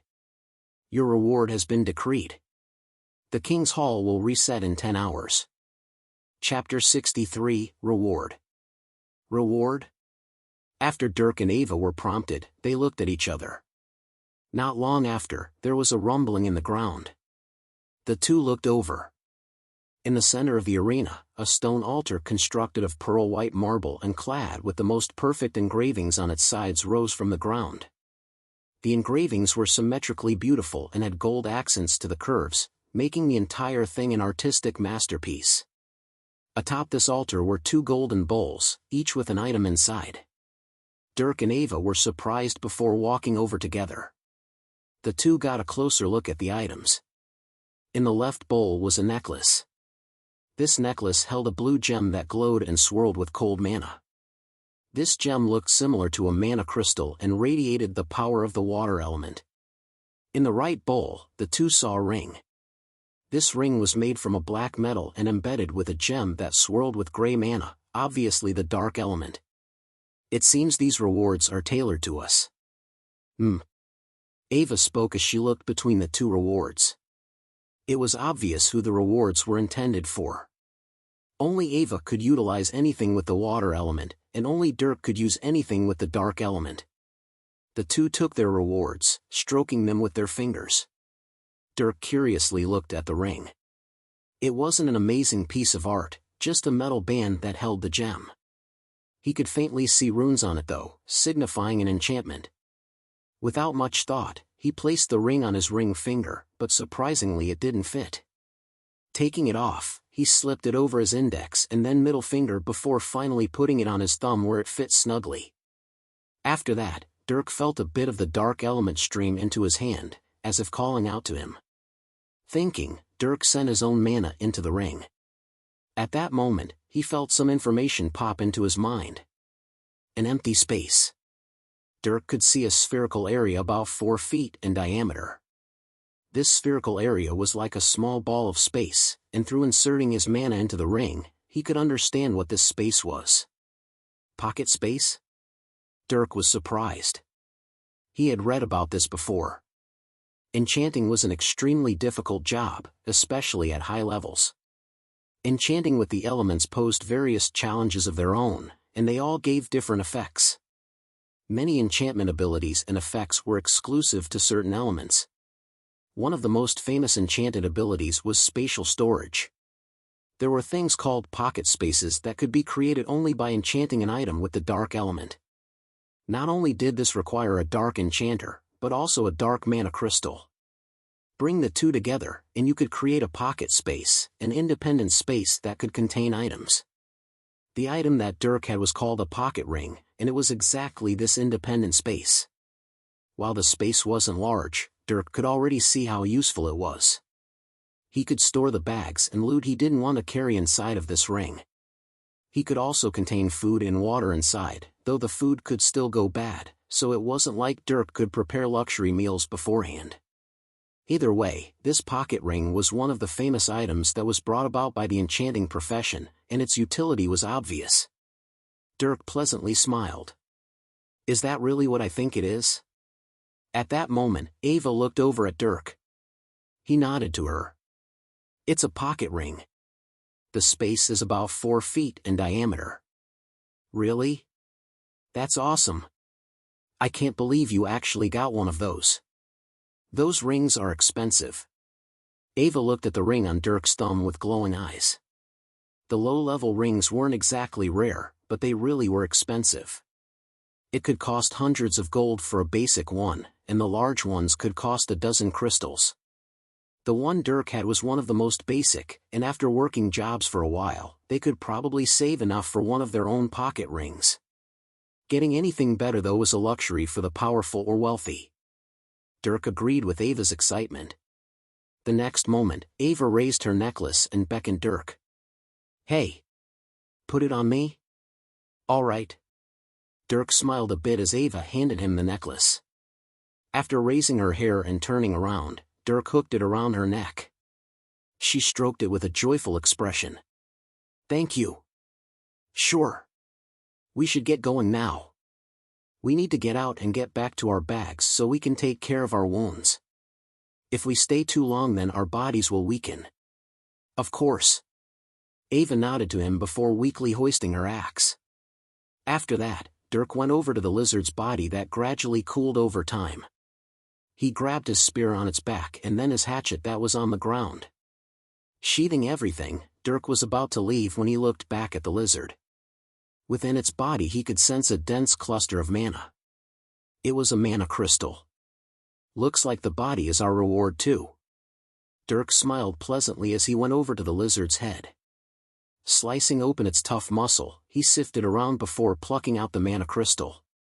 This one was bigger than the usual marbles and radiated a soft heat that warmed Dirk's hands. He nodded before playing around with his pocket ring, eventually figuring out how to place the mana crystal in the pocket space.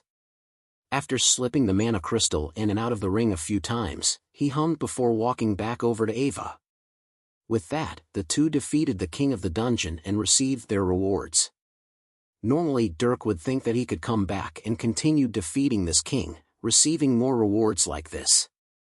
But unfortunately, a reward could only be gained once. If Dirk wanted another reward, then he would have to go to another dungeon and defeat the king there.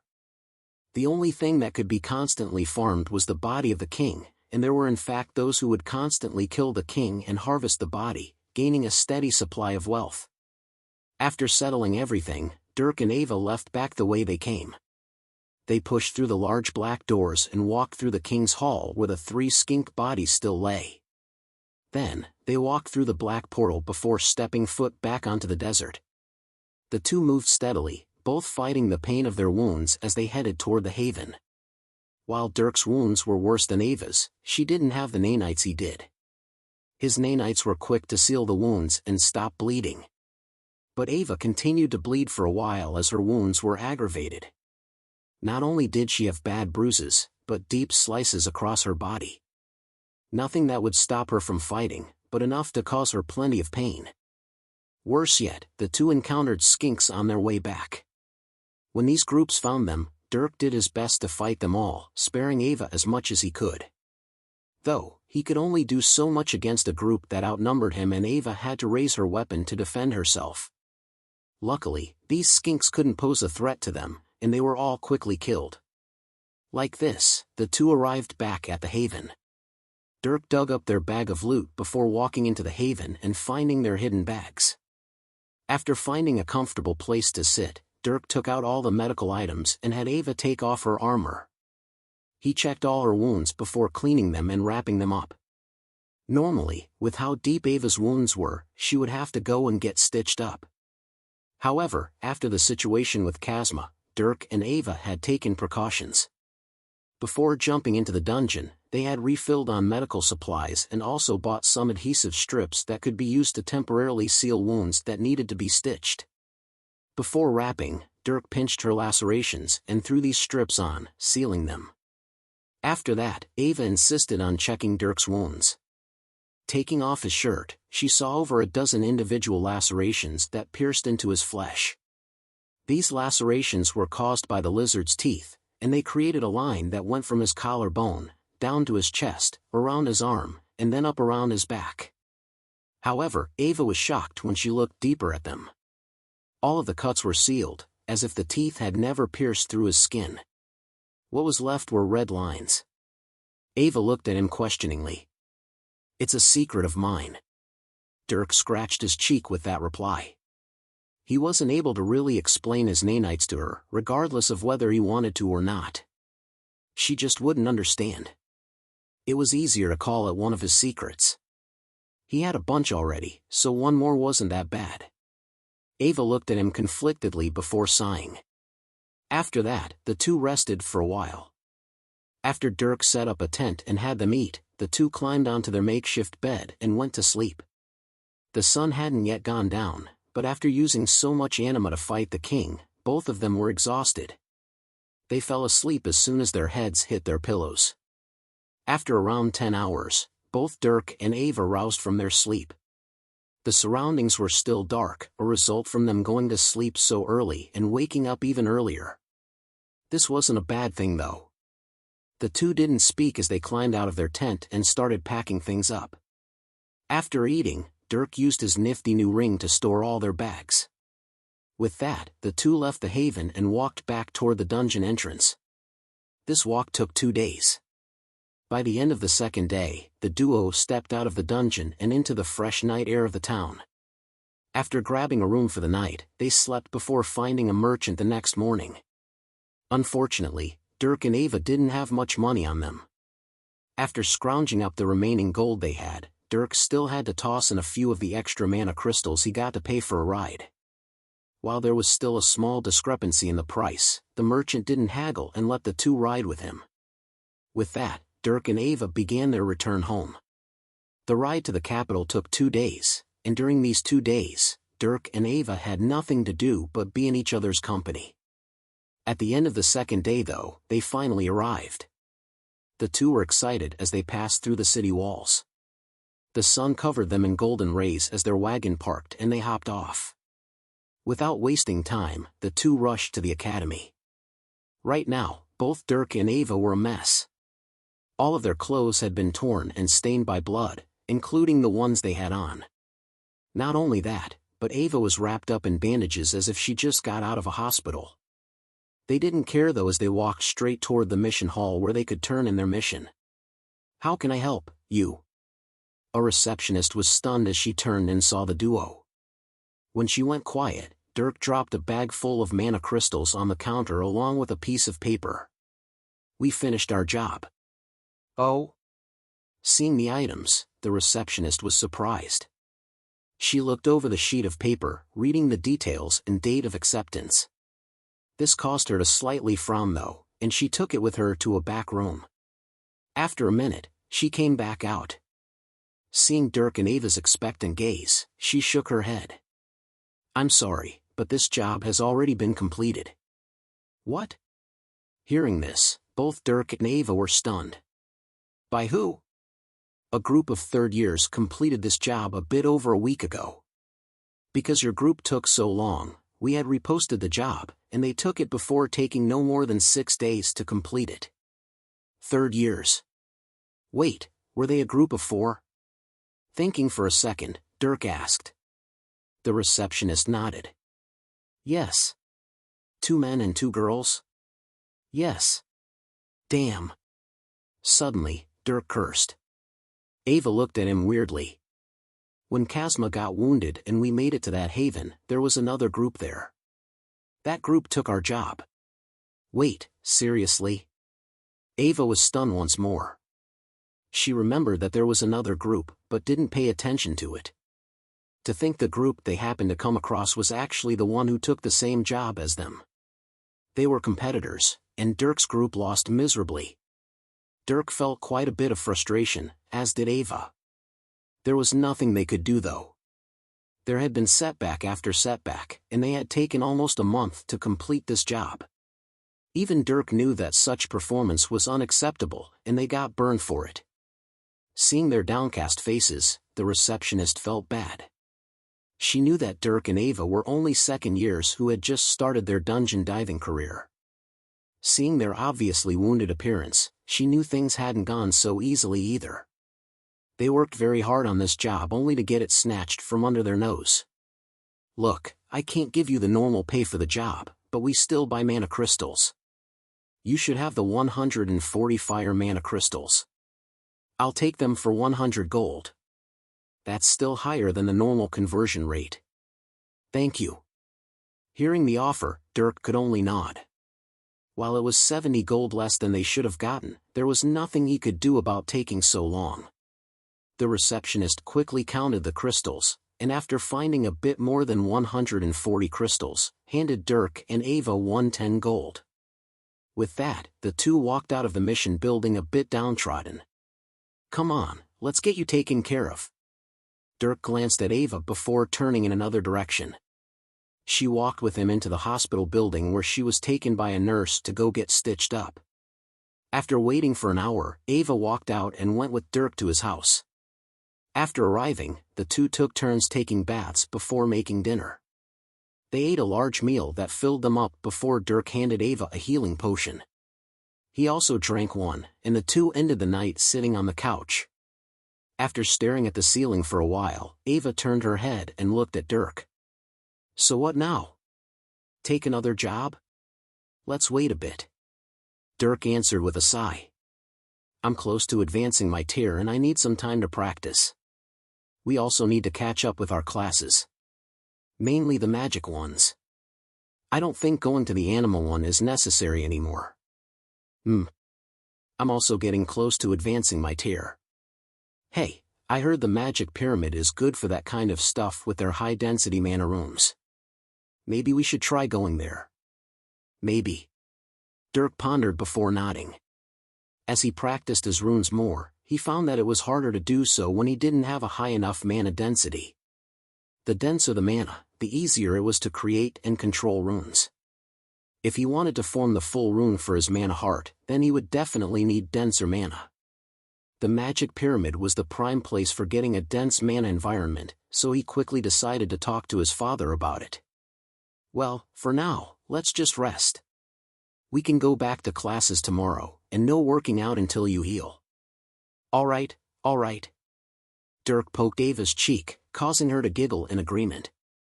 After that, the two fell asleep on the couch, Ava using Dirk's body as a cushion. Chapter 64, Spells. It was now the 4th month into Dirk's 2nd year at the academy.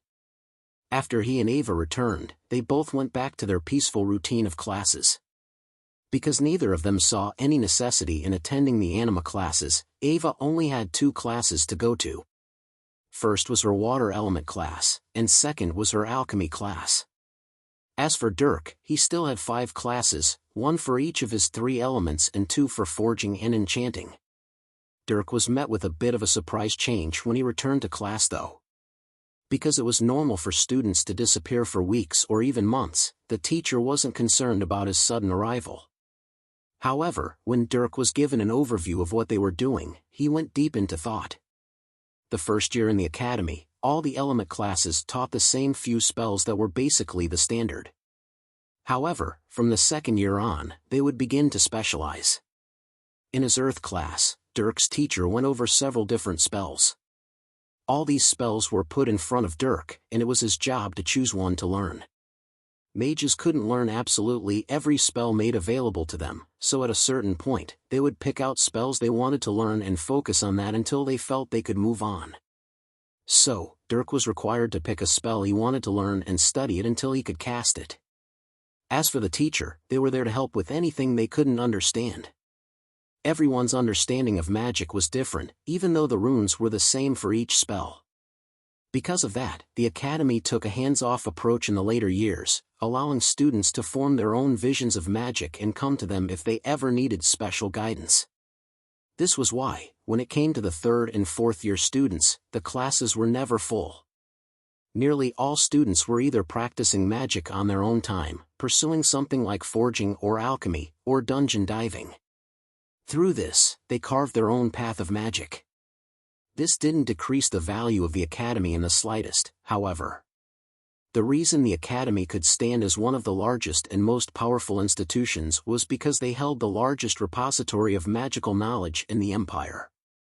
There were thousands of spells across all the elements that were held exclusively by the academy, most of which were developed by the teachers and skilled mages within the academy walls. The academy was single-handedly responsible for creating the most powerful mages the empire has ever seen. Only an extremely few exceptions were able to rise to prominence by themselves, but even these people weren't completely cut off from the empire's influence. After all, mages needed resources, especially so as they became more powerful. The empire held all these resources. Now, Dirk was just beginning to understand this point. As he went through his classes, he needed to choose some spells to learn. However, these spells were only low-tier spells. If one wanted to learn some of the more powerful spells, they would need to provide a certain amount of value to the Academy, and by extension the Empire.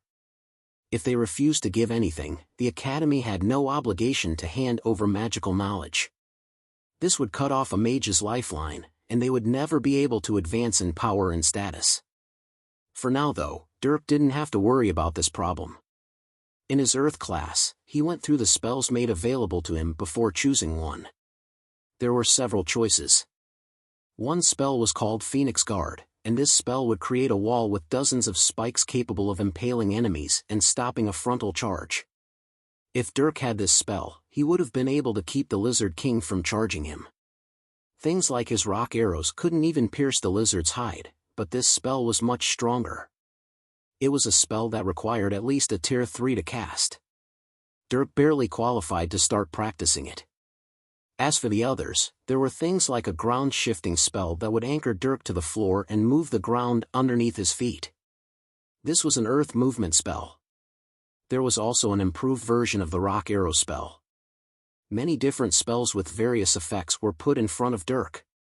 After thinking for a while, he didn't make a choice, but instead asked the question. Are there any spells that make use of the metal specialization? Metal? Hearing his question, Dirk's teacher was surprised. The next moment though, she smiled bitterly. Unfortunately, we don't have any for your level.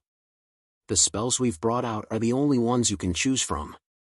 I see. Dirk let out a light breath. This disappointed him. The metal specialty was undoubtedly powerful, but for now, he wasn't able to make use of it. He turned his focus back to the spells in front of him. In the end, he chose one. The spell was called Earth Guard, and it was a spell that created small pieces of armor that could protect a person's body. The Earth Guard spell was actually a series of spells that got progressively harder to cast as one got stronger. The spell Dirk chose was the most basic one, and it could only create a small section of armor to protect a single part of the body like the leg, chest, or arm. Dirk still chose it though. If Dirk had this spell, he would have been able to protect against the Lizard King's bite and swipes, using more than just his tough body and wearable armor. Besides, the earth element was more defensive in nature anyway. Dirk intended to use it as such. After that, Dirk scanned the book for the spell. When it came to these spells, the students weren't allowed to take them away from the classroom in order to keep the books from getting into the wrong hands. Luckily, Dirk could just scan it and go, never needing to touch the book again. After that, Dirk went to the fire class. Here, he was met with the same predicament. After many minutes of deliberation, Dirk picked out a spell. The spell was an improved version of the fireball. The difference though was that this new fireball spell would create a much more concentrated fireball. The fireball would be about the size of a marble, the power of fire compressed as much as possible. One could throw this fireball at high speeds, letting it explode with extreme power. It wasn't an area spell that could cover a range of enemies, but instead more like a grenade that could deal high damage to a few targets. The closer the enemy was to the fireball, the more damage. The biggest difficulty in this spell was compressing the fireball precisely. Many people with low affinities couldn't compress all the mana within the fireball, leading to some leaking and ultimately ruining the spell. To use this spell, one needed a high enough affinity so that they could control any leaks. Luckily, Dirk had no problems with that. With that, Dirk left the fire class. After that though was the dark class. Dirk stood outside the door for a few seconds, calming himself before facing the chaotic mess that was his teacher. However, while Dirk stood outside, the door to the classroom was flung open. Dirk was shocked when he was met with Geralt's beaming face. It's Dirk! Oh God! Everyone! Dirk has returned after an arduous and mythical adventure. Let us congratulate him and make Song of a Legendary Warrior come home. As Geralt started singing an actual Song of Legendary Warriors, the 3 students in the classroom awkwardly clapped for Dirk. By now, they learned just to go along with this eccentric teacher of theirs. Dirk didn't blame them as he stood around with a twitching smile. When Geralt finally finished his wonderful song and Dirk was allowed to sit, the class was able to continue. At least, for Dirk it was. Like the other classes, Geralt spoke about several dark spells that Dirk could learn. Only, Geralt was totally focused on Dirk as he explained all the different spells, totally neglecting the other 3 students. To this, they didn't feel angry or upset. Being Geralt's favorite was more a curse than a blessing, and none of them wanted to be in his spotlight. While those 3 studied their spell books in relative peace, Dirk listened to Geralt lay out all the different spells he could learn. For once, Geralt even brought out books. However, Dirk was quickly shocked. These spells. I definitely shouldn't have access to them. Dirk blankly stared at the 4 books that Geralt put in front of him. All of them were some of the highest level spells in the academy. The spells Dirk picked out in his other classes were basic spells for Tier 3 mages that consisted of no more than 3 or 4 magic circles. But these books contained spells that were designed for Class 6 mages, containing dozens of magic circles. The books held the spells that started from Tier 3, all the way up to Tier 6. For example, Dirk was quick to spot the Void Walking spell. This spell was a dark movement technique that would teleport a mage short distances. This spell actually relied on using the unique spatial aspect of the dark element to perform. With this, one could actually bend space to move across it. The beginning spells required a Tier 4 or an exceptional Tier 3 to practice.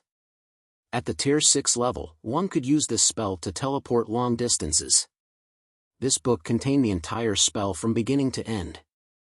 Dirk would be able to use this book to practice from now until he was a Tier 6. Such a spell book was definitely off limits to him.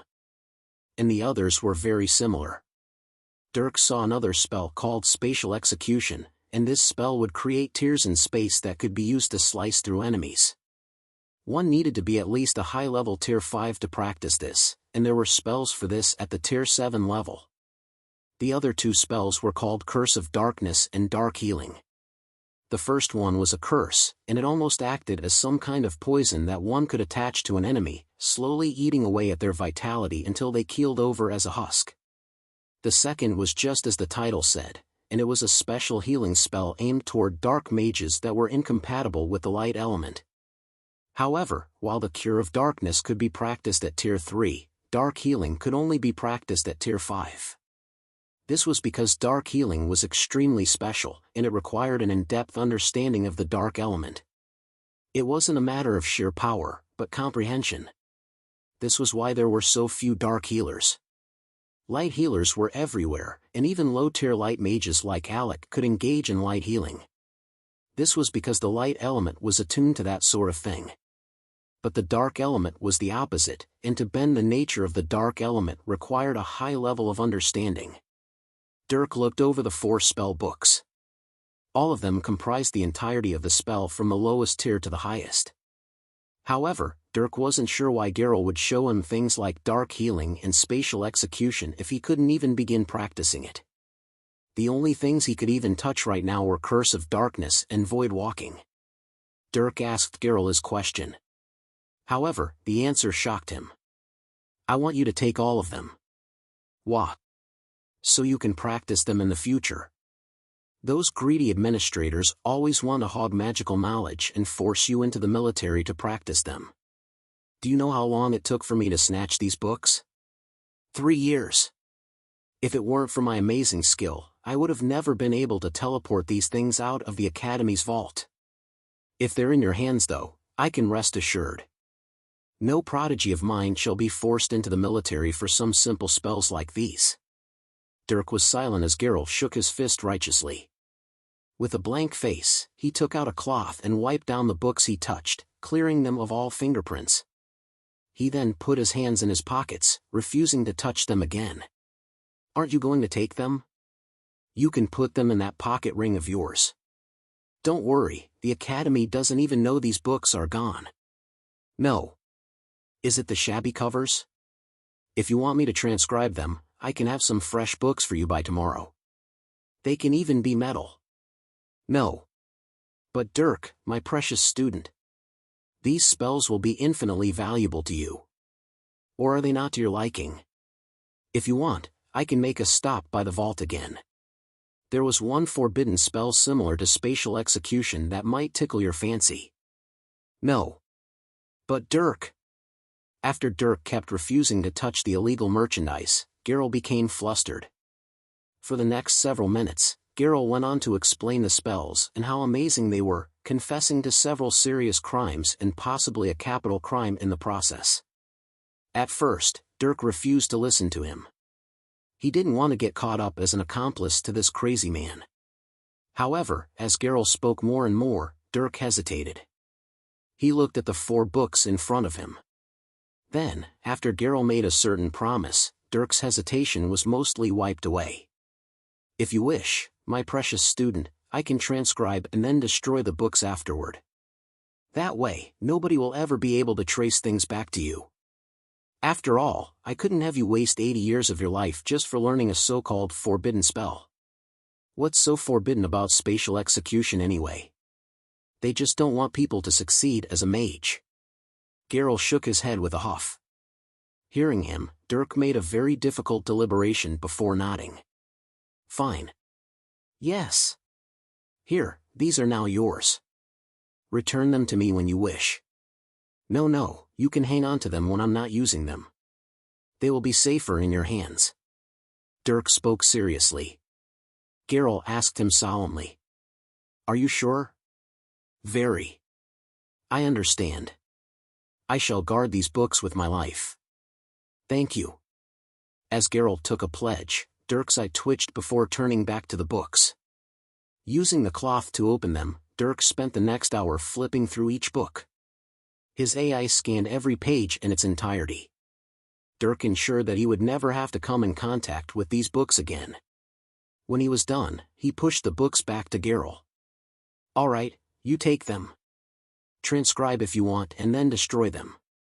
Or better yet, put them back and make it look like you never took them. Are you sure? What if you wish to study them more? I memorized them. I don't need to see them again. Really? Amazing. My student truly is a prodigy. Very well, I will take care of them. Right. Dirk nodded before standing. He was then quick to rush out of the classroom, Geralt seeing him off with another song about departing soldiers. I'm a criminal now. Let's hope I don't get burned for it later. As he walked to his next class, Dirk took a deep breath. Luckily, even if people did find out that Geralt stole the books, there was no way he would be implicated. He was just a kid who couldn't even practice half the spells Geralt showed him, and nobody would believe he truly memorized all the contents. That combined with Geralt's reputation ensured he would be safe. After that class, Dirk went over to his forging class. There he caught up on several forging techniques and even started a project to forge a sword. After an hour there, Dirk left for his enchanting class where he learned more enchanting theory. He also started a project here, one that required him to enchant something called a spell scroll, which was a one-time use spell. These were commonly used by warriors who couldn't cast spells and relied on these consumable scrolls. They were relatively easy to produce, so the teacher had his classes start with these for practice. After another hour there, Dirk left. Finally, he was done for the day. However, there was one more stop he had to make. After going back to his own house and grabbing Ava who was already there, Dirk left for the administrator housing area. He was going to speak with his father. The two arrived at Riker's house as the sun sunk below the horizon. Dirk could smell a wonderful fragrance as he approached, obviously cooking. He knocked on the door and was let in by a maid. It's Dirk. You little boy, why didn't you tell us before you left on a dungeon dive? Come sit, we just made dinner. Seeing his son, Riker was surprised before inviting to the dinner table. Ava followed, and the three walked to the dining area where Cecilia was already seated. Hello, mother. Hello, my sweet child. Dirk hugged his mother before taking a seat. Ava also curtsied before sitting beside him. Riker chuckled as he took the head of the table while maids went and started preparing more food for the unexpected guests. So, you little daredevil, want to tell me how your dungeon dive went? I would say it went well, but not only does Ava have bandages on, but a little birdie told me about your party member who is still recovering. It sounds like you had an exciting adventure. Cecilia leaned forward with a smile, hand under chin, as she asked Dirk. He scratched his head. It went all right. Ava and I stayed behind to complete the job, but it turns out that another group completed it before we returned. Oh? I'm sorry, honey. I guess we've learned a lesson though about choosing proper group members, Yes. Dirk nodded seriously. Alec was the only one who could keep up with them during that dungeon dive. Dirk would never again group up with people who couldn't pull their own weight, if not for no other reason than to keep people alive. Cecilia smiled at Dirk's seriousness. Good. Now, tell me about Ava's wounds. We fought the Dungeon King and she got wounded. Huh? Hearing Dirk, Cecilia stiffened up. You went to the King's Hall? Yes. Why would you do that? Going to the King's Hall is a serious matter, and you two went in by yourselves? Yes? Dirk titled his head as Cecilia turned solemn. She looked at him with both worry and motherly anger. Dirk, honey, you do realize what entering the King's Hall means, right? That's a life or death battle, and you can't leave until either the king dies or you die. I understand that. So, why? Because I felt confident in my chances. Dirk looked at his mother seriously. While Ava was the one who initially wanted to fight the king, he ultimately made the decision, and it was because he was confident in his ability to handle himself. As for Ava, who wanted to take the blame, he didn't let her. Seeing his seriousness, Cecilia gazed at him for a few seconds before sighing. All right, I trust you. I guess since you're here right now, that means you succeeded. Just promise me you will never push yourself to fight any kings, okay? Yes, mother. Thank you. So? What were your rewards? I got this. Dirk raised his hand, slipping the pocket ring off his finger and handing it to his mother. Cecilia was surprised, able to quickly see what it was. A pocket ring. That's a fantastic reward for the lesser dungeon you were in. And 4 feet of space is a good amount. Congratulations. I thought we'd buy you one at some point, but it looks like we get to save some gold. Cecilia nodded as she handed the ring back to Dirk. Cecilia then turned to Ava, who lifted her necklace. I got this necklace. It's enchanted with a water mana crystal. I tested it and it gives a boost to water magic attacks. Oh? That's also impressive. Looks like your harvests were good. I'm proud. Oh, and Ava. Cecilia smiled at Ava. Thank you for fighting alongside Dirk. Trustworthy friends are hard to come by. I'm glad he has one. Oh, of course. Ava smiled sweetly. Getting praise from Dirk's parents meant a lot to her, especially with their statuses. Now, let's eat. After food began piling up on the table, the 4 started digging in. And when they finished eating, Dirk finally got down to business and mentioned the magic pyramid. C65, Darkness. So you're close to advancing? The magic pyramid would indeed be a good place for you. After hearing his son's inquiry, Riker rubbed his chin in thought. All right. I'll get you in. In 3 days meet me there at sunrise. Bring anything you might need for anything you want to do. Understood. Can Ava join as well? Sure. I can arrange another room. Thank you, Mr. Strider. Hearing Riker's willingness to help, Ava gave her thanks. Riker smiled and nodded at her. With these plans made, Dirk and Ava finished eating before showing themselves out. The next few days, Dirk continued to go about his peaceful life. Neither he nor Ava did any training. Not only did Ava need to heal, but Dirk didn't believe any training would be effective. As their anima rank increased, he found that training became less and less beneficial. The normal human body would have to maintain consistent and constant training to retain its peak physical state. But with anima, that fact diminished in truth. Anima maintained Dirk's monstrous stamina regardless of whether he trained or not. At the very least, Dirk could go a few weeks without training and likely not suffer any repercussions. So taking a few days off would be nothing more than a small rest. With that, he earnestly focused on his mana heart and magic. With his mind clear, Dirk found himself creating more and more runes required to create the mana heart rune. At the same time, he studied the extra material his enchanting teacher handed him, and he found many more inspirations and connected dots. He quickly advanced in skill and comprehension. As for the level of the mana heart itself, it had been at the cusp of advancing for a while now. Dirk had been holding back, refraining from practicing his mana lungs until he completed the rune. After that, it would only take a little nudge, and he would officially step into the Tier 3 realm. At times though, Dirk would find himself stuck while forming runes. When this happened, he switched to studying his spells. Two of the spells he glanced at were Void Walking and Curse of Darkness. Void Walking required a Tier 4 or exceptional Tier 3 mage to practice. Dirk wasn't either of these things because he hadn't even formed his Earth Mana Heart, let alone his Dark Mana one, and Rita herself had only just begun using this technique when Dirk entered the academy. After a year, she had taken a full step into the Tier 5 realm, and her Void Walking seemed to be perfect. However, Rita was a pure dark mage and a genius when it came to the dark element. Dirk's focus was split between enchanting, his other elemental spells, and anima. Training any one thing would take longer. Luckily, he at least had good affinities for his elements. This made training spells that much easier. In essence, everything required forming runes. Spellcasting, otherwise known as magic, was forming runes and attaching them to a magic circle, forming a closed circuit that could control and emit its power.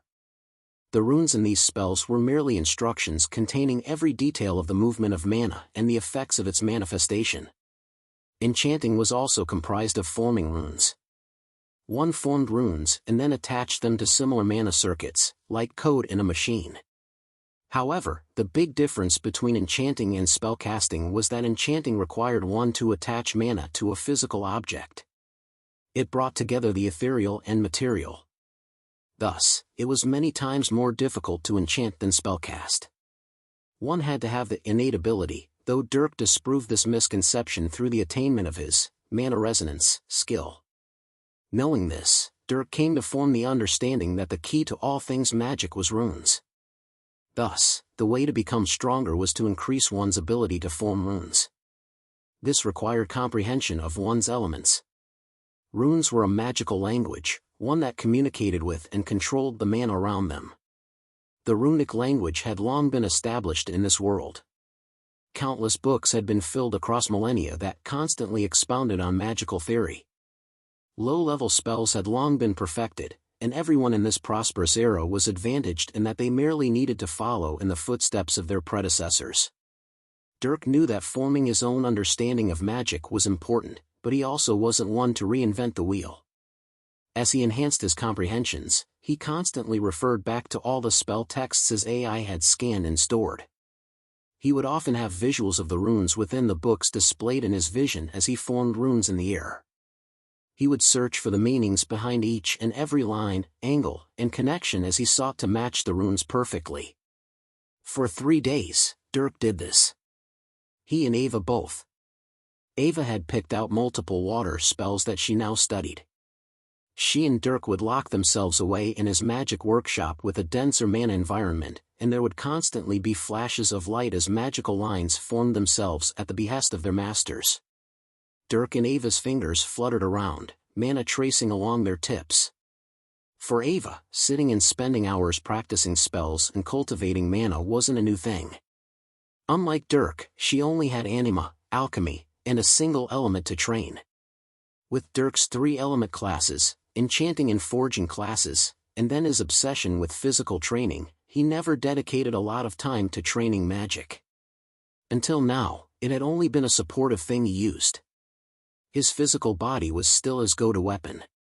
But now, Dirk was dedicating all his time to studying magic, plunging into the fathomless depths of its profundity.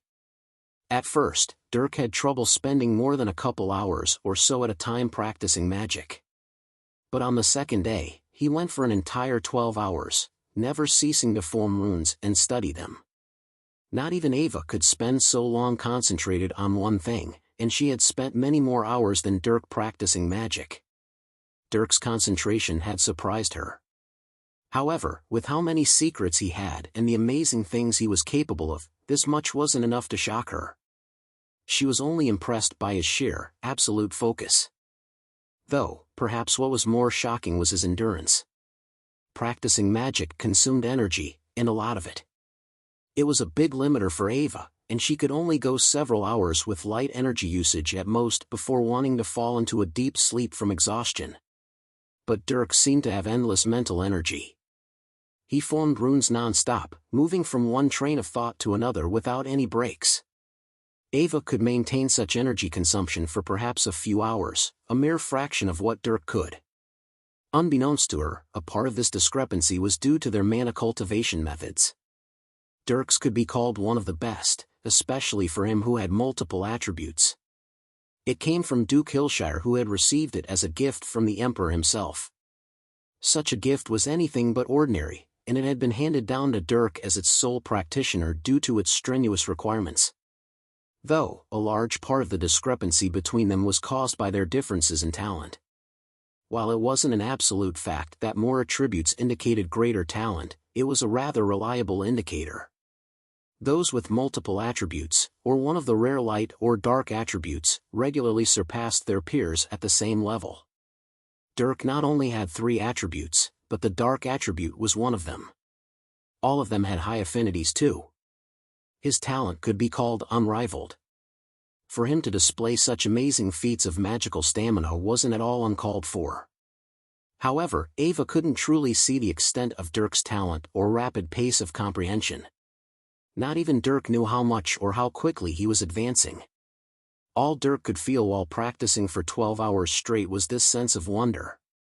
This wonder grew and grew, until he entered an ethereal state. His mind seemed to become one with the mana around him as all these comprehensions permeated into his soul.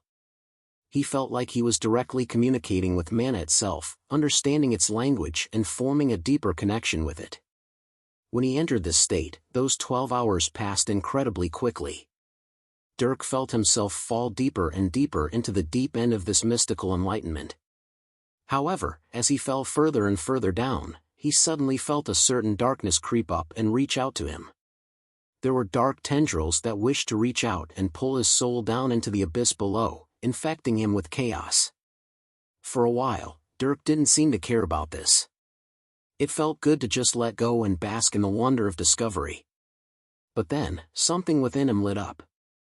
Dirk's mind snapped to lucidity, and he realized what was happening. Feeling himself about to be lost to that darkness, he gritted his teeth and fought back. The light of his soul shone brightly on the darkness that had almost wrapped around him. Only, this light didn't burn it away, but wrested away control. Dirk utilized his mind and will to control and convert this darkness to his own, making it a part of him. He had realized that this darkness, although it sought to infect him, still contained comprehensions of the element. He felt a desire for this as he still felt as if he were being enlightened. When he took control though, he understood something. The darkness around him was the embodiment of the dark element. This darkness acted as if it were alive, and that was in fact the truth. Dirk had long wondered why people like Geralt who were dark mages were as chaotic as they were. He had concluded that something about the dark element drove them to be that way. Now, he realized that this was it. To meditate on magic was to plunge into its depths, subjecting yourself to it and gleaning secrets. But if you did that with the dark element that seemed alive, you risked giving some of yourself up to it. To understand the dark element was to subject yourself to its nature, thus allowing you to understand its nature and wield it. But this led to the person in question becoming a little bit insane. The chaos of the dark element infected that person, changing who they were. But these people wouldn't care since they attained more power, so they willingly did so. Dirk didn't want that though. He, above all others, hated discord. He was quite the opposite of chaotic. He was orderly, strict. He sought understandable patterns and predictability. Even in battle, a time of chaos, he found order and calculated risk. He would never hand himself to chaos. He was a man of discipline. And when the darkness sought to infect him with its filthy chaos, he didn't just push it away, but rebelled. He injected himself into the darkness, taking the power for himself. It was almost like his soul was burning as his very being took control of this foreign invader. When that happened, there was a low roar. In that sea of mana around Dirk, everything shook. The darkness then revealed deep black eyes that stood out even in the abyss, looking at Dirk with hostility. He gazed back. It revealed endless nothingness and anarchy. It contrasted greatly against Dirk's bright soul, and it wanted nothing more than to eat him, turning him into its vessel. But it couldn't. With that roar, the tendrils that weren't taken over by Dirk retracted. Then, Dirk was ejected from his ethereal state, returning to reality. Arg! Opening his eyes, Dirk let out a loud grunt. His hands grabbed his head as a stabbing pain shot through it. He fell and writhed on the floor. While he had taken over some of the darkness that sought to infect him, it had come at a great price. Compared to the being that controlled the very dark element itself, Dirk was absolutely nothing. The tiniest modicum of its power had caused him to overexert himself in order to fight it. Dirk? What happened? Not far from Dirk, Ava was stunned. She had been practicing peacefully when he suddenly yelled. This shocked her, causing her heart to jump out of her chest. Dirk wasn't easily harmed, and if he couldn't handle pain, it was unknown how amazingly deep that pain had to be. Gah! Ha! Hey! What's going on? Dirk continued to exclaim in pain on the floor. Now, Ava was scared a bit as she could only watch. Thankfully, Dirk seemed to get his pain under control as his grunts died down. After a few minutes, he was quiet except for his heavy breaths. I'm fine. Dirk spoke to Ava, who continued to sit beside him. There was still a sharp pain in his head, but that much he could deal with. He took a few deep breaths as he sat against a wall, his limbs limp as if he were dying. Are you okay? What happened? Ava moved over, taking a handkerchief out of her pocket and wiping his forehead that was now dripping sweat. Learning from Dirk, she had also started carrying one. I was only meditating, if you could call it that. But there was this darkness that wanted to grab me. It was the dark element. The dark element? How did it grab you? It was alive. Dirk shuddered a bit as he remembered the encounter. While he had a battle-hardened mind that wouldn't be fazed even in the face of death, in front of that dark existence, he felt amazingly insignificant. That existence could be likened to some kind of god, one that ruled over an entire element. To be gazed at by that being caused his very soul to shake. Thankfully he got out quickly. The element was alive. It wanted to grab me, but I fought it. Fighting it took a lot out of me though. I'll be fine. Just need some sleep. Dirk muttered as fatigue rapidly overtook his mind. Ava was worried as she supported his body that started to tilt. Are you sure you're okay? I can go get your parents. No, they can't do anything. I wasn't hurt, only a bit shaken. I just need rest. Sorry for worrying you. At that moment, Dirk's body went soft as he laid against Ava. She heard his shallow breathing and knew he had fallen asleep. Seeing that, she sighed before grabbing his body, picking him up and carrying him to his bedroom. After laying him in his bed, Ava felt a bit of fatigue set in too. She had also been practicing all day and was tired. As for eating, she had sat motionless for hours, so she wasn't even hungry. Deciding that she was too tired to care, Ava slipped into the bed as well. Her heart beat a bit in nervousness, but as they had slept in even closer proximity before, Ava didn't mind that much. After a minute or so, she lost herself in the warmth and comfort of the bed while worriedly watching Dirk's sleeping face, falling deep asleep herself. That night, Dirk's mind didn't just sleep. When Dirk fell unconscious, he felt himself plunge back into that ocean of mana. Many different mages had many different visions of what mana was to them. To practice magic was to subject yourself to it, and while doing this, one usually visualized their experiences in different ways. Mana could be considered a dimension in and of itself. It existed alongside the material world, permeating through all facets of existence. When one communicated with mana, they used their souls to communicate with this dimension. While doing this, they experienced this dimension and visualized it in their own unique way. For Dirk, he saw it as an ocean with an endless depth. This ocean was comprised of the mana he could see. Even as a child, Dirk had come to see mana as an ever-present fluid around him, like air. He could see endless seas of fire, lightning, rock, and metal. Then, there was darkness. When Dirk had lost himself in enlightenment, he had fully plunged into this ocean of elements.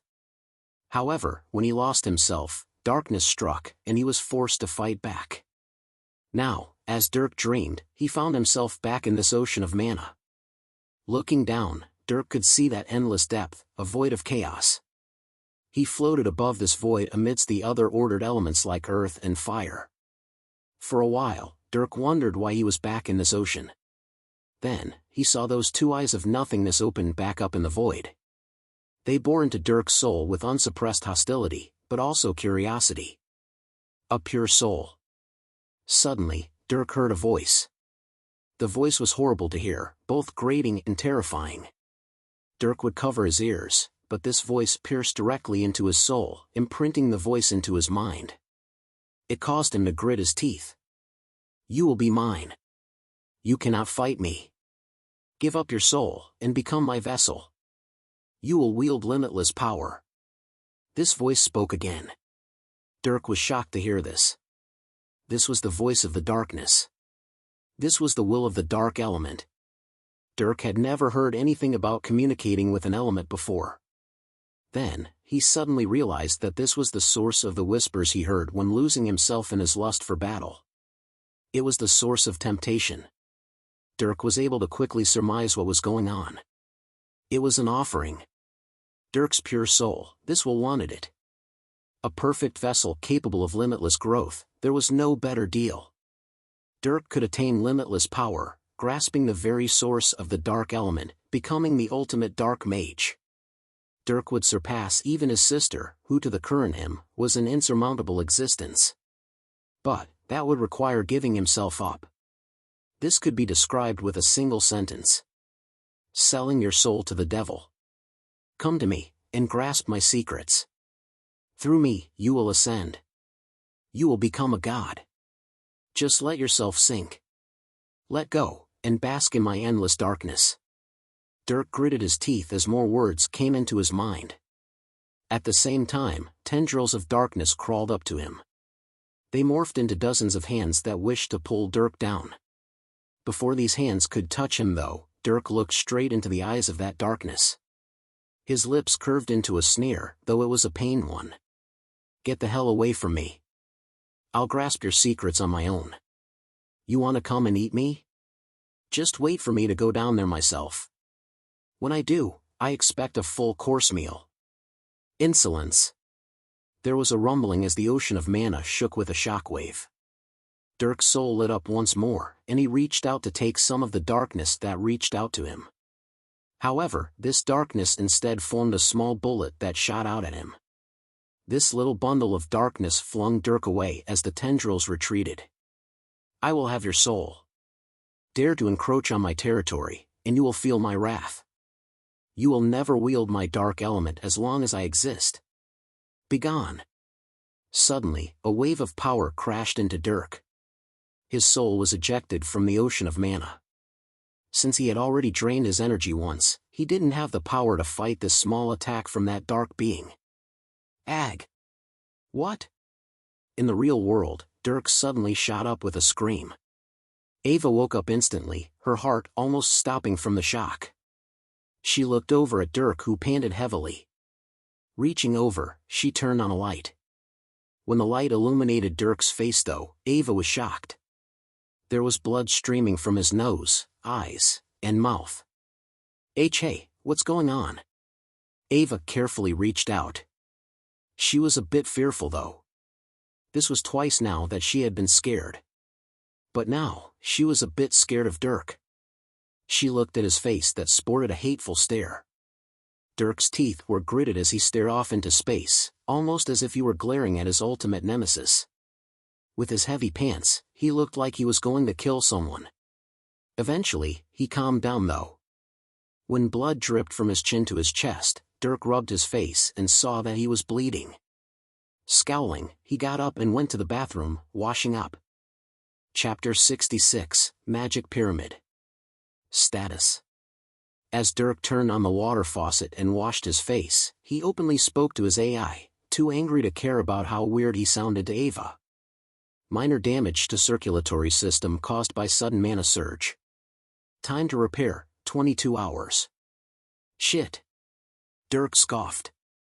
When his soul had been hit by that wave of energy, the mana that was present throughout his blood was excited, leading to a small surge and bursting of some blood vessels. This was nothing major and only caused a bit of stinging pain. But Dirk didn't care about that. Damned darkness, trying to take over my soul. Just wait till I come back there. When I do, I'm having squid for dinner. Dirk? Hearing his name called, Dirk raised his head and looked back. He saw Ava, dressed in some loose clothes and staring at him with some fear and worry. His anger died down a little seeing her, and he sighed before continuing to wipe his face. Sorry. I'm fine. Really? Yes. The next time this happens, I won't be the only one getting hurt. Oh. Ava went silent hearing his vengeful statement. As he finished wiping the blood off his face, she walked over to him with a towel. When he turned, she lifted the towel to his face, drying it for him. He looked at her as she wiped off the dripping water. Just be careful. With whatever you're fighting. Ava whispered as she finished with a wipe to his cheek. She didn't know what this darkness was or how it was going about taking over Dirk's soul, but she knew he was fighting something. She didn't need explanations, only his safety. Hearing her worry, Dirk felt warm on the inside. He reached out his arm, pulling Ava into a hug. She was surprised, but accepted it with a smile. After a while, they separated. Despite the recent attack and shooting pain in his head, Dirk looked to be in a good mood. He looked at Ava and smiled. So, what are you doing here? Well, I just thought I'd rather sleep here than walk to my dorm. You know what, consider it payment for me having to carry you up here after you passed out. You're heavy. After being embarrassed for a second, Ava gathered her wits and poked back at him. He chuckled and took the towel from her hands, throwing it to the side before nudging her out of the bathroom. After that, the two crawled back into the still warm bed. After Ava playfully scooted closer to him, they too went back to sleep. This time, there were no more disturbances as Dirk fell into a deep slumber, getting some much-needed recovery. The next day, Dirk woke up to the beeping sound of his AI's alarm clock. Normally, Dirk would be ready to jump out of bed and get on with the day. However, when he was rudely awakened, he frowned. His head still throbbed in pain, clearly not totally recovered from the successive attacks of the night before. Luckily, there was still another hour until sunrise. Using this time, Dirk remained laying on the bed with Ava on top of him, going into a little session of meditation. He closed his eyes and utilized his mana lungs, breathing the atmospheric mana in and out. This caused his head to sting, but like working out a sore muscle, it was a good way to help him recover. Finally, an hour passed. Dirk opened his eyes, turning his head. Hey! Wake up! Looking over, Dirk shook Ava. She moaned, not wishing to leave the deep comfort of the bed. Dirk rolled his eyes. You dork! Ah! With a pinch to her ribs, Ava was jolted awake. Her arm swung, batting away Dirk's hand that tickled her side. His eyebrow raised at her surprisingly violent response. Oh? Are you ticklish? Absolutely not. Whoosh! Ava suddenly flung the blankets off of her, jumping out of bed with surprising agility. She landed in a fighting stance, facing Dirk. He grinned. Your body language says otherwise. I have no idea what you're talking about. Heh. Sure. Come on then. Let's get ready to go. Sunrise is in 5 minutes. Huh. 5 minutes? I had to recover for longer than normal. Dirk spoke as he climbed out from under his sheets. Ava's mood slightly darkened as she recalled the events of last night. She sighed and straightened out. Right. How are you feeling? Small headache. Now go change. Don't want to keep my father waiting. All right, all right. With that, Ava left the room. As she had come to stay at Dirk's house many times, she had a stash of clothing in his guest bedroom. She rushed to quickly change. A couple of minutes later, the two were walking out of the house. In their hands were rations from their recent dungeon dive. As they couldn't make food and they hadn't eaten last night, both of them were hungry, so they grabbed some dried meats they had stored. After several minutes, the two of them approached a building. Ava and Dirk gnawed on their strips of dry meat as they gazed up at the magic pyramid. The magic pyramid was one of the greatest magical structures in the academy. Its entire purpose was facilitating magical advancement for students and staff alike. The building was an actual pyramid about 300 meters tall and 600 meters wide, constructed of countless metal bricks. Every single metal brick was enchanted with dozens of elemental circuits that glowed and were interwoven together, forming a vast enchantment that covered the entire building. It was truly a sight to behold, a testament to the wealth and power of not only the Academy, but the Horizon Empire. At the base of this pyramid, there was a large set of doors. Despite it being so early in the morning, there were dozens of people moving in and out of the place. Dirk and Ava walked through the doors, finishing off their last bites of meat. Dirk! Over here! When they walked through, Riker was there to wave them down. Dirk and Ava approached. This way. Beckoning, Riker led them to a large staircase. The three ascended to the 3rd floor. This wasn't even halfway up the building, and yet the mana density had already increased to levels that surpassed Dirk's magic workshop. There are 2 ways to utilize the magic pyramid. Riker spoke as they walked down a large hall. Doors line the walls, each one leading to rooms filled with mana. The normal way is to pay for each day of room use using gold or other items of value, such as mana crystals. The other uncommon way though is to pay a lesser fee and supply your own mana crystal. Each of these rooms use mana crystals to increase the ambient mana density. If you pay for the normal way, the Academy supplies both the room and the crystal. But if you have your own mana crystals, you can use them instead, only paying for the room. In here. Suddenly, Riker stopped and pointed to a room. After opening the door with a special metal keycard, he led the two inside. Upon walking inside, the three found that although the mana was dense, it was actually lesser than the mana density in the hallways. Dirk and Ava looked around. The room had metal floors and walls with only 2 sources of light that brightened up the rather desolate room. In the middle of the room were some comfortable-looking chairs along with a thick mat on the floor and even a bed with only a mattress. If Dirk didn't know any better, he would think this was some kind of crappy hotel that one rented by the hour. Everyone's focus was quickly drawn to the back of the room though. There sat a large pedestal. On this pedestal was a large bowl that was covered in dozens of enchanted lines that converged at the bottom of the bowl. The lines on the bowl extended down the pedestal and into the floor where they spread out across the ground and walls. This place was a huge singular enchantment.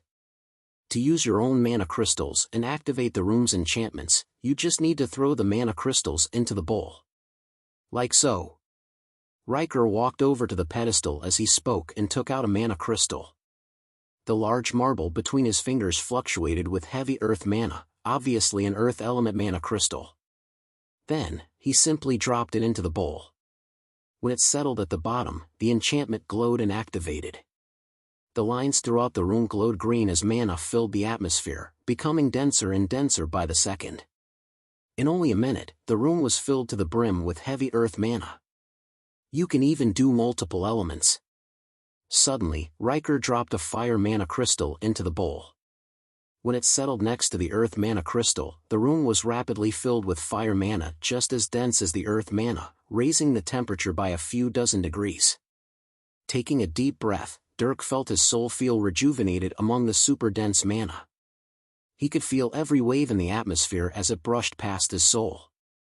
His mana heart also responded positively. If Dirk really wanted to, he could take a few minutes to break through to Tier 3. But he couldn't yet. Calming down, he looked at his father. "How long can I stay here?" "Since not many people like to use these rooms, I was able to reserve it for 2 weeks." "Thank you." "Of course. Use this time well. Here's a dark mana crystal to add on top of the other elements. Now, I'll leave you to your devices. I'll come back in 4 days to replace the mana crystals. As for you, Ava, I'm sure staying in this environment is a bit suffocating for you. Your room is right next door. Come." Saying that, Riker waved Ava out. She bid Dirk goodbye before following Riker to the next door room where he dropped in a water mana crystal and filled the room with water mana. Before Riker stepped out though, he spoke to Ava. "By the way, I've spoken with your parents." Ava's eyebrow raised as her parents were brought up. Riker spoke casually. "I'll be honest. Doing things like reserving this room and supplying mana crystals, while not a hassle, doesn't come for free. It's nothing you have to worry about, but I felt that you should know that your parents are going to pay for any services you get from me. More specifically, those mana crystals are Tier 5 crystals and cost a few hundred gold. Along with the room, the cost is more than you'll make by yourself after a few jobs. However, your parents already know this much and have agreed to this arrangement." I see." Hearing this, Ava was a bit surprised before turning a bit awkward. She knew that this was likely the case, but being confronted about it by Riker made her a little intimidated. She didn't forget that he was a Marquis, an entire level above her parents. While Dirk couldn't care less about status, she was sensitive to it. His services came at a price. Seeing Ava's awkward response, Riker just chuckled. "It's okay. Believe me when I say that this is normal. Your parents are naturally going to invest in your growth, especially since you are their only child. Only, since I'm here to give assistance, they simply pay me instead of handing you the money to figure things out yourself. It makes things simpler for you. And I have no problem with doing this. I just wanted to make you aware. There's no need for any ambiguity in my eyes." "Right. Thank you, Mr. Strider." "Sure. Anyway, I'll leave you to it. Should you wish to continue practicing magic at that time, I'll be back in 4 days to replace the crystals. You can go in and out as you wish during that time. Here's the key card to this room." "Thank you." Ava thanked Riker again as he handed her the metal key card to this room. With that, nobody would be able to enter even if she was gone, and she would have unrestricted access to the room. After that, Riker left. He stopped by Dirk's room once more, doing the same and giving him the key card before leaving. Like that, Dirk and Ava began a long magic training session by themselves. Doesn't seem like I can enter that state whenever I want. At least not yet." After Dirk was left alone, he went on to practice for around 4 hours. During this time, he subjected himself to all the mana in the room, constantly drawing runes for his spells and enchanting. However, when he attempted to throw himself back into that ocean of mana, he encountered resistance. That ocean of mana wasn't simply a miraculous state of enlightenment. Dirk wasn't sure about the specifics, but he knew that it was like another dimension. Dirk called it the mana dimension, since it was where this ocean of mana was. To enter this mana dimension, Dirk would have to cast his awareness into his soul, thus entering the dimension. In that place, he would have the greatest awareness of mana and thus the fastest practicing speed. But to cast his awareness into the mana dimension was easier said than done. He found that he couldn't enter it even after attempting to for hours. However, in that time he discovered some sort of wall that blocked him from doing so. At first he thought this wall was created by that dark being that was giving him trouble. But he soon found that this wall was simply a natural resistance to Dirk doing something not so natural. To cast awareness to one's own soul wasn't supposed to be easy or casually done. Dirk had done so by luck the day before since he had gotten so engrossed in his practice. Now, to do it intentionally would require lots of practice, and perhaps more luck. Either way, Dirk couldn't easily enter. But perhaps that was a good thing. He didn't need to have any more run-ins with that dark being, and that might happen if he constantly appeared in that dimension. Although, there was something else Dirk discovered while trying to enter that dimension. Deep within himself, within his soul, he could feel a small formation. It was like a seed, waiting to grow into something more. Dirk could intuitively feel it, and he knew this would form itself more over time. Was this that thing my mother talked about a long time ago? A stigma, right? Interesting. He mused to himself. With that, Dirk settled himself and practiced the normal way. At least with this dense mana, his practice speed wasn't that much slower than while in the ocean of mana. In fact, if it were practicing creating runes, doing it normally was faster than when in the mana dimension.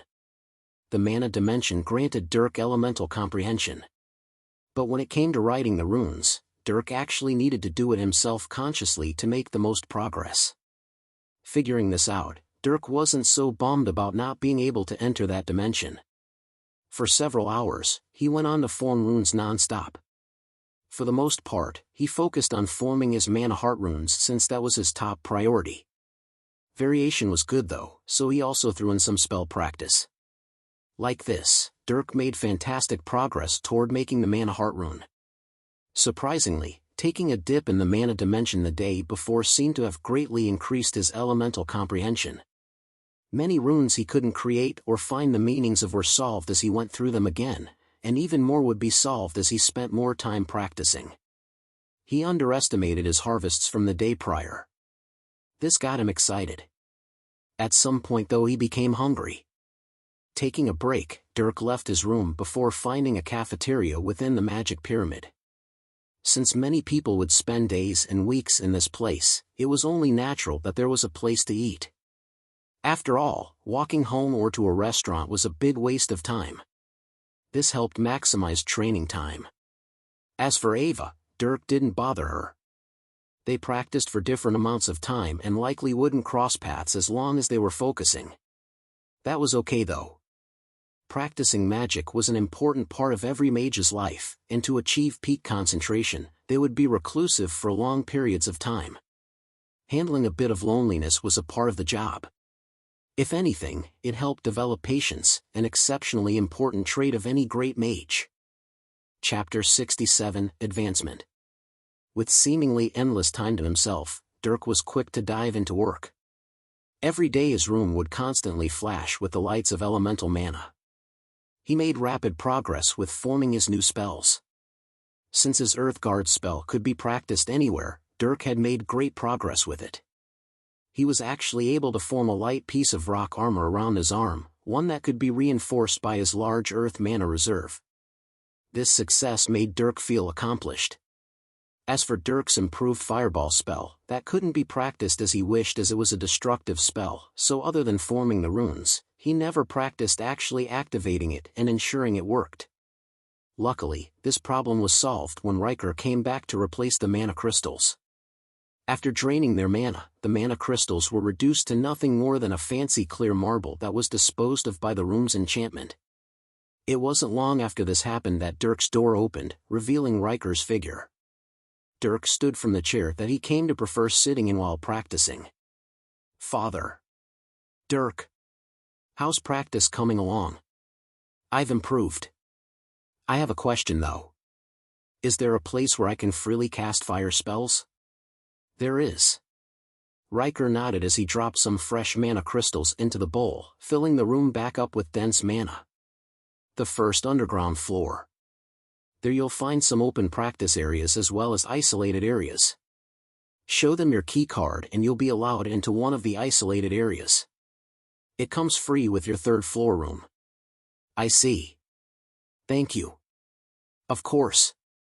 I'll be back in 4 days to replace the crystals again. Find me if you need anything." With that, Riker left again. Dirk spent some more time in the room before finding his way to the practice area. The practice area was totally underground, and like everywhere else, all constructions were made from those enchanted metal bricks. Dirk was stunned when he learned that this magic pyramid extended several floors deep. This meant that the resources required to construct such a thing were even more astronomical than he first thought. After talking to a nice receptionist, Dirk was allowed into one of the underground rooms. The room he had was quite a bit larger than he first thought it would be. However, the mana density wasn't nearly as high, only a bit denser than normal atmospheric mana. This was a place to practice casting spells. Naturally, spells would usually be cast in a place that didn't have artificially high mana densities, like outside. It forced one to rely more on their mana pool. Of course, get a higher level room and one would be able to practice with high mana density as well. Dirk didn't worry about this stuff as he stepped into the room. On one side of the room there were some large metal tablets that looked like targets. These tablets were enchanted to take all kinds of beatings. The chances of destroying one were very low. Raising his hand, Dirk concentrated. The fire mana that saturated his body was sucked out, moving toward his hand like fiery snakes. Dirk watched every single particle and strand of fire mana congeal above his palm. Then, they went on to form 3 circles that stacked on top of each other. After this, the fire mana formed lines and runes that placed themselves along the lines of the circles. When these runes fused with the mana circles, they formed circuits that mana systematically flowed throughout. Until the circuit was completed and formed a closed loop, there would be resistance to forming the spell since the mana would want to fly out of control. One would need to control the mana within every rune and circuit until it was complete. Soon, Dirk was close to doing this. Out of the many runes within each circle, he had formed a majority. However, when he reached the end and formed the last rune, the mana circuit didn't close. It remained open as the loop refused to connect. Dirk frowned at this. This phenomenon meant that his circuit was messed up, and not just in one place. Several of his runes were incorrect or misdrawn. This would lead to a chaotic flow in the mana, and the spell would ultimately fail. In bad cases, the spell would go berserk and backfire. Before this happened, Dirk dissipated the mana, letting some of it release into the air while bringing most of it back into his body. Dirk's fire mana pool wasn't nearly as large as his earth mana pool. Any fire mana he expended would take a while to recover, so he recycled it despite the consumption of energy this took. With that, he began to ponder his mistakes. Pictures of the runes from the spell book Dirk scanned were displayed in his vision. Like that, Dirk created and overlapped runes, trying to find his mistakes. When he felt confident, he went back to form the spell. However, the second time wasn't much better than the first. He lost some fire mana as he dissipated the failed spell. This continued for a few hours. However, at some point, Dirk's fire mana pool ran dry. While he could pull fire mana from the atmosphere, it wasn't dense or plentiful enough to form the spell. He left the practice area with a downtrodden face. But he perked back up upon re-entering his room. There, he went back to forming runes for his mana heart. In this, he was making reliable progress. Dirk's practice went on for 12 total days. For the most part, he focused on enchanting while reserving time for spells. He continued to perfect his Earthguard spell while actually coming to succeed in his improved Fireball spell. These 2 spells, once completed, were logged by Dirk's AI. Dirk called them Earthguard and Fireball 2.0 respectively. When this happened, Dirk felt thankful for his AI. His AI was extraordinarily useful in battle where he had used it a lot. Especially in the dungeon, he had frequently called upon his AI to cast spells for him in order to ensure reliability. Surprisingly though, when it came to the Earthguard spell, Dirk couldn't escape having to half-cast it. The AI could log the core runes and circuits, but he had to input the parameters for it like armor placement and shape. Coming to this point, Dirk had thought about trying to form a spell that would cover his entire body in a single piece of rock armor. However, this brought up countless other difficulties that he wasn't willing to tackle at the moment. Dirk's advancement in spells was definitely amazing. However, this was nothing compared to his advancement in enchanting. After these 12 days, Dirk was finally able to form the rune for his mana heart. The rune for Dirk's mana heart was comprised of several dozen runes that fused together, forming a large singular rune. After a while, Dirk had used his enhanced elemental comprehension to succeed in forming all the runes. Then, he practiced fusing them together. His constant advancement never ceased as he completed everything in one go. Coming to this point, Dirk was regretting not spending much more time on magic in the past. He had taken it as only supplementary, but now he was beginning to see how truly profound it was. His incessant physical training made him look like some kind of meathead brute. At least now though, he was finally coming to truly understand the world of magic. And when he finally dove in, the result was an unrivaled training speed. And now, he was going to take another step forward. With the rune complete, Dirk only needed to enchant it to his mana heart. While this would pose its own difficulties, it was nothing he didn't believe he couldn't tackle on the spot. Dirk spent an entire day relaxing, eating, and sleeping, recovering completely before closing himself up in the room once more. Here, he sat down in one of the comfortable chairs and got to work. Dirk looked off into space. Bringing his hands up, his fingers fluttered in the air, leaving behind traces of mana that came together to form runes. For several minutes, Dirk formed several dozen runes that floated in the air. Then, with waves of his hands, they all came together in a certain arrangement. Dirk then started connecting them one by one, forming one large complex rune. When he was done, the rune flashed as mana circulated through the entire thing. The rune held itself together in a formation of harmony. The only reason it would fall apart was if it lost all its mana or was intentionally destroyed. Dirk looked at the rune with a smile. The rune was about the size of his fist, and yet there were so many intricate lines comprised of many other tiny runes. After a few seconds, this rune seemed to contract and expand on its own, almost manifesting its function. Closing his eyes, Dirk focused on his mana heart. His mana heart was a core of earth mana on top of his physical heart. Seeing this, Dirk moved his focus to the rune in front of him. Grabbing it, he pushed the rune into his chest. After the rune entered his chest, Dirk guided it to the mana heart. The rune was a bit bigger than the heart, but this was okay. Dirk recalled the instructions for this process in the mana heart technique book and continued. Slowly, the rune floated to his mana heart. Then, the two touched. Earth mana was infused into the rune as the rune slowly wrapped around the heart, covering it up. What was left was a green core of mana with bright lines wrapped around it. But this wasn't all. Now that the two were on top of each other, Dirk needed to enchant the heart. He called upon his skill. Mana Resonance. This was a grade 5 skill that allowed one to bind mana to material. However, Dirk was using this to bind mana to mana. He hoped it would work the same way. As he applied this skill, the mana that constructed the rune began to fluctuate. At first it didn't work, only disturbing the mana of Dirk's earth mana heart. But after he began to sift through the frequencies, the rune started to merge into the mana heart, becoming one with it. Seeing this small success, Dirk was excited. He continued to hone in on the correct frequency with his AI. Finally, the two matched, and the rune was fused with the mana heart. This process took several minutes. When the fusion was done, Dirk shook a bit as his mana heart contracted. At first it was out of sync with his physical heart. But after a minute, the two matched up. The mana heart glowed as it beat alongside Dirk's physical heart, the two acting as one.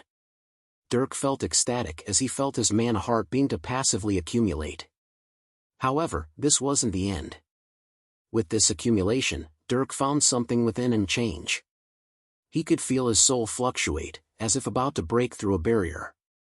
Surprised, Dirk quickly closed his eyes, concentrating on that feeling.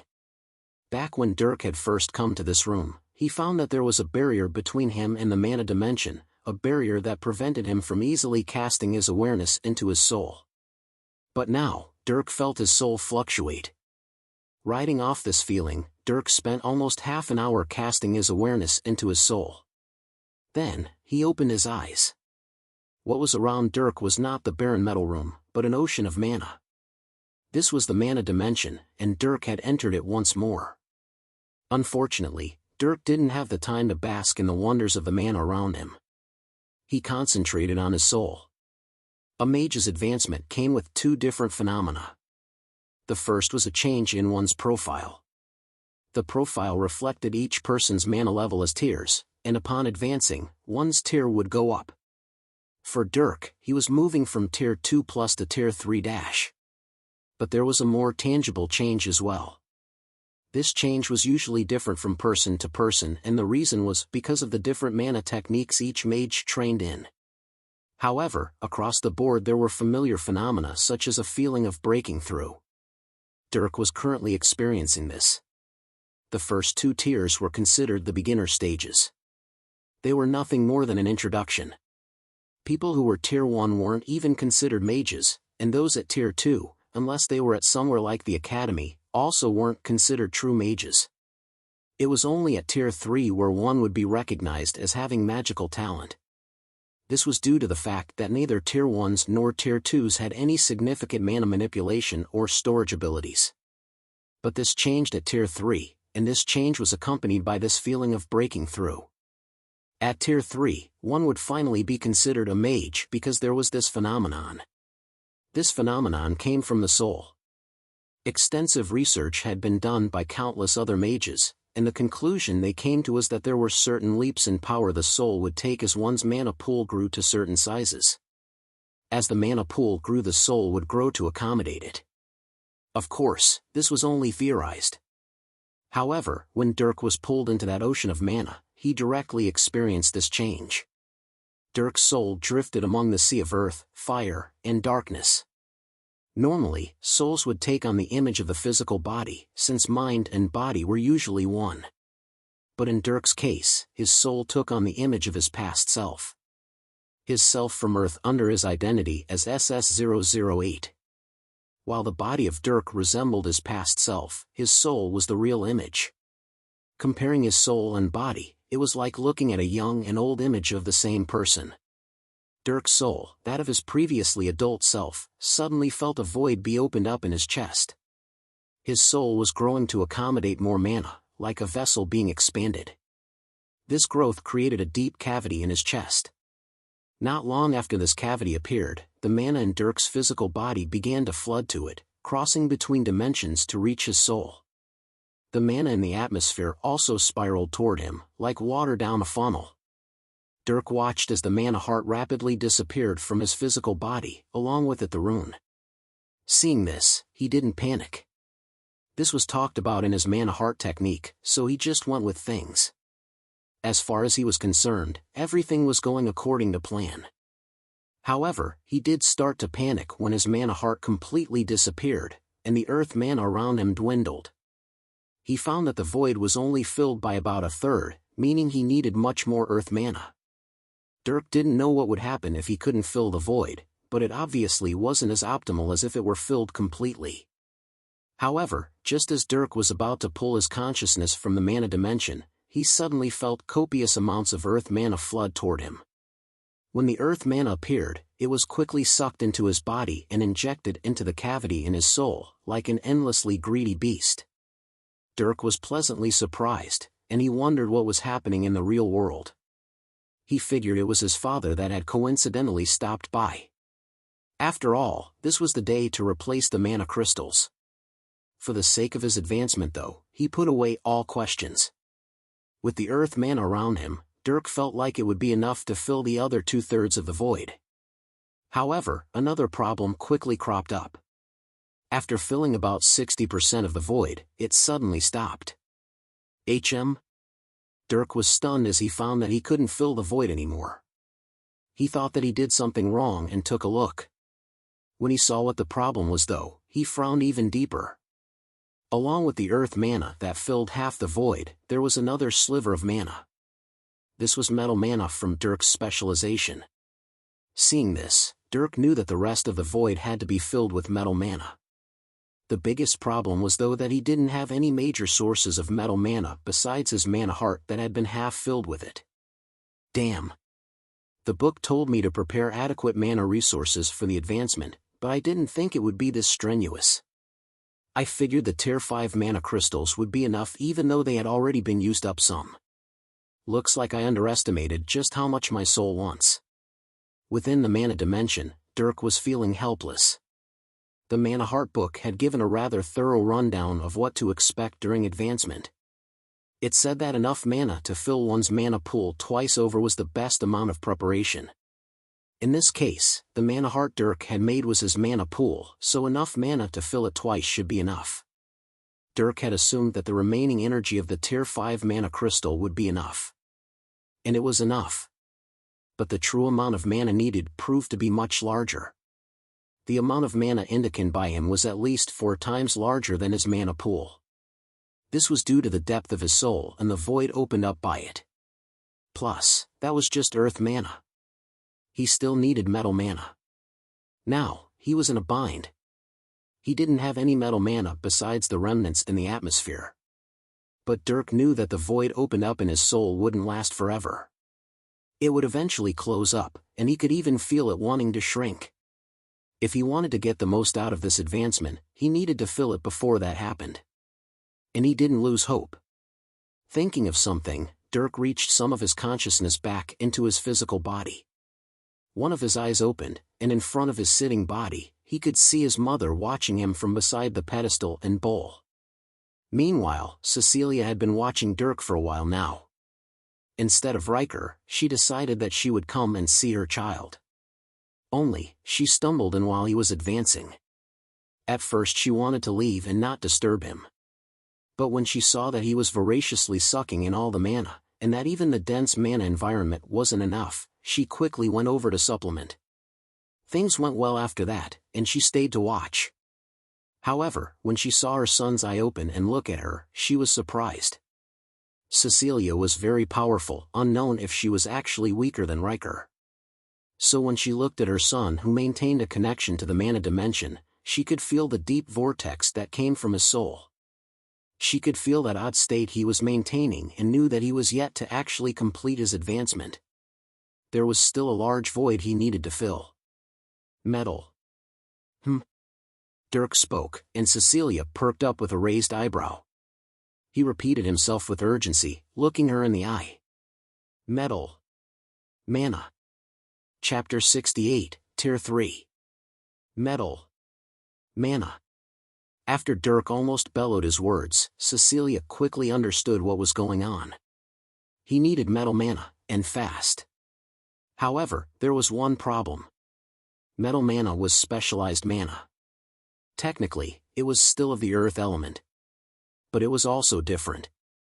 Cecilia knew of earth mages who could transform earth mana into metal mana, but they were high-level mages. Dirk wasn't at that level yet, so he could only utilize metal mana in its purest form. So he needed a source of pure metal mana. Unfortunately, when Cecilia looked through the pocket ring on her finger, she couldn't find anything. But she was able to quickly think of something. Without speaking to Dirk, she was suddenly shrouded in darkness, disappearing from the room. As Dirk waited, Cecilia zipped through the academy. She was like a ghost as she flickered through various buildings. Her eyes would momentarily scan several offices and rooms that were owned by high-level mages. When she didn't see what she was looking for though, she disappeared once more. At some point though, she found what she was looking for. It was a large, pudgy-looking man with several fancy rings on his fingers. He was currently fooling around with a potion of who knows what, looking at it with a loving gaze. However, when Cecilia appeared in front of him like a ghost, the man was scared witless. He hugged his potion while pointing a knife he summoned from his pocket ring. Who? Master Sheng. It's me. Oh. Miss Strider. I thought you were Geralt. Seeing the apparition take on human form, the man, Master Sheng, sighed in relief. This man was the one who Geralt frequently stole potions from, so seeing a dark mage suddenly appear near him, he naturally had his assumptions. But it was only Miss Strider. As Master Sheng had dealt with Riker before, he naturally knew his wife.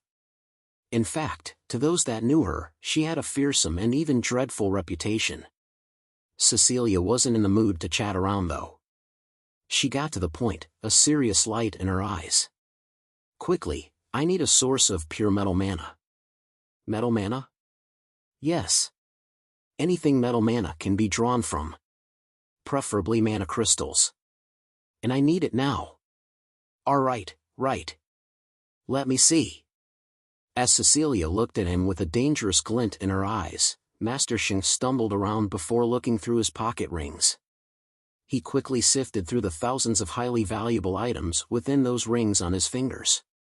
As an alchemist who worked not only for the Academy but for the entire Horizon Empire, he had accumulated extraordinarily vast wealth.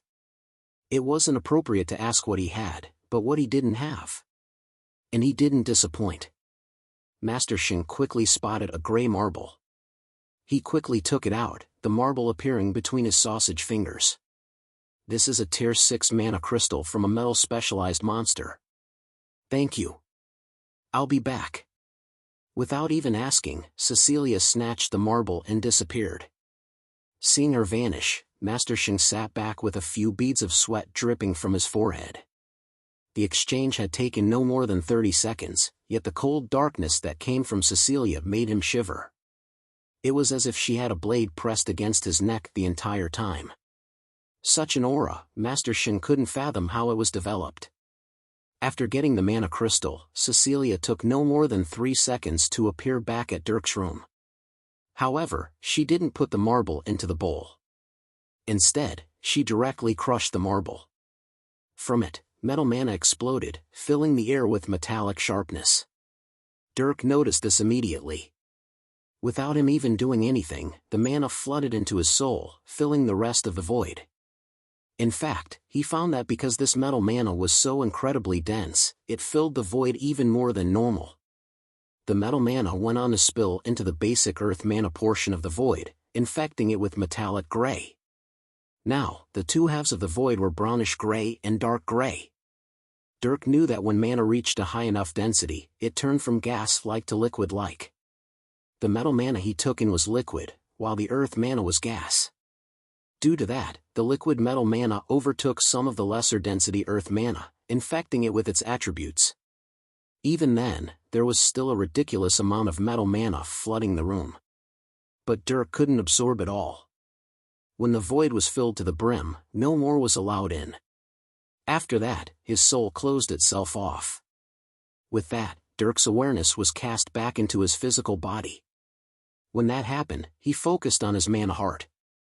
It had originally disappeared, but when the void in his soul was filled, it came back. Dirk saw as the mana heart was formed once more above his physical heart.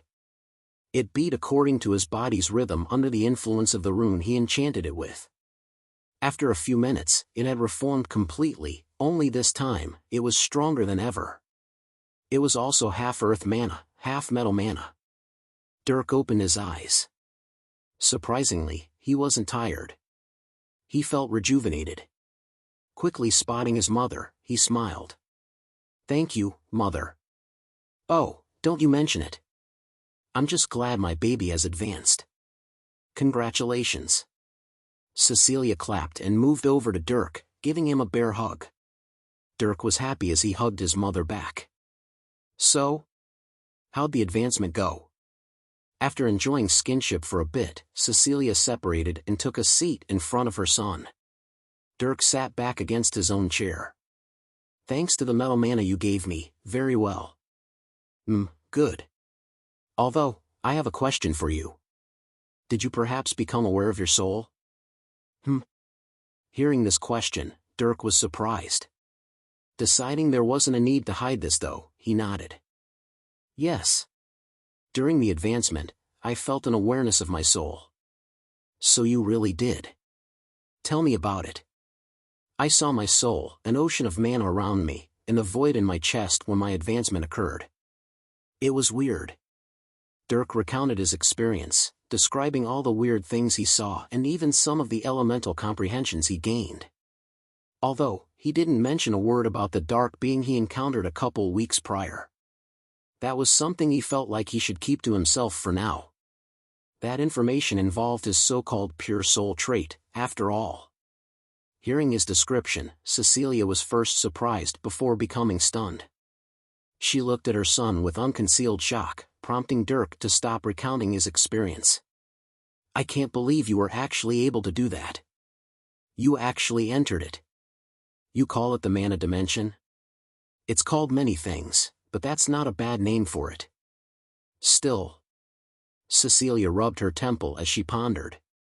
Eventually, she just sighed. "Well, son, you're far more amazing than I thought. That mana dimension, I've only entered it twice, and I'm a tier 6. You, as a tier 3 and teenage boy, were actually able to enter it. If others knew of this, they'd call you a freak. Because of that, you're not to mention a word of this to anybody. Understood?" Cecilia looked at him with a stern face. Dirk nodded. He wasn't planning to anyway. "Good. Anyway, it looks like your advancement went better than all right. You filled the void in your soul entirely. If you've noticed, the void that opened up in your soul is identical to the mana heart you've formed in your chest. Until now, the mana heart inside you was an auxiliary core that only existed in your material body. Now that you've made your advancement, this core, this mana pool, has been created within your soul. Now, no matter how much mana you expend, you will always regenerate it according to how your mana pool was formed. Even if your mana heart is totally consumed, it will fill itself back up given enough time and mana. Before, if you spent that mana, you would have to actively reaccumulate." Listening to her, Dirk nodded in agreement. He had already encountered a situation where his mana heart was wasted. He had to totally reform it, condensing and forming over long periods of time and given lots of effort. Now though, this mana heart was a part of his very soul and would refill by itself. It would never permanently disappear. It was a true and proper mana pool. This was why one wasn't considered a true mage until they reached tier 3. Knowing this, Dirk was a bit proud. He was now an official mage at tier 3-. Compared to anima training, this felt like a much greater and more recognizable achievement. Unconsciously, Dirk found himself smiling like a child. Seeing this, Cecilia felt her heart melt. She went over and scooped Dirk up in another hug. Such a talented son. You've made your mother very proud. Here, why don't I take you out to celebrate? I think it's time I showed you around the big restaurants in the Empire's capital city. It'll be a date, just you and me. Okay. Hearing the offer, Dirk readily nodded. He had gone into the city very few times.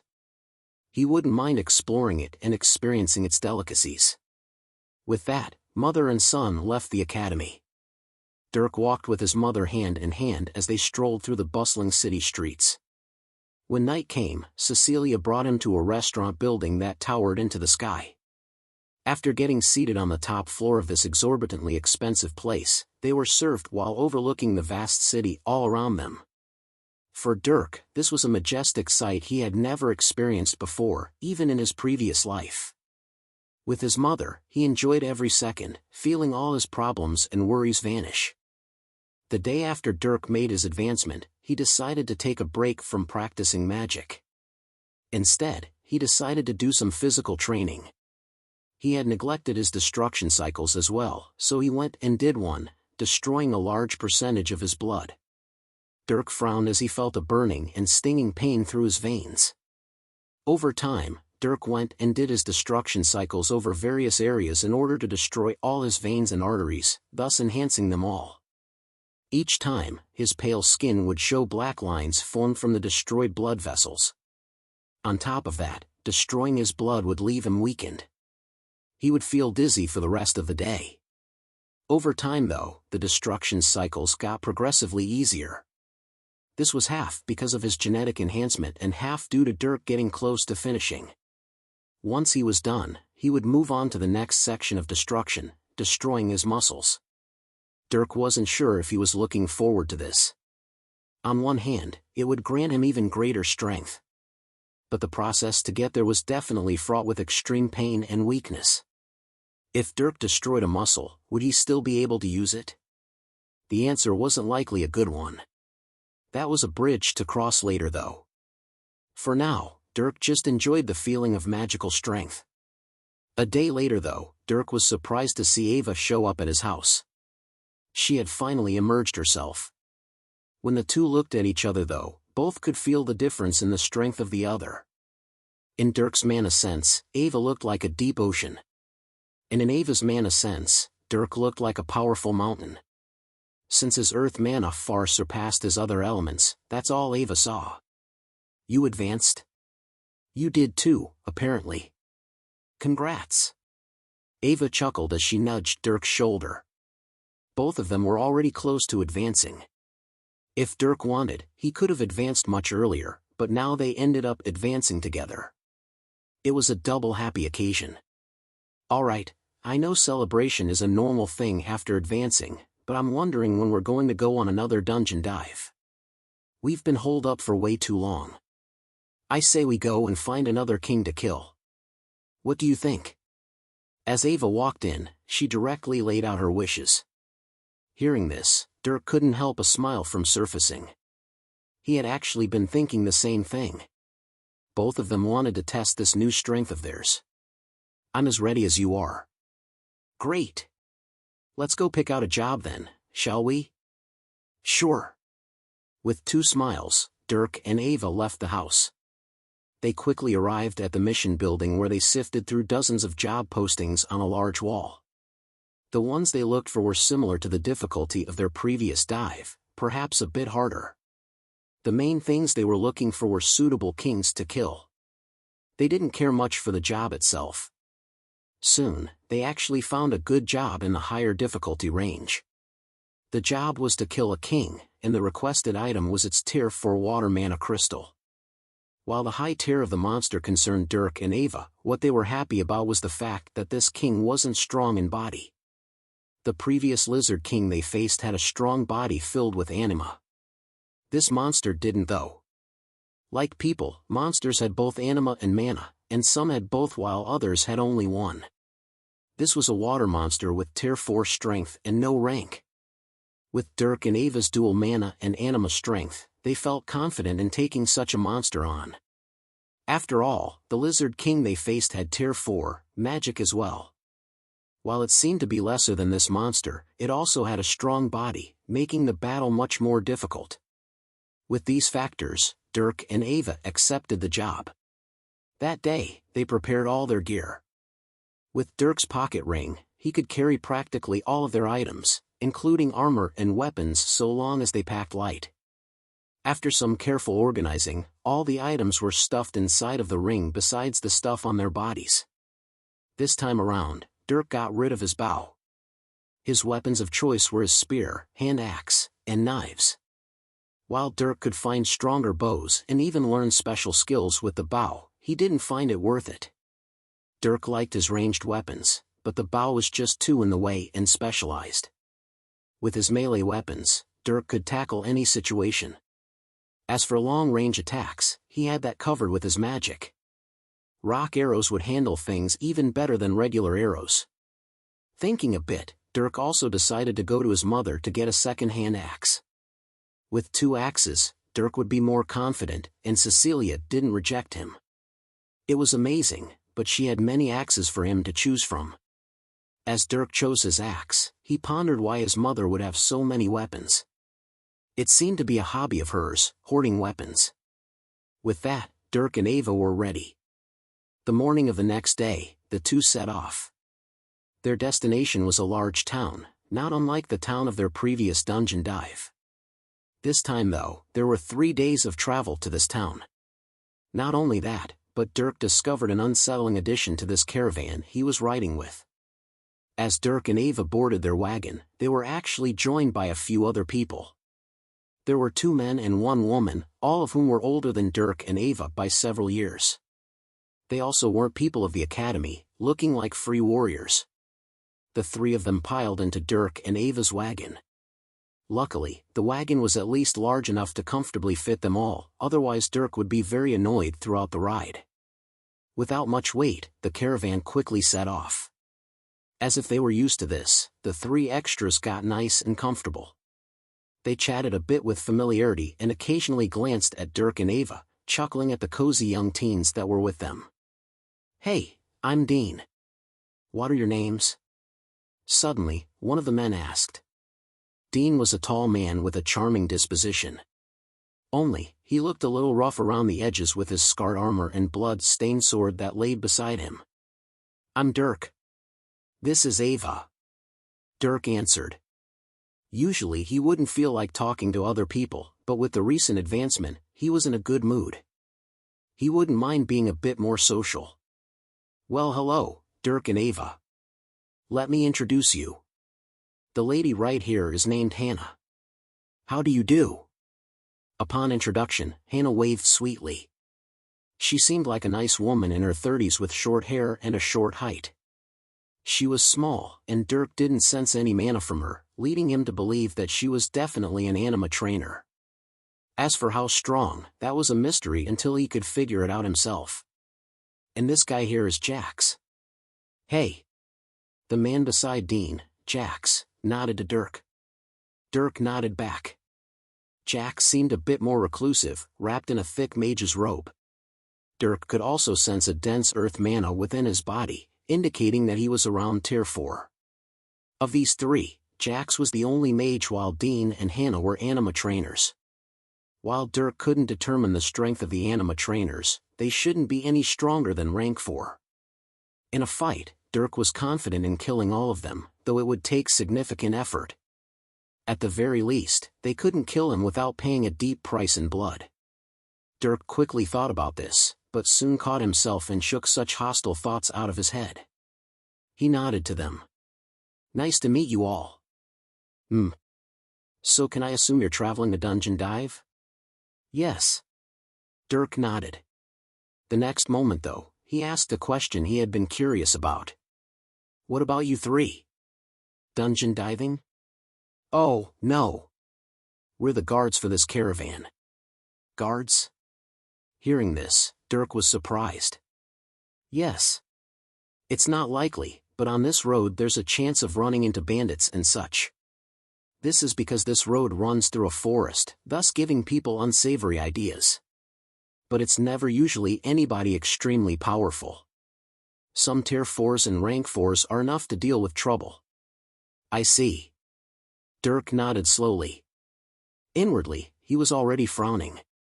He really didn't want to run into any trouble, but with his previous encounter during his last dungeon dive, he wasn't feeling optimistic. Like that, the caravan set off. Meanwhile, an invisible pair of eyes watched them do so, curling up with sinister intent. Chapter 69, Bandits. The caravan was quick to leave through the massive gates of the city, departing towards its destination. After Dirk and Ava went through introductions with their 3 new acquaintances, the ride was spent in silence. Because Dirk's mood was worsened by the mention of bandits, he surely wasn't going to talk to anybody. Jax also seemed antisocial, so he merely closed his eyes and relaxed against the walls of the wagon. Ava also wasn't that interested in talking, and since Dean never spoke up again, nobody decided to be the one to break the silence. Over the next several hours, Dean would occasionally speak with Hannah, the two laughing about various topics. Jax would also laugh with them sometimes. Like that, Dirk and Ava just stuck to themselves, the two sticking right at each other's sides. Whenever Ava wanted to rest, she would lean against Dirk. Such actions had become mostly normal for them, only, their audience seemed to find it cute. This embarrassed Ava a bit, but she felt no need to change what she was doing. It wasn't like Dirk was going to do anything either. This lasted until the end of the first day. When nightfall came around, Dirk thought they were going to continue moving. However, it seemed like the merchant decided otherwise.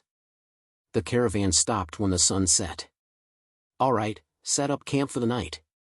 We continue at sunrise," a man who worked for the merchant announced to everyone. With that, several people piled out of the 6 wagons in the caravan, taking out bags and beginning to pitch tents.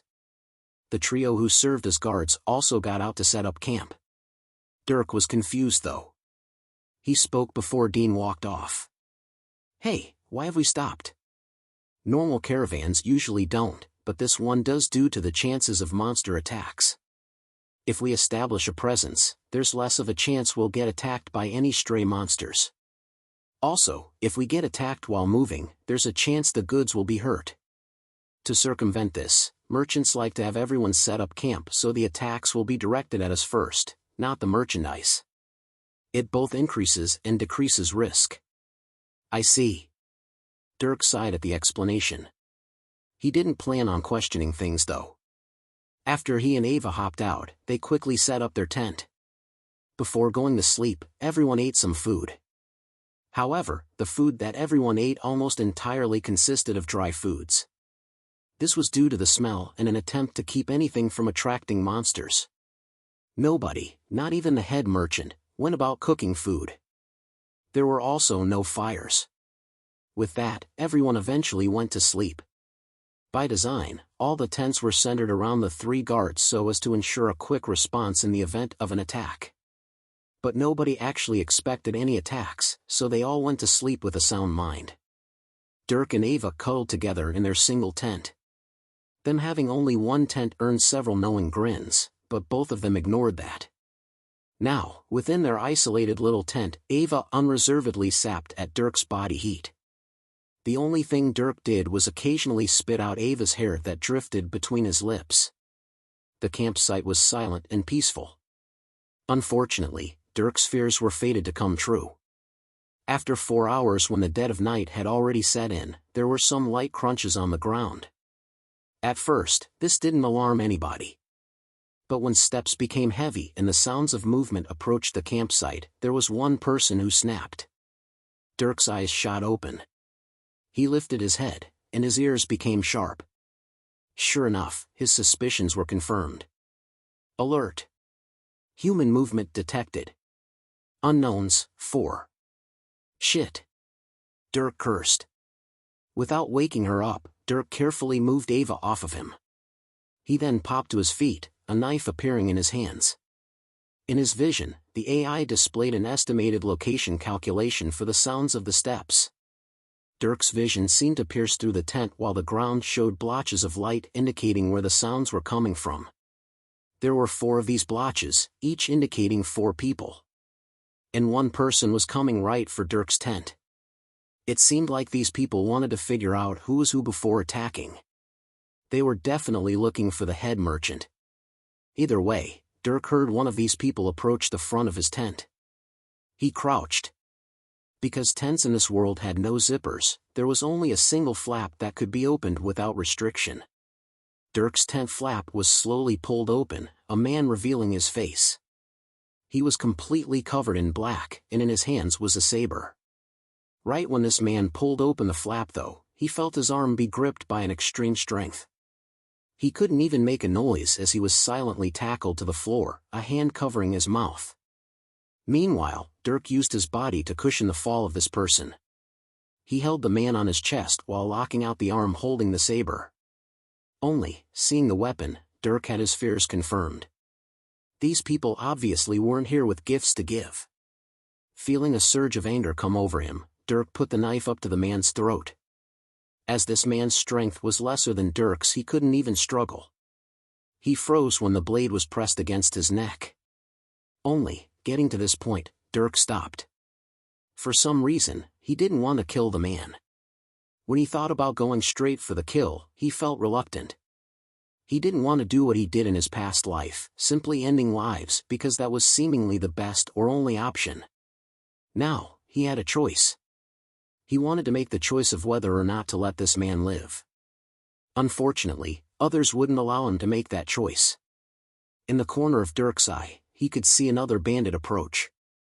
This bandit quickly spotted Dirk, who held down another bandit, and he took large strides over. "Let him go." The other bandit spoke in a low but forceful voice, pointing out with his own sword. Seeing this, Dirk gritted his teeth. Before the other bandit could get close, Dirk's hand moved, and blood went flying. "Shing! You!" The other bandit was shocked as his friend gurgled on his blood, unable to even cry for help. After that, Dirk jumped to his feet. "I'll kill you. Attack!" Suddenly, the bandit bellowed, not caring about being silent anymore. With that as the signal, Dirk heard rustling in the nearby forest. At the same time, the caravan crew was alerted. The 3 guards jumped out of their tents, already armored and armed. Ha! Without suspense, the bandit in front of Dirk rushed forward. Seeing this, Dirk snarled before grabbing his knife by the blade and throwing it. Ack! The knife sailed, piercing into the bandit's chest. Right after, Dirk took a powerful step forward, appearing in front of him.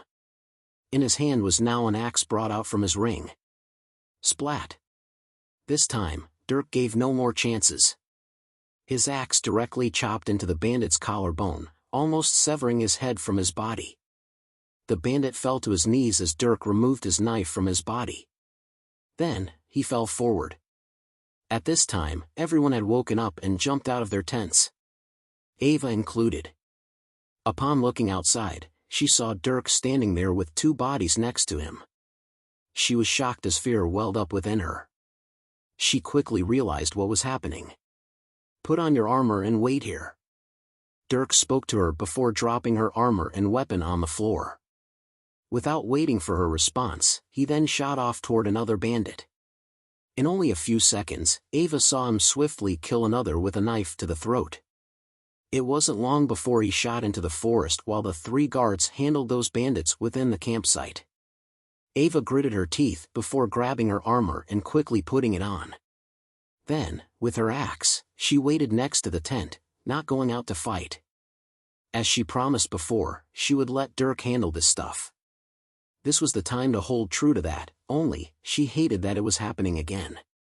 With loud screams and gory sounds, the night was rapidly filled with bloodshed. However, the 3 guards didn't disappoint. They quickly dispatched all enemies. While one of the merchant's people was injured, they at least prevented anyone from losing their lives. These bandits weren't that strong. All enemies killed. Good. Is everyone all right? Gather up here. The guards shouted, and everyone huddled in the center of the campsite. Ava also came walking over as lights were lit up around the place. She looked both sad and angry as she hugged her axe. Dean counted everyone before spotting Ava. When he didn't see Dirk though, he frowned. Ava, where's Dirk? I'm right here. Before Ava responded, there was a voice from the darkness. Dean looked over and saw Dirk. At first he sighed in relief. But when Dirk's figure was lit up, he was shocked. Dirk was currently covered with large streaks and blotches of blood. They dyed his clothes and even his face red. In his hand was an axe and knife that both dripped blood as well. I killed 3 enemies in the forest. One was an archer. Oh. Dean couldn't even respond as he looked at Dirk's horrifying figure. Despite how scary Dirk looked though, Ava quickly walked over to him. In her hands was a handkerchief that she dampened with water. She didn't say anything as she wiped his face and neck of blood. Are you hurt? No. Good. Let me clean your clothes tonight before we go back to sleep. Give me your shirt. All right. Dirk didn't refuse as he took off his blood-soaked shirt. As Ava took it, Dean spoke up. Dirk? Yes? Thank you. Dirk nodded simply before walking away with Ava. Dean could only sigh before turning back to the group, sending them back to their tents. While everyone else went back to sleep, Ava used her water magic to wash Dirk's bloodied clothes. Dirk also washed up a bit and changed, and when Ava laid out the clothes to dry, both of them climbed back into their tent. Only after Ava checked his body for wounds though did they go to sleep. As this wasn't the first time something like this had happened, Ava wasn't as shocked. But she still hated watching Dirk go out and kill people. She wanted to go out and fight with him, but as Dirk had iterated before, she shouldn't deal with such things. She wanted to ignore this, but when she thought about actually killing a person, she felt weak. In the end, she knew she wasn't ready, and so she left it to Dirk. She felt like she wasn't sticking to her promise though, instead being a coward. It made her want to cry, but for Dirk, she held back. Like that, the rest of the night passed smoothly. This time though, the guards took shifts to keep watch. On this trip, they would no longer be careless.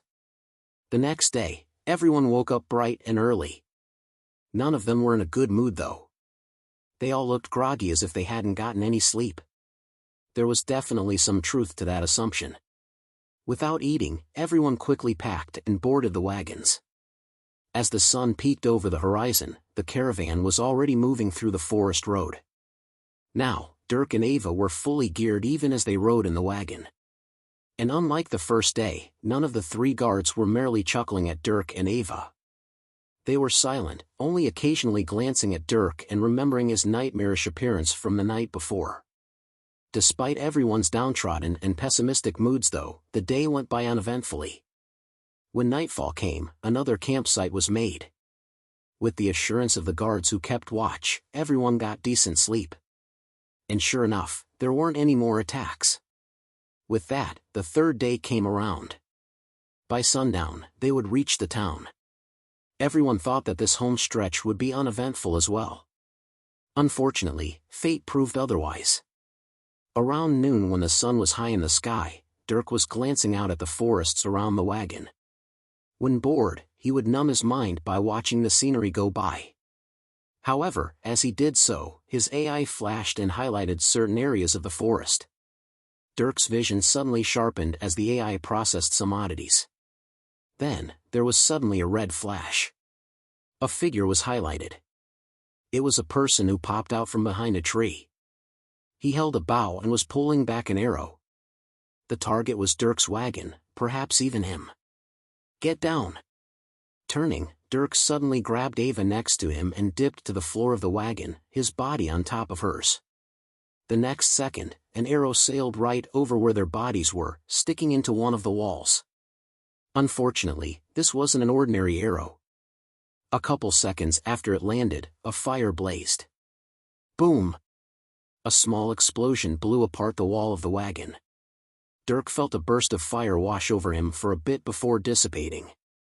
Thankfully, it wasn't a high-level fire, and his body and armor could easily handle it. As for Ava underneath him, she was safe. However, Dirk and Ava weren't the only ones in the wagon. When the fire blazed, it washed over the three guards. Two of them were only anima trainers, and Jax was the only one who could summon countermeasures with his earth magic in time. Dean and Hannah were burned, their hair and face being scorched. As the fire only lasted a second though, it was nothing serious. After recovering, Dean shook off the pain and jumped out of the wagon that already stopped. He looked at the forest where several figures appeared. "Jax! I got it!" Dean shouted, and Jax came running. A magic circle appeared on his hands, and a thick rock wall was quickly created. After that, Dean pulled a bow out of his pocket ring, taking aim at one of the figures that was charging the caravan. Fling! An arrow was loosed. It flew at unnatural speeds before sticking one of the bandits. The bandit fell to the floor as his lung was pierced by the arrow. Only, there were several others to take his place. They charged with roars and screamed. The entire caravan was shocked as 18 bandits came charging at them. Even Dean was cursing. What is this hellish luck? Alright, looks like we're earning our pay today. Fight!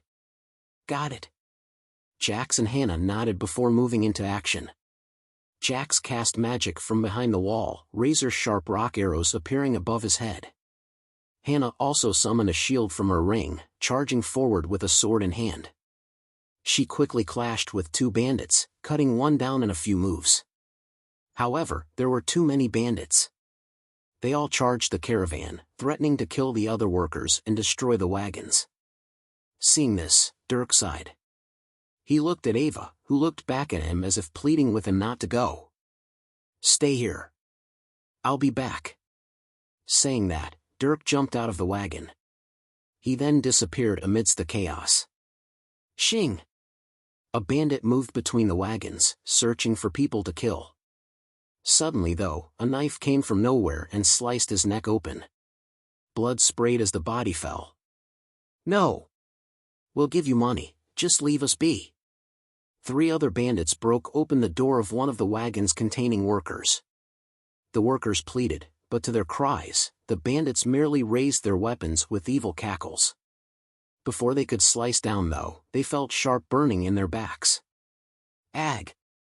One of the bandits screamed as his leg was chopped in half. Another directly collapsed to the ground as an axe buried itself in his back. The last one barely turned around before a knife was plunged into his chest, directly piercing his lung. The workers inside the wagon were horrified to stillness as the 3 bodies collapsed. They then saw Dirk, who ended the death cries of the man who had his leg chopped off. Dirk didn't spare them a glance as he dashed off in another direction. The area was filled with screams as people were mercilessly killed. Some more bandits emerged from the forest, including a leader who wielded surprising strength. This leader, along with many of his minions, were taken care of by the 3 guards though. Hannah killed 5 with her sword and shield, while Jax killed 6 with his rock arrows. As for Dean, he killed 4 along with the leader. This totaled 15 bandits that died at their hands in front of the wagons. But there were many that slipped by. After taking care of the bandits at front, the 3 rushed to the other wagons to kill any that snuck past. But surprisingly, they found none. At least, none that were alive. As they ran around, they found nothing but bodies. Most were killed cleanly, but some were obviously ended brutally. Counting, there were 11 bandit bodies amidst the wagons. "Where's Dirk?" Thinking, Dean asked around. There was only one person who could do this, and that was Dirk, who had shown his ability for killing. He looked around, even asking Ava. But nobody had an answer. Meanwhile, Dirk was actually in the forest. After killing everyone and making sure the battle was over, he went and grabbed a bandit who he kept alive. Dragging this bandit into the forest on the opposite side of the caravan, Dirk was prepared to do a little interrogation. He looked at the bandit, who shivered under his apathetic gaze, knife in hand. Despite the blank gaze though, his heart was bristling with rage. Chapter 70, Hostile. Announcement. If you're seeing this, that means the scheduled release succeeded. I'm currently on a trip and had to schedule the chapter release early. Enjoy the automatically released chapter. Dirk overlooked the bandit he had taken hostage.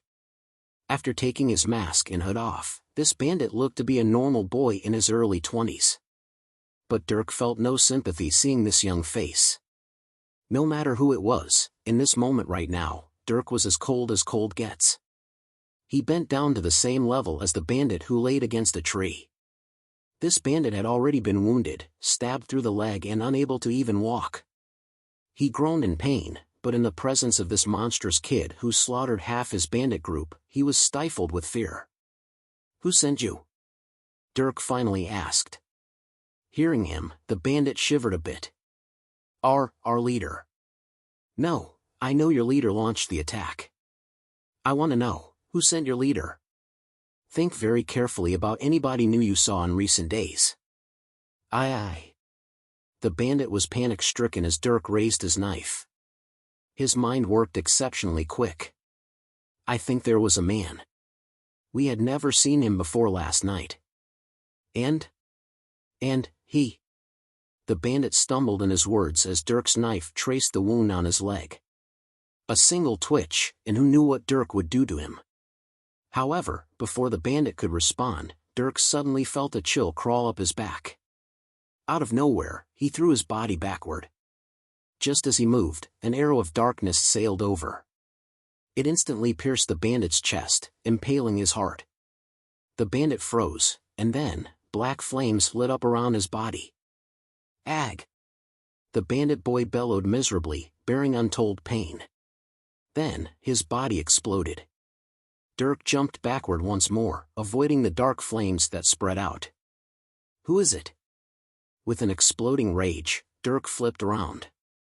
His eyes rapidly scanned the entire forest around him. Then, in the corner of his eye, he saw a small distortion. Not even Dirk's AI picked this up before he did. That's because this distortion came from dark mana. Dirk could see the slightest fluctuation in the mana right behind a tree. This distortion existed for a mere moment before disappearing. Dirk narrowed his eyes at that. He didn't even care about evidence. He knew that was the person who was making trouble for him. Dirk wanted to chase, but he couldn't pick up on even the slightest trail. This person was gone, vanished with the wind. If this person could use dark mana, they could use void walking, and Dirk couldn't keep up with that. This person was a much higher tier than him. Damn. His fists trembled. Looking down at the tree near him, he saw that the bandit was now no more. Not even blood remained. With that, Dirk had no need to remain here. Returning to his seemingly calm self, he let out a long breath before walking back to the caravan. Dirk? When he emerged from the forest, Ava was first to spot Dirk. She ran over. After this battle, despite having killed more, he didn't have but a few blood splatters on his armor. Still, Ava was downcast at the whole situation. She stopped in front of Dirk, who radiated the slight aura of deep rage. "Hey, are you okay?" "Yes." Dirk nodded as he looked at Ava. Suddenly, he took a step toward her and used an arm to pull her into a hug. With that, he felt himself calm down. The two stayed like that for a while until Dean came walking over. "Oh good, you're safe." "Thank you, Dirk." "Thank me?" Hearing Dean, Dirk separated from Ava and looked at him. Despite having calmed down, he was not in anything like a good mood. He snapped at Dean. "Instead of thanking me, I think you should get better at your job." Excuse me?" "I'm sorry, did I not make myself clear?" Dirk looked at Dean with narrow eyes. Dean suddenly felt a surge of anger overcome him, and Ava was also shocked by Dirk's hostile attitude. "Watch your mouth, little boy." "Watch mine." From behind Dean, Hannah suddenly came over with a glare. She had heard the two, and being insulted like that wasn't pleasing. "Yes, watch your mouth. There's only so much 3 people can do against a small army. Please, I killed 11 by myself. How about next time, you use that shield of yours to actually block people?" "Hey! Dirk!" As Hannah shouted in anger, Ava suddenly stepped in front of Dirk. "Dirk, come on. Let's just go rest. There's only a little longer to go until we reach the town." As Ava took his hand and pleaded, Dirk felt his anger subside a bit. He sighed and nodded. With a small smile, Ava took his hand and led him back to their destroyed wagon. Seeing that, Dean also shook his head, deciding not to escalate things. Only, Hannah was still bristling with anger. "Humph, go on back to your little safe place.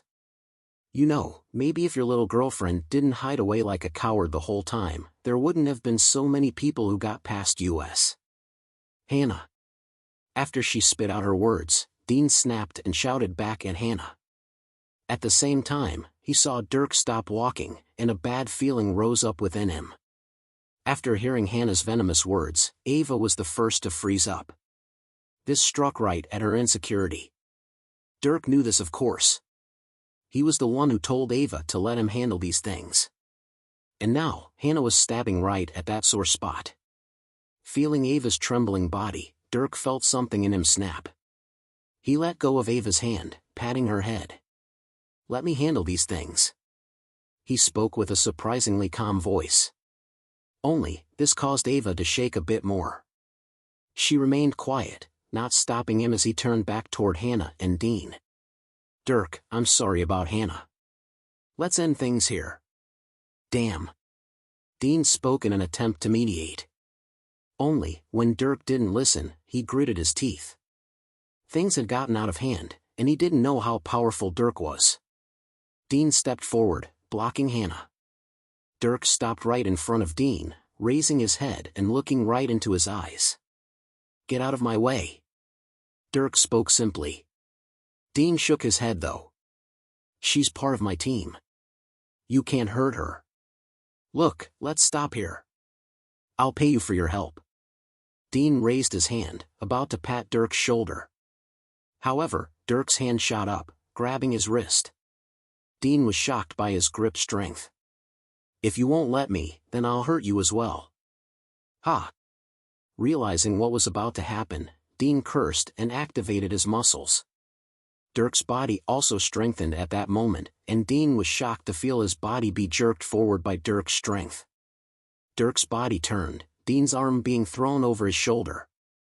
With perfect, violent form, Dean was raised into the air and slammed into the ground. Boom! Ack! Dean felt his body shake as he was whipped into the floor. Then, he felt Dirk's grip disappear. When he jumped to his feet, he saw him dashing to Hannah. Meanwhile, Hannah was shocked by Dirk's sudden attack. She backed away as her body unconsciously tightened up. Then, she gritted her teeth and threw out a punch toward his oncoming body. There was no avoiding a fight. When she threw that punch though, Dirk's body twisted. He dodged the arm and threw up his knee, driving it right into her stomach. Pah! Hannah felt weakness overcome her as that knee knocked all the wind out of her, shaking her organs. She kneeled to the floor, but the anima in her body along with her many years of experience still gave her some capacity to fight. When Dirk's leg came swinging around, she was barely able to raise her arms and defend. Bang! His leg slammed into her arms and torso. Hannah's body was sent flying, tumbling along the ground. At that moment, Dirk heard the wind move behind him.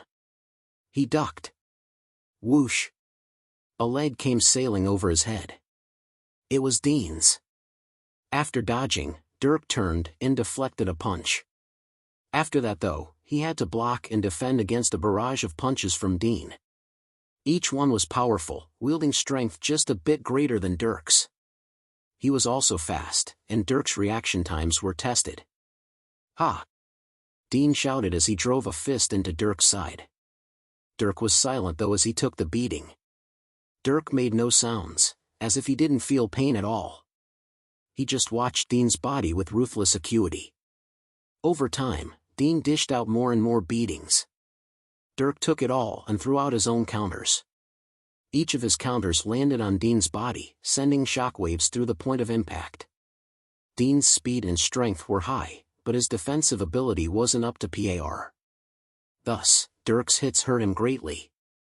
Dean moved quicker and quicker, minimizing the chances for Dirk to attack. However, that couldn't last forever. With Dean moving so fast and with so much strength, he was bound to run out of stamina first. In truth, this was what Dirk was working toward. Each section of Dirk's anima resonance destruction technique gave a perk when trained.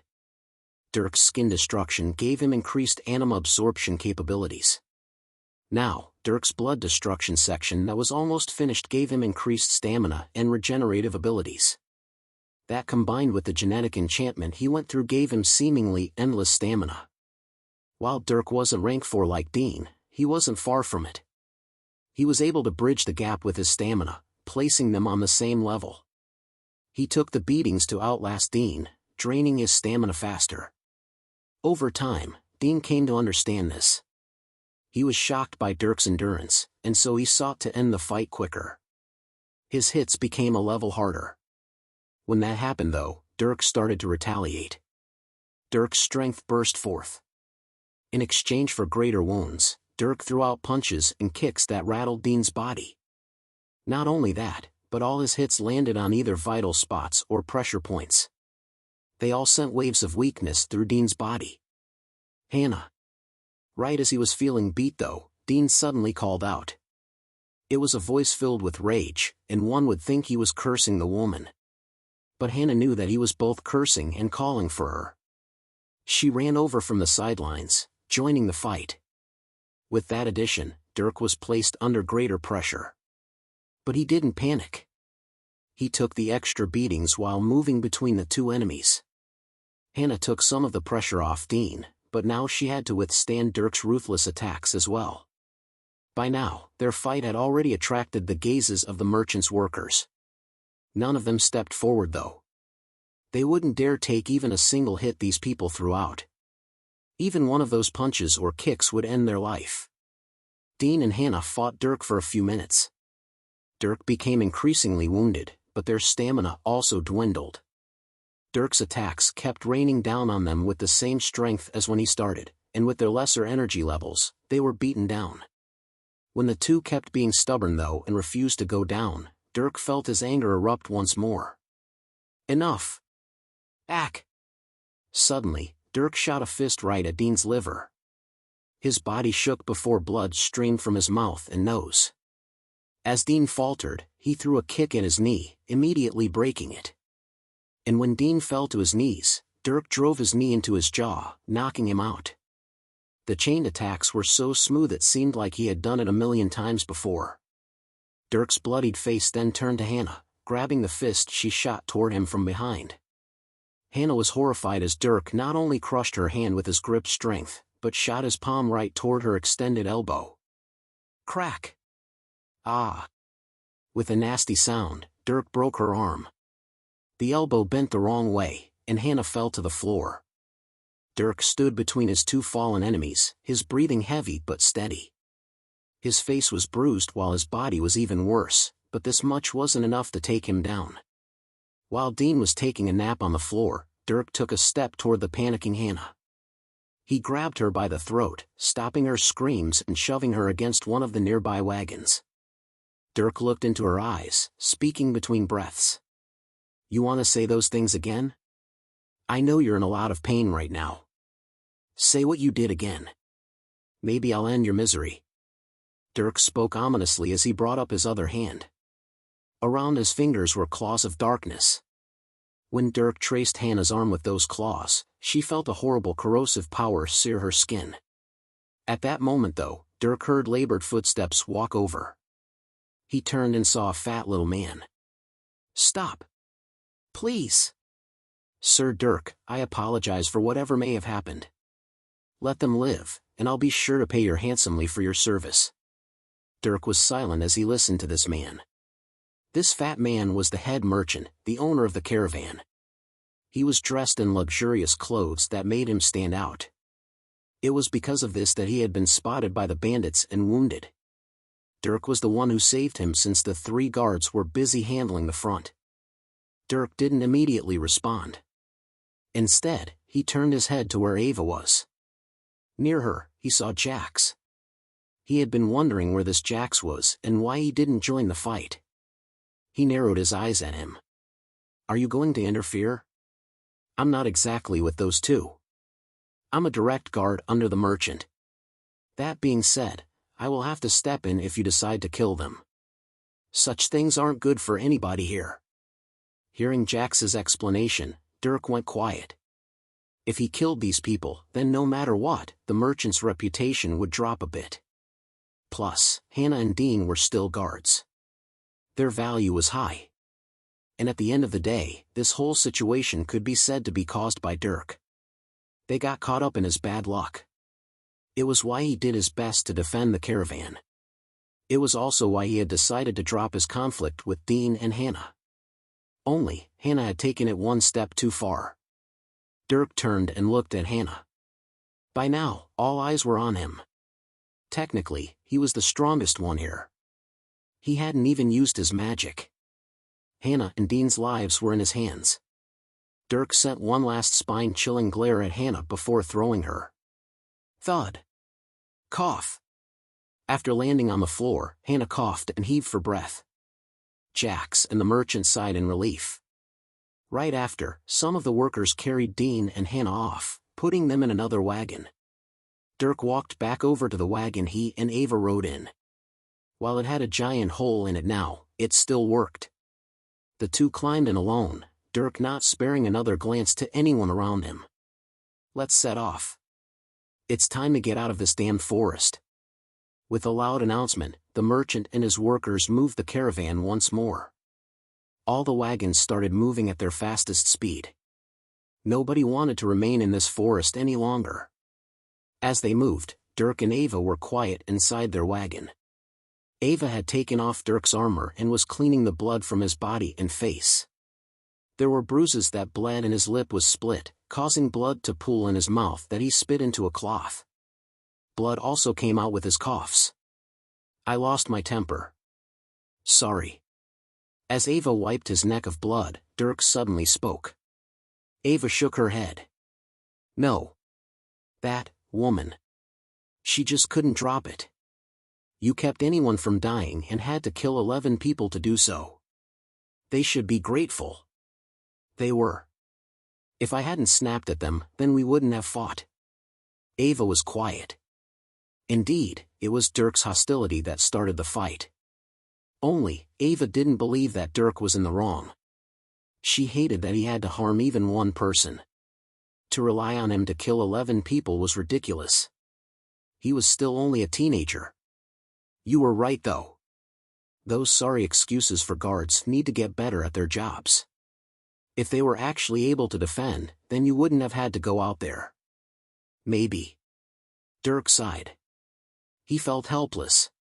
Someone was trying to hurt him, and he couldn't even see this person, let alone kill them. Originally this ride should have gone perfectly fine. But they had actually been attacked twice.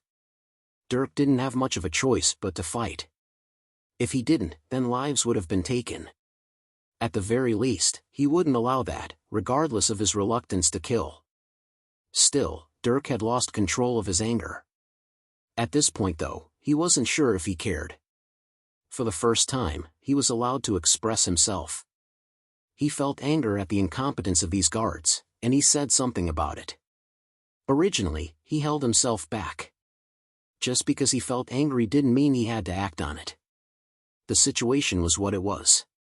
It had already passed, and he would never see these people again once they were at the town. He had a little verbal confrontation to express his displeasure. And with Ava's beckoning, he dropped it. But then, Hannah had touched the bottom line that he didn't even know was there. And for once, he was allowed to do something about it. So he did. He made her pay with blood and pain. Like that, he established his bottom line and punished someone for crossing it. While Dirk knew things could have gone better, and that he wasn't in the right, he felt tired of playing nice. His emotions were growing, all these events pushing his patience and igniting his anger. He didn't care that only 3 people couldn't handle a small army. He didn't care that he was being targeted and attacked. His hand was being forced, and he was pissed off. This little fight was just him being an emotional boy. Dirk wondered if this was how normal people acted, instead of being emotionless machines. He actually didn't mind it.